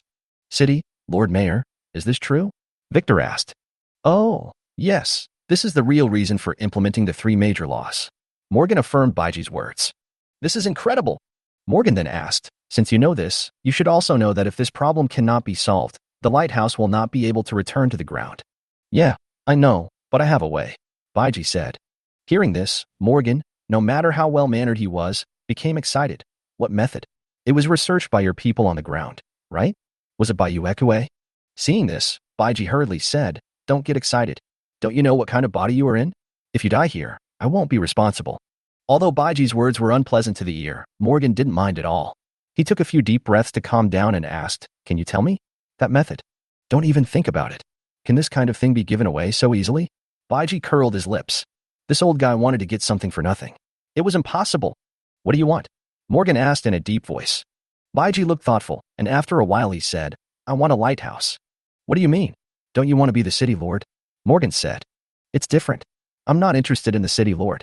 I want all the people in the lighthouse. If we can unite this force, the survival rate of the human side will be greatly improved," Baiji said. Morgan was silent for a long time before he said, "I understand what you mean. You want to annex the lighthouse, right? Or to make the lighthouse a part of you humans on the ground. Congratulations, you got it right." Baiji gave a thumbs up. "How can this be possible? Who knows what you are thinking?" Victor immediately objected. "You are so powerful. If we return to the ground, you will use our people in the lighthouse as cannon fodder. It will be bad for the lighthouse. How can we resist?" "Fuck you. You don't believe in my character?" Baiji asked. "I don't believe it," Victor said unhappily. Seeing the two men fighting, Morgan felt his head hurt even more. "Okay, Baiji, I can agree to your conditions, but I must first know how to avoid the detection of the extreme beast," Morgan said. Chapter 120, Older people tend to be more verbose. Baiji grinned and said, "Not now." "Why?" "Because it's not time for me yet." Morgan heard this and said, "What do you know about Mark?" "I know more than you. I told you that Mark is more important than the lighthouse." Morgan read something different from Baiji's confident look. He raised his hand and said to Victor, "You go out first. I want to talk to Baiji alone." "My lord city lord, this." Victor was very surprised that the city lord actually wanted to send him away. "Go ahead." "Yes, Lord City Lord." After Victor left, Morgan asked, "As long as Mark becomes the city lord, you will do your best to help the lighthouse. Is that what you mean?" "It depends, but I believe Mark can accept the path of human evolution. Besides, I don't want any other noises on the lighthouse by then. You know what I mean." When Morgan heard Baiji's words, he also knew what the other voice in his mouth meant. "Don't worry, I'll take care of Charles," Morgan said with a sigh. After thinking for a while, Baiji said, "Don't worry about Charles for now. I can still be of use to you." "What do you mean? You want to attack Charles?" Morgan looked a little anxious. "What? You can't bear to part with your son?" Baiji said with interest. Although Morgan had abolished family ties, he still cared about Charles. However, due to the three major laws, he could not get along with Charles as a father, so Charles, who lacked love since childhood, began to grow up in a wrong way. He always wanted to show that he had Morgan's attention, and as time went on, his mind became a little distorted. Seeing that Morgan didn't say anything, Baiji waved his hand and said, "Don't worry, I'm just using him to do something. I won't kill him." Morgan was relieved and asked, "What are you going to do?" For the next half hour, Baiji and Morgan carefully discussed all the plans for the future. When Morgan heard that Baiji was going to use Charles's hand to kill Mark, his eyes widened. Baiji then told him the secret about Mark, and Morgan was shocked. He never thought that Mark's real mission was to become an ecological chimera and a bridge between humans and man ecology. After finishing everything, Morgan suddenly asked, "Baiji, how strong are you?" Baiji looked at Morgan with a smile, and then a red light flashed in the central command hall. A few minutes later, Morgan came back to his senses. He looked at Baiji, who had returned to his original form, and said, "This is definitely not a power that a human can possess. Even Baiji can't do it. So, don't try to fool me, otherwise I'm pretty good at destroying towers." Baiji said, "You can take this as a threat. Now that you know so much, just cooperate with me. After all, I don't want to kill you." Morgan looked at Baiji with a wry smile. "You have such power? Why do you want to negotiate with me? Even if it is violent suppression, we have no room for resistance. I don't want this power to be stained with human blood unless it's absolutely necessary." Baiji looked at the heavenly doubt evolver on his wrist. This is not how the power of armor is used. When Morgan heard Baiji say this, his worries were finally put to rest. "I will cooperate with your plan, but I have a request." "Oh, Charles, it's all my fault as a father that this child has become what he is now. If possible, after your plan succeeds, I hope you can help me enlighten him. Being too obsessed with power is not good for him. He talks about the Lord of Light and Shadow every day, and he almost fooled himself. He dreams of being the savior all day long," Baiji added. Morgan was a little embarrassed. In fact, this matter was also his fault. It was at his instruction that Charles had the opportunity to establish the Church of Light and Shadow. "So do you agree or not?" Morgan asked. "I'll think about it. Consider it. I didn't say anything about you using Charles as a bad guy to achieve your goals, and you don't even agree to my request." Morgan was a little angry. In the plan they discussed just now, Baiji wanted to use Charles's desire to become the city lord to attack Mark and turn Mark into an extreme beast. In this film, the character played by Charles is undoubtedly a bad guy, the kind that will be despised and cursed. Okay, okay. Isn't it enough to promise you? Baiji said readily. Isn't it just been the crooked Charles back? That's easy. First, shatter his ridiculous fantasy of being a savior, then try to fool him. If he doesn't listen, beat him up and try to fool him again. After getting Baiji's answer, Morgan finally smiled with relief. I have one last question for you. You have so many things to do. It's true that older people tend to be more talkative, Baiji said while picking his earwax. Morgan didn't care about that. He smiled and asked, the reason you came here to confront me today is because you saw that I had no other choice after what happened last night, right? Even what happened last night was deliberately indulged by you, or it can be said that you were the one who caused it. Charles was just used by you. Hearing this, Baiji immediately denied it. Don't talk nonsense. I'm just going with the flow. It's none of my business. Oh, what the hell? I'm going to go out first. Remember to follow the plan. Everything was arranged, just waiting for the big show to begin. Poor Charles. Chapter 121 Happy Cooperation.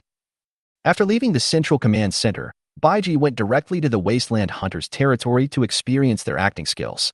Whether it was Mo Chang, Jeff, Fei Shue, Erica, or others, they all looked bitter and resentful towards Baiji. Baiji also noticed that when he entered the Military Association's preparation room, there were several malicious eyes staring at him, and the surveillance cameras were following him at all times. Oh, this Charles is really well prepared. After performing a play for Charles, Baiji was invited to the Light and Shadow Hall by a legal priest just after coming out of the Armory. Charles was still standing in the same place waiting for Baiji, looking like he was in control of everything. As soon as he heard Baiji coming in, Charles walked over quickly. Baiji looked at his smug expression and asked, "Why are you looking for me now? You know everything that happened last night." "Mark has been detained now," said Charles. "I know this. This is all your work," Baiji said as he lit a cigarette and turned to look. "Can't you prepare a stool here?" Hearing this, Charles smiled and said, "Come on, let's go inside." Then Baiji followed Charles to a room inside the Light and Shadow Hall, where a long table was filled with food. The two sat on their own side. Baiji took a bite of steak and said, "You are really extravagant. These things must be very precious on the Lighthouse." "It's okay, as long as you like it," Charles said. "Oh, tell me, what do you want from me?" Mark's story has now spread throughout the entire Lighthouse. This is a good thing for us, and also the best opportunity. Charles drank his wine with his mouth almost grinning to the back of his head. "This is what you did, otherwise the news wouldn't have spread so quickly. Hiki, you're just adding fuel to the flames. At tomorrow's court meeting, I will put pressure on the City Lord to seize Mark's position as City Lord. At that time, you have to help me." Charles put down his wine glass and said to Baiji. Hearing this, Baiji also put down the food in his hand and asked, "Are you so anxious? Now is the best opportunity. Mark's behavior has caused unrest and criticism among the people. We should take advantage of the situation. Then, old Morgan will give him the position of City Lord." Charles's face was full of disdain, and he was obviously very dissatisfied with Morgan passing the position of City Lord to Mark. Baiji smiled indifferently and said, "This is indeed a good opportunity, but why don't you wait for the results of the mineral research to come out? That would be more certain, right? There's no need to wait for the results to come out. As long as those stupid people believe it, that's enough." "Oh, aren't you afraid that I am lying to you?" Baiji said. "Is there any benefit in you lying to me? Only by standing on the same boat with me can you get the greatest benefit, right?" Charles was extremely confident. In his opinion, Baiji, the greedy old pervert, would never refuse his conditions. Baiji smiled and said, "That's true. How do you want me to help you?" "You just need to make your attitude clear in the court meeting. With your strength, as long as you stand on my side, you will be the greatest help," Charles said as he raised the wine glass in his hand. Baiji also raised his glass and said, "It's no big deal, but I think this is still not safe enough." "What do you mean?" Charles asked. "You know Mark's prestige. I think if we want to do it, we should just be ruthless and find an opportunity to kill him," Baiji said. "The ground is so dangerous, it's normal that we can't come back after completing the mission, right?" Charles listened to Baiji's words and came back to his senses after a long time. "Ha ha ha, Captain Mark is the hero of our lighthouse. Don't mention this kind of thing again in the future." "Oh, really? Then let's not talk about it. It's been a pleasure working with you." "It's been a pleasure working with you." Return to the Shangmin residential area. Guangzha had already eaten the breakfast prepared by Baiji. She was sitting on the bed in loose casual clothes, hugging her legs and reading a book. Guangzha looked quite charming. Seeing Baiji coming back, Guangzha hurriedly hid the book under the quilt, looking like a child who had done something bad and was caught by his parents. "Huh? What are you looking at?" Baiji asked as he sat down on the edge of the bed. "No, nothing." The light bearer lowered his head and did not dare to look at Baiji. Baiji tilted his head and fixed his eyes on the light bearer's face. There must be something wrong. "Humph, Sneaky, must be doing something bad. Charles must have ordered it. Baiji said, pulling back the quilt and quickly reaching out to hide the book. What are you doing? The light bearer shouted anxiously. Baiji took the book in his hand and took a look. Wow. Intimate heaven. Baiji's face changed immediately. He had seen it before and forgot to put it away. He didn't expect that this woman would find it. A bit embarrassing. Ahem. Baiji quickly handed the book to Guangzhe and immediately turned the tables. I didn't expect that the light bearer would also read this kind of thing. If the Lord of Light and Shadow knew, wouldn't he punish me? The light bearer's eyes were filled with disbelief. This man was too shameless. How could he frame someone so seriously? Humph. I didn't expect that some people would actually read such disgusting things in private. The light bearer threw the book back to Baiji in a bad mood. Disgusting? Weren't you reading it very seriously just now? Baiji took off his shoes while speaking. How about we discuss the contents of the book? Before Guangzhe had a chance to say anything, Baiji had already pulled him into his arms and hugged him tightly. It's daytime. It's best during the day. You can see clearly. Chapter 122. The City Lord is ill. An hour later, as the volcano erupted, Baiji and Hegwangs lay on the bed hugging each other with contented looks on their faces. The light bearer naturally resists, but the body is extremely honest. Her long-standing thoughts told her that he was a glorious believer of the Lord of Light and Shadow, and that the leader was still waiting to go back to work. However, both her body and the feelings deep inside made her reluctant to leave the room. When she woke up in the morning, Baiji's smile, the breakfast and clothes prepared for her, this unprecedented experience gave her a warm feeling. Over the past 20 years, my heart, which had never been cared for or warmed by anyone, gradually changed. The only bad thing was that this bastard who was holding me was doing such a thing in broad daylight. Let me go. I want to go back to work. The light bearer looked up and said to Baiji, Why are you in such a hurry? As long as you stay here, no one will dare to say anything. Baiji took the opportunity to kiss the light bearer's cherry lips again. How could Guangzhe not tolerate him? He reached down and grabbed Baiji's second brother. Ouch. Seeing Baiji begging for mercy, Guangzhe let go of his hand with satisfaction. I have other things to do. Hearing this, Baiji knew that Guangzhe was preparing to go back to report on his work. It turns out that it takes some effort to get this woman to completely stand on his side. Thinking of this, Baiji hugged the light bearer tighter again and said, Go, beautiful Lady Vandy. When Guangzhe heard Baiji calling him Fanti, he was stunned for a moment. After he came to his senses, he immediately broke free from Baiji's arms. I'm leaving. After saying that, he quickly changed his clothes and left Baiji's room without stopping. Baiji smiled at the escaping light bearer and looked at the time. Morgan should be almost there. Sure enough, not long after, Baiji heard a lot of noise coming from outside. In this case, I should take more action. Arriving at the top of the lighthouse, Baiji took out the terminal communicator of the Sirius base, connected to the satellite channel used by the Sirius base, and began to call the command room. At the same time, on the lighthouse, all the scavengers gathered in the material distribution room to make preparations for the war. After a while, Mark walked in from the passage. Not long ago, the City Lord Morgan fell ill and was sent to the medical clinic. However, the special medicine that the City Lord had been taking for a long time had run out. If he could not get the medicine as soon as possible, Morgan would die due to lack of timely treatment. After the incident, the first thing to do is to identify the nearest medical collection point and then send out scavengers to retrieve the medicine. However, the nearest medical collection point to the lighthouse is in an ecologically dense area. Such a dangerous mission forced Mark to temporarily resume his identity as the scavenger commander and return here. After Mark arrived, he found that many scavengers were in low spirits and tension was spreading in the material distribution room. Mark walked up the stairs, turned around, and looked at everyone closely as if he had something to say. The scavengers who noticed his actions gathered below and waited. Everyone, I know what you are worried about. This may be the most dangerous mission we hunters have ever undertaken. We are about to enter an ecologically dense area and may never return. But now the City Lord is lying on the hospital bed, dying. Whether he can wake up depends on whether we can bring back medicine. As soon as Mark finished speaking, a Wasteland hunter said, Captain Mark, City Lord Morgan is no longer worth wasting any medical resources. This is determined by the life formula. That's right. It's not worth taking risks for someone who has no value. Abandoning the useless is a rule set by City Lord Morgan himself. Someone said on the side. Yes, that's right. That's right. Why can the City Lord break the rules? There was a lot of discussion in the team, and no one understood why they would take such a big risk to enter an ecologically dense area just to save a worthless person. Seeing this, Mark said, What do you think should determine a person's value? Suddenly, there was another round of discussion. Genes, someone said.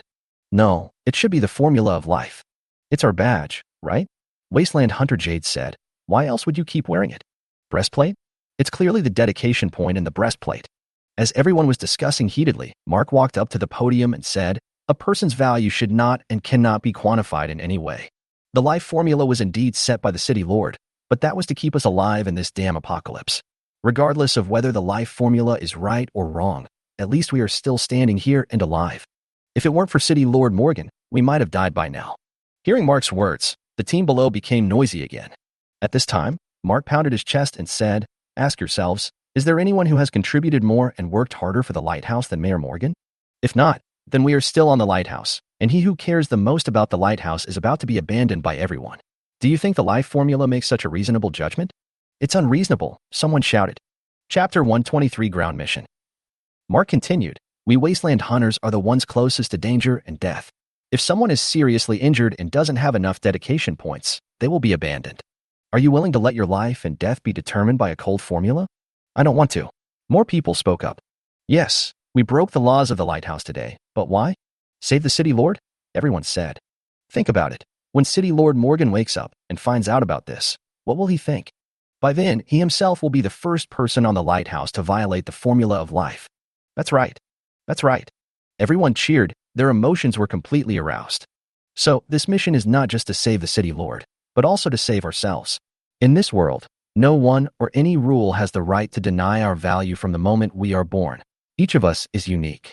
After Mal finished speaking, countless shouts suddenly rang out in the material distribution room. "Although I didn't quite understand what was said, I was so excited," said a scavenger, wiping away tears. Several veteran hunters looked at each other with satisfaction, while Erica stood beside Feishua, jumping and cheering. Feishua pressed her head and asked, "Didn't you find Baiji?" Erica was a little unhappy because her head was pressed, but when she heard Baiji's name, her expression immediately changed. "I didn't find him. I don't know where this guy went." When Erica received the order, she went to Baiji's room to look for him, but naturally found nothing. "With him here, this mission will go much more smoothly," Feishua said. "It's more than just going smoothly, it's a complete sweep," Erica said with a pout. "Where did this guy go at the critical moment?"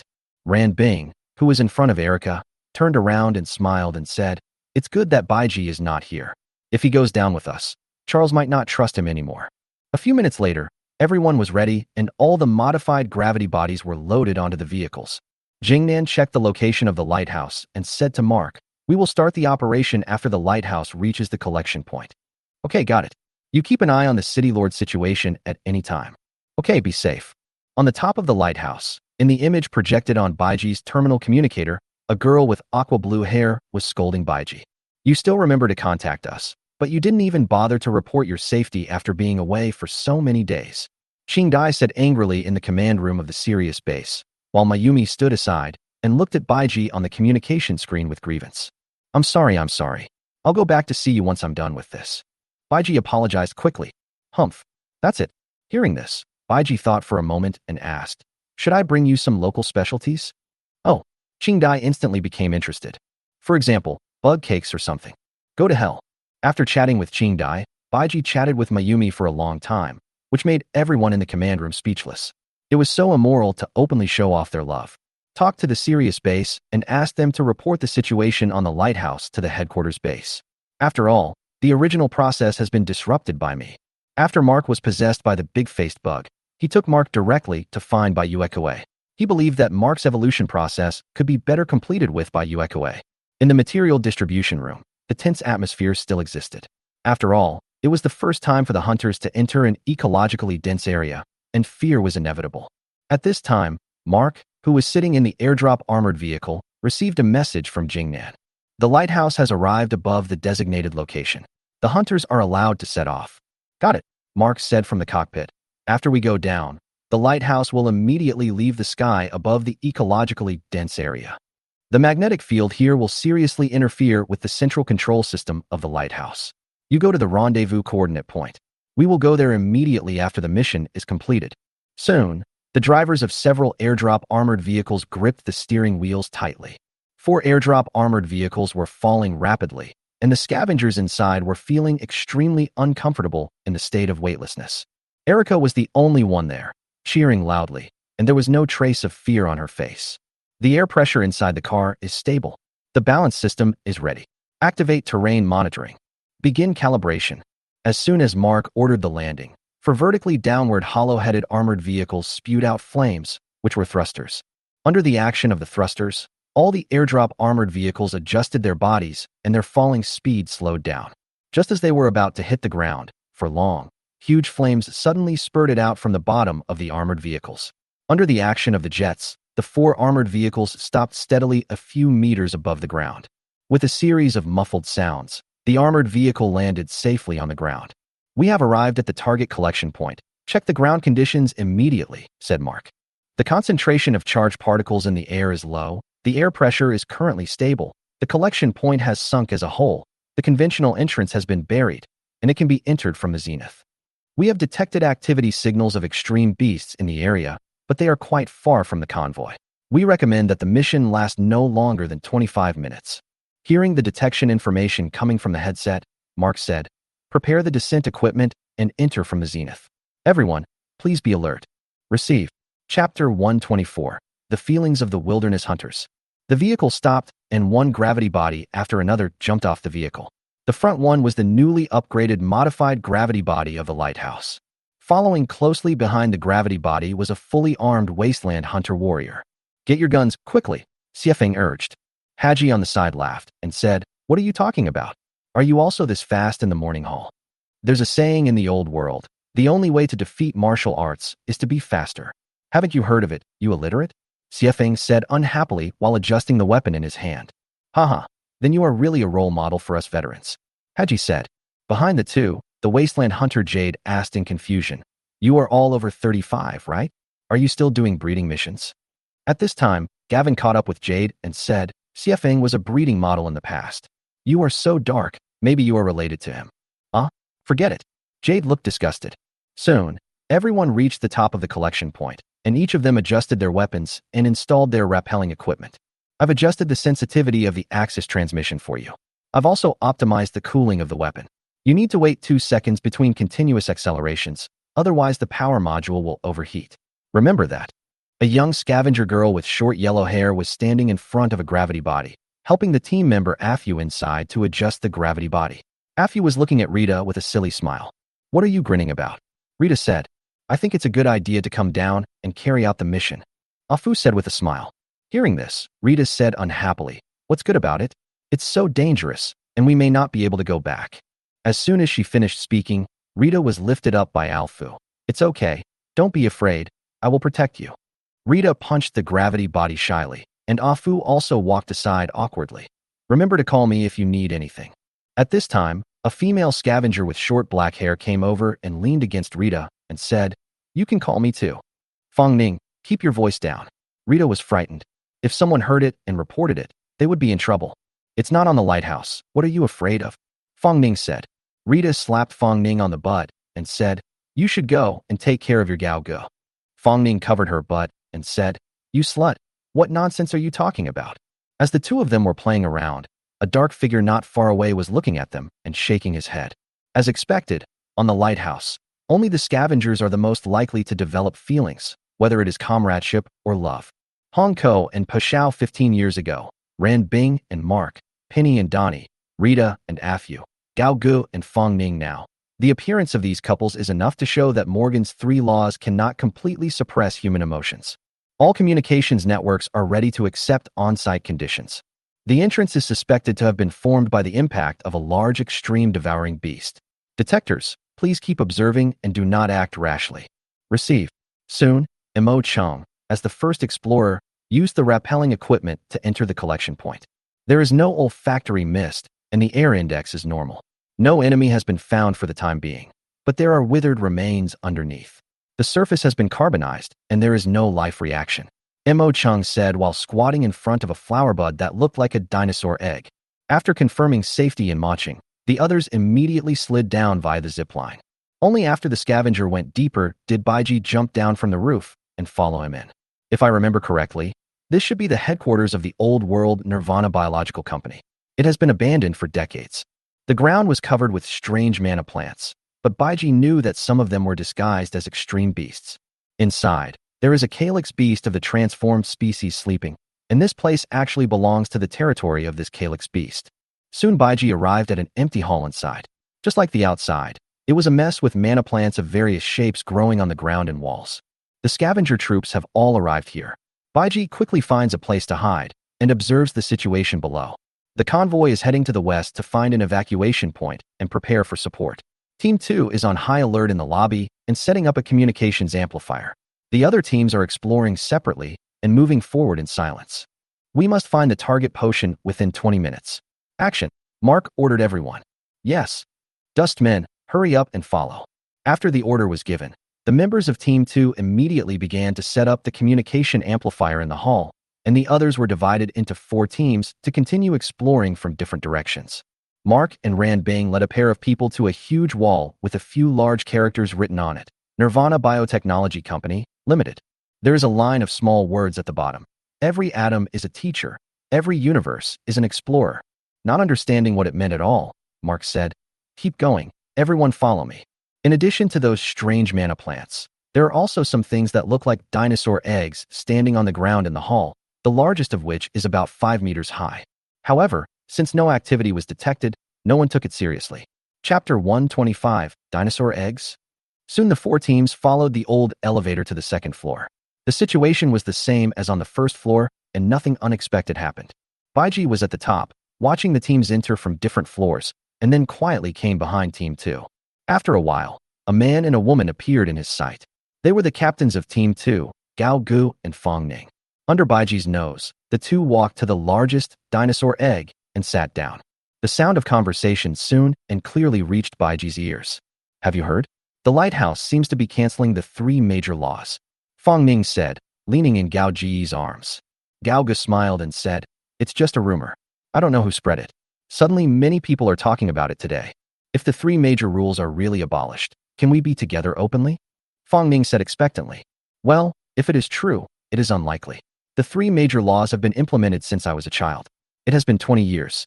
If they wanted to be cancelled, they would have been cancelled long ago. Gao Gu did not hold out much hope for this. The two of them sighed and hugged each other, which gave Baiji a headache. From the time he entered here and began to observe, he found that all the extreme beasts here were sleeping, and even a scavenger who didn't know how to breathe would not wake them up. However, the strong emotions that burst out from these 2 people at this time caused their life essence to leak out, and the strong smell emitted awakened these sleeping beasts. You will definitely get a lot of dedication points when you return from this mission. I will treat you to a big meal then. Gao Gu pinched Fong Ning's face and said. Fong Ning frowned and slapped his hand away, saying, what kind of feast is this? Can't you save a little? Has your head ever been caught in a lift? Oh, look at you. You save so many donation points, but you are reluctant to eat or drink. So why do you save so much? Gao Gu said with a smile. Fong Ning punched him angrily after hearing this. I saved so many contribution points just for you, so that no matter how badly you get injured in the future, as long as you're not dead, I can save you. Gao Heel gently stroked Fong Ning's head and said, silly girl, just wait for me to order. The 2 of them were talking sweetly to each other and didn't notice that the dinosaur egg behind them was moving. The other members of Team 2 who were not far away also did not notice it, which made Baiji speechless. The average combat quality of the Lighthouse Hunters is really much worse than that of the ground hunting groups. And the dinosaur egg did not disappoint Baiji. After sensing the strong taste of the source of life, it quickly woke up. In desperation, Baiji had to prepare to save people. Almost a minute passed, and Gao Gu and Fong Ning were about to get up and return to the team when the huge dinosaur egg behind them suddenly opened a small hole and was about to swallow the 2 of them. Meditation seal. As Baiji's voice sounded, the calyx beast that was about to take action stopped its action. In the entire hall, except for the people in the second team, the flow of time in other places has completely stopped. Gao Gu and Fong Ning did not notice the changes here at all. After standing up, Fong Ning tidied up Gao Ji's clothes. When he took it, he saw that the originally closed dinosaur egg had opened a gap. In desperation, Fong Ning pushed Gao Gu away, but nothing happened. What's wrong with you? Gao Gu asked. The extreme beast. It wasn't like this when we came here just now. Fong Ning said. Hearing this, Gao Gu saw clearly and said, get away from it. Contact mark. The extreme devouring beasts here show signs of activity. The previous analysis is likely wrong. These are not withered remains. After hearing Gao Ji's words, Fong Ning immediately started contacting Mark. Fong Ning calling Captain Mark, please answer if you hear me. Fong Ning calling Captain Mark, please answer if you hear me. I called twice in a row, but the call was not connected. We're in trouble. It looks like the extreme beasts have awakened. Their communication with each other will increase the concentration of charged ions in the air, affecting communication equipment. Gauga looked around cautiously. Keep calling. The rest of Team 2, get ready for battle. Yes. Baiji, after hearing Gauga's words, also discovered that at the moment when the Calyx beast was about to attack, the magnetic field around it indeed became complicated. With a helpless sigh, he immediately spread out his energy magnetic field to cover it. Soon, Fong Ning had contacted Mark. Captain Mark, there are signs of extreme beast activity in the hall. Fong Ning said, those withered remains are most likely sleeping extreme beasts. What? What's going on now? Have they woken up? Mark asked. Hearing this, Fong Ning hesitated for a moment. One of them has changed. Maybe he hasn't fully awakened. Be alert and be prepared for battle, Mark ordered, and then immediately contacted several other teams. Everyone, retreat to the hall immediately and support Team 2. Mo Chung, you lead the others to follow this robot and find the medicine and then retreat immediately. I'll go out and check the situation first. Yes, Captain. After saying that, Mark and Ran Bing looked at each other, and they immediately returned quickly the way they came. Chapter 126. Taking action. Baiji's efforts were in vain. With full speed, everyone except the few people brought by Mo Chung quickly returned to the hall. Dust people, send the supplies out immediately. Just as Mark finished shouting this, a roar suddenly sounded in the hall. It was the extreme beast. The moment Mark and others returned to the hall, Baiji released the meditation seal, and the Calyx beast, which had regained its freedom, immediately sprayed out a large amount of olfactory mist. Oh no, it's olfactory mist. Put on the protective mask quickly. Haji shouted loudly when he saw this. All the fighters immediately put on protective shields, while the dust people who were carrying supplies ran out frantically carrying their things. In any area covered by the olfactory fog, the mana plants all made strange, shrill noises. After the Calyx beast stopped releasing the olfactory mist, the ground around it suddenly collapsed, and the scavengers retreated one after another. Immediately afterwards, a Calyx beast with a body length of nearly 8 meters broke out of the ground and fell heavily to the ground. Calyxman has no legs and moves by jumping with the calyx-like part of its lower body. Normally, the calyx on the lower body is tightly closed, and it is both an information organ and a feeding organ. The olfactory mist just now was released through it. The hunters were stunned by the huge monster at first, but when they came to their senses, they shouted, "Fire! Modified gravity bodies, follow me." The rest of the gravity bodies cover the team's attack and look for cover while fighting. Cooperate in the fight. Mark commanded calmly. Receive. Ran Bing, you and Shuefeng command the team to fight. Be careful. Good. The battle is about to begin. Several teams found cover and started shooting quickly. Countless artillery fire bombarded the Calyx beast, but it had no effect at all. The protection of the olfactory shield prevented these attacks from causing any harm to the Calyx beast. Instead, the Calyx beast seemed to be teasing these scavenger hunters. It put its hands on its hips and looked at them teasingly, as if it was laughing at their incompetence. This is indeed the case. It is difficult for ordinary conventional weapons to break the olfactory shield of the Calyx beast. It's a bit sad to say that just a newborn Calyx beast put the Wasteland hunters in a tough fight. Baiji, who was watching the battle on the side, couldn't help but think of the operation to destroy the giant mana flower. Facing the evolved and transformed stone beast, the woman who rushed forward with a psychic cannon and dealt close to the opponent's face blasted open the opponent's olfactory shield with just one shot. This is the difference in equipment. Damn, this sniff shield is disgusting. Gavin couldn't help but curse. Don't stop attacking. If you can't break it, consume it. Ran Bing looked to the side while holding the electromagnetic cannon and said, Afu Abu, pay attention to protecting the other team members. Yes, Adjutant Ran Bing. The two responded. On Mark's side, modified gravity bodies were also attacking with their maximum firepower. Fei Shue flew directly to the third floor, and the more than 2-meter-long sniper cannon in his hand was aimed at the head of the Calyx beast and kept bombarding it. The heavy machine gun in Erica's hand was also spewing flames continuously, and the same was almost true for Jeff and Mark. Before the olfactory shield of the Calyx beast is ineffective, rushing up to attack it at close range will only put yourself in danger. Be careful. There are still subsidiary species. Suddenly, a scream came from Team 5. It was Penny. Then everyone discovered that in the big hole that had just collapsed, a number of smaller extreme devouring beasts had crawled out. Each of them moved swiftly, and in a short time they covered several floors of the hall. Then bone spurs shot out from their mouths and flew straight towards the scavengers. Find shelter for yourself. Quick! Mark shouted loudly in the communication. This small, fast, and long-range attacking beast is particularly difficult to deal with. Dozens of bone spurs shot out from different directions. Who knows how many lives of scavengers will be claimed by this wave of attack? Seeing this, Baiji knew that he should take action. Otherwise, if he let a newly transformed Calyx beast kill someone in front of him, it would be too unreasonable and he would be laughed to death. A figure burning with huge flames rushed out at high speed, blocking the way of the scavenger team. A dragon roar resounded throughout the ruins, and a huge fire dragon rushed out, burning all the bone spurs shot by the stinging eels. When everyone reacted, they saw the fire dragon circling in the hall and randomly rushed towards the Calyx beast. With a loud bang and a huge explosion, the olfactory shield of the Calyx beast was directly broken. Stunned, all the scavengers opened their mouths wide. What is this? Holy Lord of Fire! Xiefeng suddenly exclaimed. It's true, Kunj also shouted. Those team members who had encountered Baiji before recognized the flames that appeared before them. Others were also shocked when they heard this. Is this the legendary Fire Lord? When many people heard about this, they thought it was another trick created by the Light and Shadow Church to fool the people. They never thought it was true. Everyone, including Mark, was shocked when they saw the place where the Calyx beast was hit by the fire dragon, and then they immediately discovered the Blatilla striata completely engulfed in flames in the field. Erica's pupils froze for a moment, then lit up. She already knew who was coming. She was about to reveal Baiji's identity, but stopped immediately. She was not a fool. Since Baiji did not come down with them but followed them secretly, he must have his own plan. It would be better for her not to point it out. But this feeling of knowing a secret but not being able to tell it is really uncomfortable. I can't hold it in at all. Chapter 127 Dustman 3852 Roar. The angry Calyx beast suddenly roared towards the sky, and the thorny eels also roared following the Calyx beast's actions. The hunters' eardrums were hurt by the shock and they covered their ears. The two sounds mixed together to form a strange sound wave, which made the scavengers even more painful and they fell to their knees on the ground.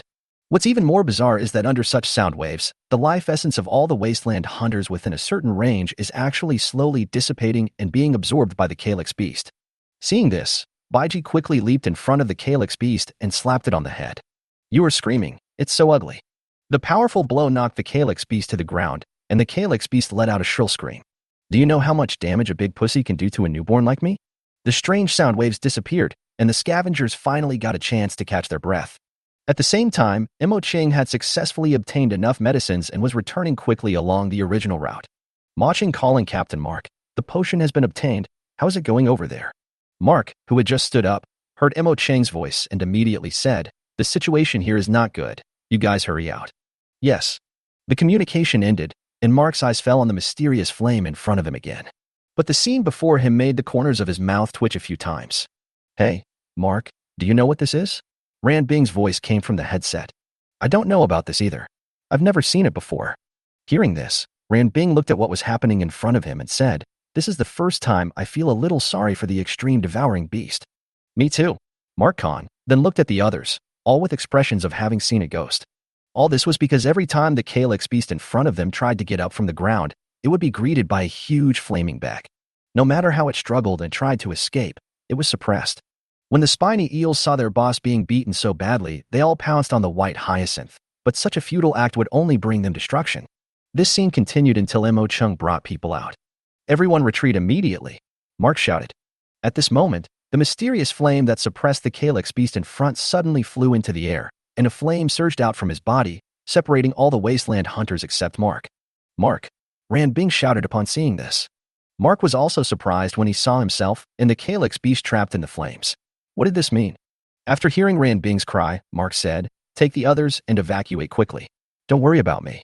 As soon as he finished speaking, the wall of fire became even hotter, and the hunters who were separated outside retreated one after another. Hurry up, wait for me outside, Mark said.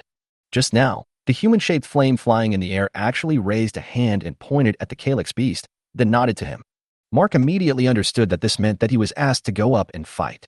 Although he didn't know what the other party meant, facing the Calyx beast whose olfactory shield had disappeared, Mark believed that he still had the ability to fight. Then what are you going to do? Ran Bing said. I'll be fine, trust me. While the two were still talking, the Calyx beast became impatient and jumped over with its head shaking, its big mouth seeming to swallow Mark in one gulp.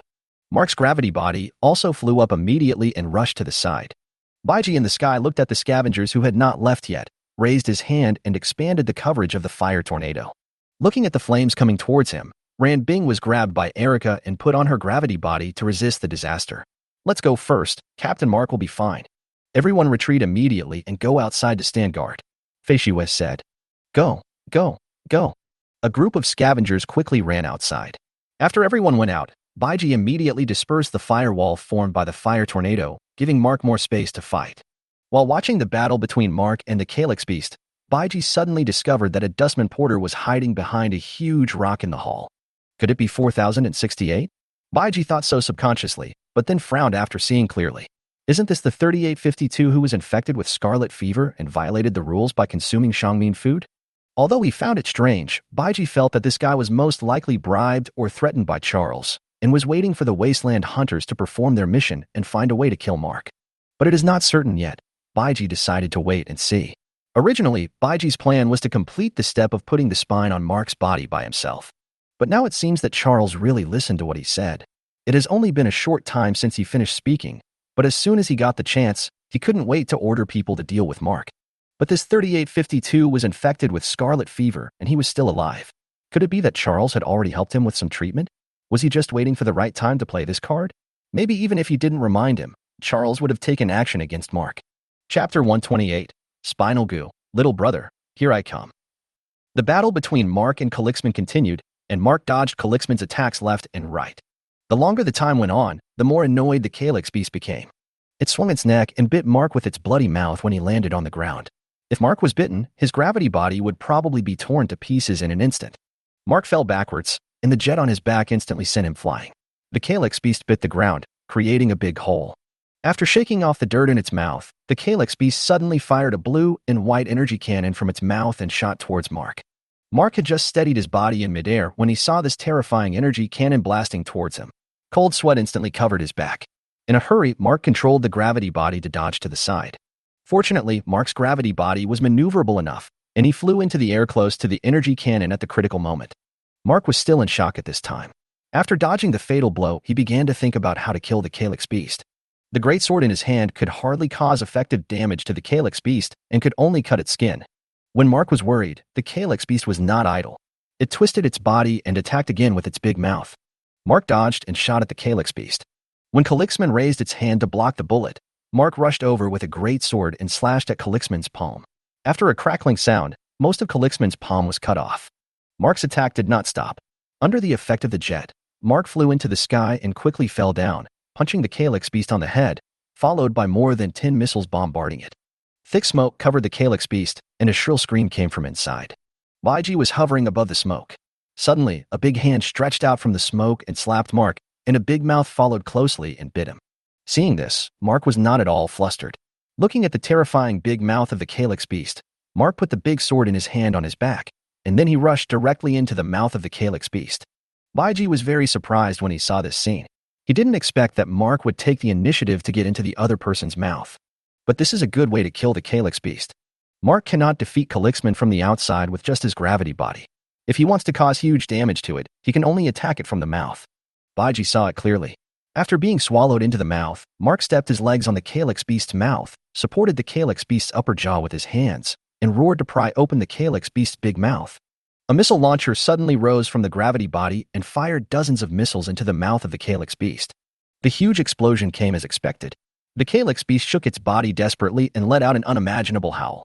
The sound was heard outside the ruins, and the hunters who heard it felt creepy. "What's going on?" Jeff said, looking back at the zenith. Ran Bing, who was not far from him, had already started calling Mark. Everyone else was waiting nervously. Only Erica was still standing aside calmly. In her opinion, with Baiji there would be no problem unless Mark committed suicide or Baiji wanted to kill Mark. In the ruins hall, the blast caused by the explosion sent Mark flying, hitting the wall on the second floor, and then landing on a ruin. TSK, how miserable. Baiji also hit his body when the explosion occurred and hid aside to observe Mark's condition. At this time, Mark had suffered serious injuries all over his body, including multiple broken ribs, broken and displaced hand and leg bones, comminuted fractures, and serious injuries to his internal organs. However, even with such serious injuries, Mark was still conscious, and heavy breathing continued to come from the gravity body. Mark opened the gravity body mask and breathed in fresh air with difficulty. Seeing this, Baiji felt that there was no need to repair the injury. If the spine really wanted to attack him, Mark would have no room to resist. Just then, footsteps were heard in the hall. Baiji turned his head and looked, then bent his body and walked carefully past the corpse of the calyx beast. He soon arrived at where Mark was, took out a dagger from behind, and went around behind Mark. When Mark heard footsteps behind him, he thought it was the scavengers coming back to rescue him, and he subconsciously breathed a sigh of relief. However, 3852 suddenly reached out and fixed Mark's head, and with the other hand, he was swiping Mark's neck with a knife. Diana Seal. Time stood still around 3852 and Mark, and the knife was placed on Mark's neck. Baiji didn't dare to let 3852 really cut Mark's neck. According to the original process, Mark would still be alive after 4068 cut his neck. But what about 3852? Who knows if this guy is skilled enough? If he just knocks the Mark off here, it will be a big joke. Just then, Baiji saw a spine crawling out from the ruins. Unexpectedly, the spine actually crawled onto 3852's body. Fuck, little brother, you got the wrong person. Baiji's face turned dark and he rushed over.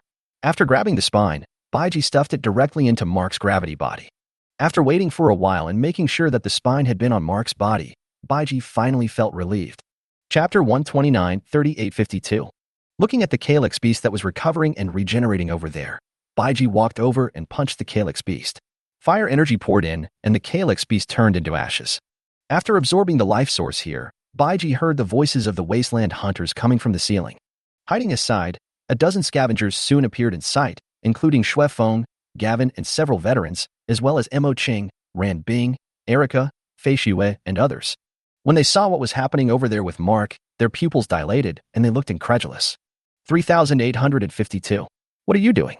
Jeff immediately rushed over, grabbed 3852's arm, and took the dagger away. At the same time, the meditation seal was released. 3852 came to his senses and looked at the murderous eyes of a group of savage hunters in front of him. He was stunned. What was going on? However, no one paid any attention to him now. Jeff ordered the scavengers around him to control him and immediately began to rescue and check Mark's condition. Ran Bing was already sobbing at this time, and she felt heartbroken when she saw Mark's breathing becoming weaker and weaker. Mark, can you hear me? Quick, carry the captain out. Be prepared for first aid. Soon, Mark was lifted up by everyone. Erica looked at the dying Mark and stood there in a daze until Fei Xue called her several times and she came to her senses. How is this possible? Erica said involuntarily. Wasn't Baiji there? How could Captain Mark be injured like this? Could it be that something unexpected had happened? Did another large-scale extreme beast appear? Erica had 100 questions in her mind, and then she started looking around. Erica, what are you doing? Evacuate quickly. Fei Xue urged Erica when she saw her strange behavior. In the end, Erica still didn't find Baiji and could only follow Baiji away in disappointment. In the scavenger convoy, Mark was placed on the ground. Everyone gathered around him and looked at him anxiously. All the first aid equipment had been used. Faster! Drive faster! Jeff yelled at the person in the driver's seat. At this time, the Lighthouse had received news from the Wasteland hunters that Captain Mark was seriously injured. This made many people feel very uneasy. The medical team has arrived at the lift platform and is waiting, and the Lighthouse has also arrived at the designated rendezvous location. Half an hour later, the convoy finally arrived at the lifting platform under the Lighthouse. At the same time, Baiji had returned to the Lighthouse and went back to his room pretending nothing had happened. You don't need to look at Baiji to know what will happen next on the Lighthouse. Mark will die despite failed rescue efforts, and then be sent to the incinerator, and then turn into Markmon. Just as Baiji thought, after Mark was sent to the Lighthouse, the equipment maintenance team immediately came forward and used various tools to break the gravity body. The people at the medical center immediately lifted Mark out of the gravity body. However, at this moment, a scavenger suddenly shouted, "Spine! It's the spine!" Everyone was shocked and looked in the direction of the man's finger. They saw a spine wriggling on Mark's back. What are you doing? That's Captain Mark. Jeff shouted angrily when he saw that people around him, including many scavengers, were pointing their weapons at Mark. But the backbone lies with Captain Mark, someone said. He's been parasitized. Get lost. Mo Qing cursed and walked forward to check on Mark's condition. Several medical staff members were so frightened that they threw General Mark to the ground. Calling the city defense forces, a parasite has been found on the lift platform, requesting force to remove it.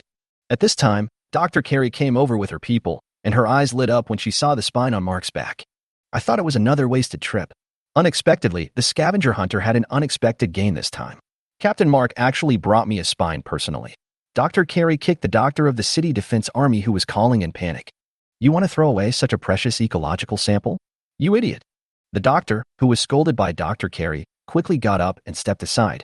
Dr. Carey looked around and saw that the scavengers had brought back quite a few things this time, including a mutant white mouse and a medical robot from the old world. The harvest from the Wasteland hunters this time is really good. The next second, a gun was already pointed at her forehead. You'd better not go after him, or I'll kill you. Mo Cheng looked at Dr. Carey with murderous intent. This crazy woman was most likely thinking about human experiments. Humph, don't worry, it's not your captain that I'm interested in. Ran Bing endured the grief and walked forward to press down Mo Cheng's arm and said to Dr. Jiali, please find a way to remove the spine. There is a way, but I'm afraid you don't have the courage.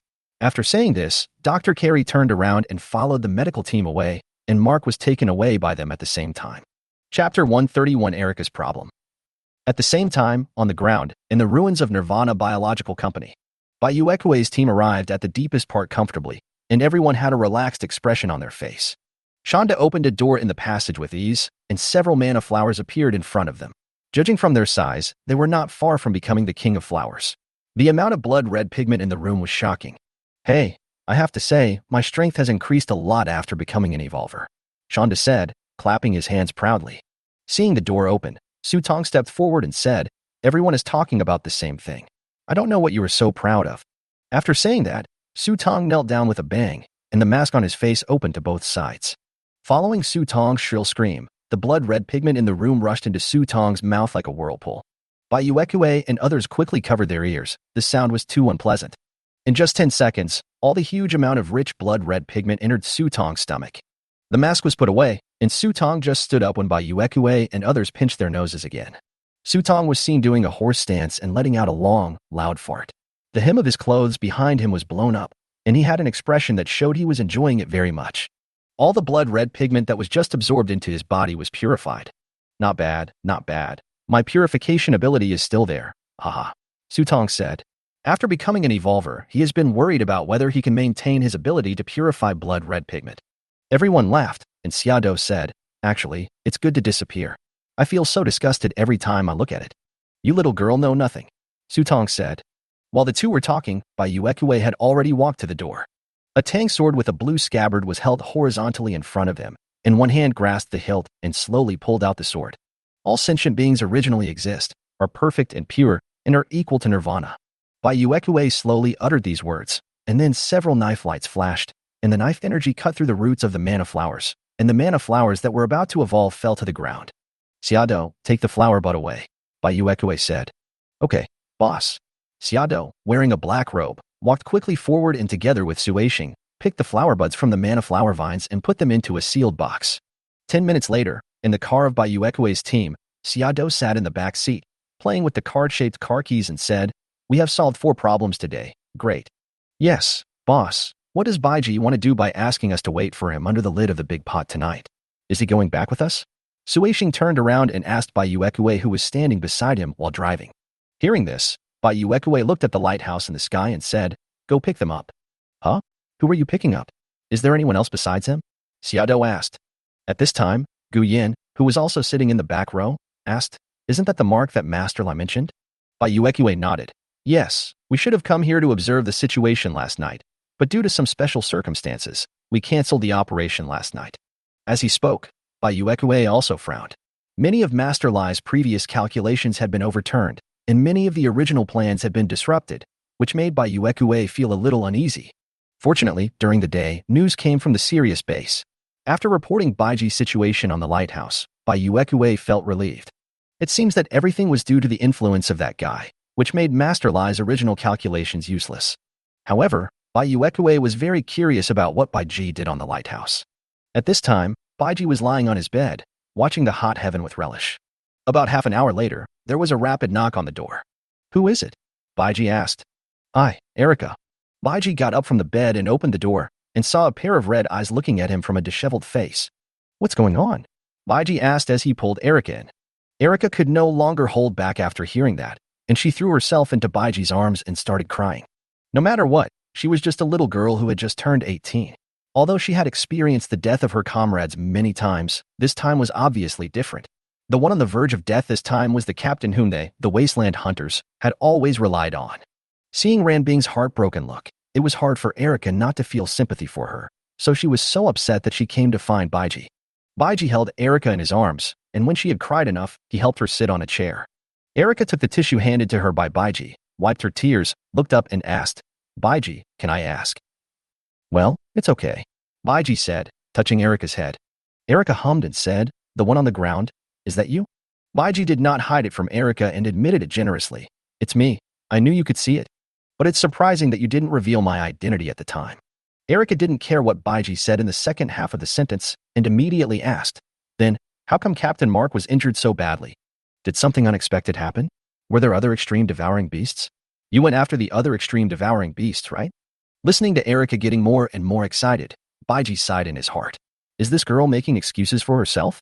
She really is thinking about herself. Chapter 132. Charles is blocked. Erica looked at Baiji. She hoped so much that what she said was right. If so, it would be understandable that Baiji failed to save Mark. If the situation was the opposite, Baiji was not delayed by anything and simply watched Mark die without helping him. Or even worse, it was Baiji who did it. Erica felt terribly upset at the thought of this possibility. Especially when Baiji used fire to separate Mark from them, it seemed more like proof of the possibility that she least wanted. Baiji smiled bitterly and said, "Marco will not die, believe me." Hearing this, Erica still stared at Baiji. Baiji looked at his pitiful appearance and said, "Mark was seriously injured and possessed by the spinal goo. This was all part of the plan of City Lord Morgan and me, so don't worry." As a last resort, Baiji had to betray Morgan. After hearing Baiji's words, Erica widened her eyes and asked, "The City Lord and your plan? Why is this?" "You just need to know that Mark will never die. He will even gain great power because of this." Baiji turned and went into the bathroom to get a towel and handed it to Erica. "Wipe your face first. It's dirty, like a kitten." Erica took it, wiped her face clean twice and asked, "You didn't lie to me, did you?" "Of course, I won't lie to you." Baiji pinched Erica's little face. "Since you were still tight-lipped, I will tell you something else, but you absolutely cannot tell anyone, okay?" Baiji came up to Erica and said with a smile. Erica nodded obediently. Then Baiji briefly told Erica the secret of Mark's body, and Erica exclaimed when she heard it. Then he said distressfully, "If that's the case, Ran Bing will be heartbroken. It's just temporary. You should stay with Ran Bing and accompany her well during this period." Baiji said, "Yes, I will." After dealing with Erica, Baiji lay back on the bed relaxed and subconsciously picked up the Intimacy Paradise. "What are you looking at?" Erica suddenly leaned over and asked. Before Baiji could answer, Erica screamed, You actually read this kind of thing. And in front of me. Bad guy." Baiji was a little embarrassed at first, but then he saw that although Erica was blindfolded, her sneaky eyes were staring at the book in his hand through her fingers. Pinching Erica's little face, Baiji said with a wicked smile, "What are you peeking at?" No. How could I possibly watch this kind of thing? It's too disgusting," Erica said righteously and turned her head to look aside. However, from her blushing face, you can tell that this girl is definitely not calm now. "Have you eaten?" "Still young. Not small anymore." There were two villains fighting in Baiji's heart. Looking at Erica beside him, Baiji pulled her over and hugged her in his arms. What are you doing? Let me go." Erica said no, but her body did not resist at all. Instead, he secretly looked at Baiji's reaction. Baiji smiled and turned Erica's face over, forehead to forehead, and said, "You want me to let you go? Then why don't you run away? I'm not using any force now." Erica's face turned red, and she quickly broke free from Baiji and ran out. Looking at Erica who was running away, Baiji smiled and walked out of the room. On the outer ring of the lighthouse, Baiji unexpectedly met Charles here. Behind him, the light bearer Vanti and the big dog Shalafu were also there. At this time, they were confronting the scavengers with a group of people. And among them were the panicked and scarred Dust People 3852. After the scavengers saw him wiping Mark's neck, he was severely beaten on the way to the lighthouse. Back at the lighthouse, everyone's heart was on Mark, and no one cared about him for the time being. However, after Mark was sent to the Shangmin medical area, the Wasteland hunters finally remembered him and beat him up again. Under torture by a group of scavengers, 3,852 confessed everything honestly. So the current scene happened. Charles was in a good mood when he got the news that Mark was dying. He brought a group of people to the outer ring of the lighthouse with great pride, fantasizing that after he became the lord of the city, these would all be his people. But not long after arriving, they were blocked by Imo Ching and Jeff and a group of scavengers. The scavengers who had just returned from a battle on the ground had not yet had time to store their weapons, but now they surrounded Charles and his group with murderous intent. Charles seemed calm.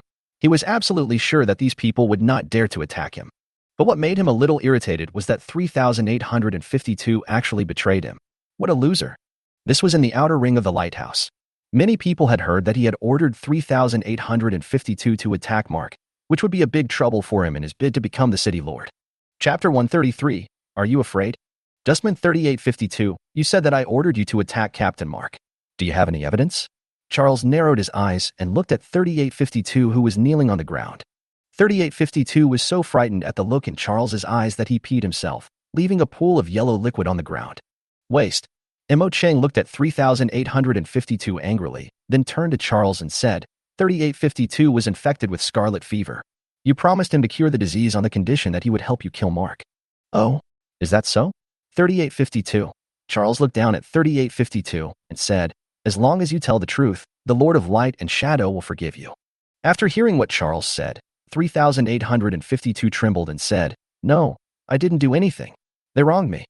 3852 also knew that he could never admit in front of so many people that he murdered Mark, otherwise he would definitely die a miserable death.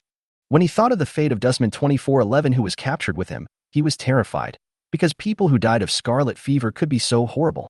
Moreover, I am now keeping the secret from the leader of the association. I think you will be able to cure my scarlet fever. Hearing this, Charles laughed. There was no evidence to prove that he was the one who ordered this kind of thing. As long as 3852 didn't admit it, there would be no problem. At most, there would be some rumors, but would he care about them? He was a noble leader, and he was best at spreading rumors and brainwashing people. As for the Wasteland hunters, when they heard what 3,852 said, they all looked furious, and Jeff even kicked 3852 to the ground. You beast. Baiji watched everything happening in front of him from afar and was about to go closer to take a look when a group of city defense troops quickly passed by them. What are you doing? Illegal possession of weapons. It's a felony. The person who spoke was the captain of the city defense army, Sang, who had a smug smile on his face. Haha, scavengers, now I have got the chance. I will kill you, Sung thought to himself. Jeff and a group of scavengers from Maching were surrounded by the city defense forces on the lighthouse. The two sides were on the verge of a war, with the atmosphere full of gunpowder. Dustman 3852 even buried his head in the ground, fearing that he would be accidentally injured. Now that there was hope for a cure for the scarlet fever, he didn't want to die. Charles raised his head and looked at Mo Ching and Jeff with contempt. It was a serious crime for a group of reckless men to openly surround him on the lighthouse with weapons in their hands. Hey, what are you doing? Want to fight? The scavengers and city defense forces who were originally in a tense standoff immediately thought of one person when they heard the voice. Looking in the direction where the sound came from, it was indeed Blatilla Striata.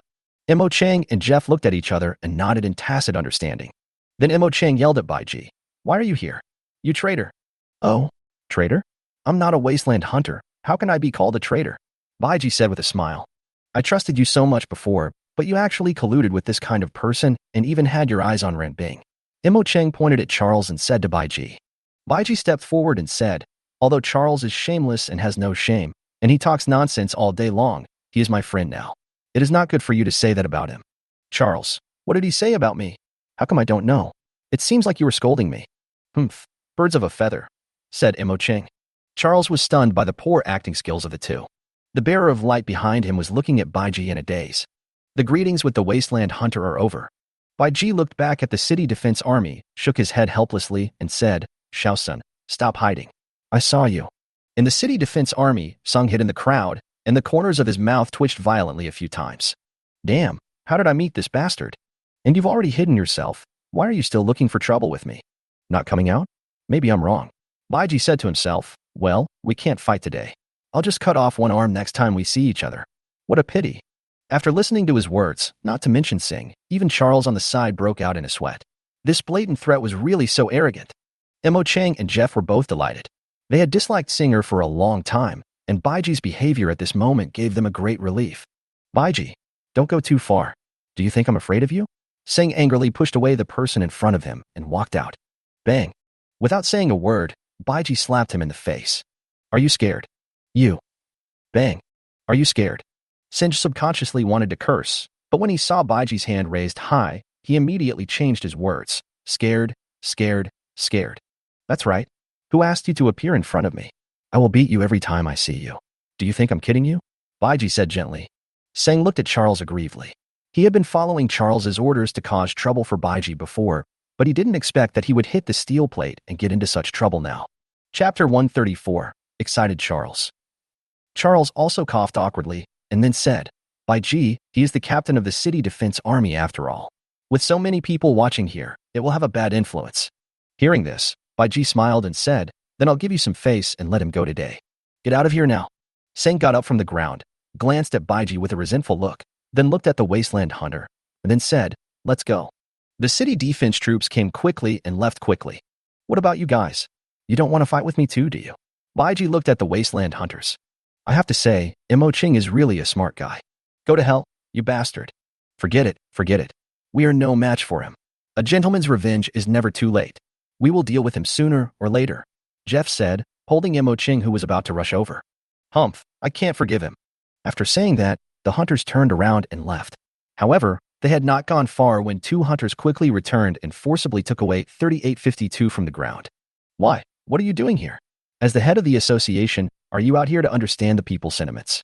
After the Wasteland hunter left, Baiji turned around and looked at Charles and asked, Hey, little Vandy, did you miss me?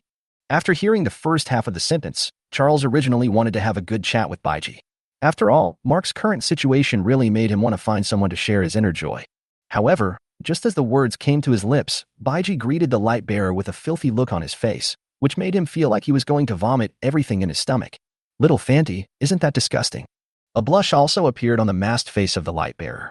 It was so embarrassing to be addressed so intimately by Baiji in front of so many people. He snorted coldly and didn't want to bother with this bastard.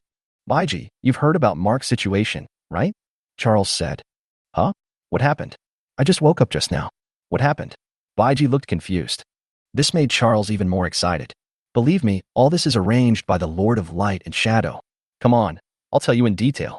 In the Light and Shadow Hall, Charles couldn't wait to tell Baiji about Mark's situation. It's impossible for Mark to become the city lord now.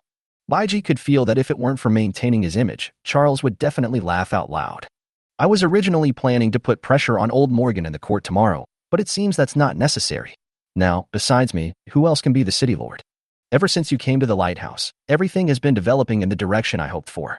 I have begun to believe that you are the apostle of the Lord of Light and Shadow, and that you came here to help me save humanity. Charles's eyebrows twitched as he spoke. Wow, this is really good news. Are you ready to be the city lord? Baiji said. Naturally, only someone favored by the Lord of Light and Shadow can lead mankind back to the ground and defeat the mana ecosystem. Without a doubt, that person must be me, Charles said. Baiji smiled and said, I hope so. My good life depends on you, city lord. Hearing this, Charles laughed a few times and said, I'm going to the infirmary to check on Mark. Old Morgan should have woken up. Do you want to go? Oh, I'm not going. I'm not interested, Baiji said with a smile.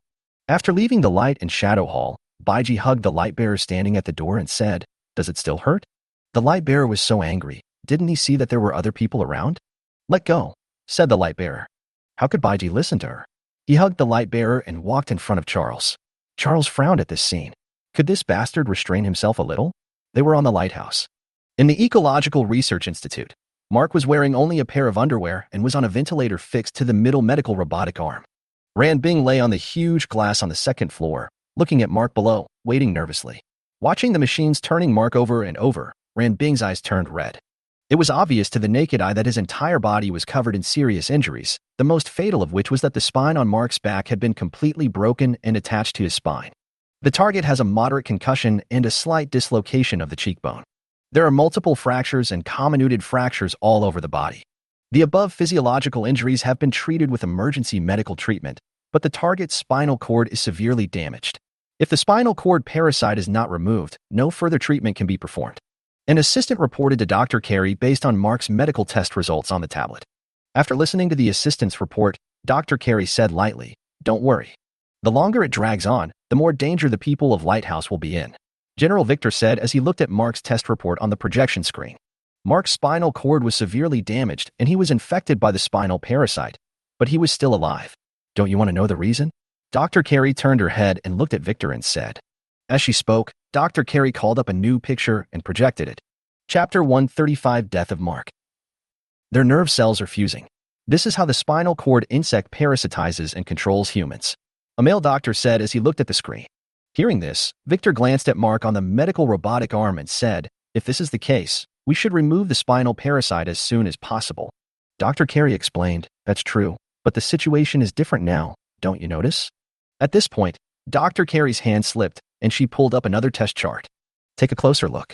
This is. Mark's cells are devouring the spinal guinea pig's cells. Jessica said in surprise. Is this the reason why I was not controlled by the spinal goo? After hearing the conversation between several people, Rand Bing covered his chest with his hands and looked at Dr. Carey. This was considered hope. There has never been a case like this before, although I don't know the specific circumstances. But maybe that's why Mark is still alive now. Although Mark's central nervous system was damaged by the spinal worm, he turned around and used the spinal worm's nerves.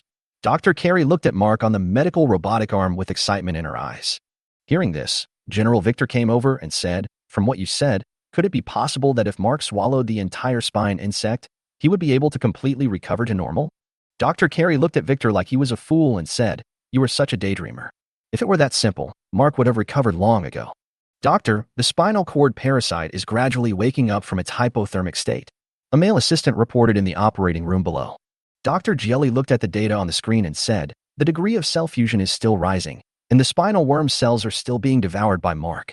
If you continue like this, the spinal cord worm will soon leave Captain Mark's body." "How is this possible? Once the spinal parasite parasitizes the human body, it will never leave on its own, right?" Victor asked.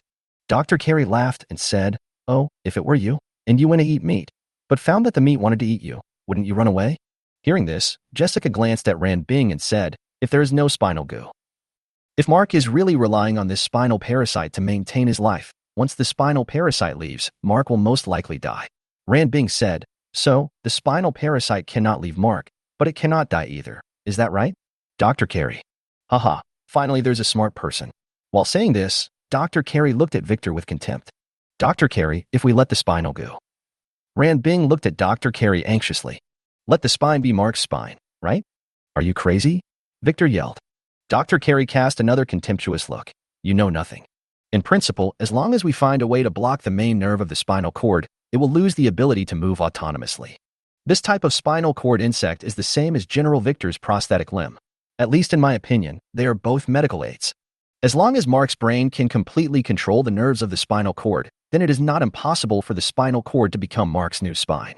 Dr. Carey's tone became serious as she spoke. "But, after all, it's a spinal goo, and no one knows if anything unexpected will happen." Rand Big asked, "But this is the only way for Mark to survive, isn't it?" At this moment, Charles walked in from the door and said, "Can he still survive?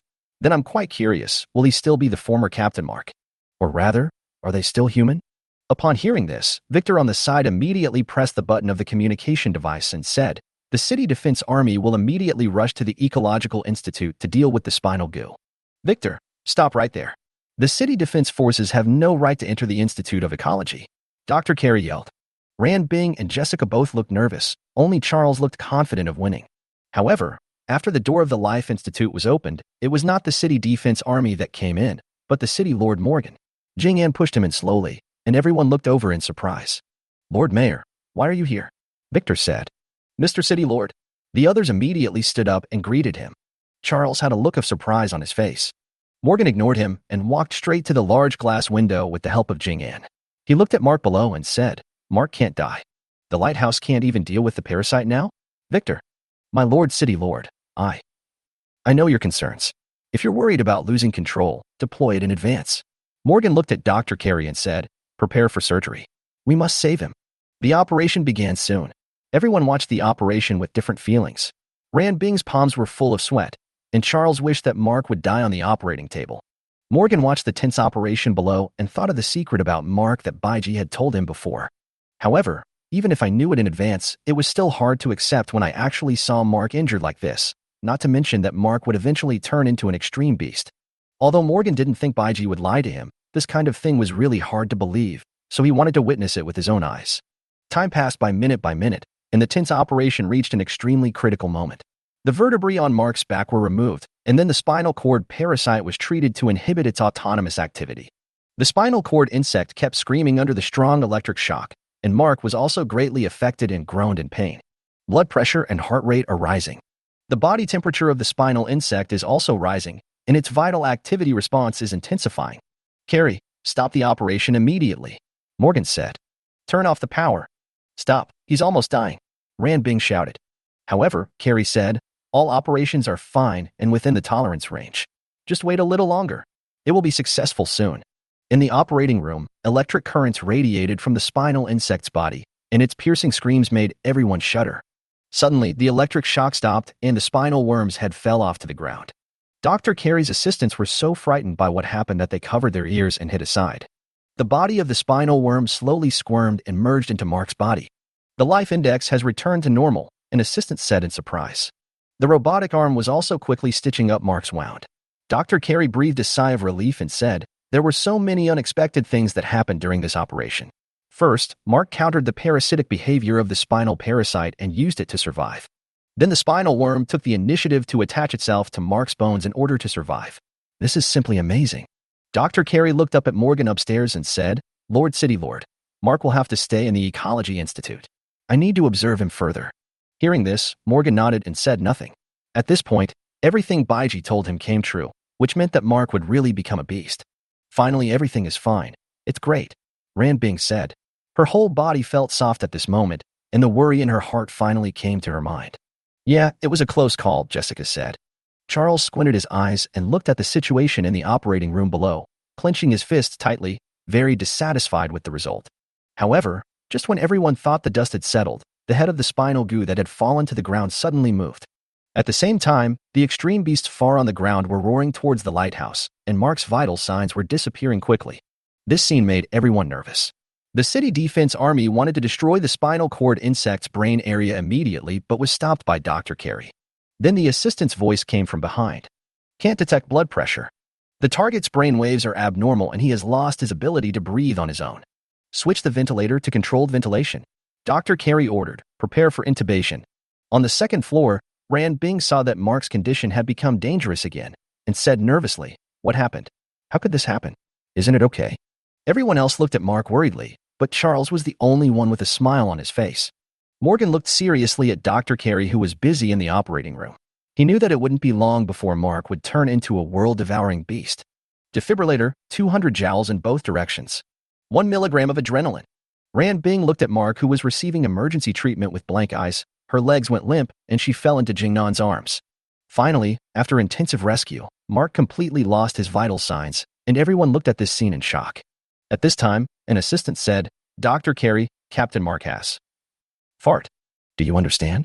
He is the first chimera of human and mana ecology. Don't you understand what this means?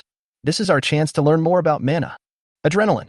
Dr. Carey yelled loudly, but still refused to give up on rescuing Mark. "Mark, wake up. Haven't you never lost to mana ecology? Get up," Dr. Carey said while performing chest compressions on Mark. Jingyan supported Rand Bing and said, "Mark's life essence has begun to disappear naturally. There is no hope." Hearing this, Charles proudly took 2 steps forward and said, "This is already the best result. At least Mark's dignity as a human being has been preserved. Even if he dies now, he still looks like a human being." No one spoke, and finally Dr. Carey gave up trying to save Mark and fell to the ground exhausted. Hunter Mark. Death time. September 25th, 2031. Chapter 136, Acting City Lord. Jing'an. Soon, the news of Mark's death spread throughout the lighthouse. Almost everyone was saddened when they heard the news, especially the scavengers. Everyone was extremely depressed. Mark's death was a huge blow to the entire lighthouse. For a long time, the hunters led by Mark had brought countless supplies to the people of the lighthouse. It can be said that Mark is not only their support for survival, but also their spiritual pillar. Mark's death made many people confused about the future of the lighthouse, as if they had lost hope. In Xiaomin's residence, when Baiji heard the news from Erica, he also walked out of the room. It was time to meet Morgan. In the central command hall, Jing'an had just pushed Morgan back here when Baiji came over. "Baiji, why are you here?" Jing'an felt a little strange when he saw Baiji coming in. "What were you doing here so late at night?" Baiji smiled, walked over and said, "I want to talk to City Lord Morgan about something." Hearing this, Jing'an was a little curious, but still asked, "Do you need me to avoid it?" "No need," Morgan said. Now it was Baiji's turn to be surprised. Was Morgan planning to confront Jing'an? What did he want to do? However, Baiji had no objection to this and asked directly, "When does the farewell ceremony begin?" 10 o'clock, Morgan said. As the commander of the lighthouse's scavengers, Mark's death involves a farewell ceremony, which all lighthouse's top brass must attend. "Are you all ready?" Baiji asked. Morgan didn't answer. He looked at Baiji with tired eyes and said, "Will he come back?" "Yes, this is always his home, isn't it?" Baiji knew who Morgan was talking about. Morgan asked this question when Baiji told Morgan that he would bring Mark to the ground. "Even if I don't let him, he will come back on his own." You know him well. Hearing this, Morgan sighed heavily. I'll wait for him to come back. Well, it won't take long as you don't die suddenly. Jing An, who was pushing a wheelchair behind Morgan, was completely confused and had no idea what the two were saying.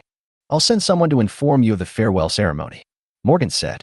Okay, by the way, if you're worried, it's okay to ask someone else to go with you, Baiji said, suddenly thinking of something. Hearing this, Morgan thought for a moment and said, then let's go with Ran Bing. Baiji smiled and said, okay, but what are your plans next? Mark is definitely not suitable to be the city lord in his current condition, and Morgan's body is not suitable to continue to serve as the city lord. The hard work will only shorten his life. Hearing Baiji's words, Jing An also looked at Morgan curiously, but Morgan pointed to his side and suddenly said, Jing An, come over here. Although Jing An didn't understand, he did as he was told. Morgan then looked at Baiji and said, what do you think about letting Jing and be the acting city lord? After these words were spoken, not only Jing An, the person involved, but also Baiji, who was asked, was unable to react. He thought Morgan would hold out until Mark came back, but he never thought there would be this option. My lord city lord, how can this be possible? Jing An, besides Mark, you are the only one I can rely on and trust now. Morgan's tone revealed a hint of sadness. But asking me to be the acting city lord, isn't that too much of an exaggeration? Jing An still couldn't believe it, and isn't there Charles? Hearing Charles's name, Morgan sighed and looked at Baiji, who curled his lips. Charles can't do it, Morgan said to Jing An. Hearing this, Jing An didn't ask why. Seeing Jing Nan's hesitation, Morgan continued, don't worry, Victor will help you, and I'm not dead, am I? Jing An could only nod and agree in the end. If she were asked to manage the entire lighthouse by herself, she really didn't have the confidence to do so. But with the help of Victor and the city defense forces, then there wouldn't be much of a problem. Your arrangement is quite clever. Given the relationship between the Wasteland hunters and Jing An, they won't fully support her, but they will definitely not oppose it. Baiji said with a smile, 2 of the 3 major forces on the lighthouse are on Jing Nan's side, and the remaining Light and Shadow Society won't be able to cause any trouble. Baiji looked at Jing An and said, besides you, Jing An is probably the person who knows and is most familiar with all his affairs on the lighthouse. In the short term, it is most appropriate for her to be the acting city lord. Morgan nodded, not surprised at all that Baiji saw through his thoughts. You're right. In the short term, as long as we can keep the lighthouse stable, everything will be settled when he returns. At this time, Jing An suddenly interrupted and said, who is this he you were talking about? The two looked at each other. Since they had already decided that Jing An would be the acting city lord, there was no need to hide it from her. Over the next 10 minutes, Morgan slowly told Jing An everything he and Baiji had planned, while Baiji watched the changing expressions on Jing Nan's face with great interest. It took Jing An several minutes to digest what Morgan said before accepting the fact. However, when Jing An looked at Baiji again, he couldn't help but feel a little more curious. What ability did this guy have that could make the city lord agree to such a thing? Baiji, what else? Persuasion plus coercion and inducement. Then Jing Nan's first words were, in that case, Charles is too miserable. In the end, he got nothing. Baiji and Morgan were both stunned. Baiji then said, it depends on when he can truly recognize himself and stop dreaming of being a savior. Morgan also nodded. After all, Charles was actually capable, but he was too paranoid. If such a person became the city lord, something would happen sooner or later. Now that everything has been decided, I'll be leaving first. See you at the farewell ceremony. Chapter 137, Meeting by Uekue. 10 p.m., Lighthouse Incinerator. When Baiji arrived here under the leadership of a city defense soldier, all the lighthouse executives and core members of the wilderness hunters had gathered here, standing in 2 rows in depressed mood. Baiji went upstairs and leaned on the fence, waiting quietly. Not long after, the iron gate opened, and Imo Ching, Jeff, Gavin, and Shui Feng walked in carrying Mark. The 4 of them tried hard to hold back their sadness, with tears welling up in their eyes. Everyone be solemn, shouted the scavenger Rita. As the door of the incinerator opened, a scorching breath hit them. The 4 men from Imo Cheng carried Mark and walked among the crowd. The Wasteland hunters could no longer hold back their tears, filled with grief. Send, Gauga shouted. The entire scavenger team faced the incineration room, clenched their right fists in front of their chests, and solemnly sent Captain Mark on his final journey. The moment Mark was sent into the incinerator, Ran Bing burst into tears. Erica held Ran Bing's arm and gently stroked her back. Although Erica actually knew that Mark was not really dead, but in this kind of atmosphere, how could she, a little girl, hold back her tears? At this time, Morgan looked up at Baiji, and they both nodded at the same time. Soon, the door of the incinerator was closed and the crowd gradually dispersed. Ran Bing was staggering out with Erica's support, but was stopped by Baiji. After everyone else left, Morgan drove out the remaining guards. In the end, Only Morgan, Jing'an, Baiji, Ranbing, and Erica were left in the incinerator. Baiji jumped directly down from the building and landed in front of Ranbing and Erica. Erica kept blinking at Baiji, as if asking why she wanted to keep Ranbing. Baiji raised his hand and patted him on the head, then said, "It's about to start. All of you step back." Jing'an nodded and pushed Morgan back to a distance. Erica also quickly pulled Ranbing, who was unaware of the situation, back away. Baiji stood in the middle and shouted in a low voice, "Flame Dragon armor, combine." A brilliant red light shone, and Baiji appeared in front of them wearing a Flame Dragon armor. Even Erica and Morgan, who had already seen it, stared at it in amazement. Not to mention Ranbing and Jing'an, who saw the Flame Dragon armor for the first time. The shock in their eyes greatly satisfied Baiji's boring vanity. Twisting his neck, Baiji nodded to Morgan. At this moment, bursts of roaring sounds came from the incinerator. Ranbing stared at the incinerator in a daze and realized something. When he was about to rush over, he was stopped by Baiji. "Don't go over there." Bang. A large bulge suddenly appeared on the door of the incinerator, followed by another loud bang, and the two doors were knocked away and flew towards the location. Ranbing and the others subconsciously wanted to hide, but before they could make any move, Baiji slammed both doors to the other side. Then they saw a humanoid monster stepping out of the incinerator. Among the four people present, except Baiji, only Ranbing knew nothing. However, even so, Ranbing was the first to react and shouted loudly, "Mark." Morgan and the other two were staring at the monster Mark in a daze. After being awakened by Ranbing's voice, they all looked at Baiji. Roar. The monster Mark suddenly roared, and the sound spread far away. People who had left earlier but had not gone far heard it and immediately rushed back. "Stop. No one is allowed to come near." Victor and a group of city defense troops blocked the passage. Naturally, everyone would not obey obediently, and Victor then said, "This is the order of the city lord." In the incineration room, the monster Mark fell directly to the ground after roaring. Ranbing immediately rushed forward, knelt down and cried helplessly. "Leave it to me from now on. I'll be back soon," Baiji said to Morgan. Then he looked at Erica and said, "I have delicious food in my room." After saying that, Baiji stepped forward and picked up the monster Mark, grabbing Ranbing's arm while she looked confused. The energy magnetic field covered the entire lighthouse, and the next second the three people disappeared into the incinerator. On a hillside not far from the lighthouse, the 6 members of Bayuekue's team all raised their heads and looked at the lighthouse in the sky. Xiaodou held up a pair of binoculars and kept looking around. After a while, he couldn't see anyone. He turned around and said, "Boss, when will Baiji come? We have been waiting for a long time. Have we been cheated? It's enough that we have Master Lai who is so weird. If this Baiji is also like this, life will be miserable." Shanda complained. "Don't talk nonsense. It's scary," Sutong said. Seeing that the two were beginning to talk nonsense, Suishing immediately said, "Boss, the person we want to pick up is not actually that Baiji, right? If he wants to go to the base, it should be very simple, and there is no need for us to pick him up." Bayuekue looked at the lighthouse in the sky and said without turning his head, "Yes, the person we want to pick up is Mark." "The Mark that Master Lai mentioned?" Xiaodou asked. "That's him." A few minutes later, Xiaodou, who had been observing with a telescope, suddenly shouted, "Here they come. Look." Everyone else immediately looked in the direction of Xiaodou's finger, but Bayuekue just hummed softly. She actually noticed it before Xiaodou.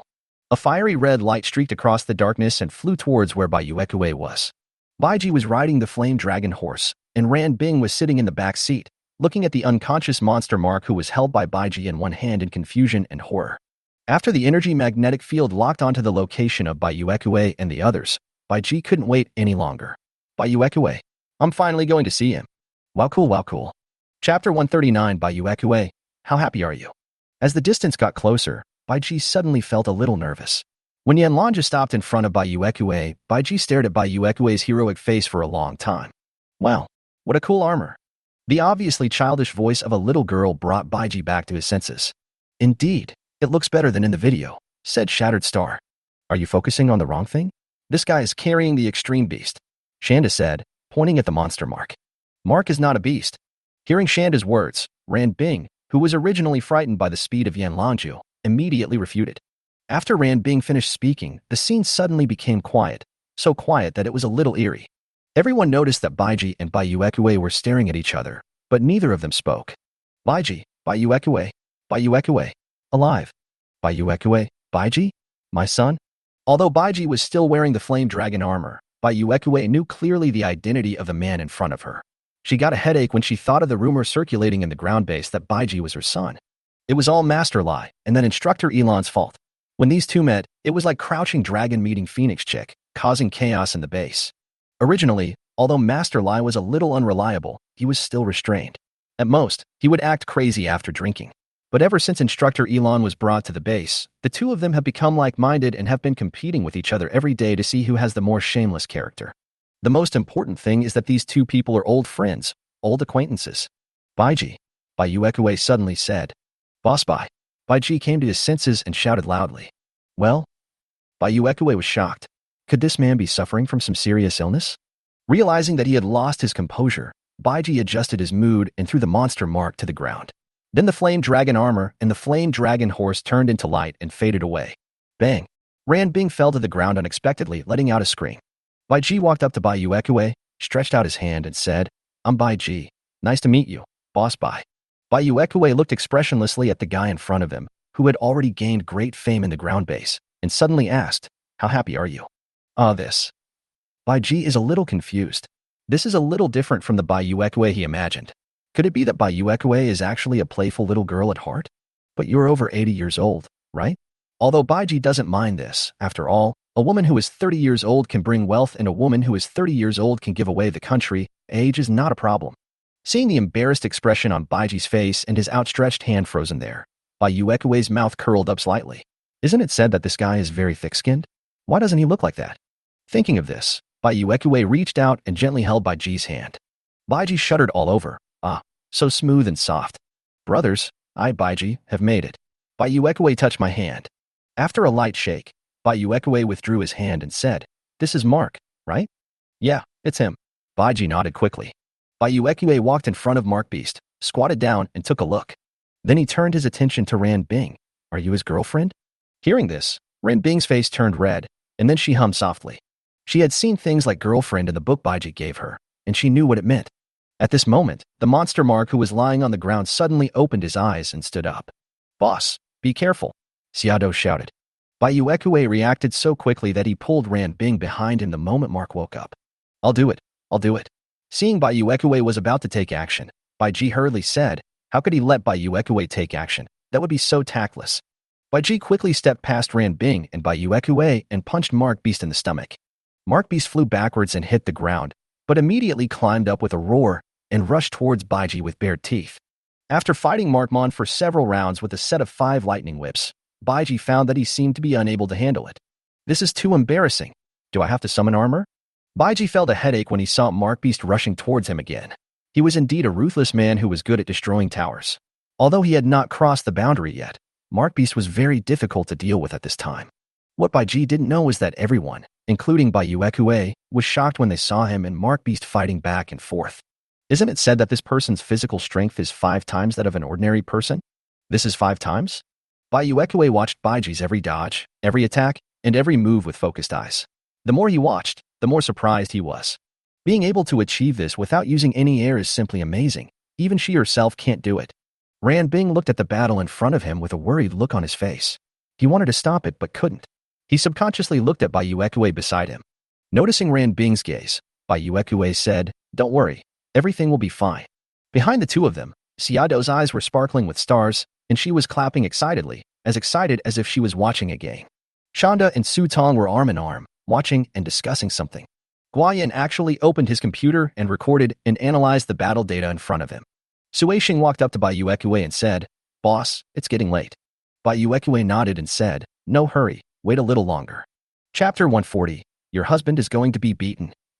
On Baiji's side, he dodged Mark Beast's attack by jumping up again, put his feet on Mark Beast's shoulders, jumped up again and kicked Mark Beast to the ground.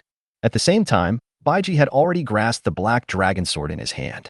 At this moment, Baiji looked serious and extremely focused. He exerted force with his legs and approached Mark Beast at the fastest speed. In a flash, the black dragon sword pierced into Mark Beast's body, tearing a crack in the spiritual seed in its body. Mark. Seeing that Mark was stabbed by Baiji, Ran Bing shouted worriedly. Don't go over there. Bayuekue stretched out his hand to stop Ran Bing. But Bayuekue also frowned at this time. As an extreme beast, his spirit seed was severely damaged. If he could not absorb the life essence in time, he would die soon. Baiji has now severely damaged Mark's spiritual seeds. What does he want to do? The black dragon sword was pulled out, and Mark Beast let out a painful roar. The damage to his spirit breath seed caused him to lose his combat power in an instant, and he slowly approached Baiji step by step. Baiji looked at Mark walking towards him, put away the black dragon sword, and waited quietly. Soon, Mark walked in front of him, and the next scene shocked everyone again. Mark is absorbing the life essence of Blatilla striata. Baiji, what are you doing? Bayuekue couldn't understand anything now. Baiji's eyes and mouth were emitting green air. He turned around and smiled at Bayuekue. Don't worry, he can't kill me. I have plenty of life essence. This is indeed the case. With the life essence of Baiji, Mark cannot absorb it all, not to mention how fast his life essence is regenerated. Soon, the spiritual seeds in Mark's body recovered, and he looked stronger overall. Baiji forcibly interrupted Mark's absorption of the life essence, turned his head and said, "See, there's no problem now." 6 Shanda and Su Tong both gave thumbs up. It was the first time they had seen such a cool move. Bayuekue also looked at Baiji in surprise, and he really wanted to dissect this guy. Mark, who absorbed the life essence, seemed to have regained some sanity. He did not rush to act. He looked around and finally stopped his gaze on Ranbing. His expression also changed, becoming softer. Baiji and Bayuekue were both delighted when they noticed this scene. Baiji was happy that Mark, who had absorbed the life essence, had indeed undergone a qualitative change. Bayuekue was happy because Mark's behavior showed that his spiritual essence had not been devoured, and he still maintained his human rationality. "Leave it to me next," Bayuekue said. "Eh? Is it okay?" Baiji asked. Bayuekue walked straight over, and Baiji quickly stepped aside and stepped to Ranbing's side and said, "Your husband is going to be beaten up." Ranbing looked at Baiji in confusion. "Just watch." The following scenes are quite brutal and not suitable for children. After Mark was knocked to the ground by Bayuekue, Baiji noticed that every move of Bayuekue in the fight did not seem to be simply about speed or strength and looked very strange. Just as Baiji was about to ask, Bayuekue said, "We'll take Mark back. But what about the little girl? Take her with you. Mark needs her." Bayuekue nodded and shouted to Shanda, who was whispering with Su Tong over there, "Shanda, drive the transport truck over here." "Okay, boss." Then Bayuekue looked at Baiji and said, "What about you? Do you want to join us?" Baiji shook his head. "I haven't finished my work yet." Hearing this, Bayuekue asked, "Are you planning to take over the lighthouse?" "Hey, that's not how you say it. After all, it's a force. Human beings should unite, right?" Baiji said with a smile. "The lighthouse will return to the ground sooner or later, and then it can also help the ground base. Bayuekue, there are quite a few people on the lighthouse, and it would be helpful if they could integrate into the ground." "That's right. So I still need some time to deal with this matter." "Okay, do it as soon as possible. The mana of this continent is about to evolve, and the ground also needs your strength," Bayuekue said sincerely. After the mana ecosystem evolves, the devouring beast will become even more difficult to deal with. Although there are more and more evolvers on the human side, this is not enough, and they will not be able to play any role in the short term. If there were Baiji sitting on the ground, any problems could be solved in time, thus protecting human evolution and buying time. Baiji naturally agreed to Bayuekue's request readily. It was indeed time to speed up the pace of things on the lighthouse. Seeing that the serious business was over, Xiado couldn't wait to come over. "Hey, Baiji, I'm Shadow." Baiji looked at the beautiful girl in front of him who looked just like Erika, and he couldn't help but stretch out his sinful hands and press them on her head. "I know you." "Yes, I'll give you some candy," Baiji said with a smile, not noticing that people around her were looking at her with strange eyes. When Xiado heard that there was candy to eat, he immediately opened his arms and cheered like a little child. Then Baiji looked at the others and said, "What are your names?" "Broken Star." "A few words." "Su Tong." The three of them introduced themselves one by one. Chapter 141, Blazing Flame Clone. Baiji smiled and said, "I'm Baiji. Thank you for making this trip. I'll trouble you to take Mark back." Baiji waved his hand and handed out several large boxes of snacks. "These are my gifts for meeting you." They were all confused. You could create so many things just by waving your hands. Are you a god? Bayuekue looked at Baiji's back with great curiosity. She had already known about Baiji's ability to take objects out of thin air from Mori. Seeing it with my own eyes now still feels magical. So much food. Is it all for me? Xiado jumped onto the big box and asked. "It's not just for you." Baiji smiled. He thought of something that Xiado would definitely like. Then he took out a game console and handed it to Xiado. "Here, take it and play. There are many games in it." Hearing this, Xiado excitedly took the game console and said, "Thank you, you were such a good person." The corners of Baiji's mouth twitched twice. It was the good guy card again. At this time, Ranbing came over and looked at Baiji as if he wanted to say something but hesitated. "Ranbing, what's wrong?" Baiji asked. "Baiji, what's going on? Why did Mark become like this?" And where are we going? For Ran Bing, what he experienced today was too cruel and too hard to accept. First, Mark was seriously injured and dying. Then he turned into a beast, and now he was brought to the ground by Baiji. This is a long story, Baiji said. You'll know later. You and Mark will leave with them. It won't be long before Mark returns to normal. Hearing this, Ran Bing looked at the members of Baiyuekue's team and then said, Aren't you going? I will go, but not now. You just stay here with Mark. He can't do it without you, Baiji said with a smile. After the two of them finished talking, Shanda had already driven over in a transport truck. Baiyuekue kicked Mark up and came to Ran Bing and said to Baiji, We will leave now. The fight just now has probably attracted a lot of extreme devouring beasts to come here. Well, Mark, I'll leave it to you. I'll come over after I finish dealing with the Lighthouse. Get in the car and go back to the base, Baiyuekue said to Xiaodo and others. Seeing that everyone else turned and left, Ran Bing had no choice but to follow. Although she was a little nervous, she would go wherever Marco was. Baiji watched Baiyuekue get into the car and leave reluctantly, but he did not return to the lighthouse immediately.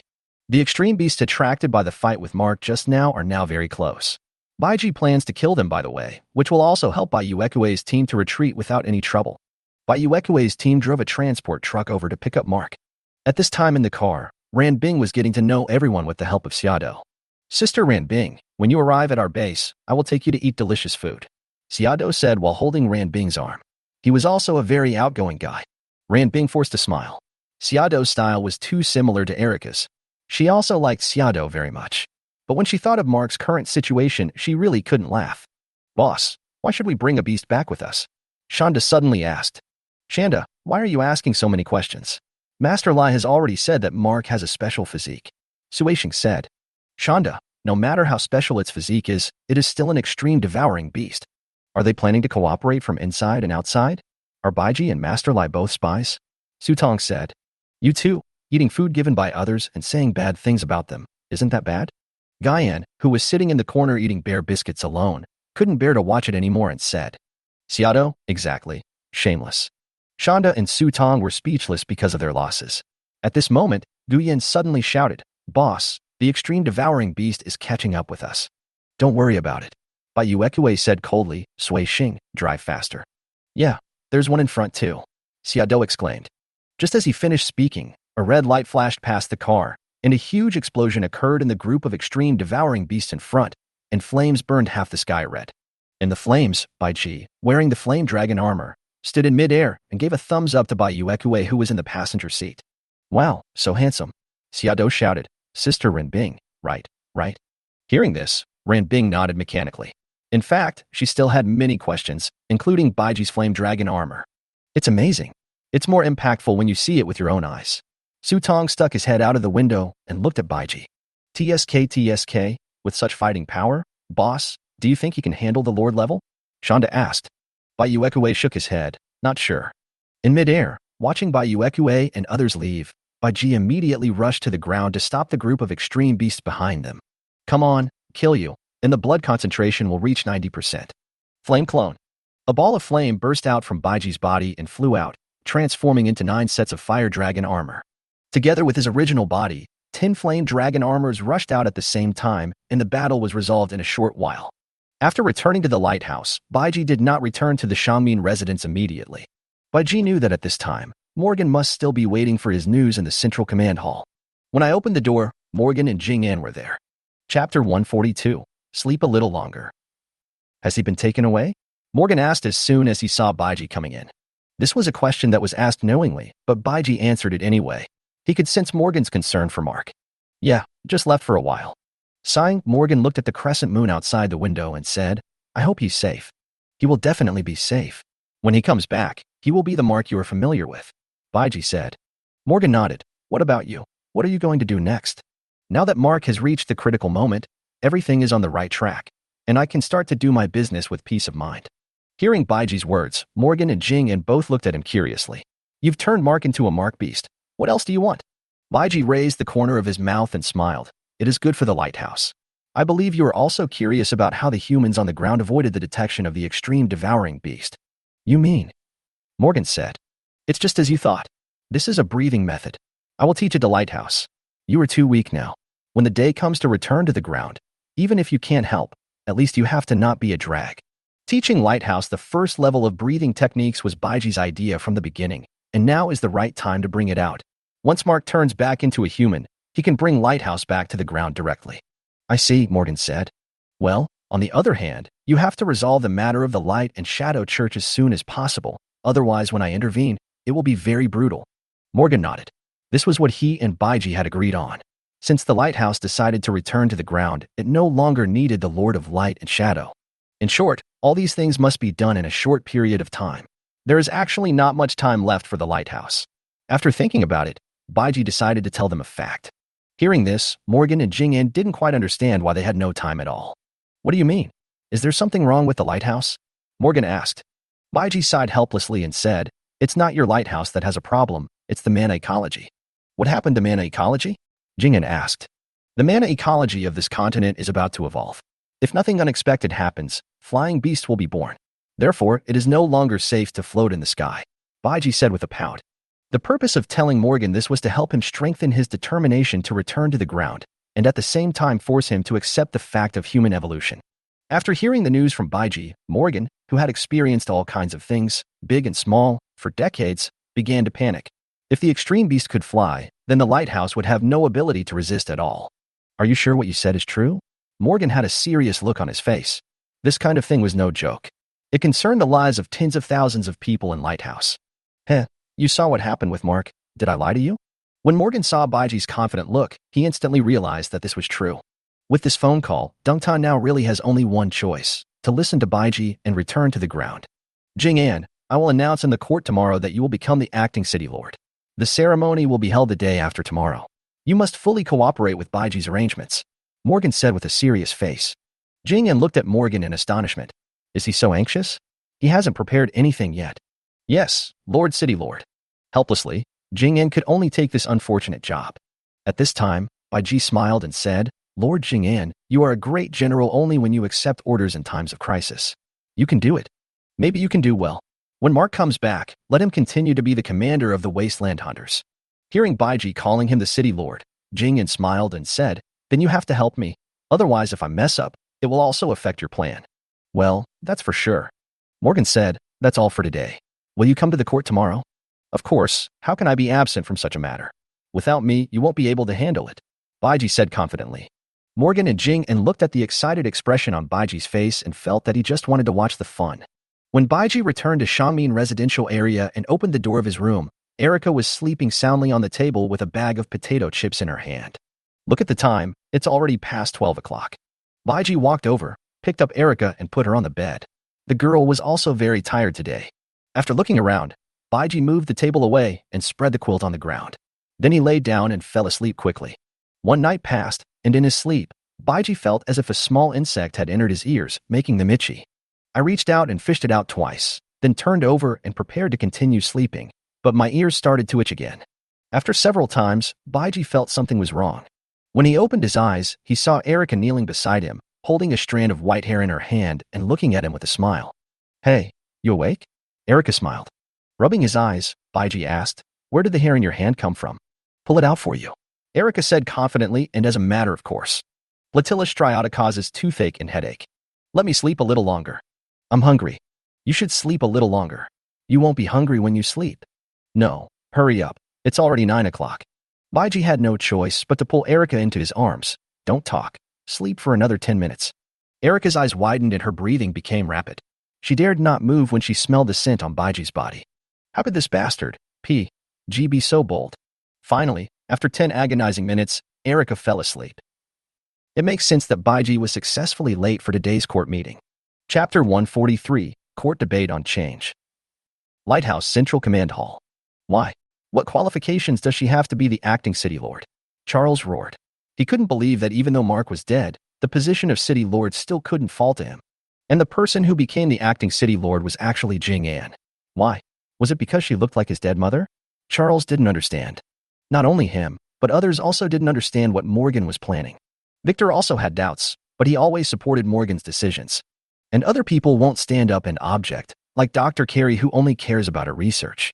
Jeff, the representative of the Wasteland Hunters attending the court meeting today, looked at Jing-En silently. As long as Charles did not take the position, it would be good news for them. There is no need to discuss this matter further. I have already made my decision. The succession ceremony will be held tomorrow, Morgan said in a deep voice. This. Charles's facial features were distorted. Morgan ignored him as he had something more important to announce. Morgan stood up from the city lord's position, walked to the front of the platform, looked at everyone and said, "It has been 21 years since the 3 major laws were promulgated. And the Lighthouse has also survived to this day under the influence of the 3 major laws. 21 years. The people of Lighthouse may not have lived a satisfactory life in the past 21 years, but at least they have survived. If nothing unexpected happens, this life will continue." Having said that, Morgan paused and looked at the people below. Dr. Carey, Jessica, Charles, and others also looked at Morgan in confusion. The Lighthouse is now at a critical moment of life and death, and it is time to abolish the 3 major laws, said Morgan. Lord City Lord, everyone exclaimed in surprise. Canceling the 3 major laws was too sudden. Victor frowned. He roughly guessed the reason. It must be related to Baiji. But the City Lord said that the Lighthouse was at a critical moment of life and death. What did this mean? My Lord City Lord, if we rashly cancel the 3 major laws, it may cause unrest among the people. Martin, the adjutant in the navigation control room, said. Oh, do you think you were so smart? Dr. Carey suddenly said, don't you think that Mayor Morgan doesn't know about the hidden dangers of canceling the 3 major laws?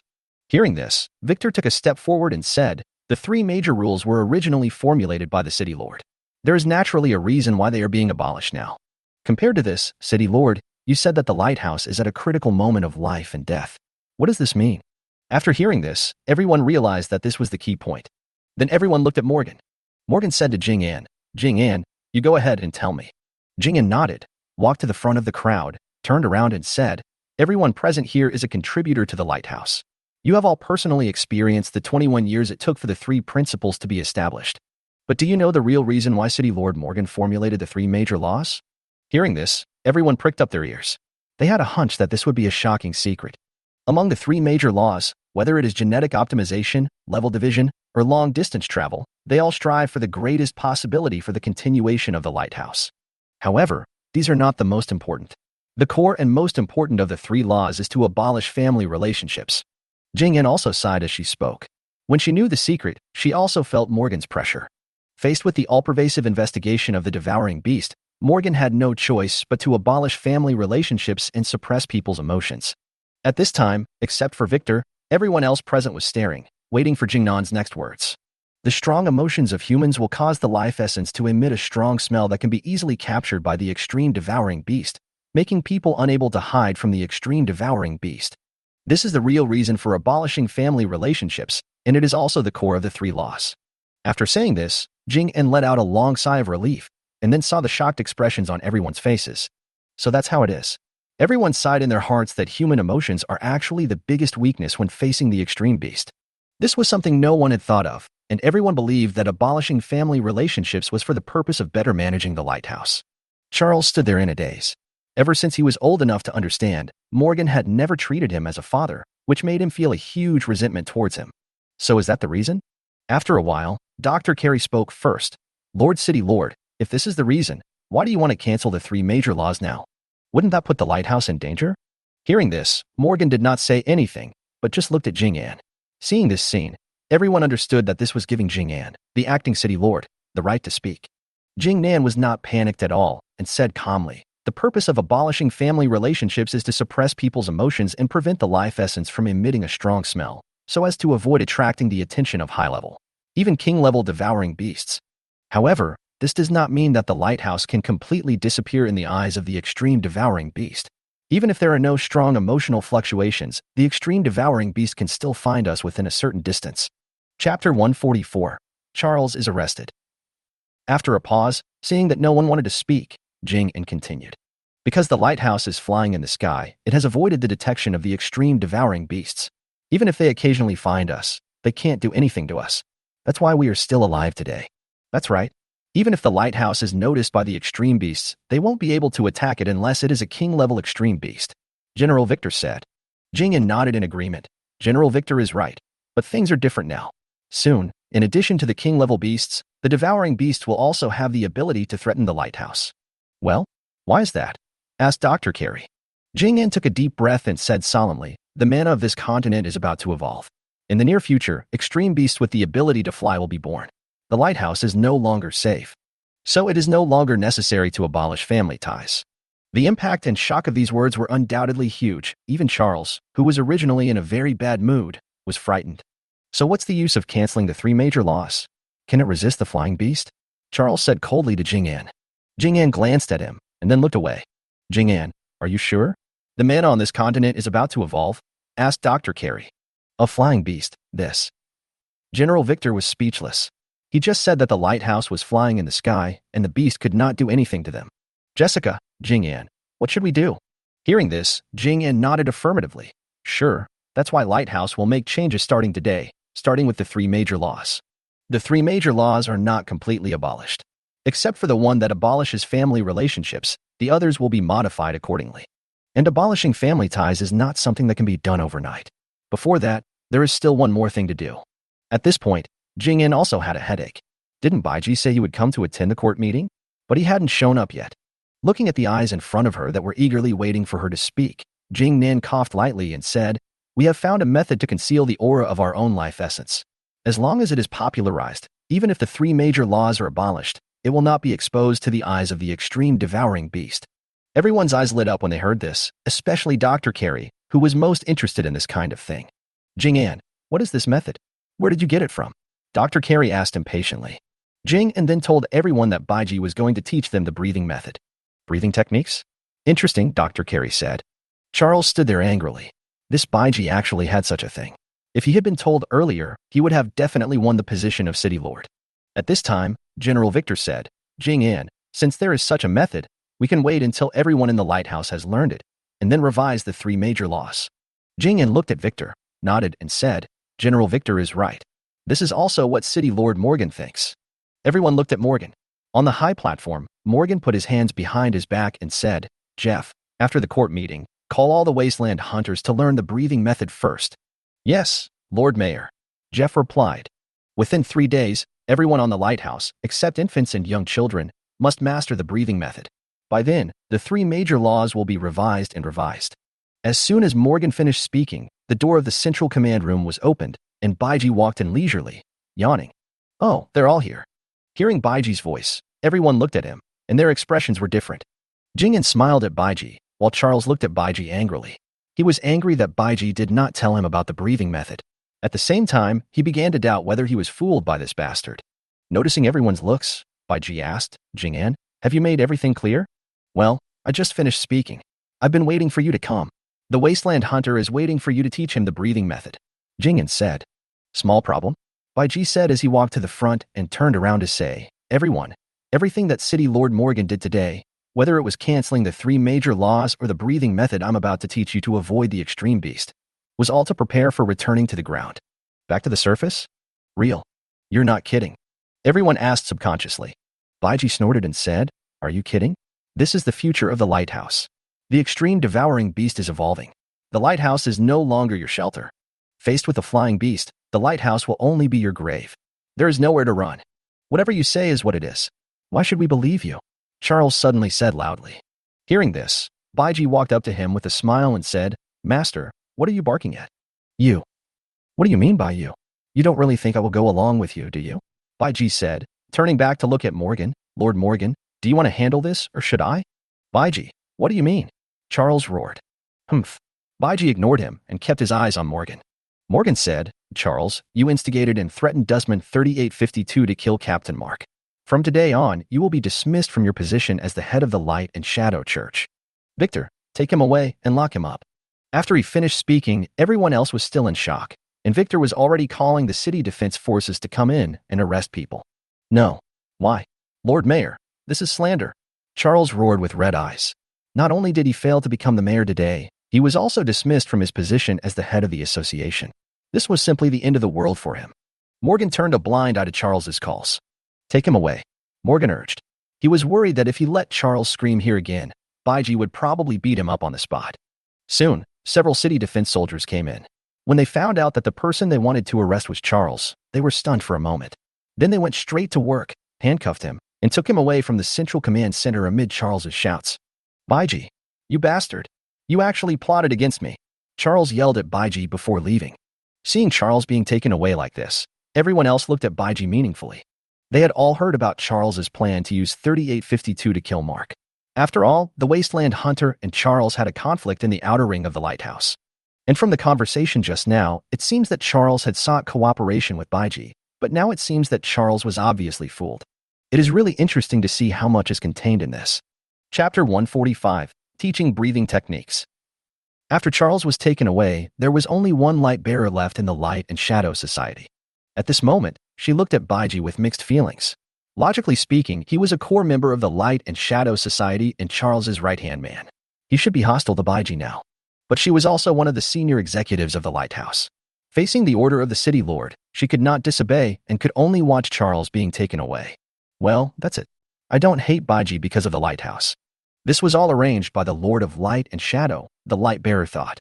Okay, the troublemakers are gone. Let's get back to business. Baiji clapped his hands to draw everyone's attention back. The most important thing right now is the breathing method I'm going to teach you. You can handle the rest on your own and prepare to return to the ground. Is it okay, Lord Morgan? Morgan nodded and said, today's court meeting ends here. Let's all go home. Then I will go teach the Wasteland Hunters how to breathe first. Jing-An, send a few people to follow me. After they learn how to breathe, let them teach others. Upon hearing this, Jing-An immediately started making arrangements. Baiji, is it okay for me to go with you? Asked Dr. Carey. Okay, just you. It will be too troublesome with more people. The others please wait, Baiji said. He knew that Dr. Carey was curious about the breathing method. This was an occupational disease of a researcher. After leaving the Central Command Center, Baiji was in a very happy mood. The Lighthouse issue was finally on the right track. After Jing-An arranged for the people who were going to learn the breathing technique to come, Baiji went to the Armory maintenance room with Jeff and Dr. Carey. All members of the Wilderness Hunters have received orders to gather here, and everyone has a look of anticipation and eagerness on their faces. They already knew what they were doing here. Being able to avoid the breathing method of the extreme beast was undoubtedly a life-saving skill for them as hunters. As soon as Baiji arrived, he got down to business without saying a word. The breathing method is actually quite simple. It was quite easy to teach them the first level. Soon, everyone was sitting cross-legged on the ground, which made Baiji feel like he had traveled to a fantasy world. Baiji sat on the stage in the middle and observed everyone's condition. Within 10 minutes, Baiji discovered that some people had entered the Guiyuan state, and then more and more people did. In less than half an hour, everyone had entered the Guiyuan state. But no one can last more than 5 minutes, and this is almost always the case the first time. Baiji, as long as we can maintain the state just now for a long time, we will be able to avoid the senses of the extreme beast, right? Xiefeng asked. That's right, but you can't get too excited in this state. Otherwise you will be exposed, Baiji replied. At this time, Mo Cheng suddenly asked, Baiji, who among us is the first to do it? Why do you care about this? Baiji was speechless. Mo Cheng's train of thought was a little different from others. Is the first one to do it the most talented? You're thinking too much. That's not true. And the first one wasn't you, it was Fei Xue, Baiji said. It's Fei Xue, boring. Mo Cheng glanced at Fei Xue. Fei Xue completely ignored him. As long as she put on the mask, Fei Xue was still the cold goddess in everyone's eyes. What about me? Which one am I? Erica stretched out her hand and shouted. I don't remember. Why should I remember this when there are so many of you? Baiji was helpless. Why did this girl also join in the fun? After hearing Baiji's words, Mo Cheng said to Erica, see, only the first place will be remembered. Mo Cheng, I feel like if you say a few more words you might have to lie down and walk out. Gaogu said with a smile. How is that possible? Baiji and I have the best relationship. Mo Cheng was not convinced. Hearing this, Erica turned her head angrily. I am. Even Fei Xue glared over. Mo Cheng suddenly felt a chill on his back. Baiji shook his head and said to Dr. Jelly, who had just finished returning to the original state, how do you feel? Dr. Carey smiled and said, it's amazing. I never thought that changing the breathing rhythm could do this. The more miraculous things are yet to come. Cultivating the mind is only the most basic application of the Guiyuan breathing method. Hearing this, Dr. Carey's eyes sparkled. Are you serious? What is the function of the back? Of course, but the rest will wait until you have mastered the first level. This is the top priority right now, Baiji said. This breathing method is simply a stroke of genius from the creator, Dr. Carey exclaimed. Hearing this, Baiji smiled and said, that's true, but the real stroke of genius is actually human beings themselves. Oh, you'll know later. After confirming that the people sent by Jing-An had all learned it, Baiji no longer cared about the matter and left this troublesome matter to Jing-An to deal with. Baiji came out of the armory room and was thinking about whether he should go down to the ground to have some fun with the beasts. Then he heard Fei Xue's voice from behind. Looking back, I saw that not only Fei Xue, but also Penny and Erica were following. Chapter 146-3. What are you doing? Baiji asked. Erica smiled without saying anything and looked at Fei Xue. Noticing her look, Baiji asked Fei Xue directly. Fei Xue, is there something wrong? Fei Xue nodded and said, let's go back to the room and talk. Oh, you're still whispering. Baiji joked. Let's go. Shangmin residential area, in Baiji's room. The three girls sat around the table, while Baiji leaned comfortably on the bed. Tell me, what's the matter? The three of them looked at each other, and finally Fei Xue spoke up. Baiji, where is Ran Bing? Hearing this, Baiji was surprised for a moment, then looked at Erica. It's not me. I didn't say anything. Erica shook her head quickly. Baiji smiled. He didn't think Erica would tell anyone. Why do you ask? Baiji asked with a smile. Fei Xue didn't say anything after hearing this, perhaps because she felt it was a bit troublesome to talk about it. Finally, Penny spoke up. We all heard the noise in the incineration room that day, but General Victor stopped us from going in. Ran Bing never came out again after that, and I haven't seen him until today. We were worried that something might have happened to Ran Bing, so we thought of asking Erica. She went out with the city lord and Jing'an that day. After hearing what Penny said, Baiji looked at Erica again, who was still shaking her head frantically. She didn't say. Fei Xue said. I know. I believe her. Baiji said. Hearing this, Erica smiled sweetly. Baiji then said, although she didn't say it, you should have noticed something was wrong, otherwise you wouldn't have come to me. Ran Bing, a living person, disappeared out of thin air, which would definitely arouse a lot of suspicion. Erica and Ran Bing were the last ones left at the time. It is obviously impossible to say that Erica knew nothing. As for Morgan and Jing'an, although they also knew it, Baiji felt that Fei Xue and Penny would not ask them. After all, isn't there someone who is easier to bully? Baiji looked at Erica. Yeah, Penny nodded in response. You two have a good relationship. Don't worry, Ran Bing is fine and will be back soon. Although they still hadn't received any specific news about Ran Bing, since Baiji said everything was fine, Penny and Fei Xue didn't ask any further questions. They were just worried about Ran Bing's safety. Just then, there was a knock on the door and Penny immediately got up to open it. Huh? Why is it you? A high-decibel voice from Imo City was heard outside the door. What's wrong with me? Penny asked. You and Baiji. Shut up and stop talking nonsense, Penny yelled. Then Penny opened the door completely, and Imo Ching was stunned when he came in. 3. Third uncle. Baiji grabbed a pillow and smashed it on Imo Cheng's face. If you have something to say, just say it. This bastard, how could he say such things in front of Fei Xue and the others? Even if what you said is what I have always thought, you can't say it here. Imo Cheng chuckled twice while holding the pillow in his hand. Idiot. Fei Xue rolled her eyes at him. Humph, I won't bother with you. Imo Cheng snorted and walked to Baiji's bed and sat down. Baiji rolled his eyes at Imo Cheng, who looked like a fool. He raised his leg and kicked him and asked, What on earth are you doing? Do you know that you are really scary now? I just came to call you for lunch. Imo Cheng scratched his head and said, Am I here at the wrong time? If you keep talking nonsense, I'll throw you out of the window. Baiji glared at him. Wrong. Let's go. We are all here. Imo Cheng looked at Fei Xue and the others. Imo Cheng stood up after he finished speaking, but Baiji and the others didn't move. Huh? What?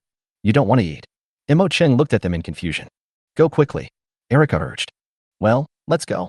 Fei Xue agreed. Imo Cheng couldn't believe what he heard. Fei Xue was fine, but Erica didn't like him?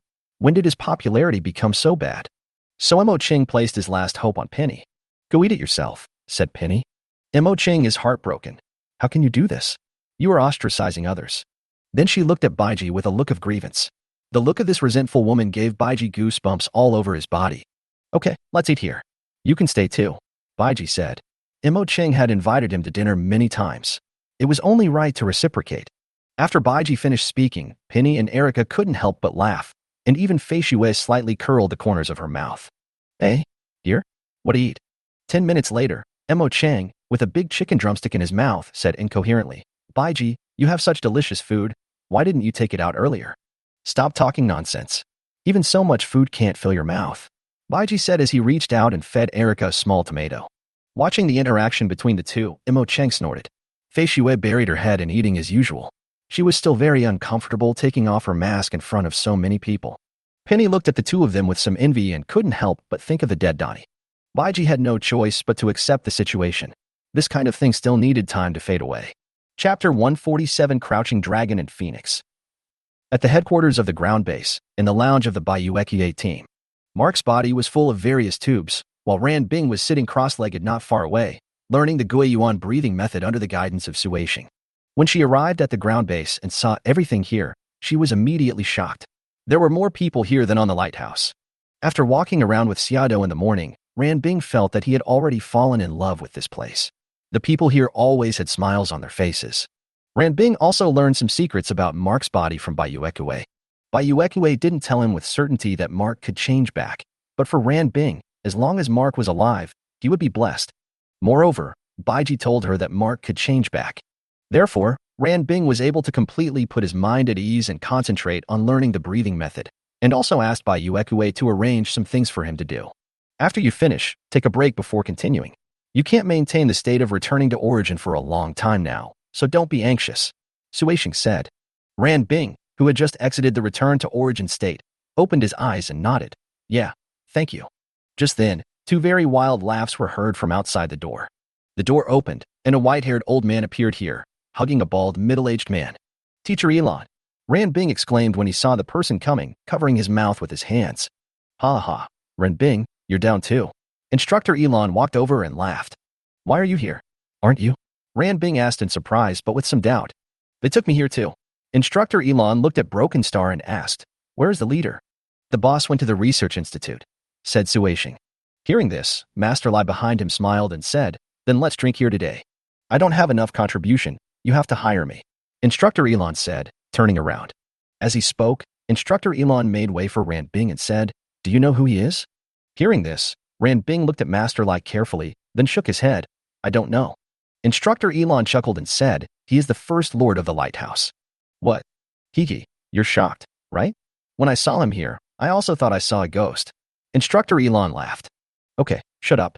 Master Lai patted Instructor Elon's shoulder and walked forward and said, it's a strange feeling to see the lighthouse's scavengers again.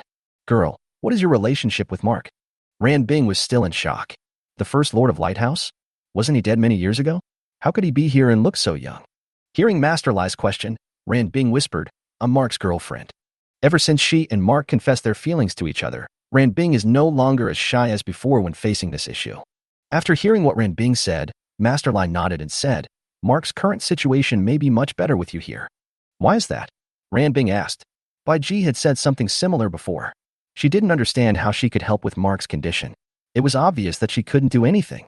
Mark's spiritual essence is not damaged, and his human consciousness is still there, but whether he can fully recover his consciousness in the end may require your help, Master Lai said, looking at Mark who was hung up. Ran Bing and Instructor Elon also looked over. At this time, Director Xiado was busy working on Mark. There's still a lot of mana in this big guy's body, and it hasn't been cleared out for several times. Xiado replaced a new acupuncture cup and pressed it on Mark's back. One needle after another quickly entered the meridians of Mark's body. Finally, I can take a break. Xiado wiped the sweat off his forehead and jumped down. Looking at Instructor Elon and Master Lai in front of him, he said, you can't drink here. The boss will be angry. Xiado is right, Master Lai. You are not allowed to drink here. Suishing also said. Master Lai once drank in their lounge, and when he got drunk he made a mess of the place. Since then, Baiji has expressly forbidden Master Lai to bring alcohol here. These two people are now simply the dragon and phoenix of the headquarters base. Master Lai smiled helplessly and said, I know. You don't understand the old man at all. Xiado smiled with satisfaction, walked to the side, opened the cupboard, took out a bag of biscuits, sat on the sofa, picked up the game console Baiji gave her, and started playing as if no one was around. Instructor Elon chatted with Ran Bing about the situation on the lighthouse after his long journey, and Master Lai listened attentively. A few minutes later, Xiado let out an unwilling cry. Everyone looked at her, and they were sure that she had failed in the game again. Food is the original sin. There is nothing we can do about it. In the Research Institute, Baiji and several experts in biology, medical care, weapons, etc. from the ground base were discussing something, and Buck from the Sirius base was among them. Not far from them, a suit of biological armor, glowing blue, stood in the middle. The two most important things for humans on Earth today are the practice of Guiyuan breathing and the research of biological armor. The former has been solved, and now the focus is completely on the research of biological armor. With some inspiration from the Flame Dragon armor, everyone present is working hard to start the research and development of the latest biological armor. Chapter 148. The Changes of the Extreme Devouring Beast. The most important thing now is the compatibility of the new biological armor and the evolver. The two cannot conflict. If wearing the armor instead limits the evolver's own strength, it would be a loss. Baiji said to everyone. Upon hearing this, an old man with a long beard said, Chief, the key is that we also lack data on the evolvers. We don't know the strength of the evolvers at each different stage. Dr. Young, there's no rush. All we need to do now is to create biological armor that can be used by first-level evolvers. Buck said. Dr. Helen on the side also nodded in agreement and said, That's right. Not everyone can become an evolver, and not all first-level evolvers can reach the next stage. Well, that's no problem. Dr. Yang stroked his beard and said, Chief, I'm afraid the skeletons of the extreme devouring beasts in the base are not enough. I know. I will notify General Lin to send someone out to bring it back. Baiji said. After that, he turned around, looked at the armor and said, Let's finish it first. Everyone was very excited when they heard this. This was a biological armor tailor-made for Baiji. Not only could it allow Baiji to exert even more powerful strength, it could also reduce Baiji's energy consumption during battle and delay cell failure. Then, all the big guys present started their own work, trying to complete it one day earlier, so that the ground base would be safer. At the lighthouse, after lunch, Mo Chung, Erica, Fei Xue, and Penny all returned to their own rooms. Seizing the time to practice the Guiyuan breathing method was the top priority. After returning, the several people sent by Jingnan were assigned to different departments to begin teaching breathing techniques. By evening, word had spread from 1 person to 10, and from 10 to 100, and most of the people in the lighthouse had already learned the Guiyuan breathing method. As for the Church of Light and Shadow, due to the loss of Charles, almost all operations have stopped except for the light bearer, who is still patrolling the lighthouse. After a day's work, the light bearer only caught 1 dustman who violated the laws of the lighthouse. Just after finishing a day's work and returning to the upper-class residential area, he saw Jingnan actually entering Baiji's room. The light bearer walked over in confusion, stood at the door for a while, and then quickly returned to his room. In Baiji's room, Jingnan was discussing the 3 major laws with Baiji. After studying it with Morgan for a day, the two finally decided to ask Baiji. After all, everything the lighthouse is doing now is to prepare for returning to the ground and see if it can draw some inspiration from the survival methods of the base on the ground. Faced with Jingnan's question, Baiji was a little embarrassed and had to talk about what he saw and heard at the Tianlang base. Baiji was talking while eating snacks, and Jingnan was quietly taking notes in a small notebook. Half an hour passed quickly, and Baiji stopped when he could no longer find anything to say. Suddenly there was no sound. Jingnan raised his head and asked, Is it over? Well, I don't know much, Baiji said. Hearing this, Jingnan put away the notebook and sighed. Compared to the lighthouse, the ground is obviously more humane. Baiji smiled and said, It's different. Considering the situation of the lighthouse, City Lord Morgan's approach may be the most appropriate. I know this, I was just saying. Jingnan stood up and prepared to leave. Gone. Well, I've been busy all day, and I have to go back and learn your breathing method. After flicking his hair, Jingnan packed up his things and left. Looking at Jingnan's departing back, Baiji clicked his tongue a few times. As expected, Jingnan was definitely the most charming queen on the lighthouse. 3 days later, everyone in the lighthouse had learned the breathing method, and Jingnan, who had become the acting city lord, had been very busy these 2 days. When the people of Lighthouse learned that the new city lord was Jingnan, there were surprisingly not many voices of opposition, which was enough to show that the people of Lighthouse recognized Jingnan's abilities. The revision of the 3 major laws has been completed, and the affairs of the Light and Shadow Society have been taken over by Jingnan, but the position of the Light Bearer has not been transferred. The position of commander of the Lighthouse Navigation Control Room was also taken over by a new person, a girl named Jian Ku, whom Baiji had never seen before. I heard that he was Jingnan's most capable assistant in the past. As for the adjutant Martin, it was obvious that he was Charles's man, and Jingnan was not stupid enough to use him. During these 3 days, Baiji has naturally not been idle. The concentration of his blood has exceeded 90%, so he naturally has to strive for 100%. After killing the extreme beast for 3 days, Baiji's blood concentration has now reached 93%. Seeing that the flame dragon armor would gain the ability to evolve, and there was also a chance to summon the emperor armor, Baiji could only look forward to it helplessly. However, during these 3 days, Baiji discovered that the extreme beast seemed to have become a little different. Compared to before, at the same level, the strength and speed of the devouring beast are stronger, and even the snake dog has become stronger than before. This morning, just as Baiji was about to finish his meal and go down to hunt the extreme beast again to take a closer look at the situation, a city defense soldier came to the outside of Baiji's room. Chapter 149 Morgan's Concerns. Mr. Baiji, the old city lord wants you to come over.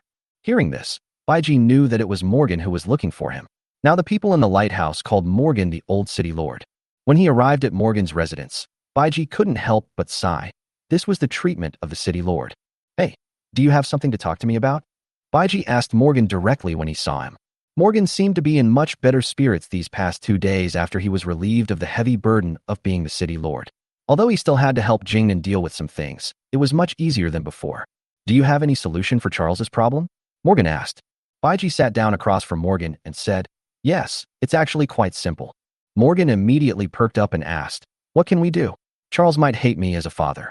Well, to put it bluntly, he deserves a beating. Baiji curled his lips. To put it bluntly, Charles lacked love since childhood and had a father who was the city lord and was strict with him, but whom he could not recognize. After meeting the so-called Lord of Light and Shadow, he placed the missing fatherly love on the Lord of Light and Shadow, and later, with the encouragement of Morgan, he founded the Light and Shadow Society. He is flattered by a group of brainless believers every day, and coupled with his own fantasies, he dreams all day long of being the chosen one, the savior. As the son of the city lord, he has no worries about food and clothing in this doomsday. Once he has free time, he wants to make trouble. Charles's mentality and behavior are like that of a rich second generation who wants to prove himself, does not rely on his father, and must start a business. If I call, Morgan suddenly raised his hand and looked at it. I'm not asking you to fight, so don't think too much. Baiji said quickly when he saw that Morgan really looked eager to try. You can just put him in the Wasteland Hunter and let him go to the ground to carry out missions. After hearing Baiji's words, Morgan frowned tightly. Let Charles get off the ground. Does this really work? When Charles was a child, he once sneaked onto a scavenger's vehicle and escaped to the ground. It was at that time that Charles met the so-called Lord of Light and Shadow. Morgan said slowly. Since then, until he grew up, he only went down to the surface twice with the Wasteland Hunters, and that was many years ago. Baiji smiled and said, you really protected him very well. I guess he didn't go there as a Wasteland Hunter during those 2 times. They were even missions with extremely high security. For him, it was just a trip under the protection of a Wasteland Hunter. Morgan nodded awkwardly. What Baiji described was indeed the situation at that time. So, he has never really seen how terrifying the extreme devouring beast is, and even thinks he is protected by the Lord of Light and Shadow. If he really thinks he can lead the lighthouse back to the surface, then he is underestimating the mana ecosystem. After saying this, Baiji crossed his legs and looked at Morgan. He wanted to know whether Morgan could make up his mind to put Charles into the hunting team and become a real hunter. Morgan thought about it for a long time. Seeing that the 3 major rules were about to be abolished and the family relationship could be restored, the relationship between Charles and him had reached a freezing point. If I put Charles into the wilderness hunters again, I'm afraid it will only make Charles hate me even more. Morgan thought so, and to be honest, he was a little reluctant to let Charles become a real hunter. If you want to live a life of loving father and filial son, I advise you to think about it carefully. If you don't crush Charles's unrealistic dream of being a savior and his inexplicable self-confidence, everything else will be a luxury. Seeing that Morgan was unable to make a decision this time, Baiji left immediately after he finished speaking. The lovely extreme beast was still waiting for his favor on the ground. How could it have the time to stay here with Morgan and think about how to educate his son? After arriving on the ground, Baiji found a location far away from the lighthouse and began to stimulate the fluctuations of the life source in his body to attract the extreme beast. Not long after, the first ones to head towards Baiji were not the snakes and dogs, which were the largest in number, but the double-jawed beasts. This situation was rare. More than 10 newborn 2-jawed beasts would not cause any trouble, but Baiji had not encountered many 2-jawed beasts and did not know them very well, so he could not judge how they were different now and before. During these 3 days, Baiji encountered mostly snakes and dogs. Today, he wanted to observe the changes of the snakes and dogs more carefully. After killing the group of double-jawed beasts as quickly as possible, Baiji began to look for snakes and dogs everywhere. After a morning, Baiji was finally able to confirm that the snakes and dogs had become stronger overall, which made Baiji feel a little uneasy. Is the evolution of mana on this continent about to be completed? Without continuing to hunt the extreme beast, Baiji immediately returned to the lighthouse and found Morgan again. Morgan was also surprised to see Baiji coming to see him again. What happened? Morgan asked, looking at the heavy expression on Baiji's face. Mana's evolution is almost complete. We are running out of time. What's going on? Baiji then told Morgan about his discovery, and Morgan became anxious after knowing this. No one knows when the extreme beast will suddenly fly, which would be a fatal disaster for the lighthouse. You know, the evolution of mana ecology will also make the extreme beast more powerful, and this kind of strength is not an improvement in level, but a change in the level of life. I have to leave for a while. The lighthouse should prepare to return to the ground as soon as possible, and we should also practice the breathing method intensified. Baiji said. Morgan nodded. I know, I have learned it, but it is a bit difficult to maintain that state for a long time. Try your best. You don't want the lighthouse to fall down. Chapter 150. Leaving the lighthouse, encountering the Lord level. After notifying Morgan, Baiji felt that he still had to tell other people about his departure, especially Erica. I knocked on Erica's door, and soon Erica came jumping to open the door. When Erica learned that Baiji would be away for a while, she looked noticeably lonely. Practice your breathing techniques well during this time, and I will teach you something more powerful when I come back. Baiji comforted Erica while touching her head. Yes, I'll leave you some food. As Baiji said this, he waved his hand, and the heavenly evolver emitted a ray of light, then filled Erica's table with snacks. And this game console, to kill time when you're bored. He took out a game console of the same model as Xiaodo's and handed it to Erica. Erica tilted her head and looked at Baiji and asked, How long do you plan to be away? It's like you won't be coming back.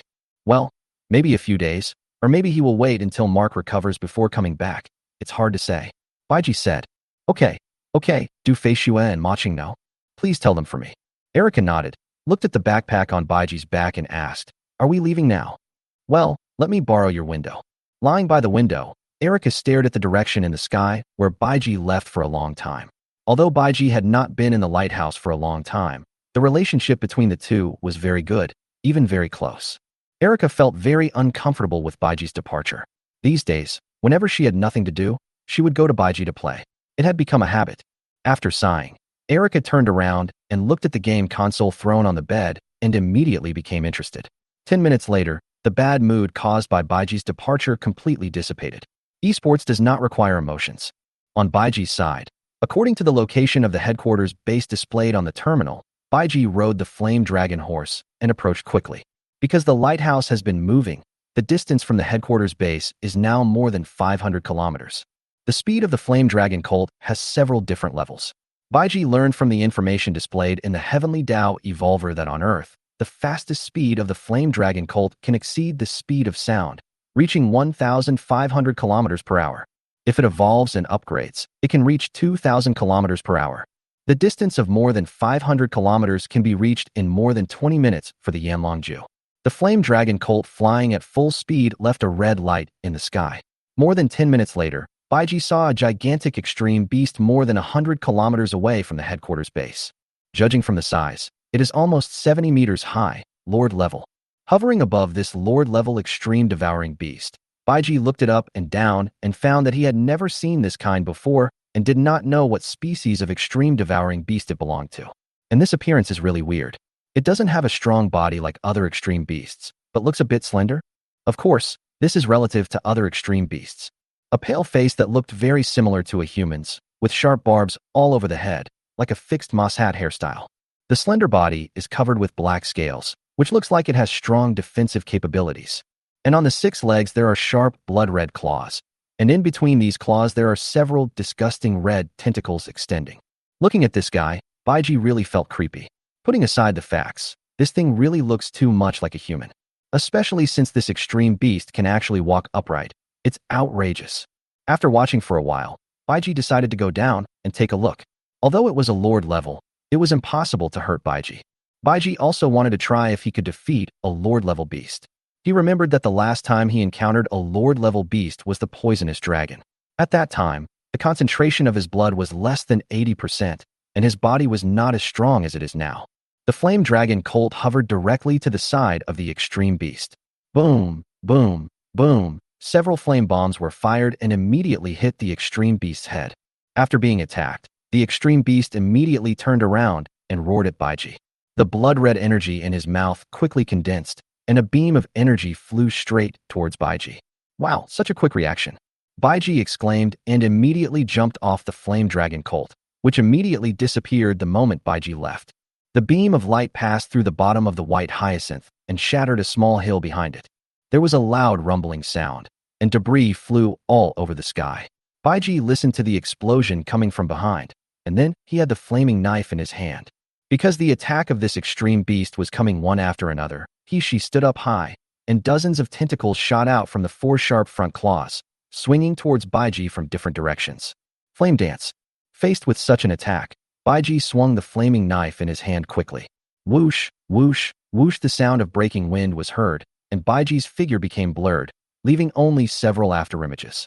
The tentacles extended by the extreme beast were cut off the moment they touched the platilla striata, and the wriggling red tentacles fell down one by one. Feeling the pain, the devouring beast swung its tentacles back, and at the moment of retracting its tentacles, it could be clearly seen that the tentacles that had just been severed had begun to regenerate, and they had been fully restored when they were retracted into the body. This regeneration speed is really too fast.